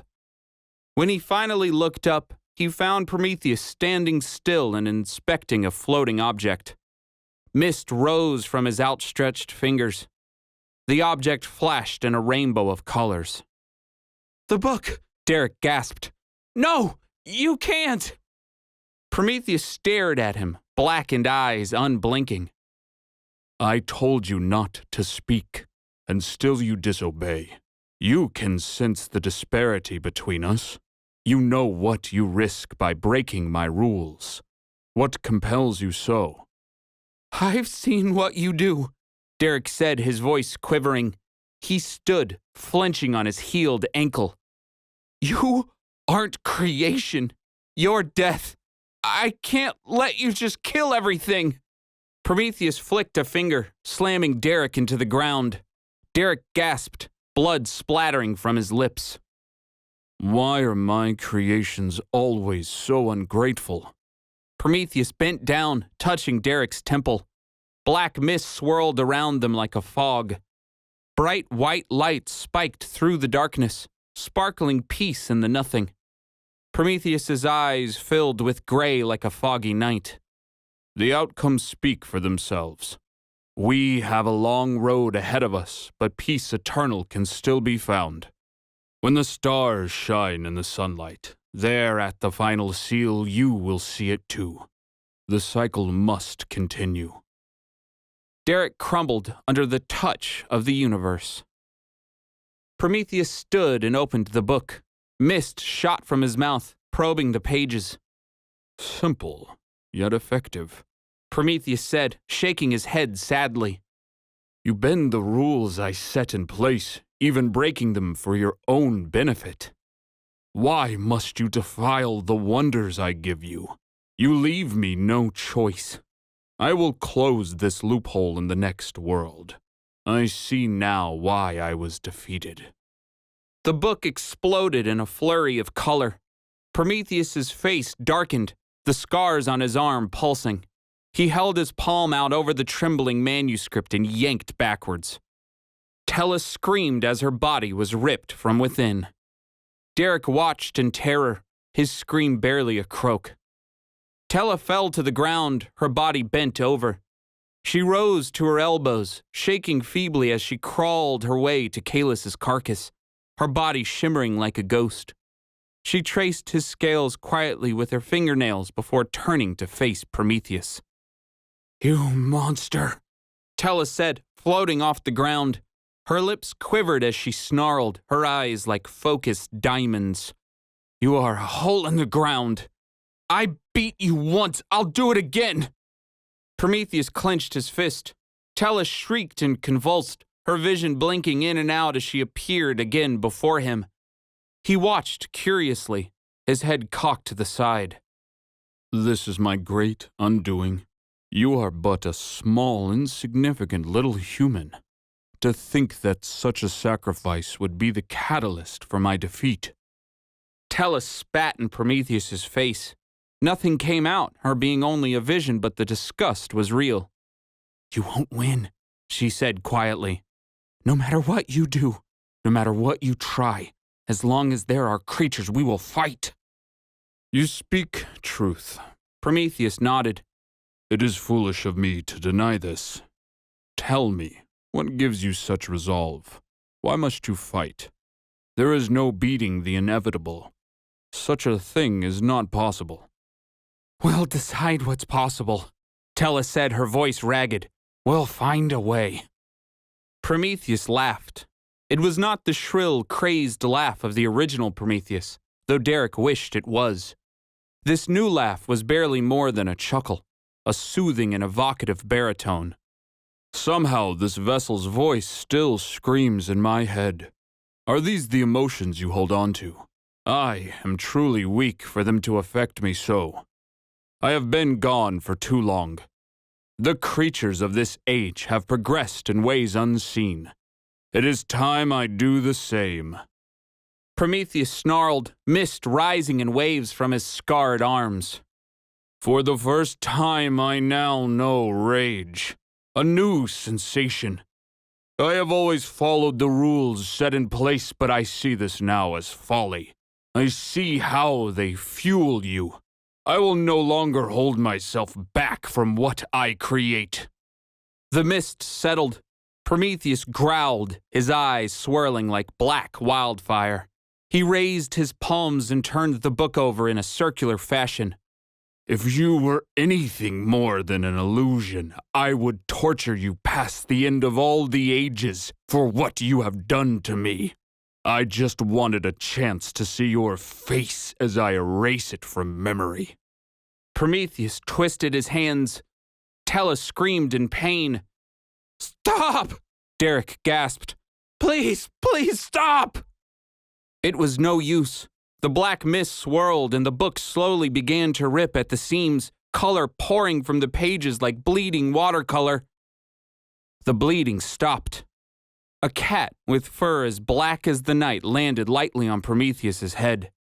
The cat licked his paw, letting his tail flick from side to side in time with some internal metronome. The mist stopped swirling. Prometheus mouthed silently, unsure as to what was happening. The book returned to normal. The world seemed silent, almost hesitant, as Prometheus stared at the cat sitting on his head. You idiots with your power always end up ranting, the cat said with a sigh. But if you're so smart, why didn't you kill me? Leaving me alive has to be the dumbest thing you can do. The cat leapt and Prometheus's head exploded in a blue flame. The possessed man shrieked, the mist recoiling to deal with the fire. The cat landed on a small tuft of wind, catching the book on his awaiting back, and shot himself toward Derek like a rocket. The cat flipped and landed gracefully next to Derek as the book fell into the boy's lap. Close the book, Derek, the cat said, his eyes trained on Prometheus. You, Derek hissed. You lied to me, you... I know, kid. I'm sorry. But there isn't time for that right now. We'll get there. Now, close the book, Derek. Derek grabbed the book from his lap and caught Tella's eyes, her vision blinking on the ground. Thank you, she mouthed. Derek closed the book with a nod, and Tella fizzled out of sight. With a grunt, he struggled to a knee and clutched the book to his chest. The cat walked forward, his tail swaying methodically behind him. The mist surrounded Prometheus's body, finally quieting the flame.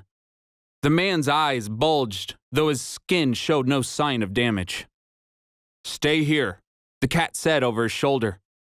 Screw you, Derek said through his teeth. Well, that's fair, the cat said with a nod. Glad to see you're alive, though. Let's keep it that way. If you want to stay alive, we need to run, Derek said, eyes darting around the clearing. Never. The cat's tail swayed behind him. I am going to eradicate that thing. Can you stop being so stubborn for once? That thing can literally break the world. You fearful and stupid creatures. Prometheus's voice boomed in Derek's skull. Derek gritted his teeth and dug his nails into his skin, letting the sound wash over him. Just keep holding that book, Derek, the cat said, walking forward. His shoulders moved in tempo back and forth. I'll take care of this. Prometheus stared down the cat, body hovering 2 feet off the ground. This vessel despises you more than most. Interesting. The rage is like a pool to draw from. Very interesting. Prometheus shuddered under the sensation, mist puffing from his nostrils like an old engine.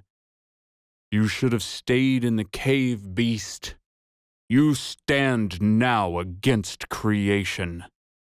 Call yourself whatever you want, the cat said, pacing away from Derek. But all I see is a cowering little piece of nothing hiding inside the skin of a worthless human. Prometheus smiled. Black mist wrapped his body as he hovered counterclockwise to the cat's step. So many words to say so little. The cat's legs were relaxed, his body loose. Little? Are you kidding? How weak are you that you need a human to do anything? Makes sense, though. You two seem made for each other. You're both cowards. Black mist flashed. In the blink of an eye, Prometheus was behind the cat, his hands outstretched. Dark mist exploded from his pores, catching the cat before he could react. The cat squirmed and jerked, hissing as he writhed in pain, screaming as the life was choked from him. I mean, I get it. You think you're all powerful. The cat's voice rang from the opposite side of the clearing. Prometheus stood, perplexed. He released the mist and it evaporated in a shimmer of golden threads. The cat sat unharmed, licking a paw. What I don't get, and try to follow me on this, if you're creation itself, why make such a dumb system in the first place? What, you have to take over those pathetic bodies to do anything? It kind of makes you stupid on top of everything else.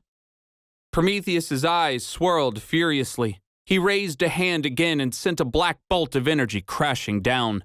The cat was enveloped with a sizzle, evaporating him from bone to fur. The cat's body pulled apart like a golden tapestry. You don't see me pilfering human bodies, the cat said from yet another side of the clearing. Of course not, that's gross. You're gross. If you made it this way, Mr. Creation, then I'm guessing you like it this way. And that's worse. That's just weird. Prometheus grunted, spinning on his heels as he shot black balls of flame at the cat. His aim was precise, deft, and on target. Each time they connected, the cat's image dispersed and reappeared again. Prometheus blasted them in succession, golden threads evaporating in puffs of black mist. Come on, this is just pitiful, the cat said, appearing again and again around the clearing. Every time the cat was hit, his image shrieked with mock rage as it died, only to reappear again with a smile. The barrage ended. Prometheus collected himself, waiting patiently. You can tell Prome I'm disappointed in him, the cat said, shaking his head. He let himself be possessed by a weak little cloud. At least he could take down a dragon. It looks to me like you should have stayed in that jar. Prometheus's head jerked up in reaction, black eyes swirling. He stared at the dragon's carcass with a smile. Your illusions grow tiresome, he said, relaxing his muscles. Darkness oozed out of every pore. Panic flashed across the cat's face. Prometheus twirled, his palms pointed at the dragon's body. Mist shot forward in a flurry. Kalis vanished in a flash of gold, leaving only the cat. The illusion was shattered. On the opposite side of the clearing, the dragon's actual body lay dead.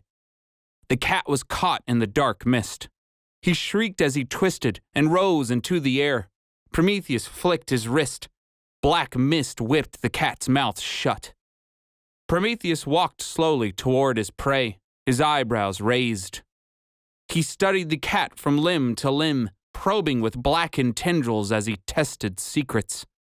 Again, so many words to say so little. Prometheus shuddered, savoring the moment.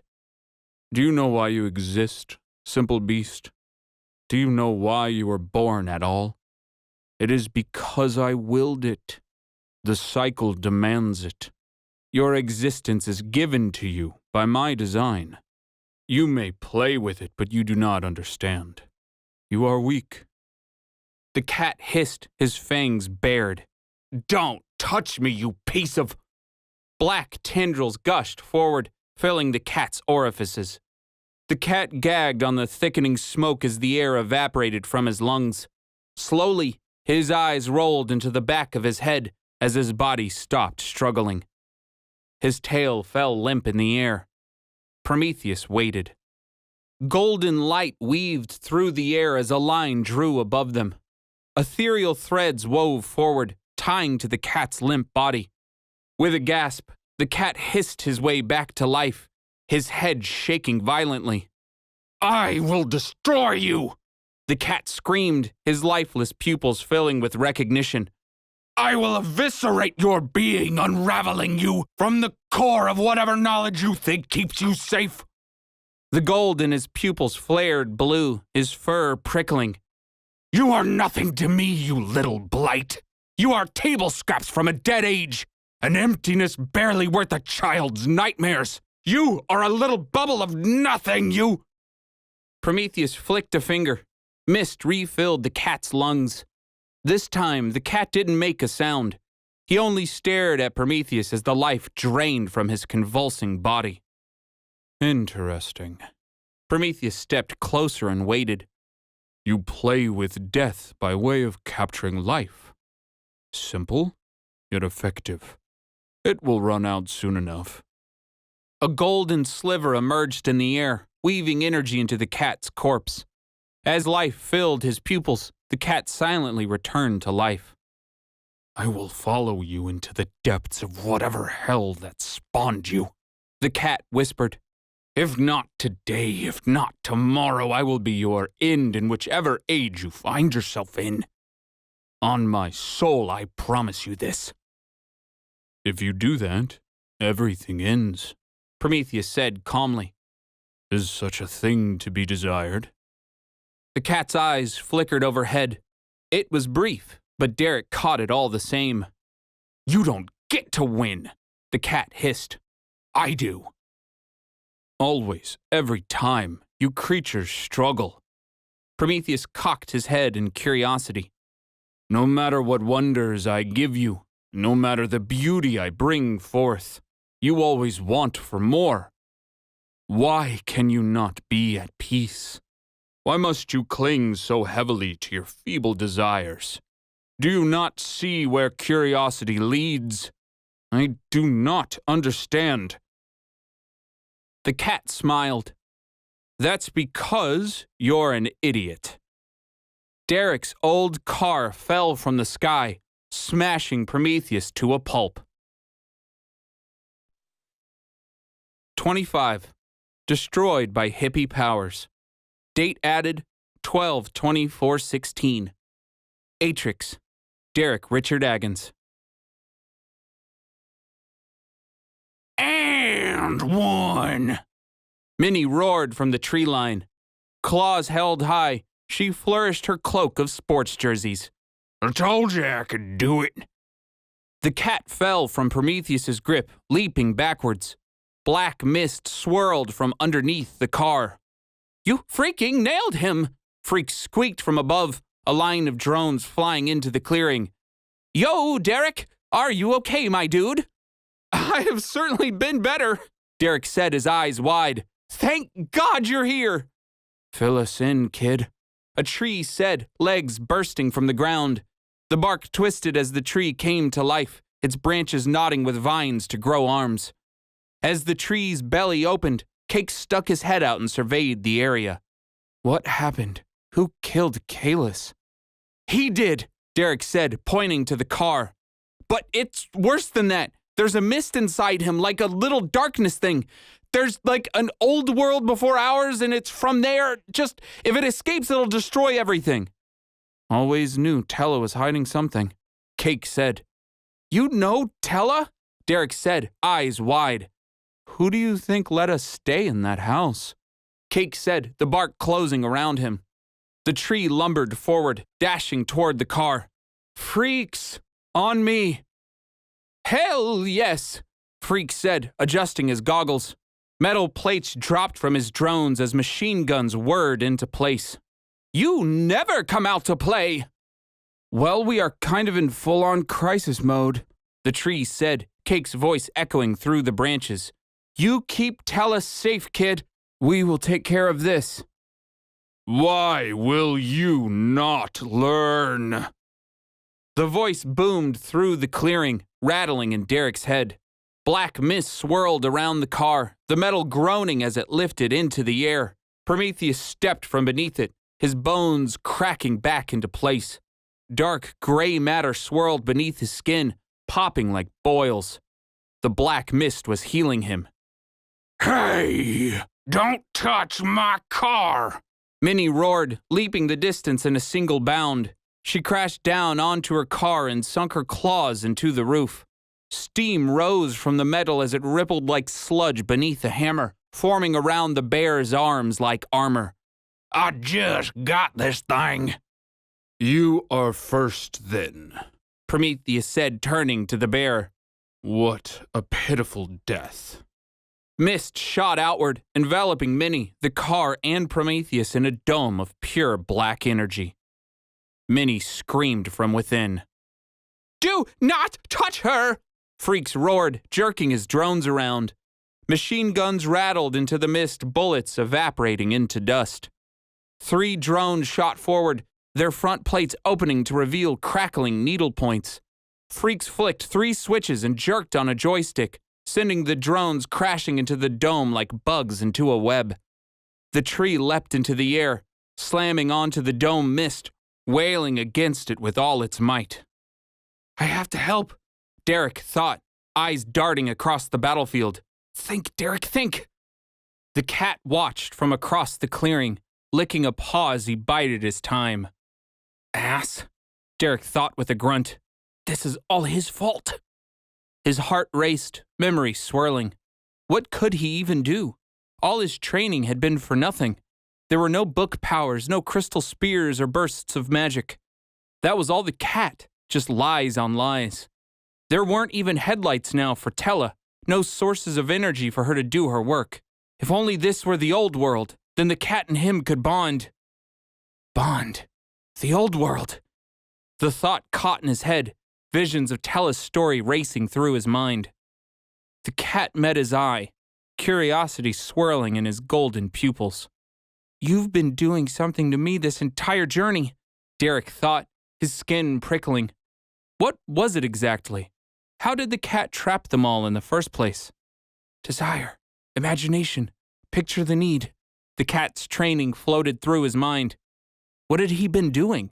With all the cat's weaves, with all his tricks and visions, the cat had tied himself to Derek.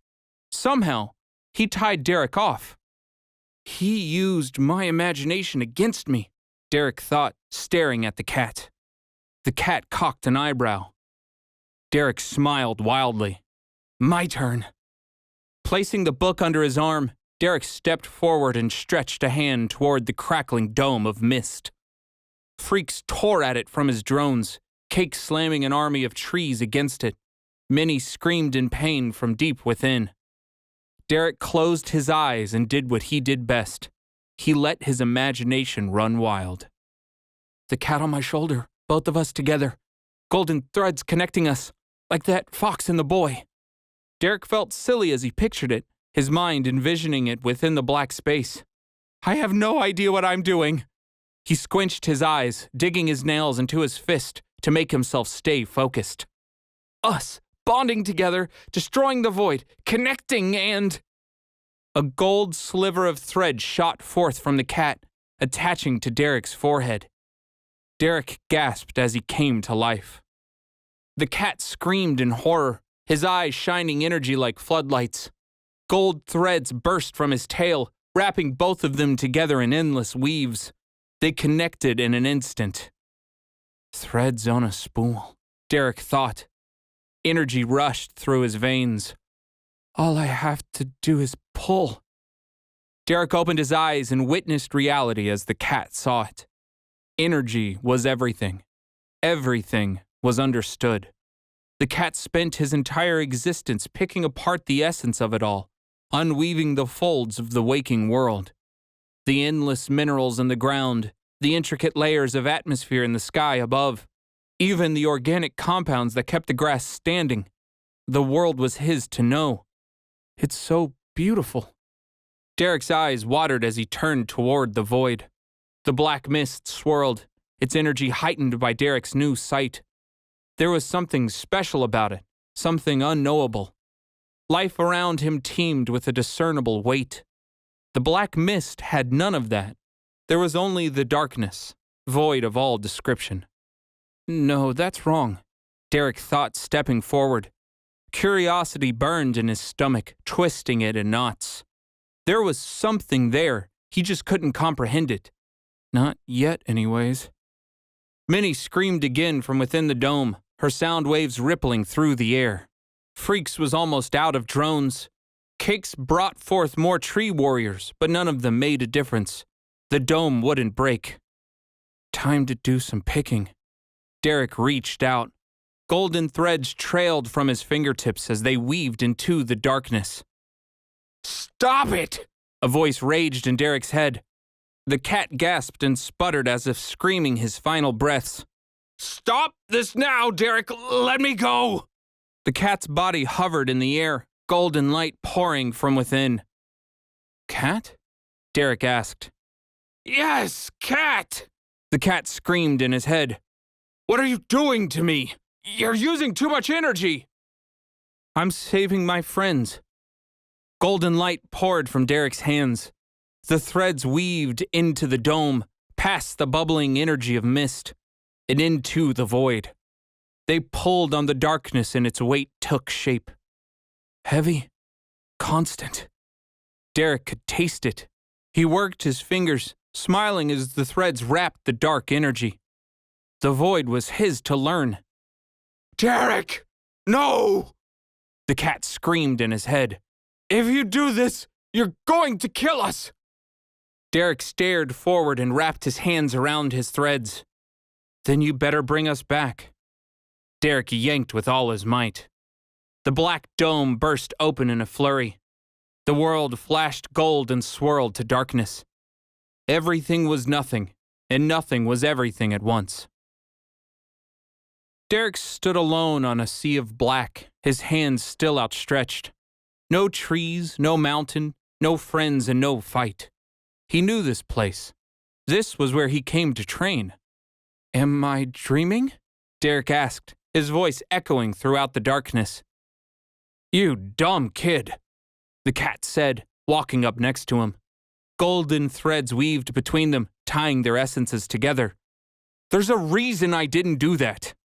The black world ripped ahead of them, exactly where the mist dome had been. Particles of nothing tore into the cat's dream world, consuming the vision in a single point like a building black hole.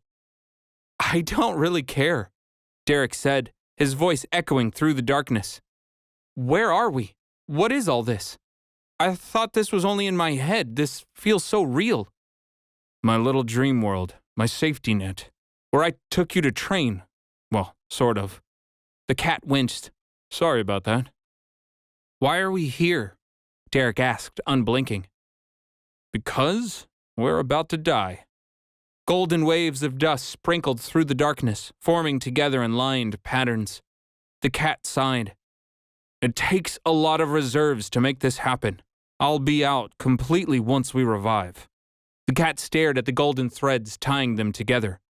What did you do to us? I bonded like they did in the old world, Derek said, lightly touching his face. His skin was pure energy. Well, I just pulled on it at least. I think you already bonded us as you lied to me with all the fancy visions. We're dying? Yeah, That's what happens when you try to understand something all at once that you literally can't, the cat said, pointing toward the spinning mist. The hole was bigger now, almost the size of a baseball. Whatever that thing is made of, it exists outside of our realm of possibility. I was working on it, but you went ahead and forced it upon us. Yeah, duh, Derek said, gritting his teeth. I had to save them. Well, I hope it worked. Derek stared at his hands. The black energy was pouring into him now, shifting within his skin. Did I just get myself possessed? I don't think so, the cat said. But you did just pull the void into both of us. That may be worse. Derek frowned. None of this would be happening if you didn't lie your way here. Yeah, true, the cat said, looking up at him. This is the last time we bond, kid. Don't ever do this to me again. Whatever, Derek said. The mist pulsed ahead, the dream world almost fully enveloped by the black hole. Derek's skin peeled from his body, his muscles separating from the bone.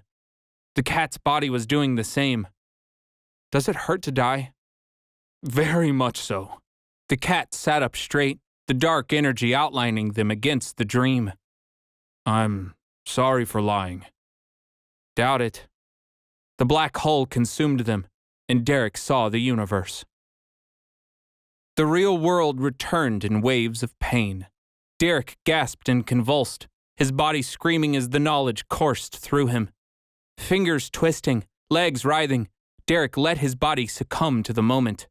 His senses were scrambling. Basic functions were crumbling. There was nothing else to do. Derek let the life leave his body. Somehow, he could see himself, like staring at the insides of a floating round snow globe. He knew where he was.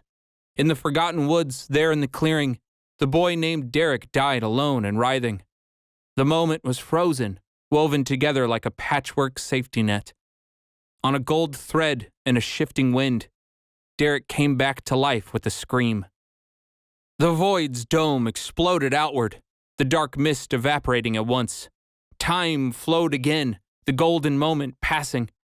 Freak screamed as his drones went flying. Cake leapt from his trees, his dress flapping as he descended on a wounded Minnie, wrapping them both in fresh vines and yanking them away. Minnie groaned, the metal now infused within her skin. Blood poured from open wounds on her chest. Everything was agony. Derek forced himself to his knees, his body still writhing.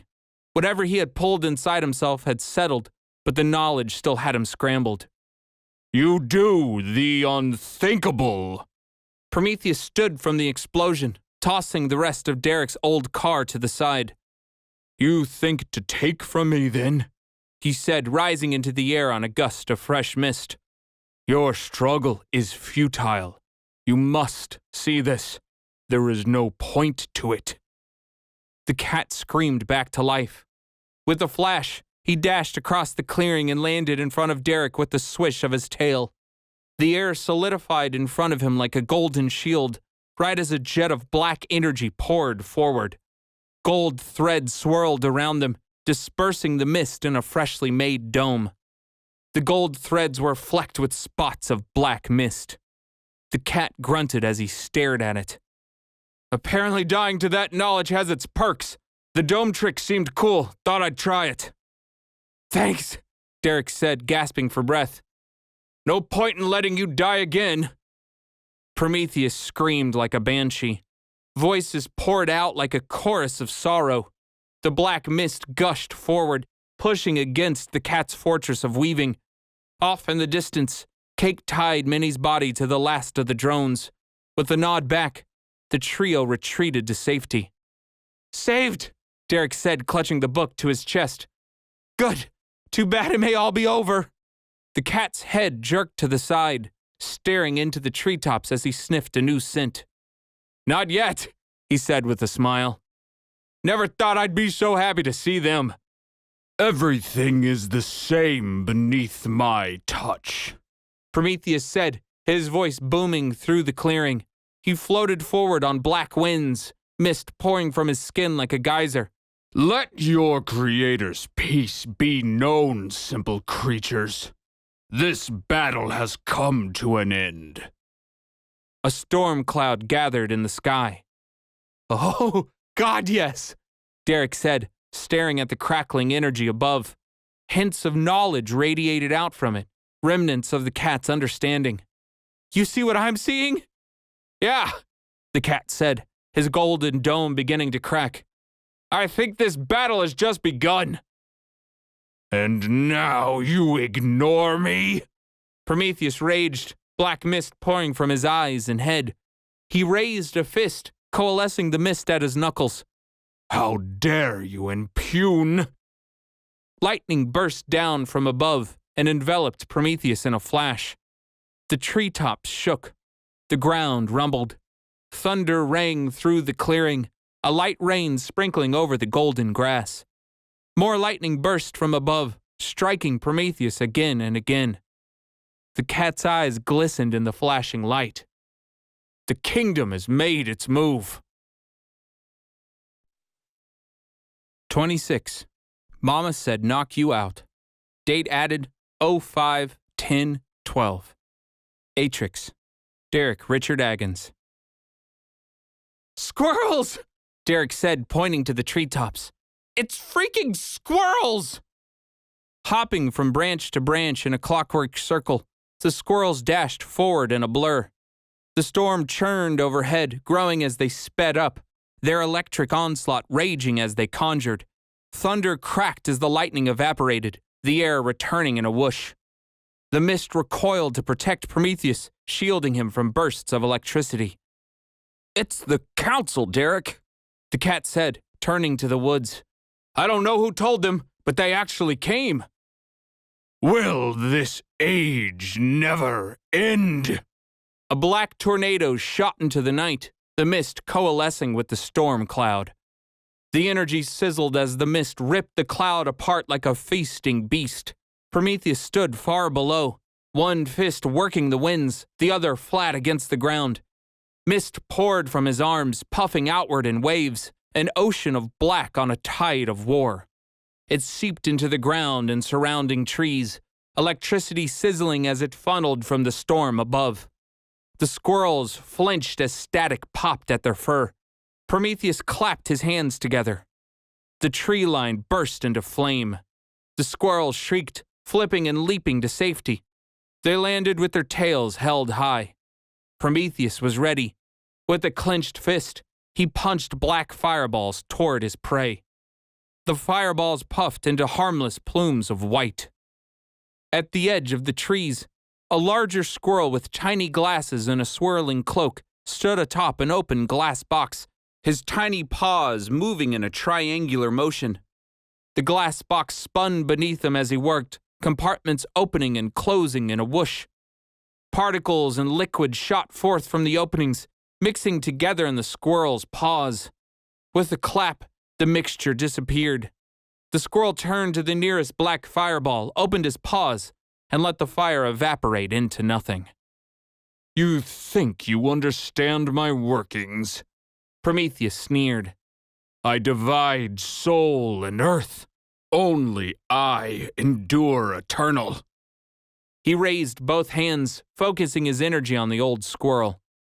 Darkness fell over Prometheus's body, a sudden wind whipping his hair in a frenzy. Confused, he turned his sights upward. The moon had vanished completely. Shadows speckled the clearing.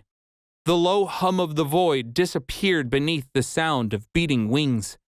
Eagles, owls, falcons, robins. Countless birds swirled overhead, the types too different to count. A great gray owl landed on the mountain, his wingspan bigger than a car. Silver wind swirled around him. The clearing cooled, the atmosphere twisting like see-through clay as it formed into wind tunnels, all aimed at Prometheus. With a harsh coo, the owl brought his wings down in a finite flap. The birds above rained down like meteors on silver winds, wings tucked to gather speed.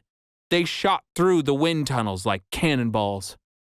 Prometheus lifted his hands in a flurry, shooting tornadoes of mist toward the falling birds. The mist evaporated harmlessly, sliced by sickles of silver air. He clenched his fists at his side and let the mist gather around him in a defensive swirl. The mist dissipated into silver dust. Prometheus grunted, head turning to stare death at the leader on the mountain. The owl stared back. No. The birds crashed down one after another, their talons outstretched like readied daggers. They streaked past, tearing at Prometheus's flesh. The wounds exploded in silver sparks, the wind compacting at the ripping points. Prometheus screamed and swirled, collapsing himself into a ball. The mist coated him in a viscous black veil. Woodland creatures stepped from the woods, gathering in a circle around the clearing.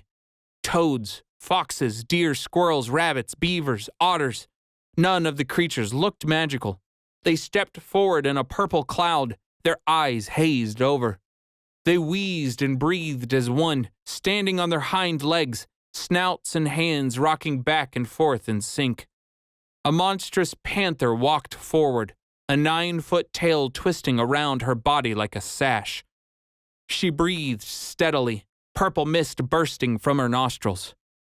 "Commence," she said, eyes trained on her prey. The woodland creatures slammed their paws down in unison.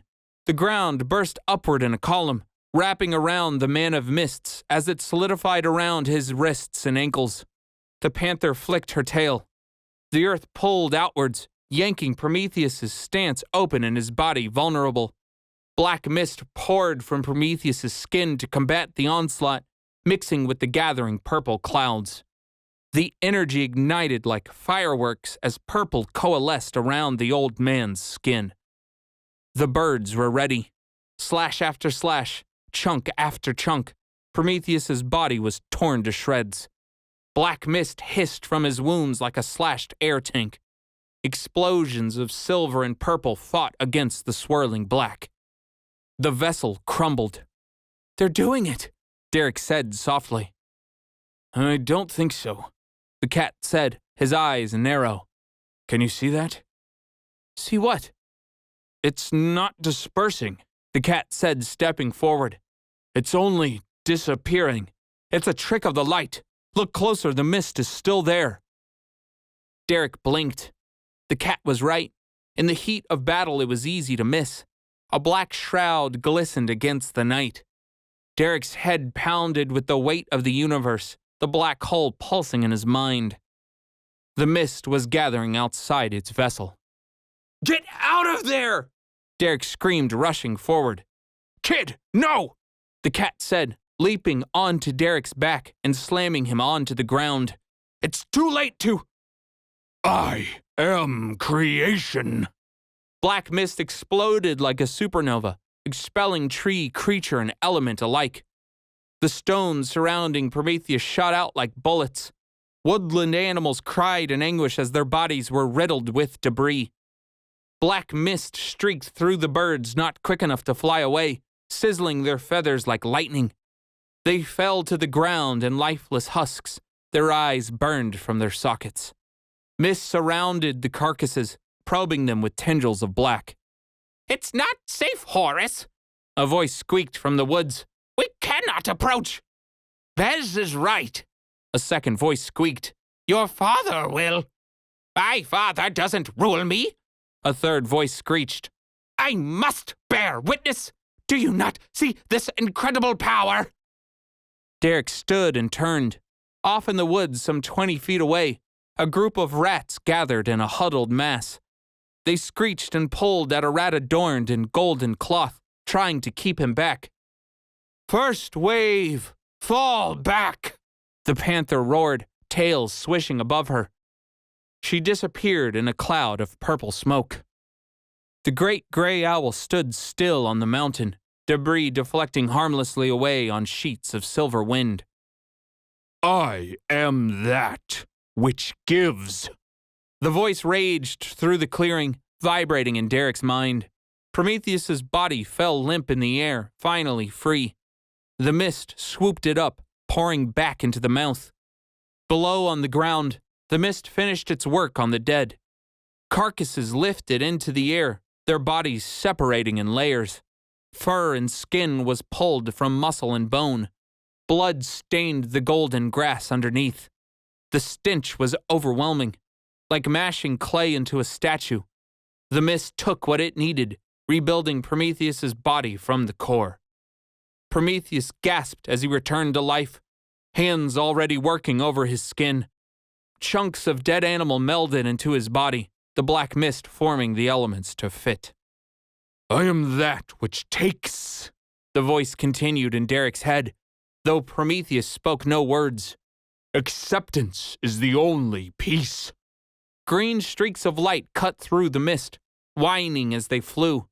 Foot-long needles pierced through Prometheus's shoulders, elbows, wrists, knees, ankles, and heart. A final needle slammed into his neck. They glinted like scales in the moonlight. Prometheus floated, stunned and staring, seemingly paralyzed. How? He whispered, blackened eyes darting to his joints in shock. Am I still so weak that my knowledge can be pushed aside? How can you pierce the unknown? A massive tree frog landed in the clearing, adjusting his goggles with pride. His stomach expanded as he croaked, hands gripping the 3-foot steel blowgun in his hands. Listen, big man, you ain't that scary, he said, staring up at Prometheus. Just another dumb bully. You didn't even see us set up. A python rose from the grass, her green scales glistening in the moonlight. They never do. Plants twisted in her crevices, growing as she slithered in a coil with no end in sight. This is for those you just murdered. The python sank her fangs into Prometheus's body. As quickly as she struck, she recoiled and disappeared back into the grass. Flowers burst from the needles, blooming in a shower of green gas. Prometheus's skin wilted like goo on the bone. He held up his hands and watched it drip onto the ground below. Fascinating, he said, his cheeks drooping as he talked. You twist my wonders in ways I never thought possible. I am proud to create such creatures. Black mist swirled within his eyes as he breathed in deep, sucking the green gas into his lungs. With a shudder, he swallowed and let it settle within him. His skin began to sweat, heat rising from his exposed muscles like steam. The skin began to tighten. With all the time you have had to exist, you have pushed past the limits I set in place. Isolde, the tree frog said, backing up. Your stink ain't working. The python's head slithered from behind a tree, her eyes wide. He's reversing it. Of course I am, Prometheus said, breathing in deep. His skin reset, healing in puffs of black. Have you not listened? Your energy was given to you. All your efforts are merely new ways for me to learn. I set this world in motion. You are my creations. He looked to the cat and smiled. My turn to steal a trick. The black mist vanished. Prometheus was gone. Across the clearing, a second ball of mist appeared out of thin air. It swirled inward, shimmering into existence. Prometheus sat calmly in the middle, floating behind the python. Your lessons will be put to good use, he said, clenching his fist. Black mist swirled around the python's body, tendrils of black poking beneath her scales. The python whined in pain. A black sliver cut through the air above her head. Black mist swirled within. As all things begin, all things must end, Prometheus said, his shoulders flexing as he worked. Your energy will be made anew in the next world. This is what has always been. I said no. The great gray owl speared Prometheus across his talons, his beak ripping at Prometheus's head. Silver winds cut through the black mist, dissipating them in a whimper. Prometheus gasped, his body limp.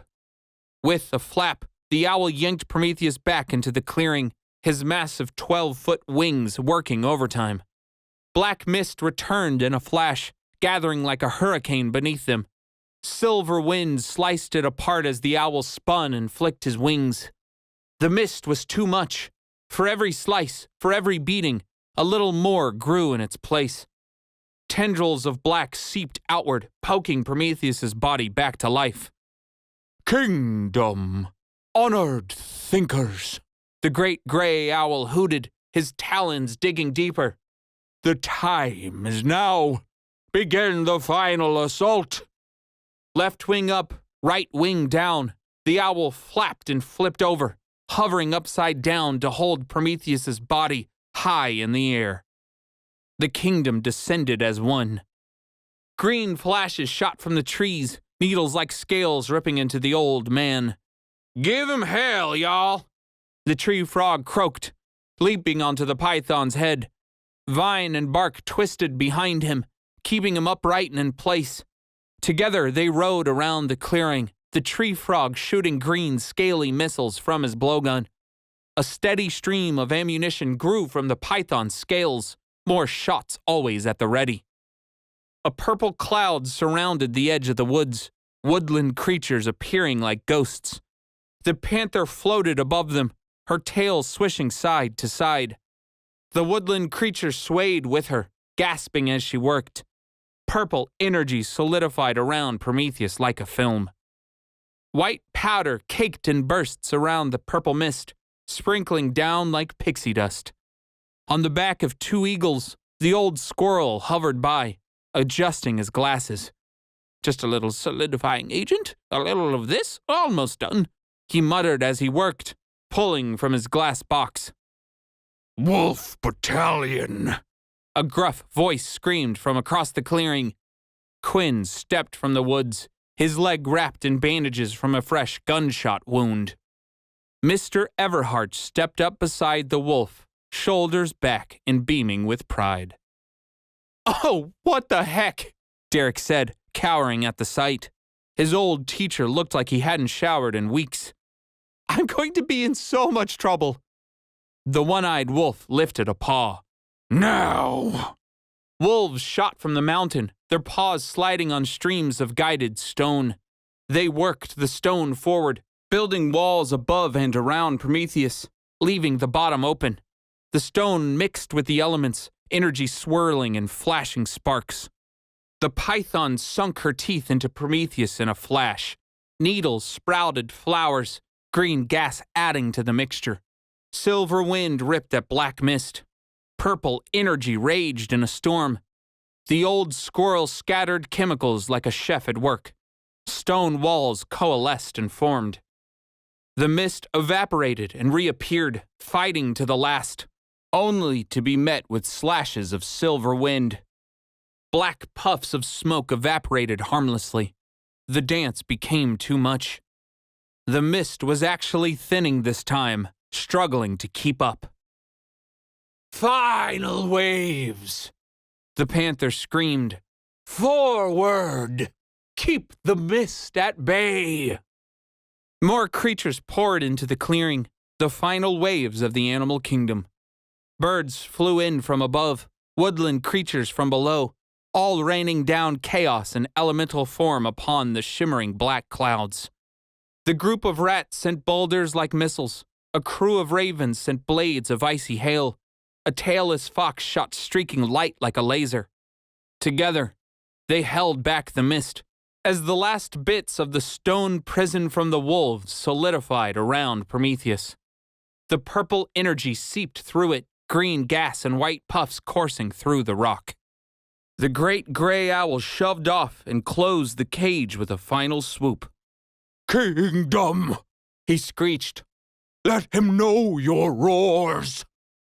Streams of fire poured against the rock cage, every creature who knew the flame now working. Derek stared into the fire, his eyes watering but his vision unhindered. The flame was pitiful. It was nothing compared to his friend Kalis. Regardless, it did the trick. The council's energy crystallized into diamond, the stone bending under the flame. Somehow, black mist still seeped from the crevices. "It's not enough," Derek said with a grunt. "We have to do something." Derek," the cat said, "I think your book wants you." The cat was right. The book flashed white in his hands. "Tella," Derek gasped. "Cat, give me flame. I need to talk to her." The cat stared at the book, his tail swaying. No flame appeared. Derek grabbed him by the scruff of his neck, holding him at eye level. "What are you doing?" the cat hissed. "Put me down!" "I said give me flame," Derek said, his nostrils flaring. "This is all your fault. Fix it!" The cat kicked off Derek, face expressionless. He landed silently, turning to stare at the building cage. His whiskers twitched in annoyance. "I'd let go of that book then." Derek threw the book into the air as it erupted in blue fire. "The prison, it's not going to hold," Tella said, shimmering into existence, already holding Derek by the shoulders. "They need me." "How do you know that?" the cat asked. "Because I'm smarter than you," Tella snapped. "Just keep your flame going. I'm going to finish this." Tella blinked out, reappearing above the prison. She knelt and placed her hands along the stone, her rainbow essence more blue than normal.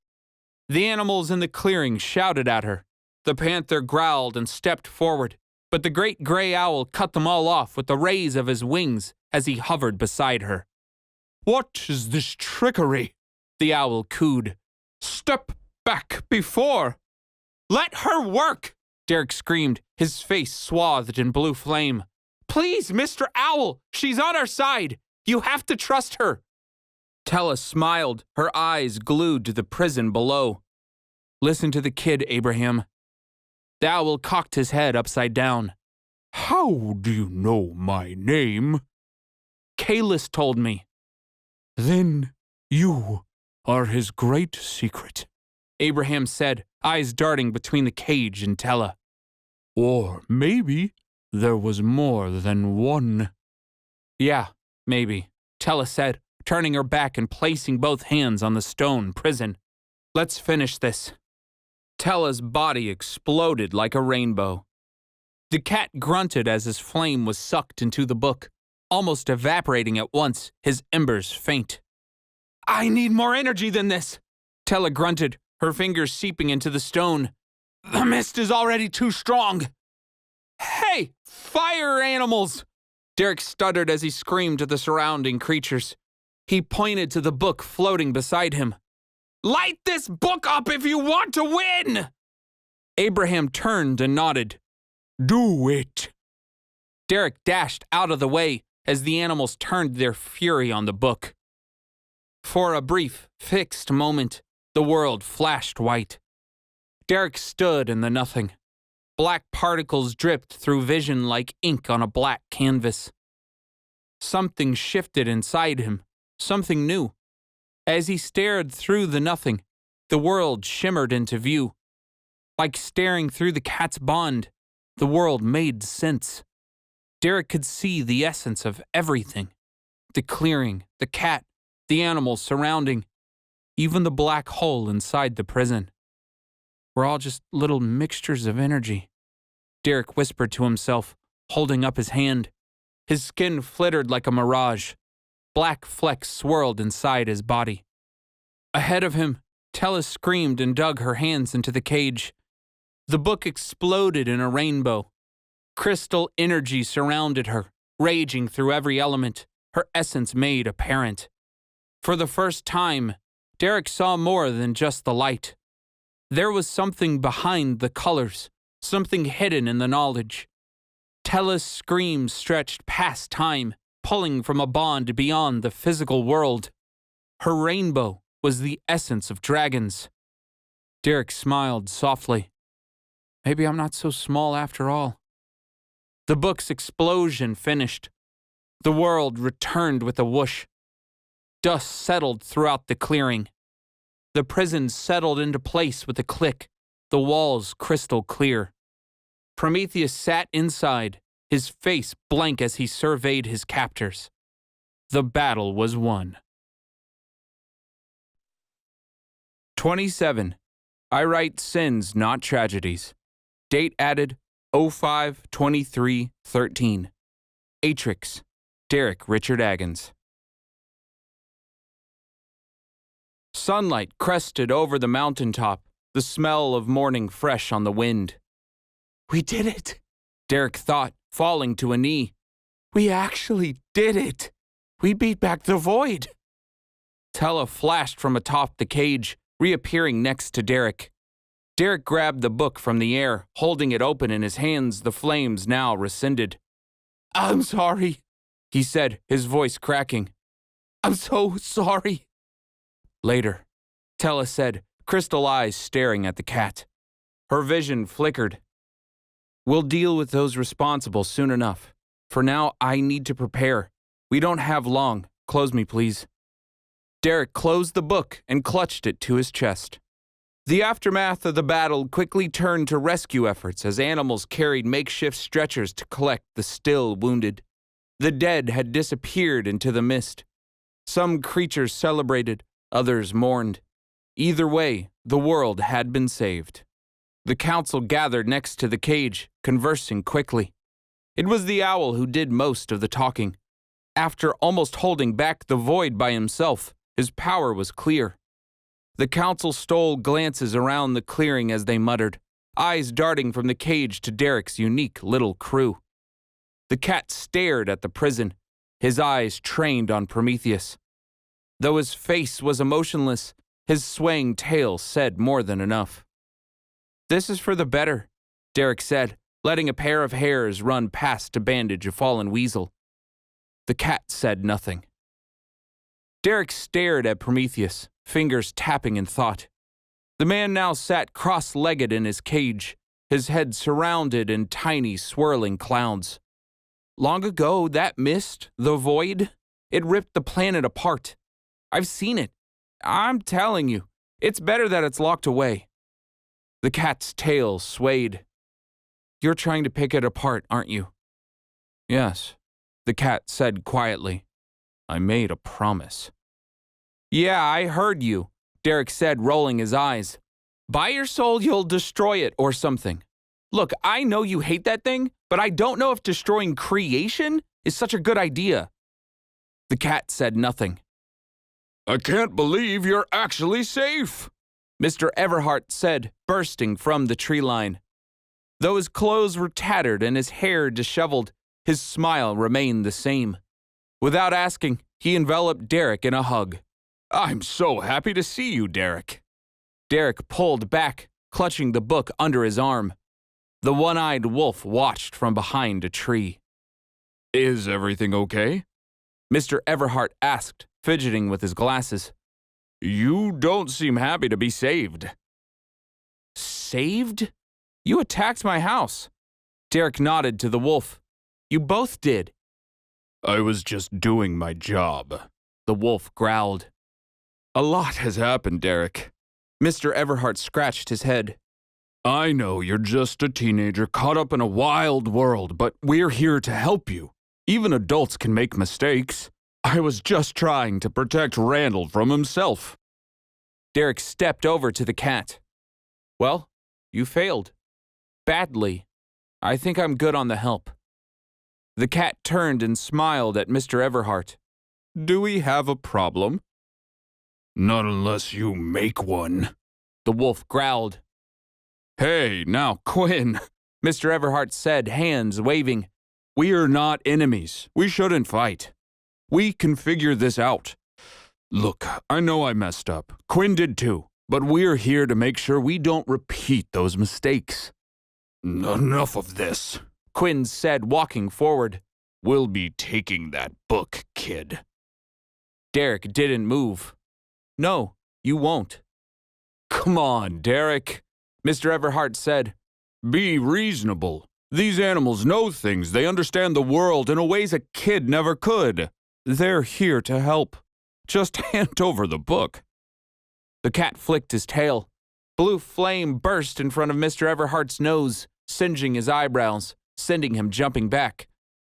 The boy said no. Quinn snarled, fangs bared. He dug his paws into the ground, lifting upwards on a small tuft of soil. Don't do this. We're not doing anything, Derek said, his fingernails dug into the book, his shoulders trembling. You guys have all this knowledge and magic, and yet you still don't know crap. This is Tella. She's busy right now. She's not a thing to take. Mr. Everhart looked around the clearing, hands wringing together. Look, Derek, I may not understand what you're talking about, but... Exactly. You don't. Derek tucked the book under his arm. The book stays with me. The boy is wise. A voice cooed gently behind them. Wiser than he appears.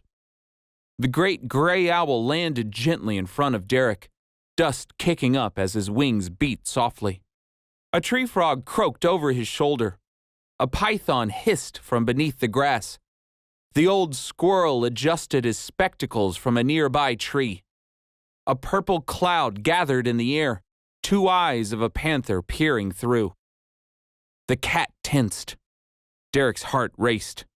The council had them surrounded. Hello, human, the owl said, his beak clicking as he nodded. I am Abraham the Proud, first seat, Animal Kingdom. Before you stand the last thinkers. We are here to help. We mean no harm. What is your name? Derek Agons, but you can call me Derek, Derek said, his eyes shifting to Prometheus. The man sat still in his cage, his head swimming in darkness. Are you sure that cage is safe? You insult us? The panther growled, her head dipping from her cloud. We just saved you, child. It's not about your feelings, Derek said, pointing to the cage. You don't understand what that thing can do. Is it safe? Be at ease, young Derek Agons. Abraham cooed. All shall be answered in time. The owl stiffened, his head swirling in all directions. Now, if you would, I have some questions I need answered. Where is the girl from before? She's busy, Derek said, holding the book to his chest. And the dragon Kalis? Derek winced. He's dead. He blinked in indignation, pointing to Kalis's body. Prometheus shot him in the head right over there. The dragon's carcass was nowhere to be found. Prometheus stood in his cage, cracking his neck. Mist gathered around his ankles and wrist. What is he doing? Derek said, pointing. He's caged, kiddo, the tree frog said. You should worry more about yourself right now. If the dragon is dead? The python hissed. Then where is the body? I don't know, Derek said, stepping back. Maybe it got lost in all the death and destruction that just happened. No, Derek, they are not questioning you, Mr. Everhart said, waving his hands. They just want to know exactly what happened. I think we all do. Be quiet, human, the old squirrel snapped. This is not your concern. The kid is telling the truth, the cat said. Prometheus shot the dragon. The dragon died. You are not to speak, renegade, Abraham said, snapping his beak. We will deal with you next. The cat raised his eyebrows. Doubt it. He's dead, okay? Derek said, throwing his hands up in anger. Can we just move on? Fine, Abraham said, lifting his wings for silence. We must then prepare for the unknown. Gather the prisoner. We shall make our way back to the kingdom. You and the book will follow. Abe? The tree frog said, blowgun pointing to the cage. I think the kid is right. Big Boy Mist is definitely up to something. All eyes turned to Prometheus. The man now floated in his prison, his legs crossed and his hands wide. Black clouds hung against the cage's ceiling, swelling as they gathered and popped like boiling tar. Bodies of dead animals poured from the mist, filling the cage floor. Their lifeless eyes coursed with black particles.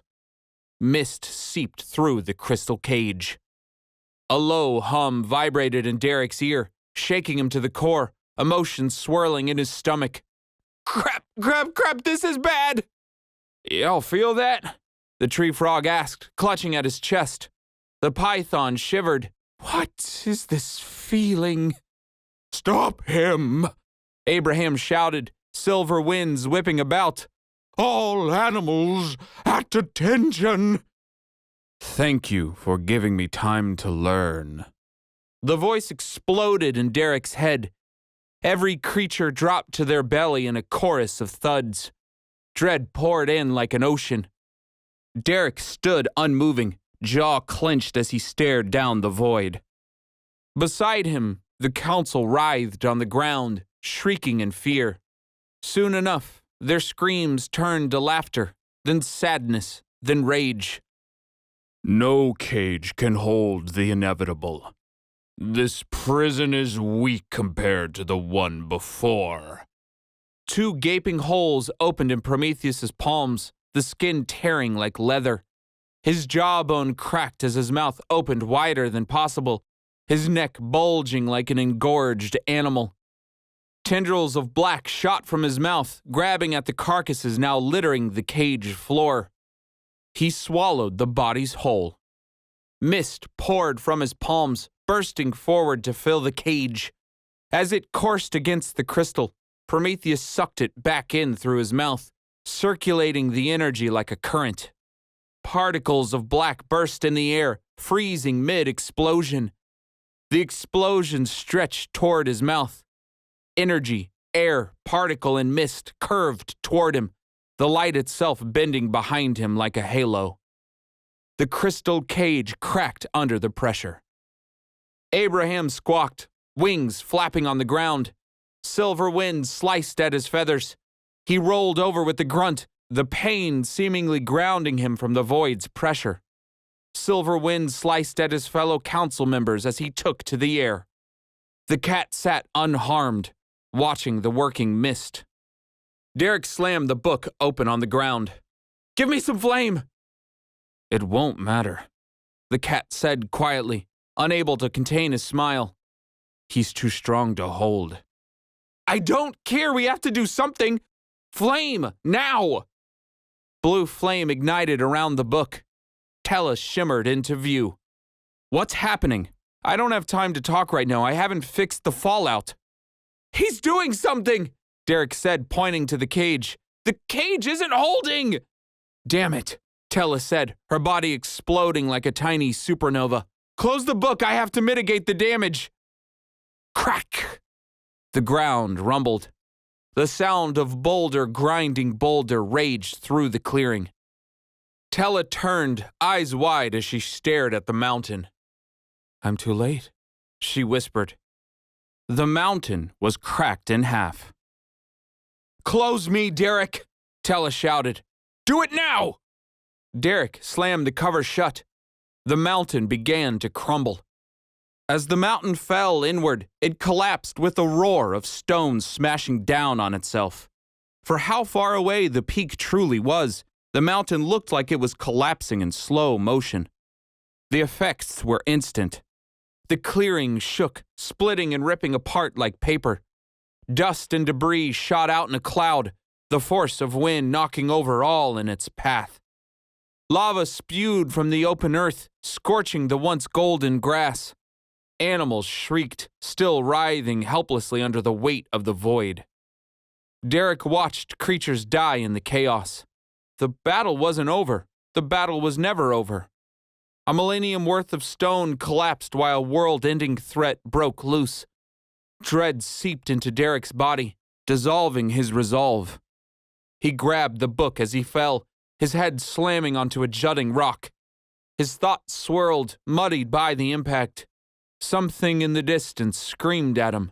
Somewhere his body was being thrown about by the shaking earth. His ears rang. His mind throbbed in pain. Derek coughed, tasting blood. Again, someone screamed. Derek's vision returned. The cat stood over him, hissing loudly. The ringing turned to a hum. Derek's breathing was ragged, his shoulders hunched. The dread was so heavy. The weight of the universe pressed against his chest. The earth knocked him away like a rag doll. He hit the ground, rolling straight into a hole where the ground was supposed to be. There was no bottom, no end, only crackling energy ready to be released. Lightning shot from the earth, forking into the atmosphere's heat. He rolled again, trying to keep his wits about him, to find solid ground. The hum in his ear was unbearable.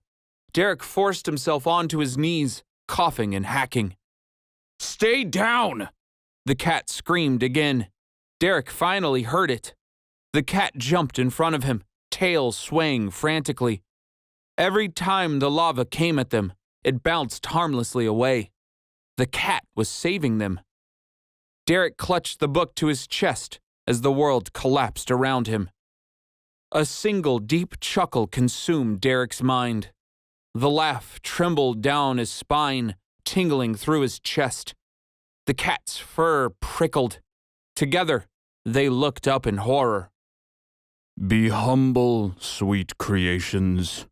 The mist shot into the air, swirling in a massive tornado. Prometheus nowhere to be seen. The crystallized cage rose from the opened earth, cracked in half and sizzling with lava. The mist swirled around it, dissolving the elements one at a time, the leftover dust and particle mixing with the black. Your struggles are meaningless in the sight of the end. I said no! Abraham screeched. He shot forward on winds of silver, his talons ready to spear. You have no purchase here.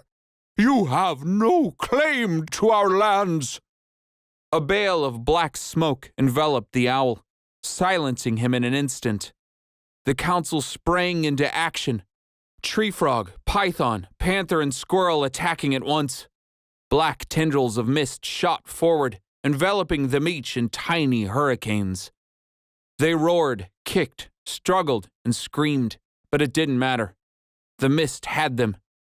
Prometheus's hands appeared from the tornado. He flicked his wrists, and the mist poured into the animals' bodies. The council members coughed and sputtered, hacking as the mist filled them. The tornado split open. Prometheus floated forward, hands out to his side. Dark energy swirled around his head like a crown, his ears now long and pointed. Black nothing swirled in place of his eyes, the sockets twice as large as before. We have to do something, Derek said, crawling forward. We can't let them.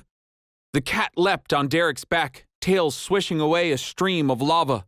I said stay down. We can't do anything right now, but we will. I can't just do nothing, Derek said, rolling onto his back, shoving the cat off. It's not nothing, the cat said, landing beside him. His eyes twinkled in a golden fury. We can't win if we're dead. Know well all who hear, Prometheus said, his voice a commanding whisper over the storm. Let these creatures be a lesson to you. Peace only comes with acceptance. Maybe in the next world you'll finally understand. But for now, as I give, I shall take. Prometheus yanked his fist back. The council shrieked as mist exploded from their bodies. They fell to the ground with a sickening thud. Prometheus stared over the clearing like a disappointed father. The council writhed in pain. The remaining few from the animal kingdom watched from the tree line. Witness and understand, Prometheus said, head turning toward the sky. Go forth and enjoy your final moments. This will be my last mercy. He shot into the sky and disappeared behind the sunlit horizon. The void was gone. 28. The beginning. Date added 03/12/16. Atrix. Derek Richard Agons. Silence hung in the air. The earth settled. The mountain now crumbled completely. The council began to stir. Derek coughed out dirt and rose to his feet as he surveyed the area. The trees still standing were caked with dust, the once beautiful clearing now decimated from the ground up. The council members stirred in stunned silence. "Are they okay?" Derek asked. "No." The cat shook his head. "They're really not." The remaining animals gathered around the council, whimpering as they sat them up. No one spoke. No one rejoiced. 2 owls cooed sadly as they helped Abraham off his back. The great gray owl looked around, confused and blinking. He lifted his wings, flapping them again and again. No silver wind rose up, no sickles or slices. Abraham clicked his beak in shock. I can't feel the wind, Abraham said softly. I can't feel the wind. No! No! No! No! The panther roared, her tail slashing at the air. She swirled it helplessly around her. This isn't possible! This can't be! She ran off into the woods, roaring in anguish. The tree frog stood alone. With the simple toss of his blowgun, he walked away in silence. The python cried as the shrubbery wilted from her scales. He took their knowledge, the cat said, his voice quivering. But they can still talk, so he took their understanding. I didn't even think that was possible. The book flashed in Derek's hands. He laid the book open on the ground, still staring at the old owl. The cat flicked his tail and lit it up in blue. Tella's vision flashed forward in an explosion of color. "Derek, are you okay?" "Tella, the cage, the void, it's gone!" Derek fell to his knees, tears welling in his eyes. "We failed! I'm so sorry, this is all my fault!" Tella silenced him with a hug. He shivered under the weightless embrace, her vision tingling his skin. "What's done is done," she whispered softly. "You are not to blame, child." Her eyes flicked to the cat. The cat stared at her, his face emotionless. "For now, we must secure the berth," she said, surveying the area. "A dragon's death is such a messy thing. Keep your flame sustained, cat. We have more yet to do." The cat flicked his tail, and the book lifted into the air covered in blue flame. Rainbow light poured from within, cascading Tella's image into the world. "Good," she said, inspecting herself. "This will have to do until the dragon learns how." "Dragon?" Derek said, getting to his feet. He wiped the remaining tears back. "But Kalis died." "Yes, he did," Tella said with a flinch. "But still the cycle continues. We are not without hope. As long as we're alive, we creatures have a choice, and that choice brings a chance." Tella turned and floated toward the crumbled mountain. "Follow me." A roar ripped through the clearing. Derek hit the ground in reflex, ready to run at a moment's notice. He scoured the sky, looking for an attack. The remaining animals tensed at the ready, each doing the same. Tella smiled. "Come, everyone. It is time." Another roar, this time softer, followed by a grunt. Derek followed Tella across the broken mountain, the cat hopping onto his shoulder. The book hovered beside them, encased in constant blue flame. The mountain's rubble was crushed inward, the outer layer more dust than rock. Animals followed behind them, traversing the rocky terrain in curiosity.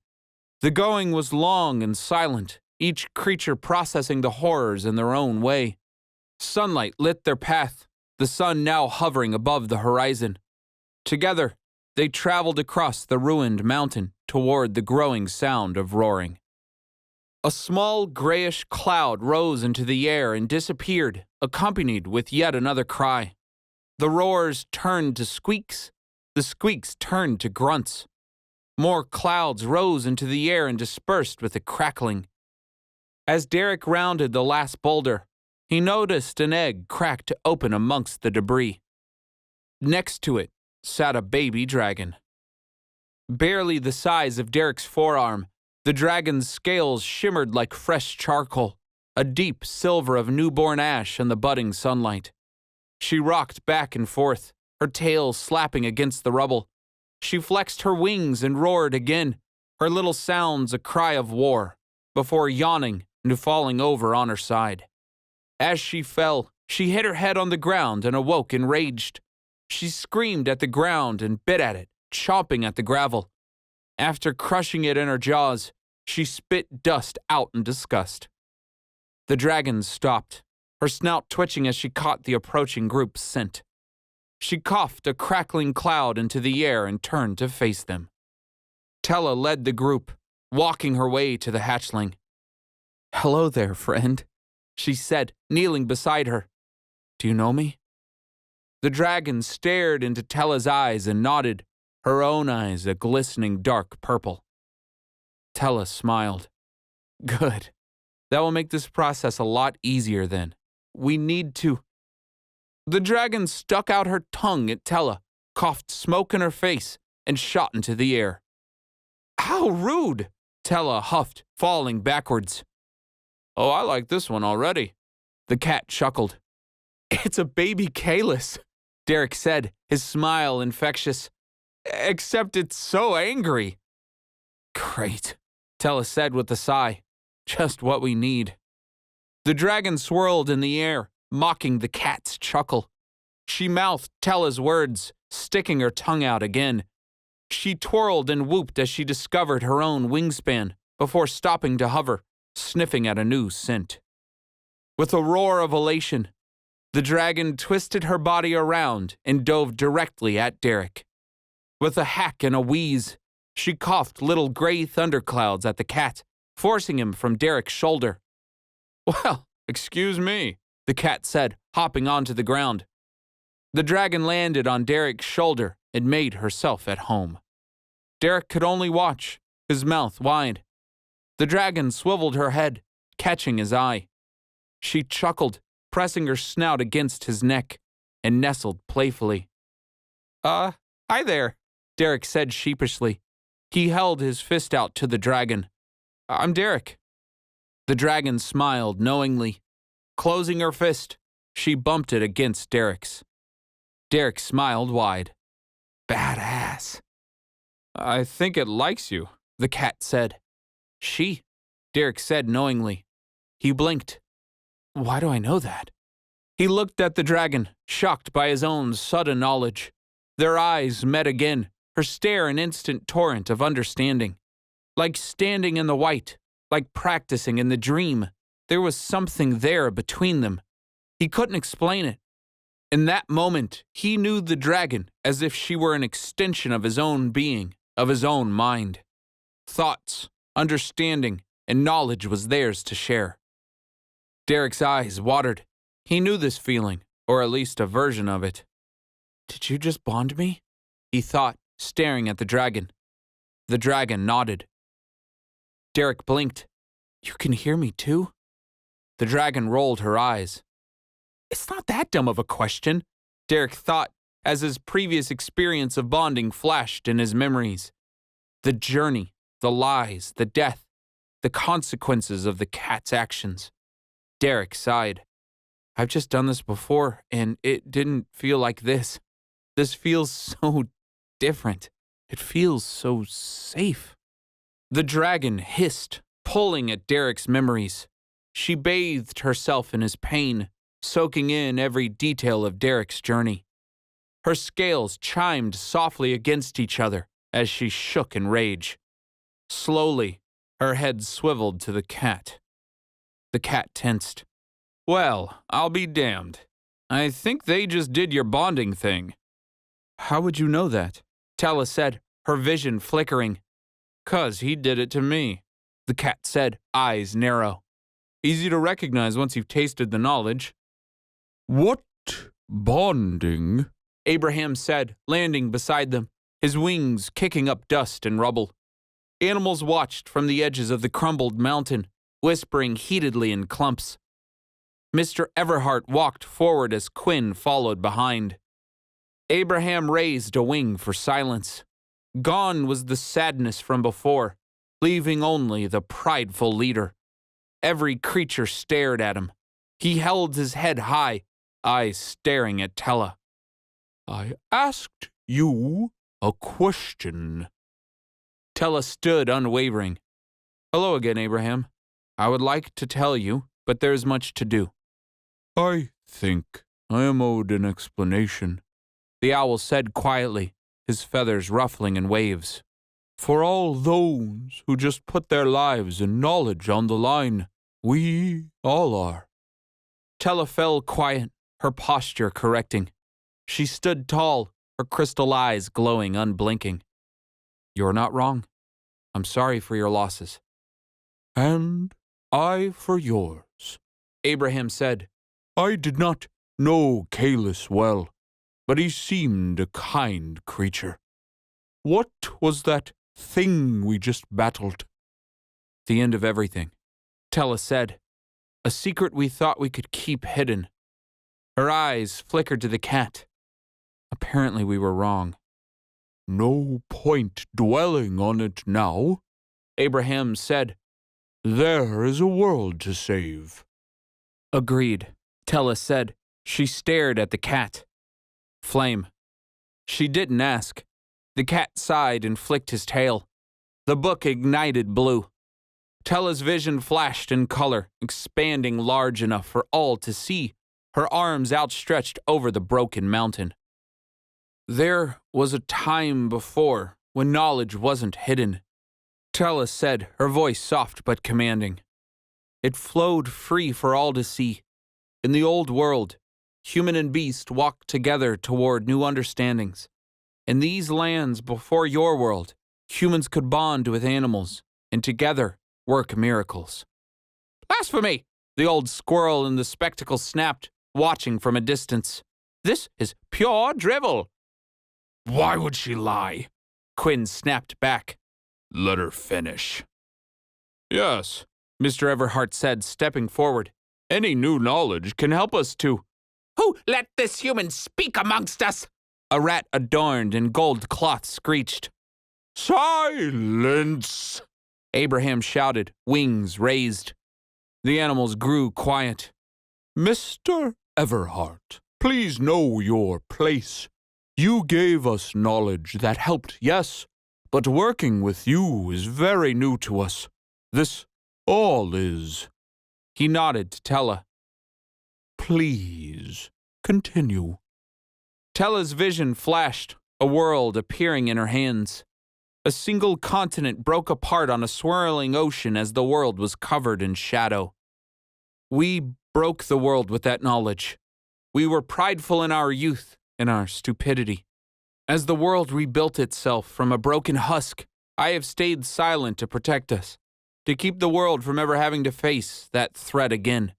But even in this age, there are new wonders, new creatures who have discovered understanding past ours before. She glanced at the cat. He shrugged.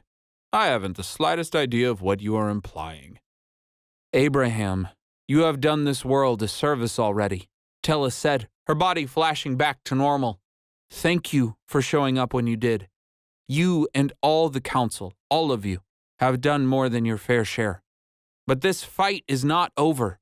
The void may have run, but his plan is clear. He seeks the destruction of all things in an attempt to rebuild the world as he sees fit. Outcast or no, renegade or not, we must seek out anyone willing to help. The animals screamed in rage at the thought, each hissing an objection. Abraham raised another wing, the weight of the world on his shoulders. She is right, He cooed, shaking his head. Though she does not know what she asks. But we all saw the power. We all fought the mist. We will do what is necessary. We will indeed, Tella said, turning to Derek and the baby dragon. We all will. If we're still standing, then there's still a chance. This is foolishness, The rat in gold screeched. The humans of this age will never let us live in the open. They will fight us themselves. They always do. Maybe the mist can. Silence. Abraham cooed softly. Know your place, Horace. Let this Tella speak. Honestly, if the humans join us or not, it doesn't matter. Tella's voice was matter of fact. This world will crumble soon enough. All will see the return of the void. The storms will rage, the mountains will fall, the ground will shake. We face destruction itself. What you fought before was but a fraction of its power. We will need every willing creature to fight this fight. It's the only chance we have. And that means all of us, Abraham said calmly, eyes staring, unblinking over his beak at the group of rats. I shall put the word out to the other councils and kingdoms. Every willing creature of knowledge will be welcomed in the fight against this. We will have to rebuild anew, but we will be at your side in the coming war. Good, Tella said, the wheels turning in her head. The world is filled with mysteries, creatures of understanding from even as far back as my age. Some are still hiding at the edges of the earth. Maybe none of them will work with us, but it's worth a shot. Then we will do our best, Abraham said, looking to both Quinn and the cat. We shall rebuild the kingdom better than it ever was. Renegades will be outcasts no more, even if they've betrayed us before. The cat cocked an eyebrow at the wolf. Oh, that sounds spicy. What did you do? Quinn only growled. You asked about bonding, Tella said, motioning toward Derek and the baby dragon. I know of no power as strong.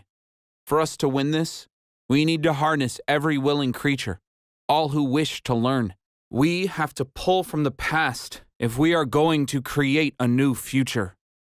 I'm in, Derek said, back straightened, fist at the ready. The baby dragon roared and coughed up a thundercloud, bumping her fist to his. I know you are, Tella said sadly. Thank you both. And so are you, Derek said, turning to the cat. You made a promise, remember? The cat smiled sweetly. Oh, I'm not going anywhere. You can tell your baby dragon to stop glaring at me now. I guess she doesn't trust you, Derek said, returning the smile. I wonder why. But I'm just so sweet. The old squirrel screeched, slamming his spectacles onto the ground. This is all blasphemy. He waved his paws at Derek and the dragon. I refuse to work with any man who... We will do what we must, Quinn snapped, stepping forward. Don't be a coward. Mr. Everhart stepped forward. I'm with Quinn. Whatever it takes. Derek grunted, thoughts of the journey fresh in his mind. His brow furrowed. As the animal screamed, he could only think of the one thing he couldn't forget. You okay? Tella asked. Yeah, I'm fine, Derek said, turning to the cat. It's just, what happens to my family? The cat shrugged. Well, I assume they'll be fine, at least until the world ends. I imagine this new Prometheus has bigger fish to fry. I doubt he'd target your family if that's what you're wondering. Derek cleared his throat. But, they'll just keep looking for me, right? Like the world will crumble around them and they'll think I just abandoned them. The cat stared at Derek. Seems likely. Derek let the words hang in the air. His foot bounced on the ground. The dragon curled her tail around his arm, already knowing exactly what he was thinking. He breathed and readied himself. Can you make them forget me? Derek forced the words out more than said them. Like, make it so I never existed. If I do that, it'll be permanent. The cat tilted his head. Are you sure? Derek nodded. I don't want them to worry. I think it's for the best. What they don't know can't hurt them. The cat nodded, weighing Derek with narrowed eyes. Whatever you say, kid. Thanks, Trampoline Cat. Tella clapped her hands together. This will not be the first hard decision we make. The path forward will only get worse from here. Be ready, all who stand listening. Her voice boomed over the crowd of animals. What has been unleashed upon this world once stood as the greatest threat I ever knew. I knew it as the void. It is nothingness, and in that nothingness, nothing can exist. We do not know its origin, but we know its purpose. The end of everything.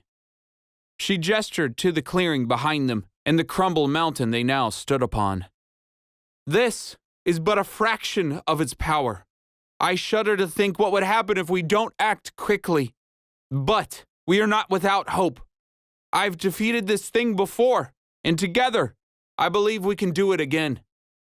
Tella hovered over to Derek, placing a hand on the dragon's head. She caressed it sweetly as she met Derek's gaze. Are you ready, Derek? Tella asked. Hell no, he blurted out, surprising even himself.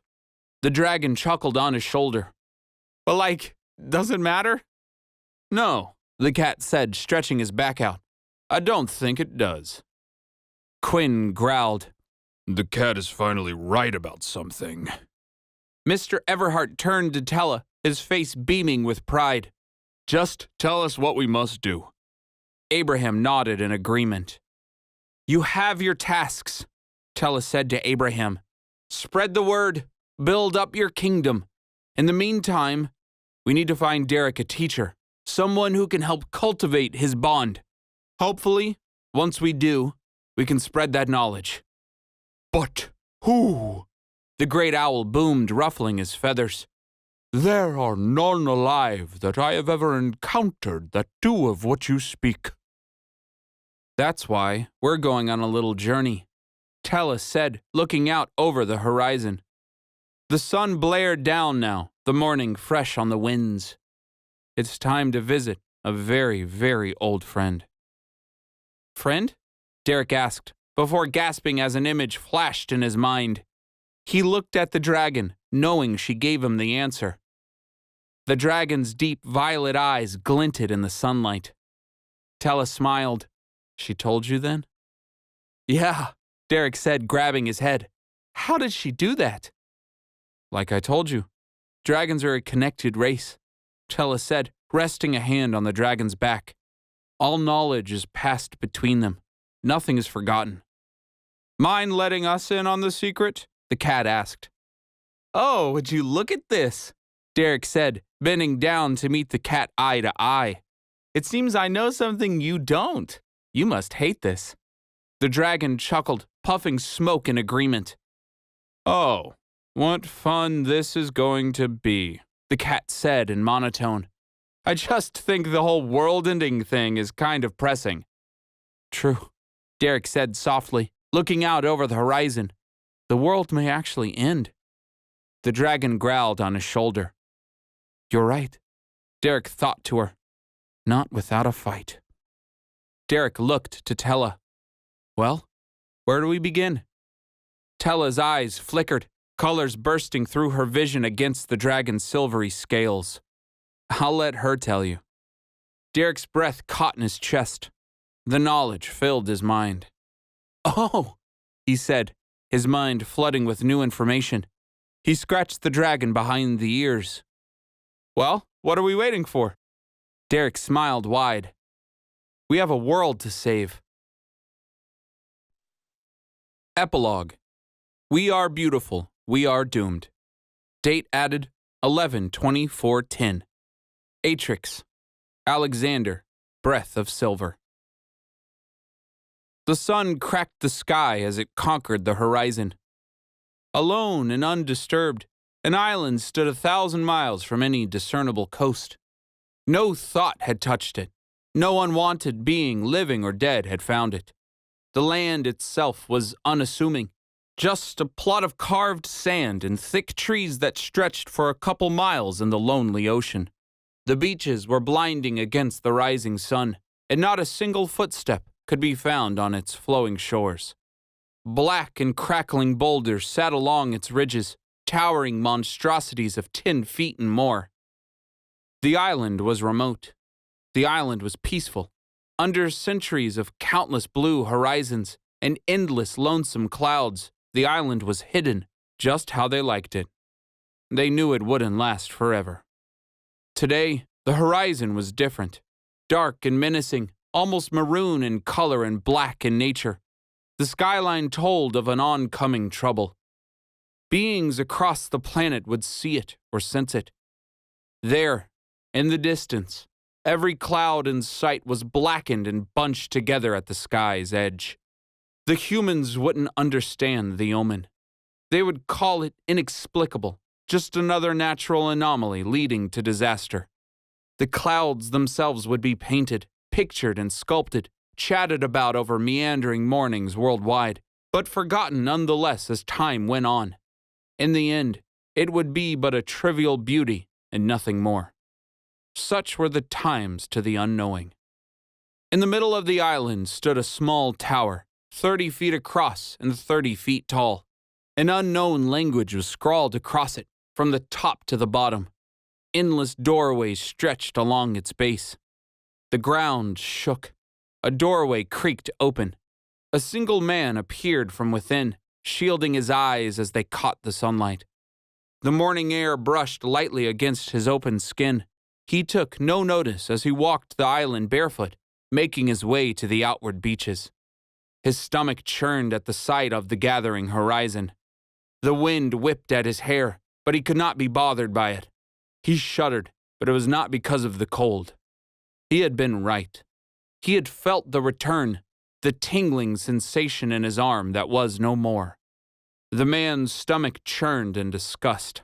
Bile filled his throat. He spat and cursed whatever wretched soul had unleashed the mist again. Damn, he said, clutching his half arm with his only hand. I was really hoping I was wrong. It was only a matter of time. A low and melodic sigh caught his ear as a 6-foot fox appeared from the tree line, 3 flowing tails flicking behind it. The voice was soft, but the words were heavy. I told her to let us have it. This could have been avoided. We've been over this, Aiden, the man said with a sigh. She says they were tied to it, that we all are. Aiden growled, his silver eyes swirling. I would have found a way, Alexander. Alexander shrugged. It wasn't worth fighting over. Not against her. She's our friend, not our enemy. Together, the man and fox surveyed the horizon, staring down the sunrise with purpose. We've prepared for this, Alexander said with a smile. That thing was stuck in a jar. We've been out here fighting. We're ready. He slapped his stump, his eyes flaring silver.